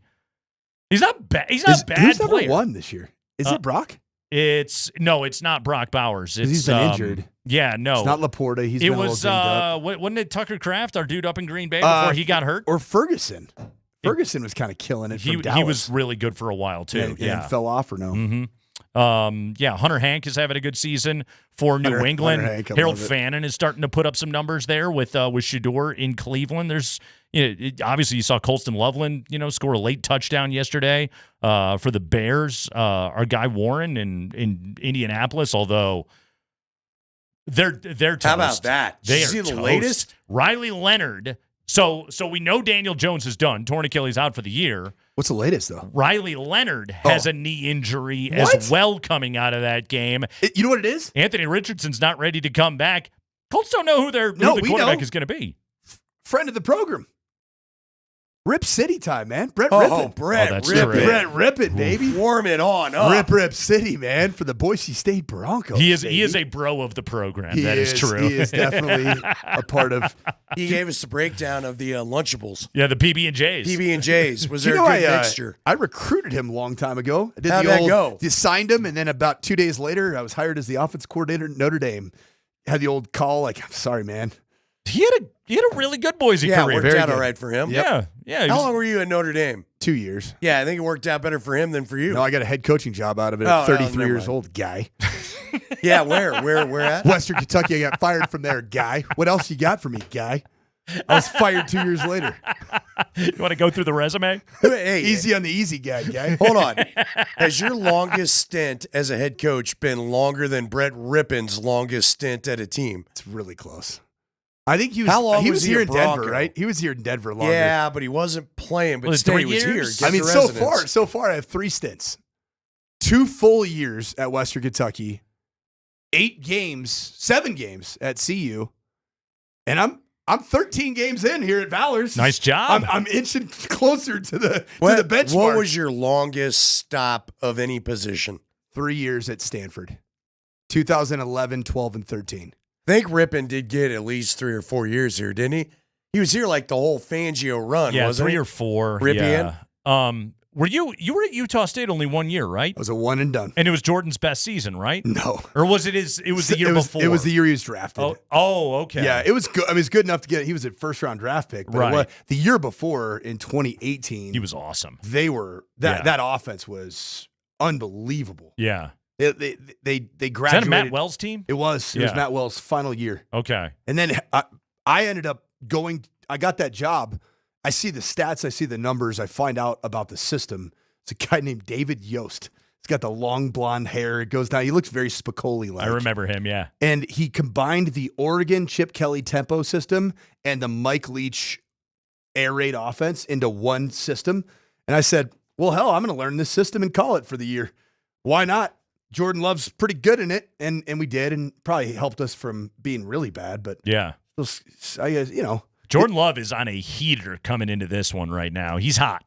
He's not going to love this pass rush. No, it's going to give him problems. I don't think there's any quarterback in the world that's going to love this pass rush, but the degree of difficulty of quarterbacks the Broncos will face steps up considerably over these last 4 games. Will they face a more complete offense than the one they're going to face Sunday, though?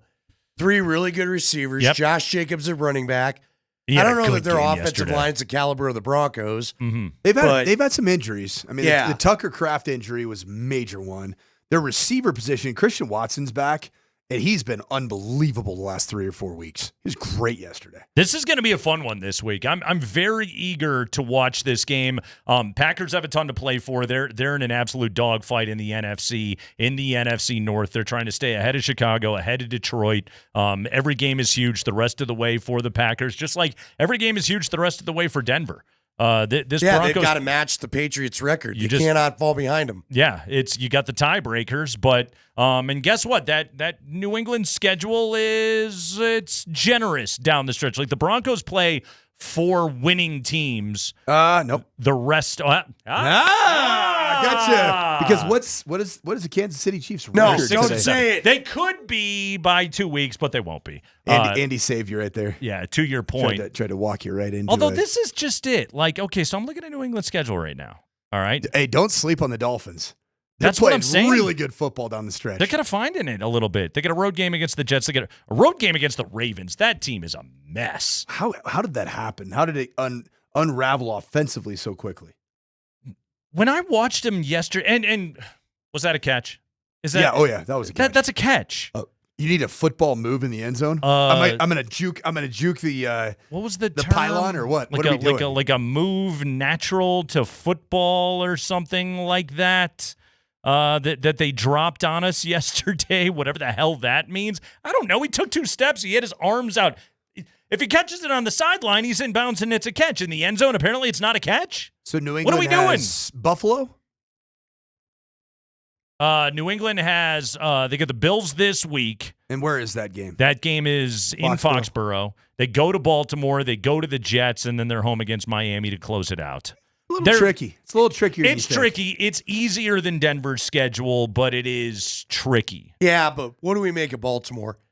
They're a mess. Baltimore feels like they've just packed up shop and said, you're going to lose to, I'm going to borrow a Nate Kreckman term. You're going to lose to zombie Aaron Rodgers in a game you got to have. Zombie Aaron Rodgers is kind of balling right now. Well, if you give if you give 97-year-old Aaron Rodgers 7 seconds in the backfield, he's going to be able to complete a pass downfield.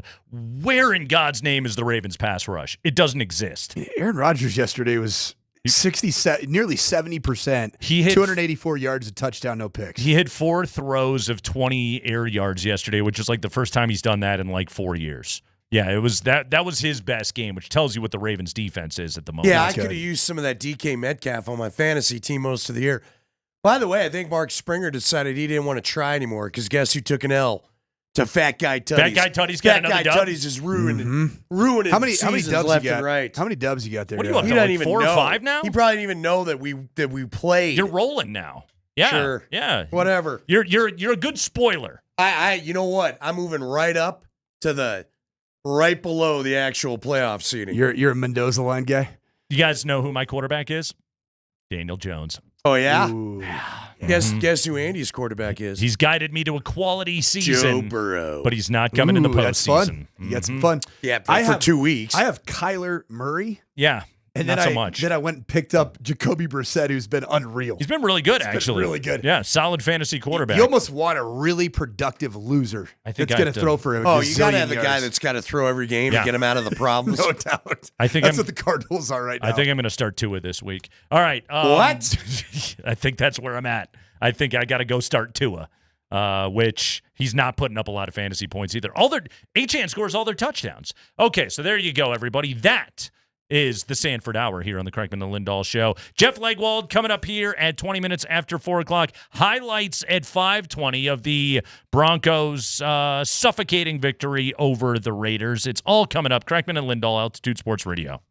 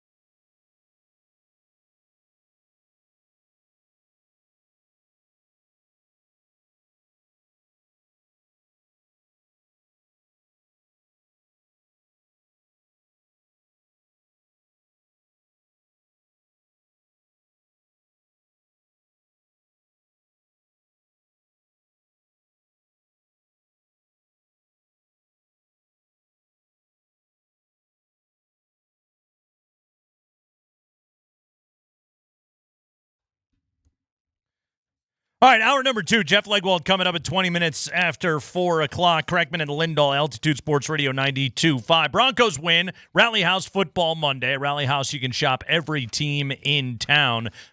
Big time of year to get over to Rally House, do your Christmas shopping. Broncos are hot. Avs continue to roll. Nuggets, great victory yesterday. By the way, congratulations to our buddy Jamal Murray, Western Conference Player of the Week. Way to go, Jamal. Another great performance from him yesterday, going for 23 points in the opening quarter. Nuggets take care of business against the Hornets. They'll be back in action later this week in Sacramento against the Kings. But way to go, Jamal. Everybody is hot. Go to Rally House. Get some sweet team gear. This is a good time of year to go and do that. Andy, let's talk about R.J. Harvey. 100 total yards yesterday for our dude RJ. 17 carries for 75 and a touchdown in that game. Plus, he had another good pass-catching game, 6 catches for 25 yards. Again, grand total of 100 total yards on 23 touches out of RJ Harvey. J.K. Dobbins is not walking through that door without crutches right now. So it's got to be RJ Harvey. In terms of like the growth that we have seen out of Harvey in the 3 J.K. Dobbins list games, where do you think he is at currently in the progression? Look, I think he got a better feel for running yesterday. This is what I hope to see because I've talked about this. I think rookies need time to kind of get their timing down. I saw it with Clinton Portis. I think it's starting to build with him. Mm-hmm. He's still going to need more time to get it down, but yesterday was a big step forward.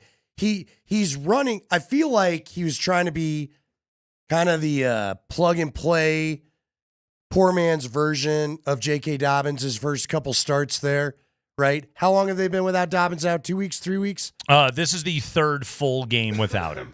I feel like those first 2, he was just trying to do what Dobbins would do. And though I think he learned some good technique of being patient and letting your blocking set up, they're not the same guy. Yeah. Yesterday, it felt like he was just being a little more him decisive and going naturally where his instincts took him. I think that's a big positive sign. So he had 11 carries for 30 yards in his first start against the Chiefs, 13 for 35 against the Manders. They didn't have a great run game against Washington, but like think of they get to overtime. He had a 12-yard catch, made a man miss, had a 12-yard catch. He had the key block on that throw to Troutman in OT in the touchdown drive against the Manders. So he was good in pass pro, like kind of showing, okay, I can be trusted here a little bit. And he comes out yesterday, 33 total yards on the first drive alone was what he put up yesterday. It became very obvious, like, okay, this is going to be a really big RJ Harvey game for Denver. And I thought more than anything, kind of to your point, Andy, he just looked comfortable. He looked like he's playing like himself a little bit more. He made faster decisions out on the field yesterday. He played really well. Again, I know we temper everything with like they were playing a directional school in the Raiders. And yes, there is absolutely truth to that, but also like that sometimes it's good to play a game like this in the middle of the season, and especially for him to get as many touches as he did. Okay, degree of difficulty we know is going to turn up down the stretch right here. That was a really good performance to show he can be comfortable with the game plan and to do exactly what he is asked to do.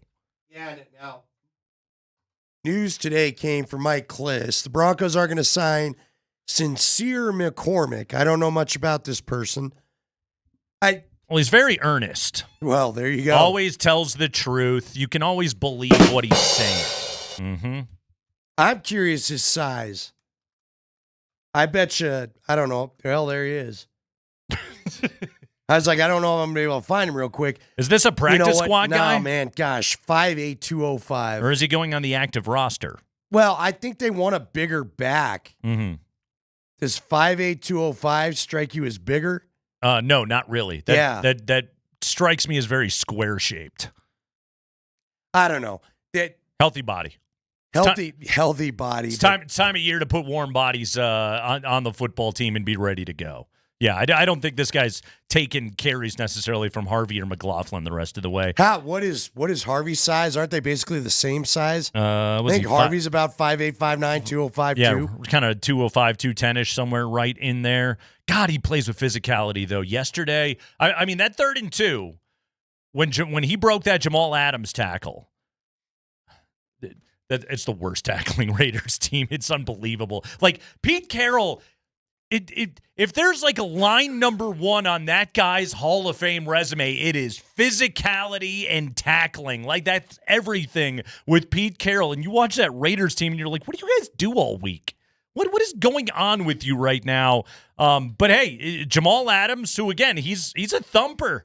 He's a legendary thumper. Like, there was great quotes from JFM after the game yesterday because he used to be teammates with Jamal up with the Jets, and it was just like, yeah, like, RJ really showed you something right there. He could take a pop like that and just shed a tackle and go and pick up a first down. Again, this is one of those little things where it's like, yes, it's a 3rd and 2. It's a 3-yard completion to RJ Harvey early on in that game yesterday, but you're still deep in your own territory. It keeps a touchdown drive going, gets you on schedule, gets you going down the field. Like, a part of why they played such a snug game against the Raiders the first time around is because they didn't convert plays like that.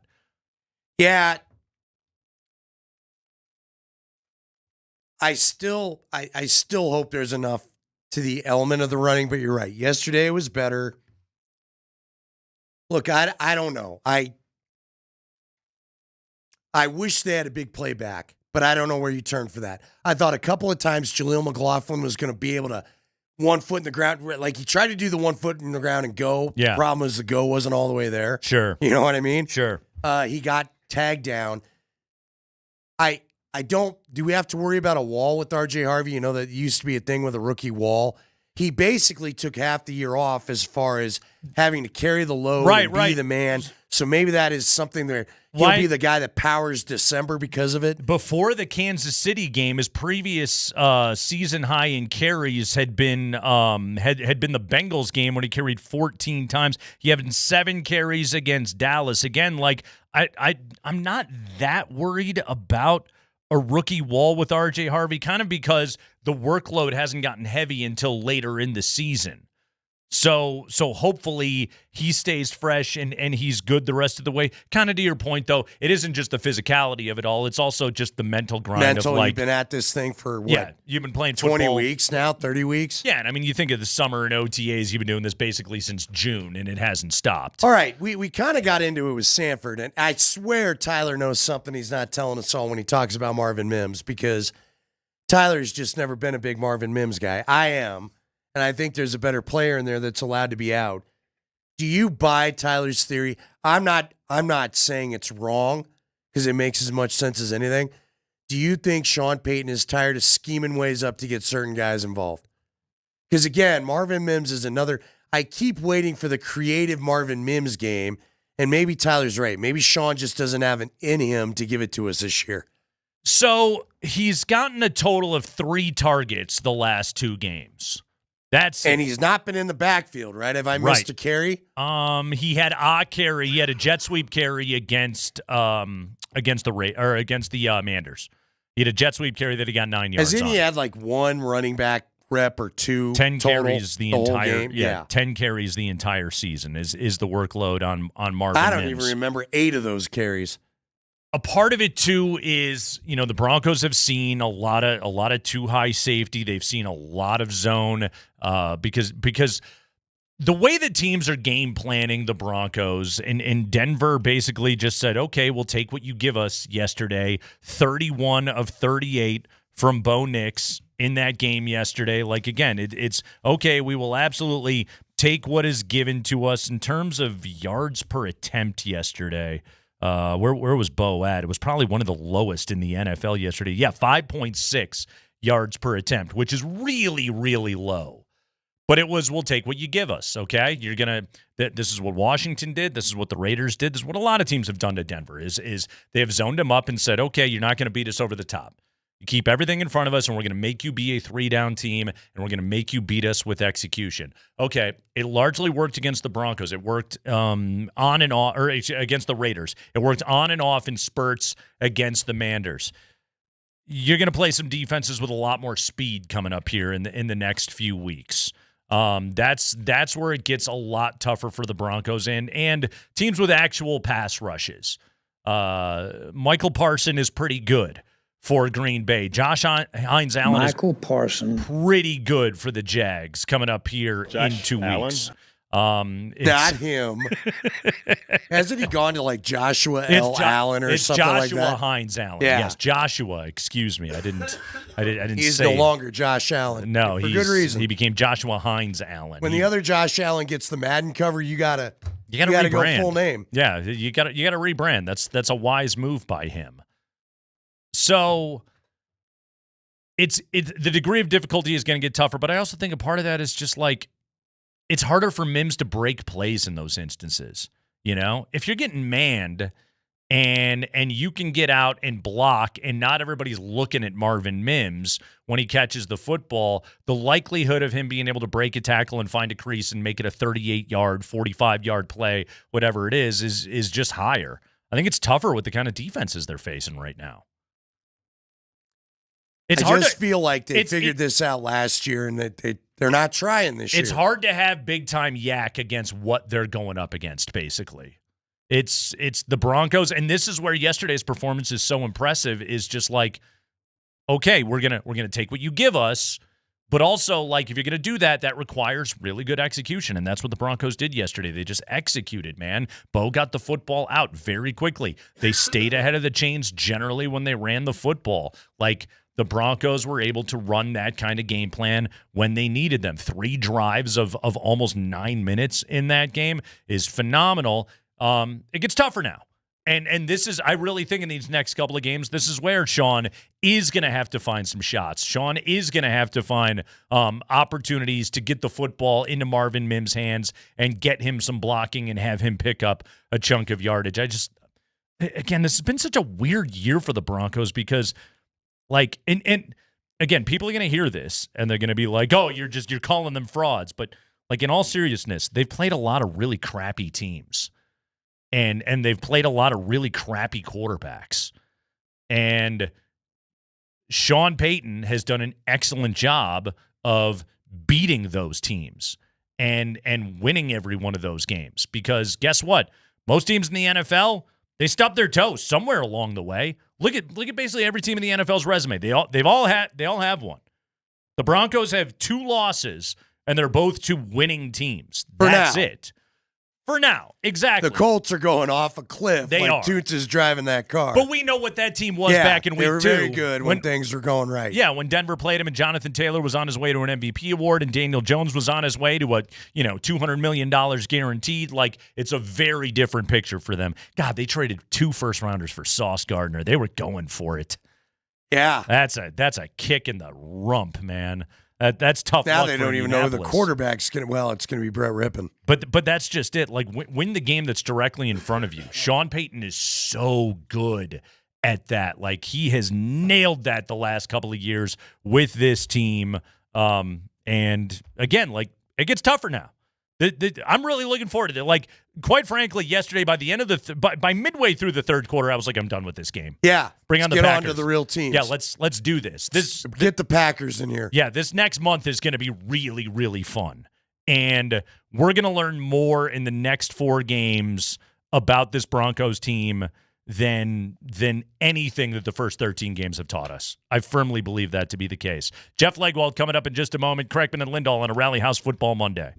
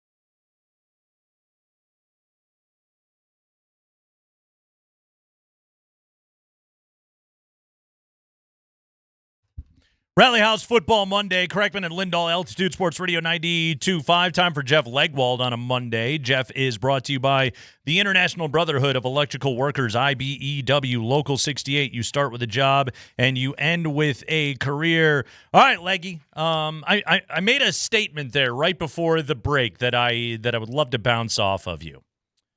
We will learn more about the 2025 Broncos in the next 4 weeks than anything we learned from the first 13 weeks of this season. Discuss amongst yourself. Well, that'd be good radio, wouldn't it, if I discussed it amongst myself? I think you're 80% right. Okay. I think we've learned that they can win one-score games in almost any situation. Yeah. So I think that lesson is already in the books, but yeah, this is a big stretch. If you're really serious about finishing the season like you've said since training camp, how you want to finish the season, then now is the time. And they now play with the knowledge that they have the number 1 seed in the AFC. They have all the playoff home games they want. All they have to do is win as many games as the New England Patriots the rest of the way. Yep, go close out and get it done. The performance that we got from Bo Nix yesterday, 31-38, 217 yards. 212. Want to make sure I get that correctly. His touchdown pass streak faded in that game, but he did run for a touchdown in that game. And afterwards, Bo Nix actually embraced the term game manager, which was really cool to hear out of Bo Nix because, let's face it, Jeff, that's exactly what this version of the Denver Broncos needs him to be. Maybe in a few years when the defense ages out of its greatness, then you need more from Bo Nix. But right now, he's playing the kind of quarterback that's exactly what this team needs him to be. Yeah, and I guess I would always argue the best quarterbacks are game managers. I mean, that's the whole job is you handle business. Whatever it takes that day, you do that. I think the best quarterbacks do that. You know, Joe Burrow isn't flinging it downfield all the time. You know, Mahomes isn't flinging it down. They know when to say when. And I think that's game managing. I thought it was very witty on his part to sort of point out 10 wins in a row that he feels like they're managing wins just fine. And I thought that was intriguing for him to point out. He has a very good awareness sort of for a guy who said he deleted all of his social media, he certainly knows what the narratives are out there. So either somebody's giving him the talking points or he's looking on the sly, one of the two. But he definitely is aware what people are saying. And, I think he shows that competitive side sometimes, Nate. You know, that guy, there's part of him that's thinking, dude, I just won 10 games in a row with this team. Call me whatever you want. And I think that's the impression I got last night a little bit was that, he was sort of on, this is hard to do. The Broncos have done it so far, and he's just fine with all of that. I do think schematically they did that one on purpose. Yeah. That wasn't just Bo Nix dumping the ball down. That was Sean Payton's plan coming in, a big defensive front for the Raiders. They don't get out of it very often, no matter what you do. So Sean Payton's response to that was a lot more hefty looks on offense than they did the last time they played.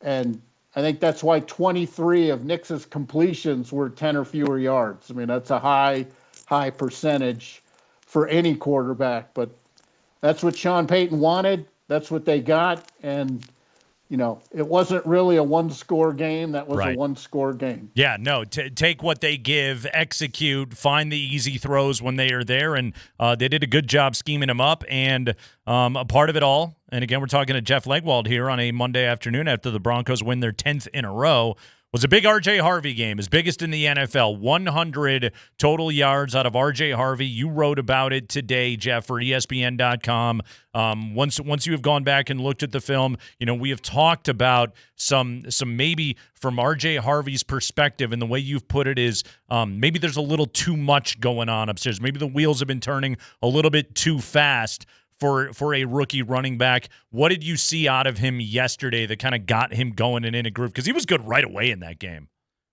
Yeah, I mean, first 2 carries, I think, went for 20-some yards. So, I think I saw a young player who knew he was going to get to touch the ball a lot.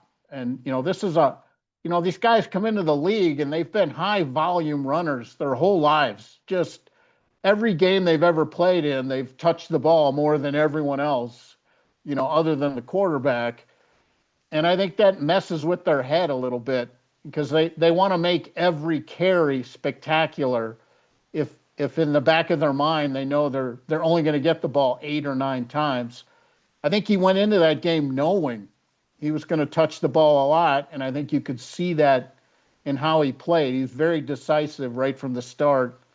And the more decisive he gets, the more production he'll have, because that's all he's really missing right now is, the holes open a lot quicker and they close a lot quicker in the NFL. You got to get in there, and I think he was very decisive yesterday, and I think it showed up in the production. And he's become a very reliable receiver for Knicks. I think Bo knows exactly where Harvey's going to be. And that's no small thing. If he believes that's a great outlet for him, Harvey will get the ball a lot in the passing game. Jeff, I think Sean Payton has done a marvelous job coaching this team this year, and I think he has done a marvelous job week in and week out, just game plan and situation specific. His team is just very good at this stuff. They're good on the hidden yardage, even with as many penalties as they have. Like they're a very good clock management team. They come out every single week and they do what has to be done to have at least one more point than you when the final buzzer sounds. As this year has gone on and we have watched this thing get to 11-2 and a 10-game win streak now, what has jumped out to you about the way that Sean has embraced the roster that he has and coached them to this point?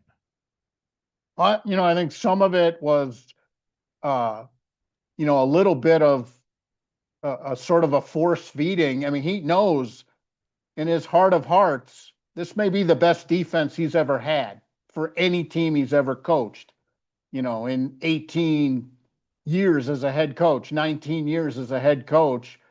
This is very likely the best defense he's ever had. And I think that influences how you coach games. When no matter what happens, those guys are going to keep you within 1 or 2 scores at any point in the game. The Giants game, for whatever reasons, really the only game that sort of got away from them that they had to reel back in this streak. So they've played from behind a lot, sure, but this defense has influenced how he's coached. And I think you've seen some of that. I think he's made decisions some people would say are more conservative than he's made in years past, because I think he knows, A, he's got a young quarterback in his second year, and B, he has the ultimate eraser, for field position, getting out of trouble. I mean, look how many times the Broncos defense sends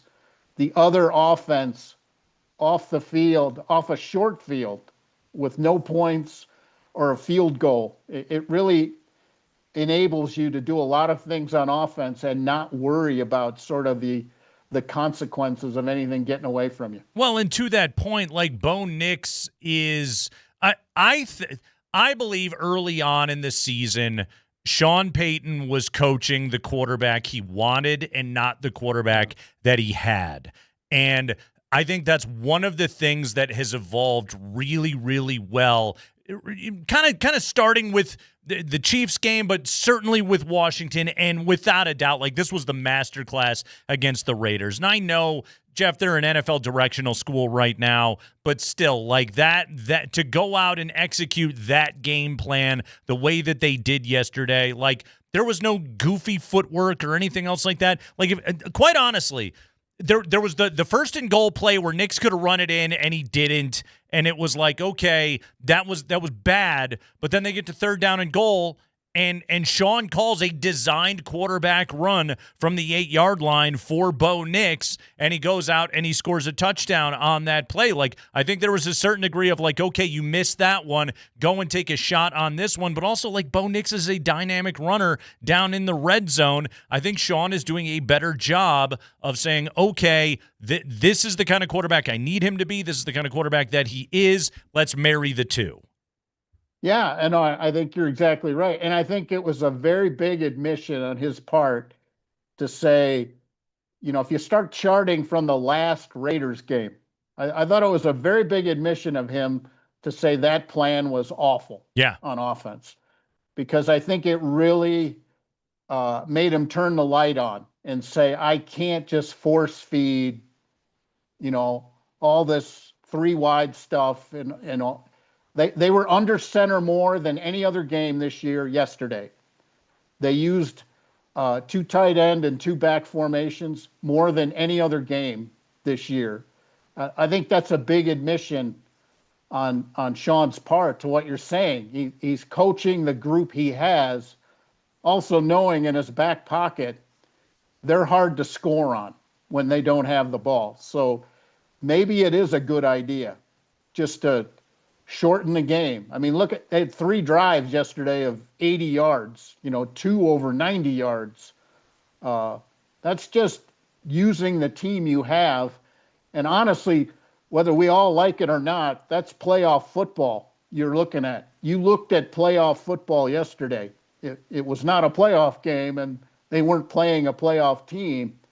But if you're going to win in January and make it to February, that's what it looks like, and we all know that deep down, whether we admit it or not. Yeah, that's exactly what it has to look like.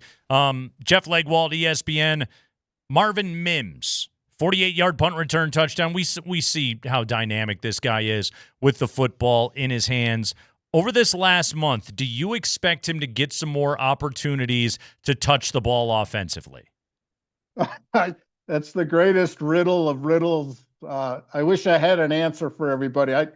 It's beyond me how you can watch him anytime he touches the ball, even when he's tackled. Even the 2-yard run, there are moments there where you're thinking, well, if he beats that guy, it's going big. And I think he's the most dynamic player on the team that doesn't touch the ball enough.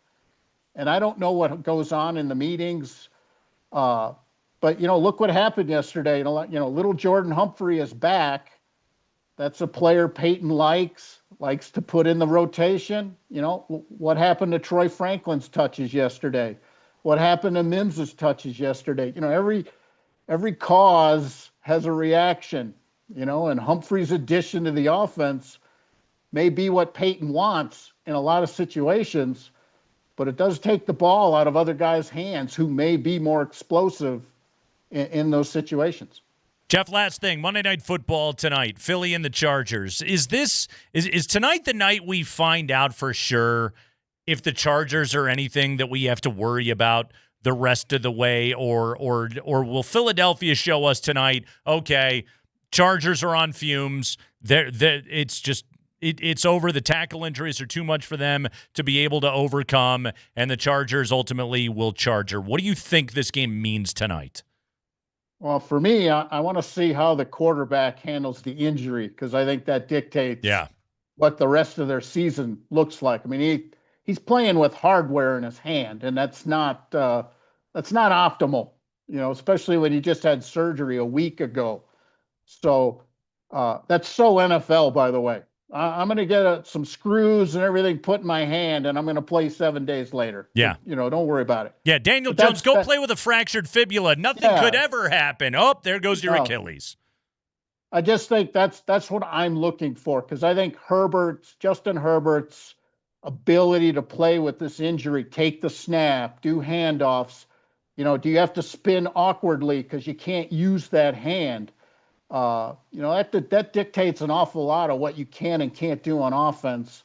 And that's what I've got my eye on, because I don't think there's anything else that determines their playoff viability more than that does. I mean, he's their most important player, and if he's not 100%, that impacts them sort of exponentially, the rest of the way. They did get some people back for this one off injured reserve, so they do have a little help. I would expect Hampton to see the ball quite a bit.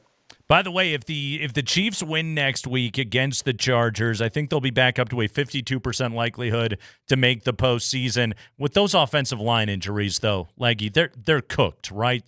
This thing is done for this season, right?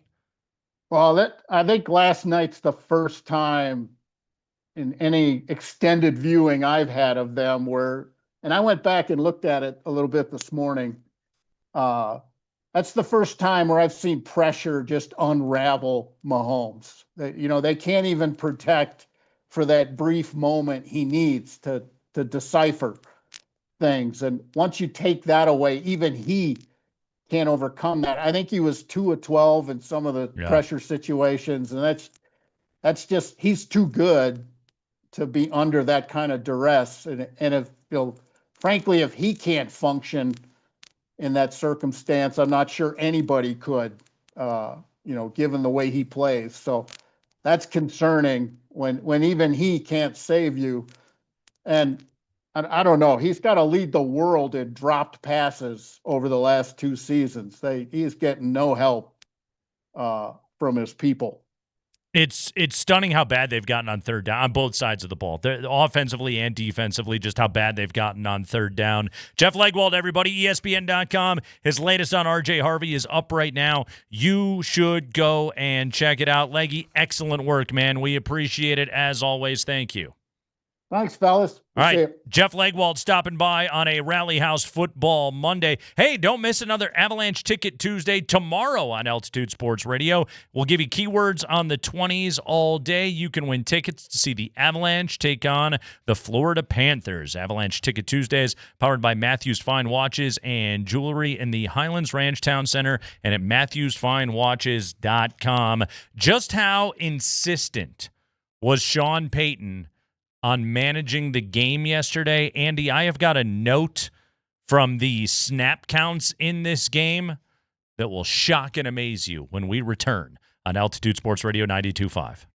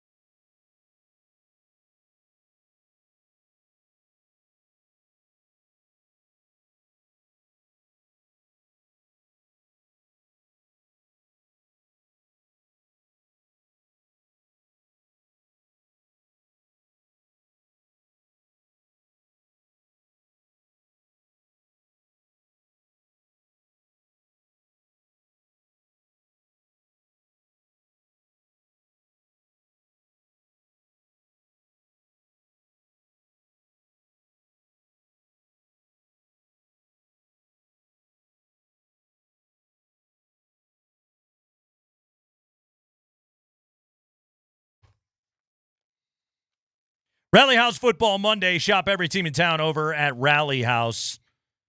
Go get a Broncos jersey for a loved one over at the Rally House. They have won a mere 10 games in a row. Go get a Nuggets jersey for a loved one. 3-0 on the road trip. Jamal Murray, Western Conference Player of the Week.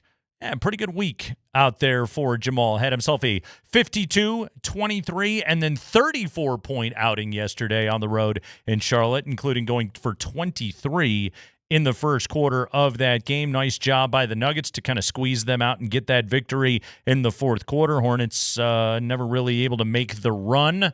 That thing. Did you hear that stat, by the way, from Marlo in the fourth quarter? They have not won a playoff game in 21 years. 21 years. In that sport, what are we doing here? Relegate the Hornets. But a great victory yesterday for the Nuggets. They'll be back at it against Sacramento later in the week. Or go get an Avalanche jersey. How about those Lanch, Andy? Another solid weekend. Yeah, they just go out there and do what they do. Yep. Just, again, all you got to do is score one more goal than the other guys. You get another dub. So a great weekend. By the way, that McKinnon winner in OT against the Rangers, pretty good.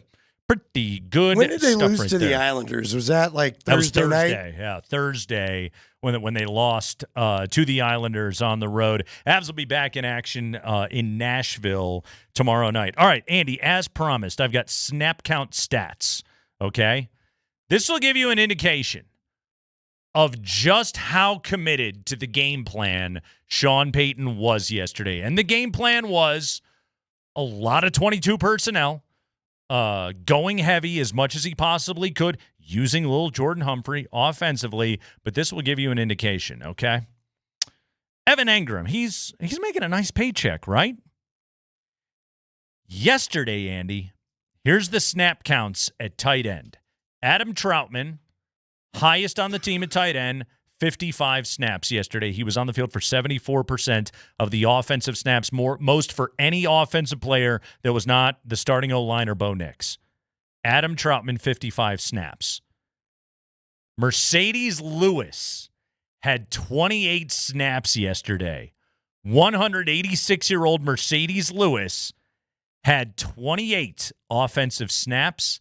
Evan Engram had 27 offensive snaps. What are they going to do with Lewis? He's out of elevations. They're going to have to sign him. Yeah.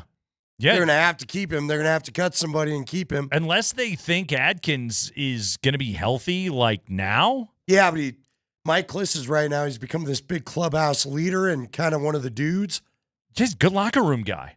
Absolutely. And unless you know for sure that Adkins can play this week, I think Mercedes Lewis has to be on your football team. I think he has to be. And again, like game plan specific stuff. Like Walt talked about. Yesterday was a playoff game. That's a playoff game. That's what a playoff game has to look like. You play to your strengths. You play matchup football. You play field position football with your defense and with your special teams. And offensively, you have got to sustain drives. You got to run the ball. You got to eat clock. Like all those things. Yesterday was a good dress rehearsal for what it has to look like in the postseason. It's going to be tougher in the playoffs. They are going to have to hit a chunk or two, but largely that's the kind of game plan that Denver is going to win with. And if that is the case, then excellent blocking tight end Mercedes Lewis, as old as he is, like he needs to be on your team. You trust this guy. Boy, he had one. He had a pretty good block against Max Crosby at one point yesterday, didn't he? Yeah. Like neutralized him.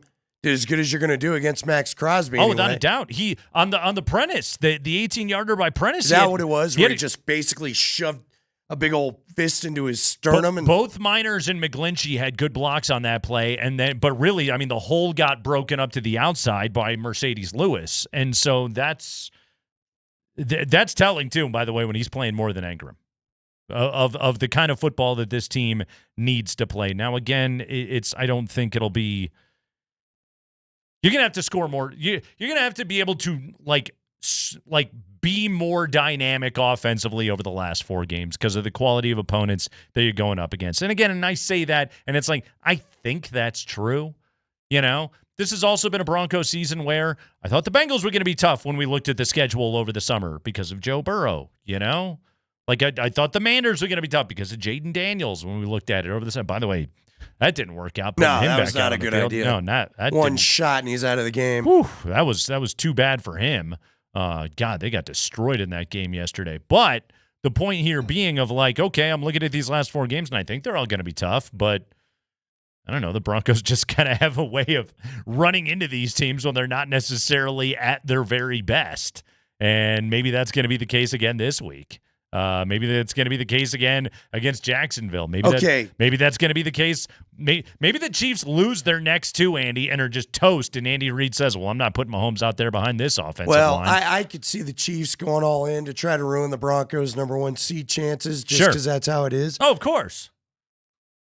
Is it? But if they're roasted and Mahomes is running for his life and he knows he's got to go up against that bad knee. Benito and Zach Allen and Jonathan Cooper, with your bad knee, Ed, you shouldn't be throwing anybody. Hey, can the Broncos actually play a legitimate chip on their shoulder card with what the spread is right now?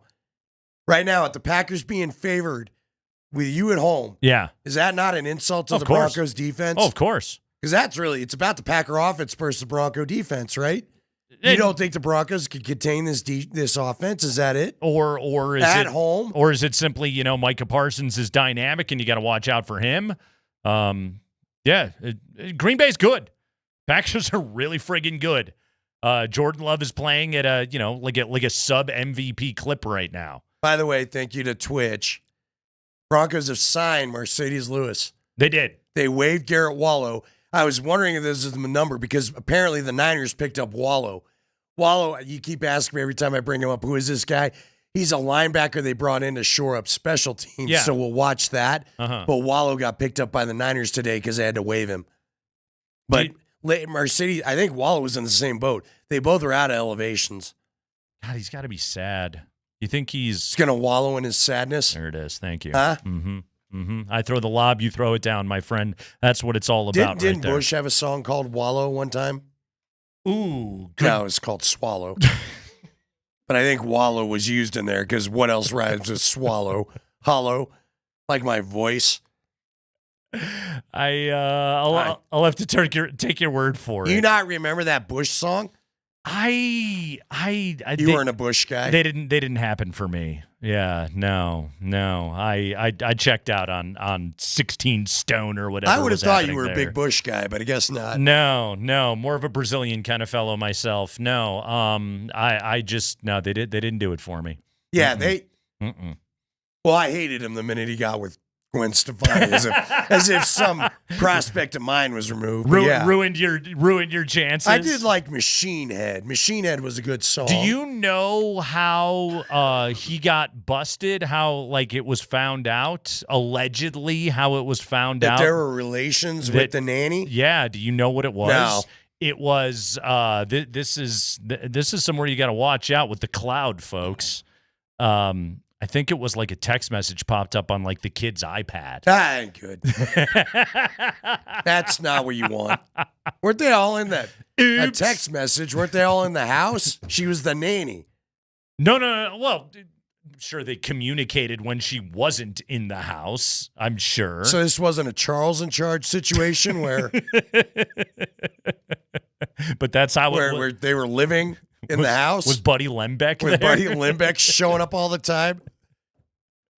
Who's this guy that's always in your house? Oh, he's our live-in male nanny's best friend, and he's just always here hanging around our extremely hot daughter. And he's got a wild perm every time he shows up.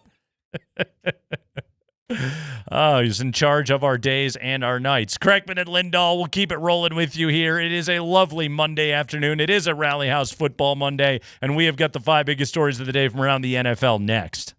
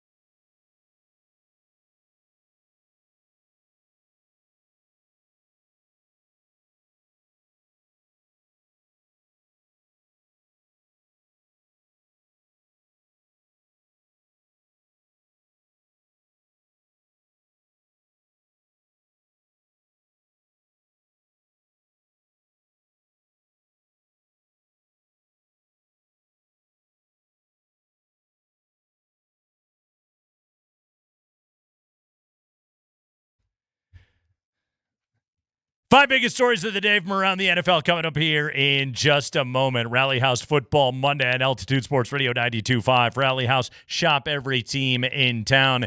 Game effort today out of Andy Lindahl to battle through his current vocal issues. He did great Saturday. We had the 3A state championship game on Altitude TV and on Altitude Sports Radio, and he did great battling his way through that thing. It just, the voice would not hold up today. But here's the good news for Andy Lindahl. As rough as he sounds, as much like he may sound like Tom Waits gargling asphalt currently, he still doesn't sound nearly as bad as Fernando Mendoza did after the Big Ten championship game. Oh, congratulations, Indiana, the Big Ten champs. How does that sound?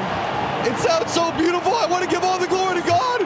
We were never supposed to be in this position, but by the glory of God, the great coaches, great teammates, everyone we have around us, we were able to pull this off. Whoever thought the Hoosiers would be here, but now the Hoosiers are flipping champs. Let's go. We don't have Stu. That's Fernando Mendoza, everybody, right there. That's your Big Ten champs, Indiana. Well done.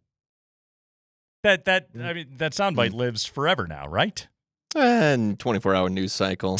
I'll forget about in 2 days. I feel like that one it made for this Big Ten fan, it made its way around the group chats all weekend long. I don't think this one disappears anytime soon. Okay. Yep. Congratulations, though, Indiana. Yeah. Well done. Number 1 seed in the college football playoff. Beat Ohio State in the Big Ten title game the other day. Is Fernando Mendoza or is Diego Pavia going to win the Heisman Trophy? Who's bringing that thing home? In the meantime, Indiana awaits the winner between Alabama and Oklahoma. Alabama got schlocked in the SEC championship game. Ultimately didn't matter. Notre Dame got held out of the college football playoff field. That's a shame. Man, Vic Lombardi was losing his mind. Was he? Oh, my gosh. He couldn't stop tweeting about it yesterday. Here's what I'll tell you. Big mad at the ACC. Did you see what the ACC commish said today? Oh, he feels betrayed by or no, it was the Notre Dame AD. He's betrayed. Bavacqua's been betrayed by the ACC. It's like, you're not in their conference for football, my guy.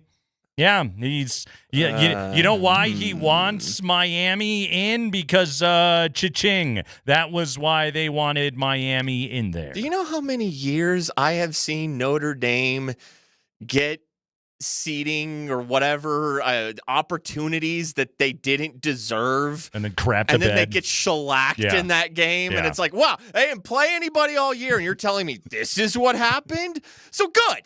Sorry, Vic, but good. Duke wins the ACC championship game. No, you can't come. I'm sorry. James Madison, though, come on down. We got Tulane and Jim Madison in there, which is going to be a couple of complete ass kickings. But that's, you know what? That's what the college football playoff is for, everybody. So lock in. Notre Dame, by the way, no bowl game for them.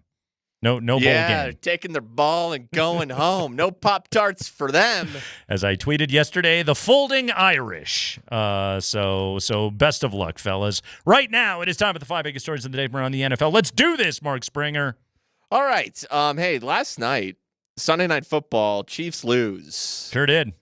And it is now mathematically impossible for the Chiefs to win the AFC West. It'll either be the LA Chargers or the leader in the clubhouse. Your Denver Broncos. The Broncos! Yeah. Thank you, Jim Nantz. That's right.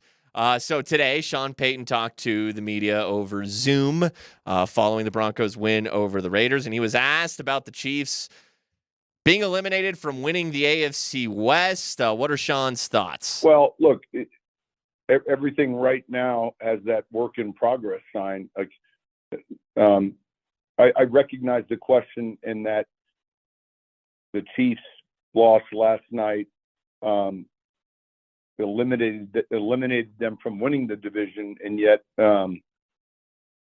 we're still we got a stretch here with some real good football teams coming in, and focusing on what we can do to win the division. The Chargers are very much alive in that battle.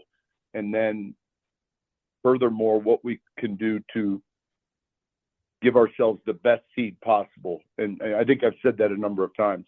So we watched part of the game before the plane took off, lost service. I think it was 10-0 when the wheels were up. We landed, it was 10-10. And then watched the end of the game. The two good football teams playing, obviously a real defensive battle. But I think, again, if this makes any sense, the focus gets so inwardly driven to our own team that I recognize that a team that's won the division for however many straight years won't be able to win it this year. But it's more important to focus on, all right, how do we finish this next quarter pole of the season, starting with a real good team in Green Bay. My God, that was a lot of words to get to the point, which was I just want to talk about my own football team. The Chiefs were 4 of 14 on third down last night, and they allowed Houston to convert 8 of 18 third downs in that contest. I brought this up with Jeff Legwold. Offensively, and I know drop passes were an absolute killer, and Mahomes has dealt with that a ton the last couple of years. But the Chiefs, they're a bad third down team. They're bad offensively on third down. They're bad defensively on third down. They don't get stops. They don't get off the field. There is no dangerous pass rusher next to Chris Jones. Their offensive line was suspect at best.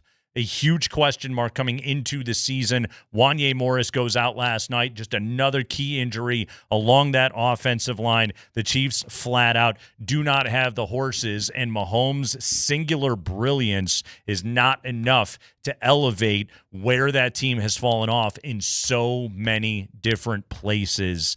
That thing needs a reboot right now with the Kansas City Chiefs. It needs a reboot. Who is the receiver that scares you? Did Xavier Worthy play last night? I know he did, but did you notice him out there? Who's the receiver that scares you defensively? Again, besides Chris Jones, who makes you nervous on that Chiefs team right now? They are devoid of quality up and down their roster. And guys that were quality, guess what? They got a little bit older. They need help at running back desperately. There's nothing dangerous in their run game. Kareem Hunt and his 3 yards in a cloud of dust, it doesn't change the game in the slightest bit. This is what I talked about over the summer when I said Denver is going to win this division. And the Chiefs are, now I still had them being a playoff team, and they still could be a playoff team, but this team had offensive line issues and not enough to be able to overcome it, even as great as Mahomes is. Yeah, I mean, there was a lot last night. Travis Kelce dropping those 2 passes late. You're done. You're done. When you drop 2 passes like that, and one of them, careens right into the arms of a Texans defensive back, boom, game over, and you're directly responsible, and they didn't even put Travis Kelce on the field in that nothing drive. He just sat there with a sad look on his face with the helmet on and watched his team mercifully end that game. That was sad. I was sad to see. I mean, I don't remember that player being that bad in big moments like that.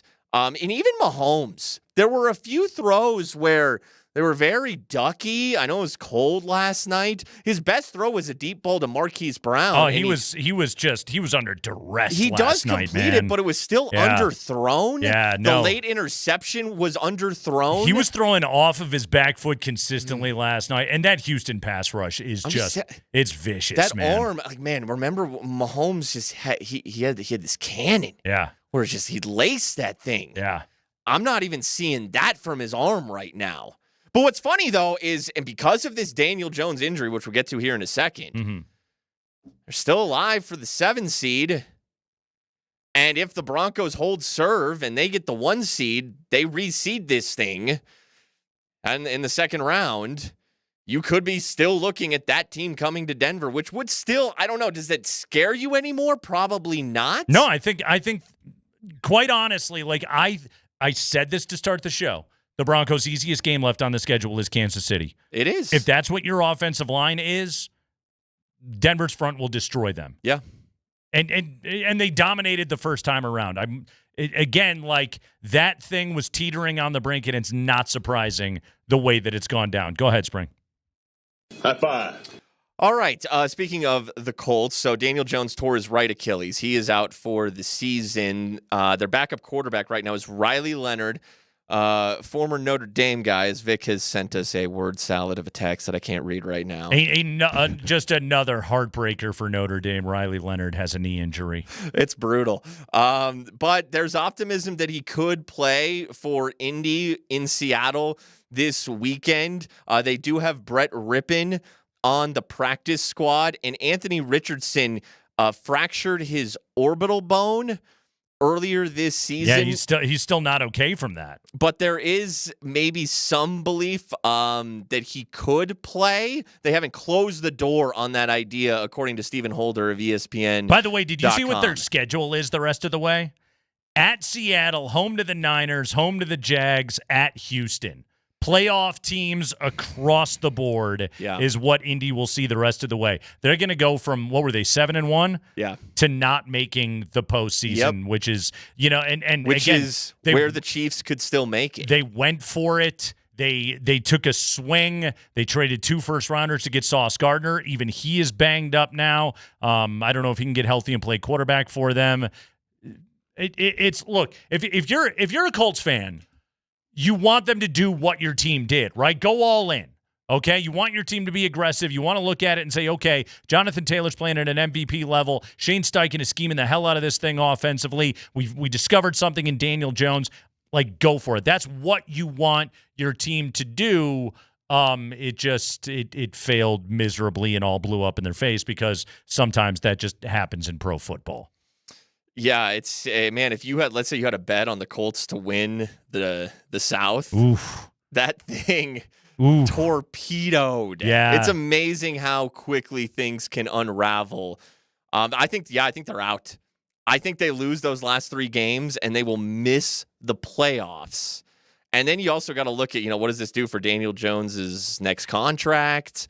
Would Indy have re-signed him? I saw a report that the Vikings might have wanted to bring him back because they're not happy with 9. Yeah, that's tough luck for Daniel Jones. By the way, I wonder, and look, Jacksonville still may get it done, but I wonder what number you could have gotten Houston at to win the AFC South back when they were 3-5 after they lost to Denver. I wonder what you could have gotten, because that's right now. I'd feel pretty good if I had that ticket in my pocket. Go ahead, Spring. High five.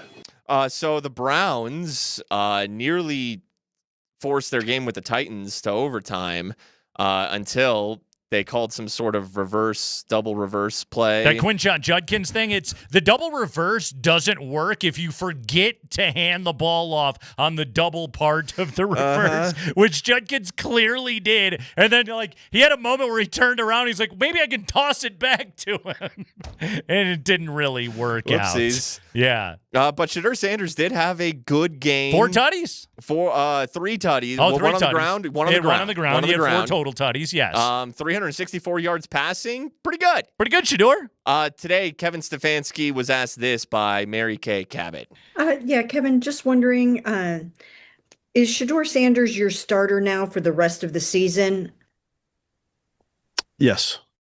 There you go. He didn't want to give the extra part. Over my dead body, but apparently I am now deceased, so yes. He was then asked to say why, but he did not initially on his own accord provide the why. Because I don't really feel like playing Dylan Gabriel anymore. That's probably why. I do think, look, man, I think it is a referendum on the rest of the NFL for him falling to the 5th round. I do. I think it's very clear that he was blackballed. Yeah. I'm not saying he's amazing. Yeah. But come on, that's 2nd round at worst. It's very clear what happened. Yeah. I don't think anybody ever disputed that. It was going to be on Shedeur to be able to make up for it. There was dispute until you saw him play, because he could have said, oh, he's just not that good. He's not this. He's not that. And his first 2 games were pretty rough. I know, the first game when he replaced Gabriel was, what was that? That was the 4 of 16 Yeah, that was the game. real rough. The next one was he had it hit. Was the Raiders win it is the Raiders. He had the one big play that he hit, and other than that, it was pretty junky. It was Tennessee yesterday, but still, Shedeur is showing he at least is capable of being on an NFL field. So good on him. Yes, they had the fumbled snap on a 2-point conversion earlier in the game. That's probably why Stefanski didn't have him on the field for the 2-point conversion to try and tie it up. But yeah, he right now is doing a good job in some garbage time minutes for a terrible NFL team, which is it's the only shot that he's got right now at the moment. That's the 5 biggest stories of the day from around the NFL. It is the Kreckman and Lindahl Show. We'll take a break when we come back. Highlights. That's right. We got highlights from the Broncos win over the Raiders. Just a lot of 12-yard gains and 9-minute drives. So come on back. We'll relive the Broncos' 24-17 victory over the Raiders next.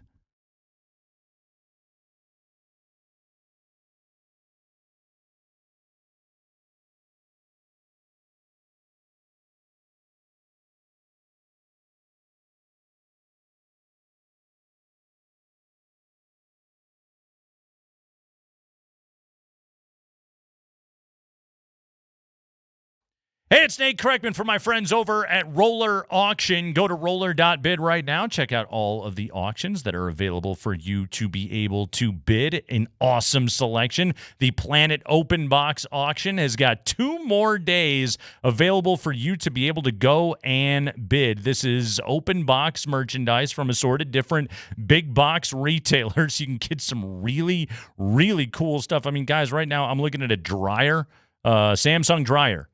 $12.50. $12.50. Like, go to roller.bid and check this out. Look at the appliances, electronics, power tools, everything else that they have available for you to be able to bid. They've got lifetime sheds that you can get some great deals on right now. Pay well below MSRP at Roller Auctions website, and make sure you sign up to bid at roller.bid/altitude. That's right. Make sure you sign up to bid at roller.bid/altitude. Why?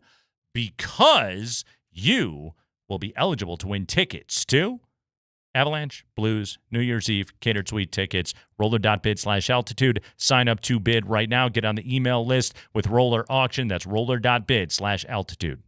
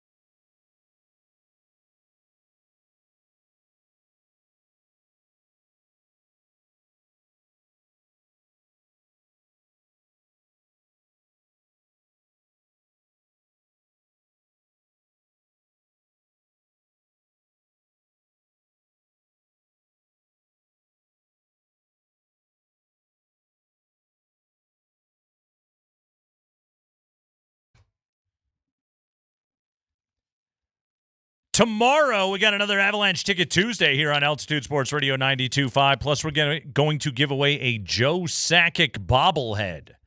They've got Joe Sakic bobblehead night coming up. It's the captain. It's number 19, and his head bobbles around. So you're going to win one of those from us here at Altitude Sports Radio 92.5, as I almost broke the one that they put in our studio just now. I don't need to do that. That'll come directly out of my paycheck. All right. Is everybody ready for highlights? Are we doing this? Broncos defeat the Raiders yesterday 24-17 in a game that was not actually that close. Here we go, Spring. Let's dive into this, okay? So I got 3 highlights out of the Broncos' opening drive of that game, and an impressive opening drive for Denver that it was. 14 plays, 81 yards, milked 8 minutes and 54 seconds off the clock, immediately put the Raiders on the ropes. R.J. Harvey's first down catch on 3rd down and 2 early in that drive, which to me was the key play of that drive because it kept it going. 2nd and 13, back shoulder throw to Cortland Sutton, and then Bo Nix's 8-yard touchdown, designed quarterback draw run on a 3rd down and goal with 6:06 left to go. Andrew Catalon, Charles Davis, and whichever McCourty this is, on the call yesterday for CBS. 3rd down and 2. Nix gets it out quickly. Harvey's leveled, stays on his feet, and picks up the first down. Jamal Adams could not get him to the ground, and what a second effort by the rookie R.J. Harvey. And if Hemingway gets the sack, folks, that's the first sack given up this year by Garrett Bowles, the left tackle of Denver, is having an exceptional season. And the first sack of Hemingway's career. Cortland Sutton makes the adjustment, and another Denver first down. Made the play right in front of the rookie Darian Porter for 14. 3rd and goal. Nix, he's going to run it this time at the 5. Nix is in! Touchdown! And what an opening drive for the Broncos! R.J. Harvey had a 15-yard run in there as well. He's absolutely right about that. It was a marvelous drive. Bo Nix, 6 of 7 for 40 yards and that 8-yard touchdown run. Again, 14-play drive to open up that game, put the Broncos on top 7-0. Now, the Raiders would answer with a touchdown drive of their own, and Geno Smith would cap it with a touchdown toss on the final play of the first quarter. Geno taking a shot for the end zone. Bowers has it. Touchdown. First opening drive touchdown the Broncos have allowed all year. And what a response by Geno Smith in Las Vegas. Yeah, he hit Brock Bowers with zeros on the clock in the quarter. A couple of notes on that drive for the Raiders. Ashton Genty had 6 touches on the opening drive yesterday for Las Vegas. He had 6 touches the rest of the game after that. So a good start for Ashton Genty, but no consistency out of the play calling from Greg Olsen and the Raiders yesterday. On the touchdown, kind of a poor pass off from McMillan to Hufanga. Brock Bowers made the catch, 7-7. Big deal. Broncos would punt rather than attempt a 58-yard field goal on their next possession, pinning the Raiders back deep at their own 5. Geno Smith got sacked by John Franklin Myers on a 3rd down and 8. Good coverage sack for the Denver defense, and that meant A.J. Cole had to punt from his own end zone. How did that go for the Raiders? A.J. Cole punting to Mims. It's a short punt. Mims a running start at the 48 and able to break free. Marvin Mims calling out blockers inside the 20.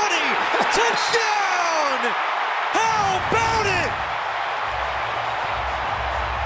Somehow Mims was able to stay up. A Houdini act, and the Broncos take the lead. Yeah, so Marvin Mims, horrendous missed tackle by DeCamarion Richardson. DeCamarion? A lot of syllables in that name. Needless to say, just Awful missed tackle. Marvin Mims stays That's on why his he feet. scores. Exactly. And boom, he is gone. P.J. Locke and J.L. Skinner erased A.J. Cole with the block. First punt return touchdown of Marvin Mims' career. Listen to this, Spring. Since coming into the league, Marvin Mims, number 1 in the NFL in yards per punt return of guys with at least 40 punt returns since 2023, 16.1 yards per return. He has 3 punt returns in his career greater than 50 yards, but he had never scored before. Yeah, that's wild. Yeah. By the way, number 2 on that list, Marcus Jones in New England, 15.9 yards per punt return over the same stretch. So that's look. He was due, Nate. He was due. He was very due. Marcus Jones, 15.9 yards per punt return. He's got 2 touchdowns, by the way, in that stretch. Zach Allen almost had a pick 6 with inside 5 minutes to go in the second quarter, but it didn't really work out for him. Weird 4th and 3, and Geno Smith taking a sack. Broncos getting the ball back, got to Hail Mary it. Bo Nix let it fly, but Pat Bryant couldn't come down with it in the end zone, and we went to the half at 14-7. Broncos on top. Nix was 16 of 21 in the opening half. R.J. Harvey had run it 8 times for 49 yards, and Geno Smith had thrown for 71 yards, but again, like, it was pretty obvious after the opening drive of that game for the Raiders, they weren't going to be able to do much offensively.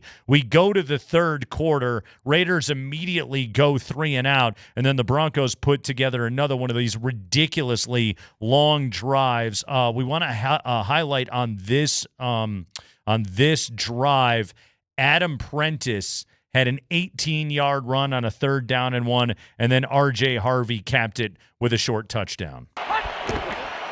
They give it to the fullback. There goes Prentice into the open field, and he's got a first down. How about that? That is the longest run of his career, an 18-yard gain. See Mercedes Lewis on the field for the Broncos. He was signed off the practice squad yesterday. His 20th year at the age of 41. He's 137 years old playing this game. Harvey up the middle. Harvey takes it in. Touchdown. His 5th rushing touchdown of the season. And the Broncos add to their lead. Harvey's been really good anytime he's been running the ball inside the 5 this year. On that one, the defensive tackle, Jonah Laulu, I mean, he wrapped up RJ, and Harvey just took him for a ride into the end zone. That was a 14-play, 86-yard drive, took 9 minutes and 13 seconds off the clock, resulted in that RJ Harvey touchdown. Another key play on that drive, Broncos actually ended up behind the sticks. They had a hold. Remember that 2nd down and 18, Jamal Adams had a face mask penalty, gave Denver a first down. So again, it's like you look at some of these long drives and the Raiders missed their opportunities to get off the field. It's Jamal Adams not wrapping on a tackle on R.J. Harvey. It's Jamal Adams committing a face mask right there, and the Broncos stay on the field and then rumble down the field and eat up the clock, and that's how they got that victory. I want to add this too, because you heard Mercedes Lewis check in there on the running play, and it's like when he checks in, you know they're running it. Right. He hasn't had a pass catch yet. Has he had a target? I don't even think he's had a target. Yeah. But guess what? I don't think he's going to. They give the ball to Prentice. And Sean, he loves to do that. He likes to keep you on your toes. Adam Prentice game yesterday, Spring. He's going to give the ball to everybody. I tell you, like, they are setting up a play for later down the stretch in the playoffs. At some points, they're going to put Mercedes Lewis in a goal-to-go situation. Slot they're fade. They're gonna bootleg, find Mercedes for a touchdown. Yeah, that's gonna happen. Mm-hmm. It's all right there. He's setting it up. Who catches a touchdown pass sooner, Mercedes Lewis or Frank Crum? Oh, they could go Crum. Could go tackle eligible. Go Crum. Big Frank Crum. Make him eligible. That's an awfully big blonde-haired target in there. They tried to go to Garrett Bowles earlier this season. Yeah. That didn't work, but hey, they tried. Fourth quarter, Kenny Pickett had to come into the game. That was, by the way, that was a drinking game prop on Friday. But Kenny Pickett had to come into the game because Geno was too banged up. Broncos put together another long drive, and Will Lutz chip shot field goal made it a 24-7 game. Actually, the two highlights we want to play from the fourth quarter are both Raiders highlights because they're critical. Kenny Pickett, good garbage time drive on a Kenny Pickett. And Cedric Jackson, the great nephew of one Vincent Bo Jackson, got his first NFL touch. Spring, he had been, I think he was on the Bengals practice squad for a couple of years. Played his college ball at Auburn. Now he's on the Raiders. Got his first NFL touch in the fourth quarter, and it was a memorable one. Kenny Pickett stepping up and putting some nice pace on these throws and being very accurate on this drive. Pickett, end zone, touchdown! Cedric Jackson! His first NFL touch is a touchdown. The great nephew of Bo Jackson finds the end zone. Deep post on Riley Moss, and Hufanga was slow to get over there. I mean, Spring, you can't sleep on Cedric Jackson when you've got Kenny Pickett back there. You got to know the genealogy. Bo Jackson's great nephew is in the game. That's where if I'm Vance Joseph, I'm screaming. So Broncos go down. They try to convert on a 4th down and 3 on a weird handoff to R.J. Harvey. They were just trying to run out the clock. Throw the ball there, Sean. What are you doing? Anyway, Raiders get the stop. Turnover on downs. Raiders able to move into field goal range. And then Brandon Jones gets called for a delay of game on Tyler Lockett when the clock was going to run out. This game was over. But Brandon Jones did the old lay on the ball trick to try and slow him up from being able to get up and spike the ball. Well, he took a penalty, which meant that that Daniel Carlson could come in and try a field goal at the horn in a 24-14 game. Important to some. Roll it, Spring. So you play it out, right? Kick it. Try an onside kick it and hope for the Hail Mary. That's what you're telling us, right, Andrew? Something like that. I think he's saying there's a different interest now in this play. 46-yard attempt for Carlson. And Carlson's kick is good with no time left. Oof. However, important to some. This one's making Van Pelt this week because if you had Denver -7.5. Oh, and the cover was it was in your pocket. And then Brandon Jones laid on top of Tyler Lockett and wouldn't let him get up. And the flag flies, and Pete Carroll says, well, screw all of you. In the very least, I'll make Raiders fans happy by covering the 7.5. And Carlson kicks the field goal, and it's good. 24-17, your final. I was reminded in that moment, Spring, of a good, stupid, old SNL sketch. This is an old one, by the way. But here you go. You're going to hear Phil Hartman on this one. Here we go. Great moments in Super Bowl gambling history. And now another Super Bowl gambling memory. Super Bowl 10, Miami, with the Pittsburgh Steelers leading the Dallas Cowboys 21-10. Dallas quarterback Roger Staubach fires a 34-yard touchdown pass to Percy Howard in the waning moments of the fourth quarter, making the final score Pittsburgh 21, Dallas 17. The Cowboys, 6-point underdogs, had beaten the spread. This has been a Super Bowl gambling memory. There it is for you right there. This one will live in infamy. All-time bad beat for you right there. Yeah, there were 5 seconds left on the clock for the field goal attempt. That was a very hang-timey kick from Carlson. Like, in theory, you can hit it in 4 seconds. You would have thought. You get 1 left on the clock. You would have thought. You do recover the onside kick. They tried an onside kick. It didn't even go 10 yards.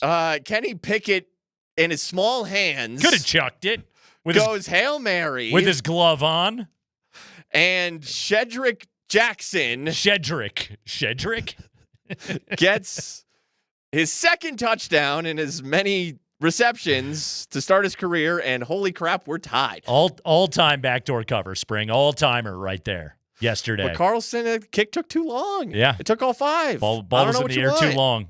Ball was in the air too long. All-timer of a backdoor. Raiders cover the plus 7.5. Yeah, 24-6. That was the most. Like, what's funny about this is this like adds to Denver's one-score streak that they have been on. Like the Broncos blew out the Raiders yesterday. They had a 17-point lead with like 3 minutes to go, and it ends up just being it technically goes into the one-score ledger because they only won by a touchdown. Mm-hmm. Hilarious. Absolutely hilarious. It's a at your own risk, you know. You'll see that crap. 7 and a hook, man. That hook. Yeah.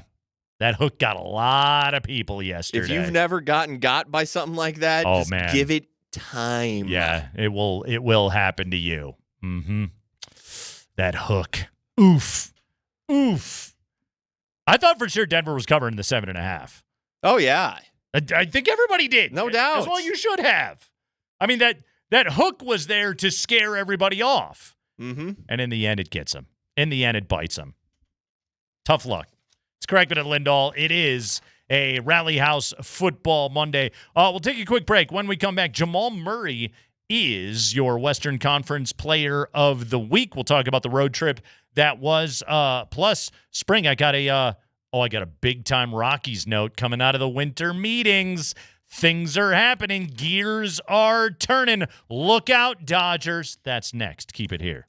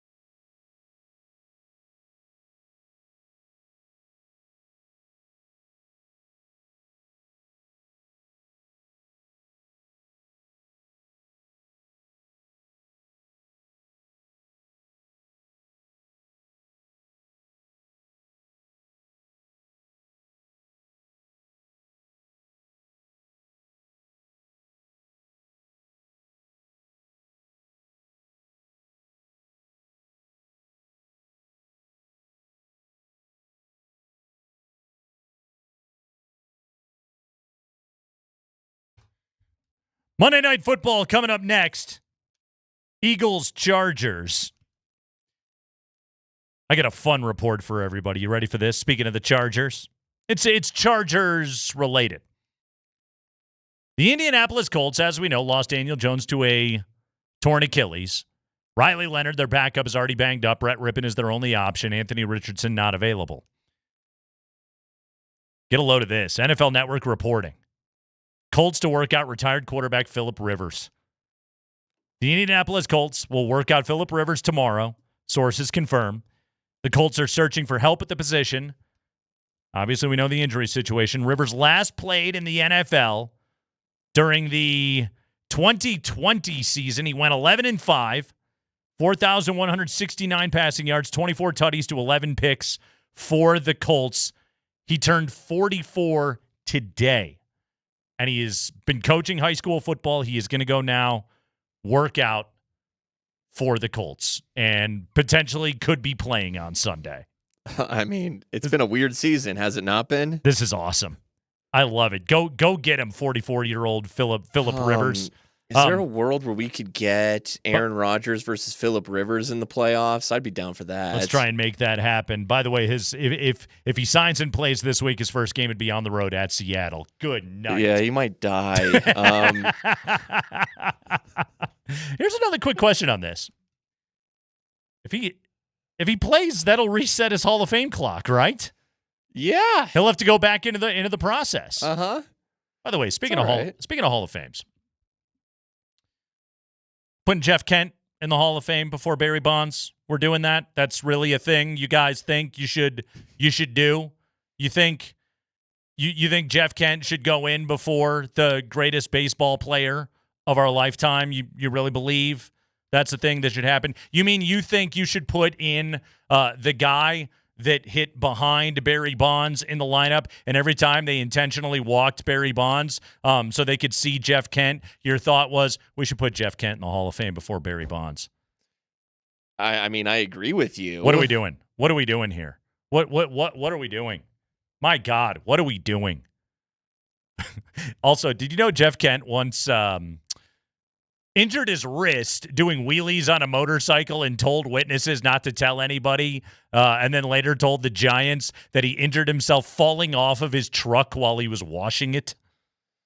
Real thing. I do remember the motorcycle thing with him. Real thing. Yeah. Uh-huh. Yeah, he claimed that he heard it falling off of the cab of his truck while he was washing it. That was what he went with. I mean, Clint Barmas fell down the stairs carrying meat. I'm sure he This did. Stuff happens. I'm sure that's what it was. It couldn't have been anything else. Had to have been falling up the stairs carrying deer he fell meat. up the stairs? Okay. Yeah, he fell up the Okay. stairs. Was the story on that one. It's time for your Bronco player that is in the groove. In the Groove Spring, presented by Groove Toyota. Start there, go anywhere. Groove Toyota on southbroadway.com and at groovetoyota.com. Really, like, coming out of that game, the most in the groove guy yesterday, and I would say the definition of the way that he played was in the groove, was Bo Nix. That's who I would go with. Bo Nix he's in his groove. 31 of 38 for 212 yards. He didn't throw a touchdown yesterday. No big deal. Didn't have a passer rating over 100. I think he's only done it twice all year. No big deal. Yesterday wasn't going to wow anybody with what he was doing statistically. Bo Nix just did nothing but take care of the football, make excellent decisions with the football yesterday, didn't turn the ball over. And the Broncos simply had to go in, possess the football, not make big mistakes or anything else like that, and go and win the game. It was perfect game managing. Bo Nix even joked about it after the game that it was perfect game managing. That's exactly what you want to see. Right now, Bo Nix is his version of being as in the groove as he possibly can be. He played excellent yesterday. Yeah, exactly. He was in his groove for his level, for what he's capable of. That's as good. That's probably as good as you're going to see from Bo Nix. You know, a high completion percentage, minimizing mistakes. That's it. He's not going to wow arm you or anything like that. You get that play, that type of play, you can do some things with this defense. Through the first 10 games, Spring, Bo was at 61% completion rate. Past 3 weeks, that's jumped to 70%. Yeah. 31 to 38 certainly helps, but he's up to 70%. he has found a rhythm here of late. 65, 65, 82. Yeah. Is the last 3 games essentially. This is exactly where that's what you want. Yeah. For him, for that player. 4.7 air yards per attempt yesterday. The average depth of target was incredibly short. That was all that it needed to be. Yep. That was all that it needed to be. Again, a team with a better pass rush like Green Bay this week, you're going to have to do some other things. And Sean's going to have to scheme a very different game plan here this week. The Broncos, it was absolutely flawless. He directed 27 of his 38 passes, 2 targets, 10 yards down the field or shallower, according to Next Gen Stats. Shout out to Parker Gabriel with that number. Before we get out of here, Spring, Jamal Murray, your Western Conference Player of the Week. I've got a great stat for you. Mm-hmm. Dan Hyatt would like this one.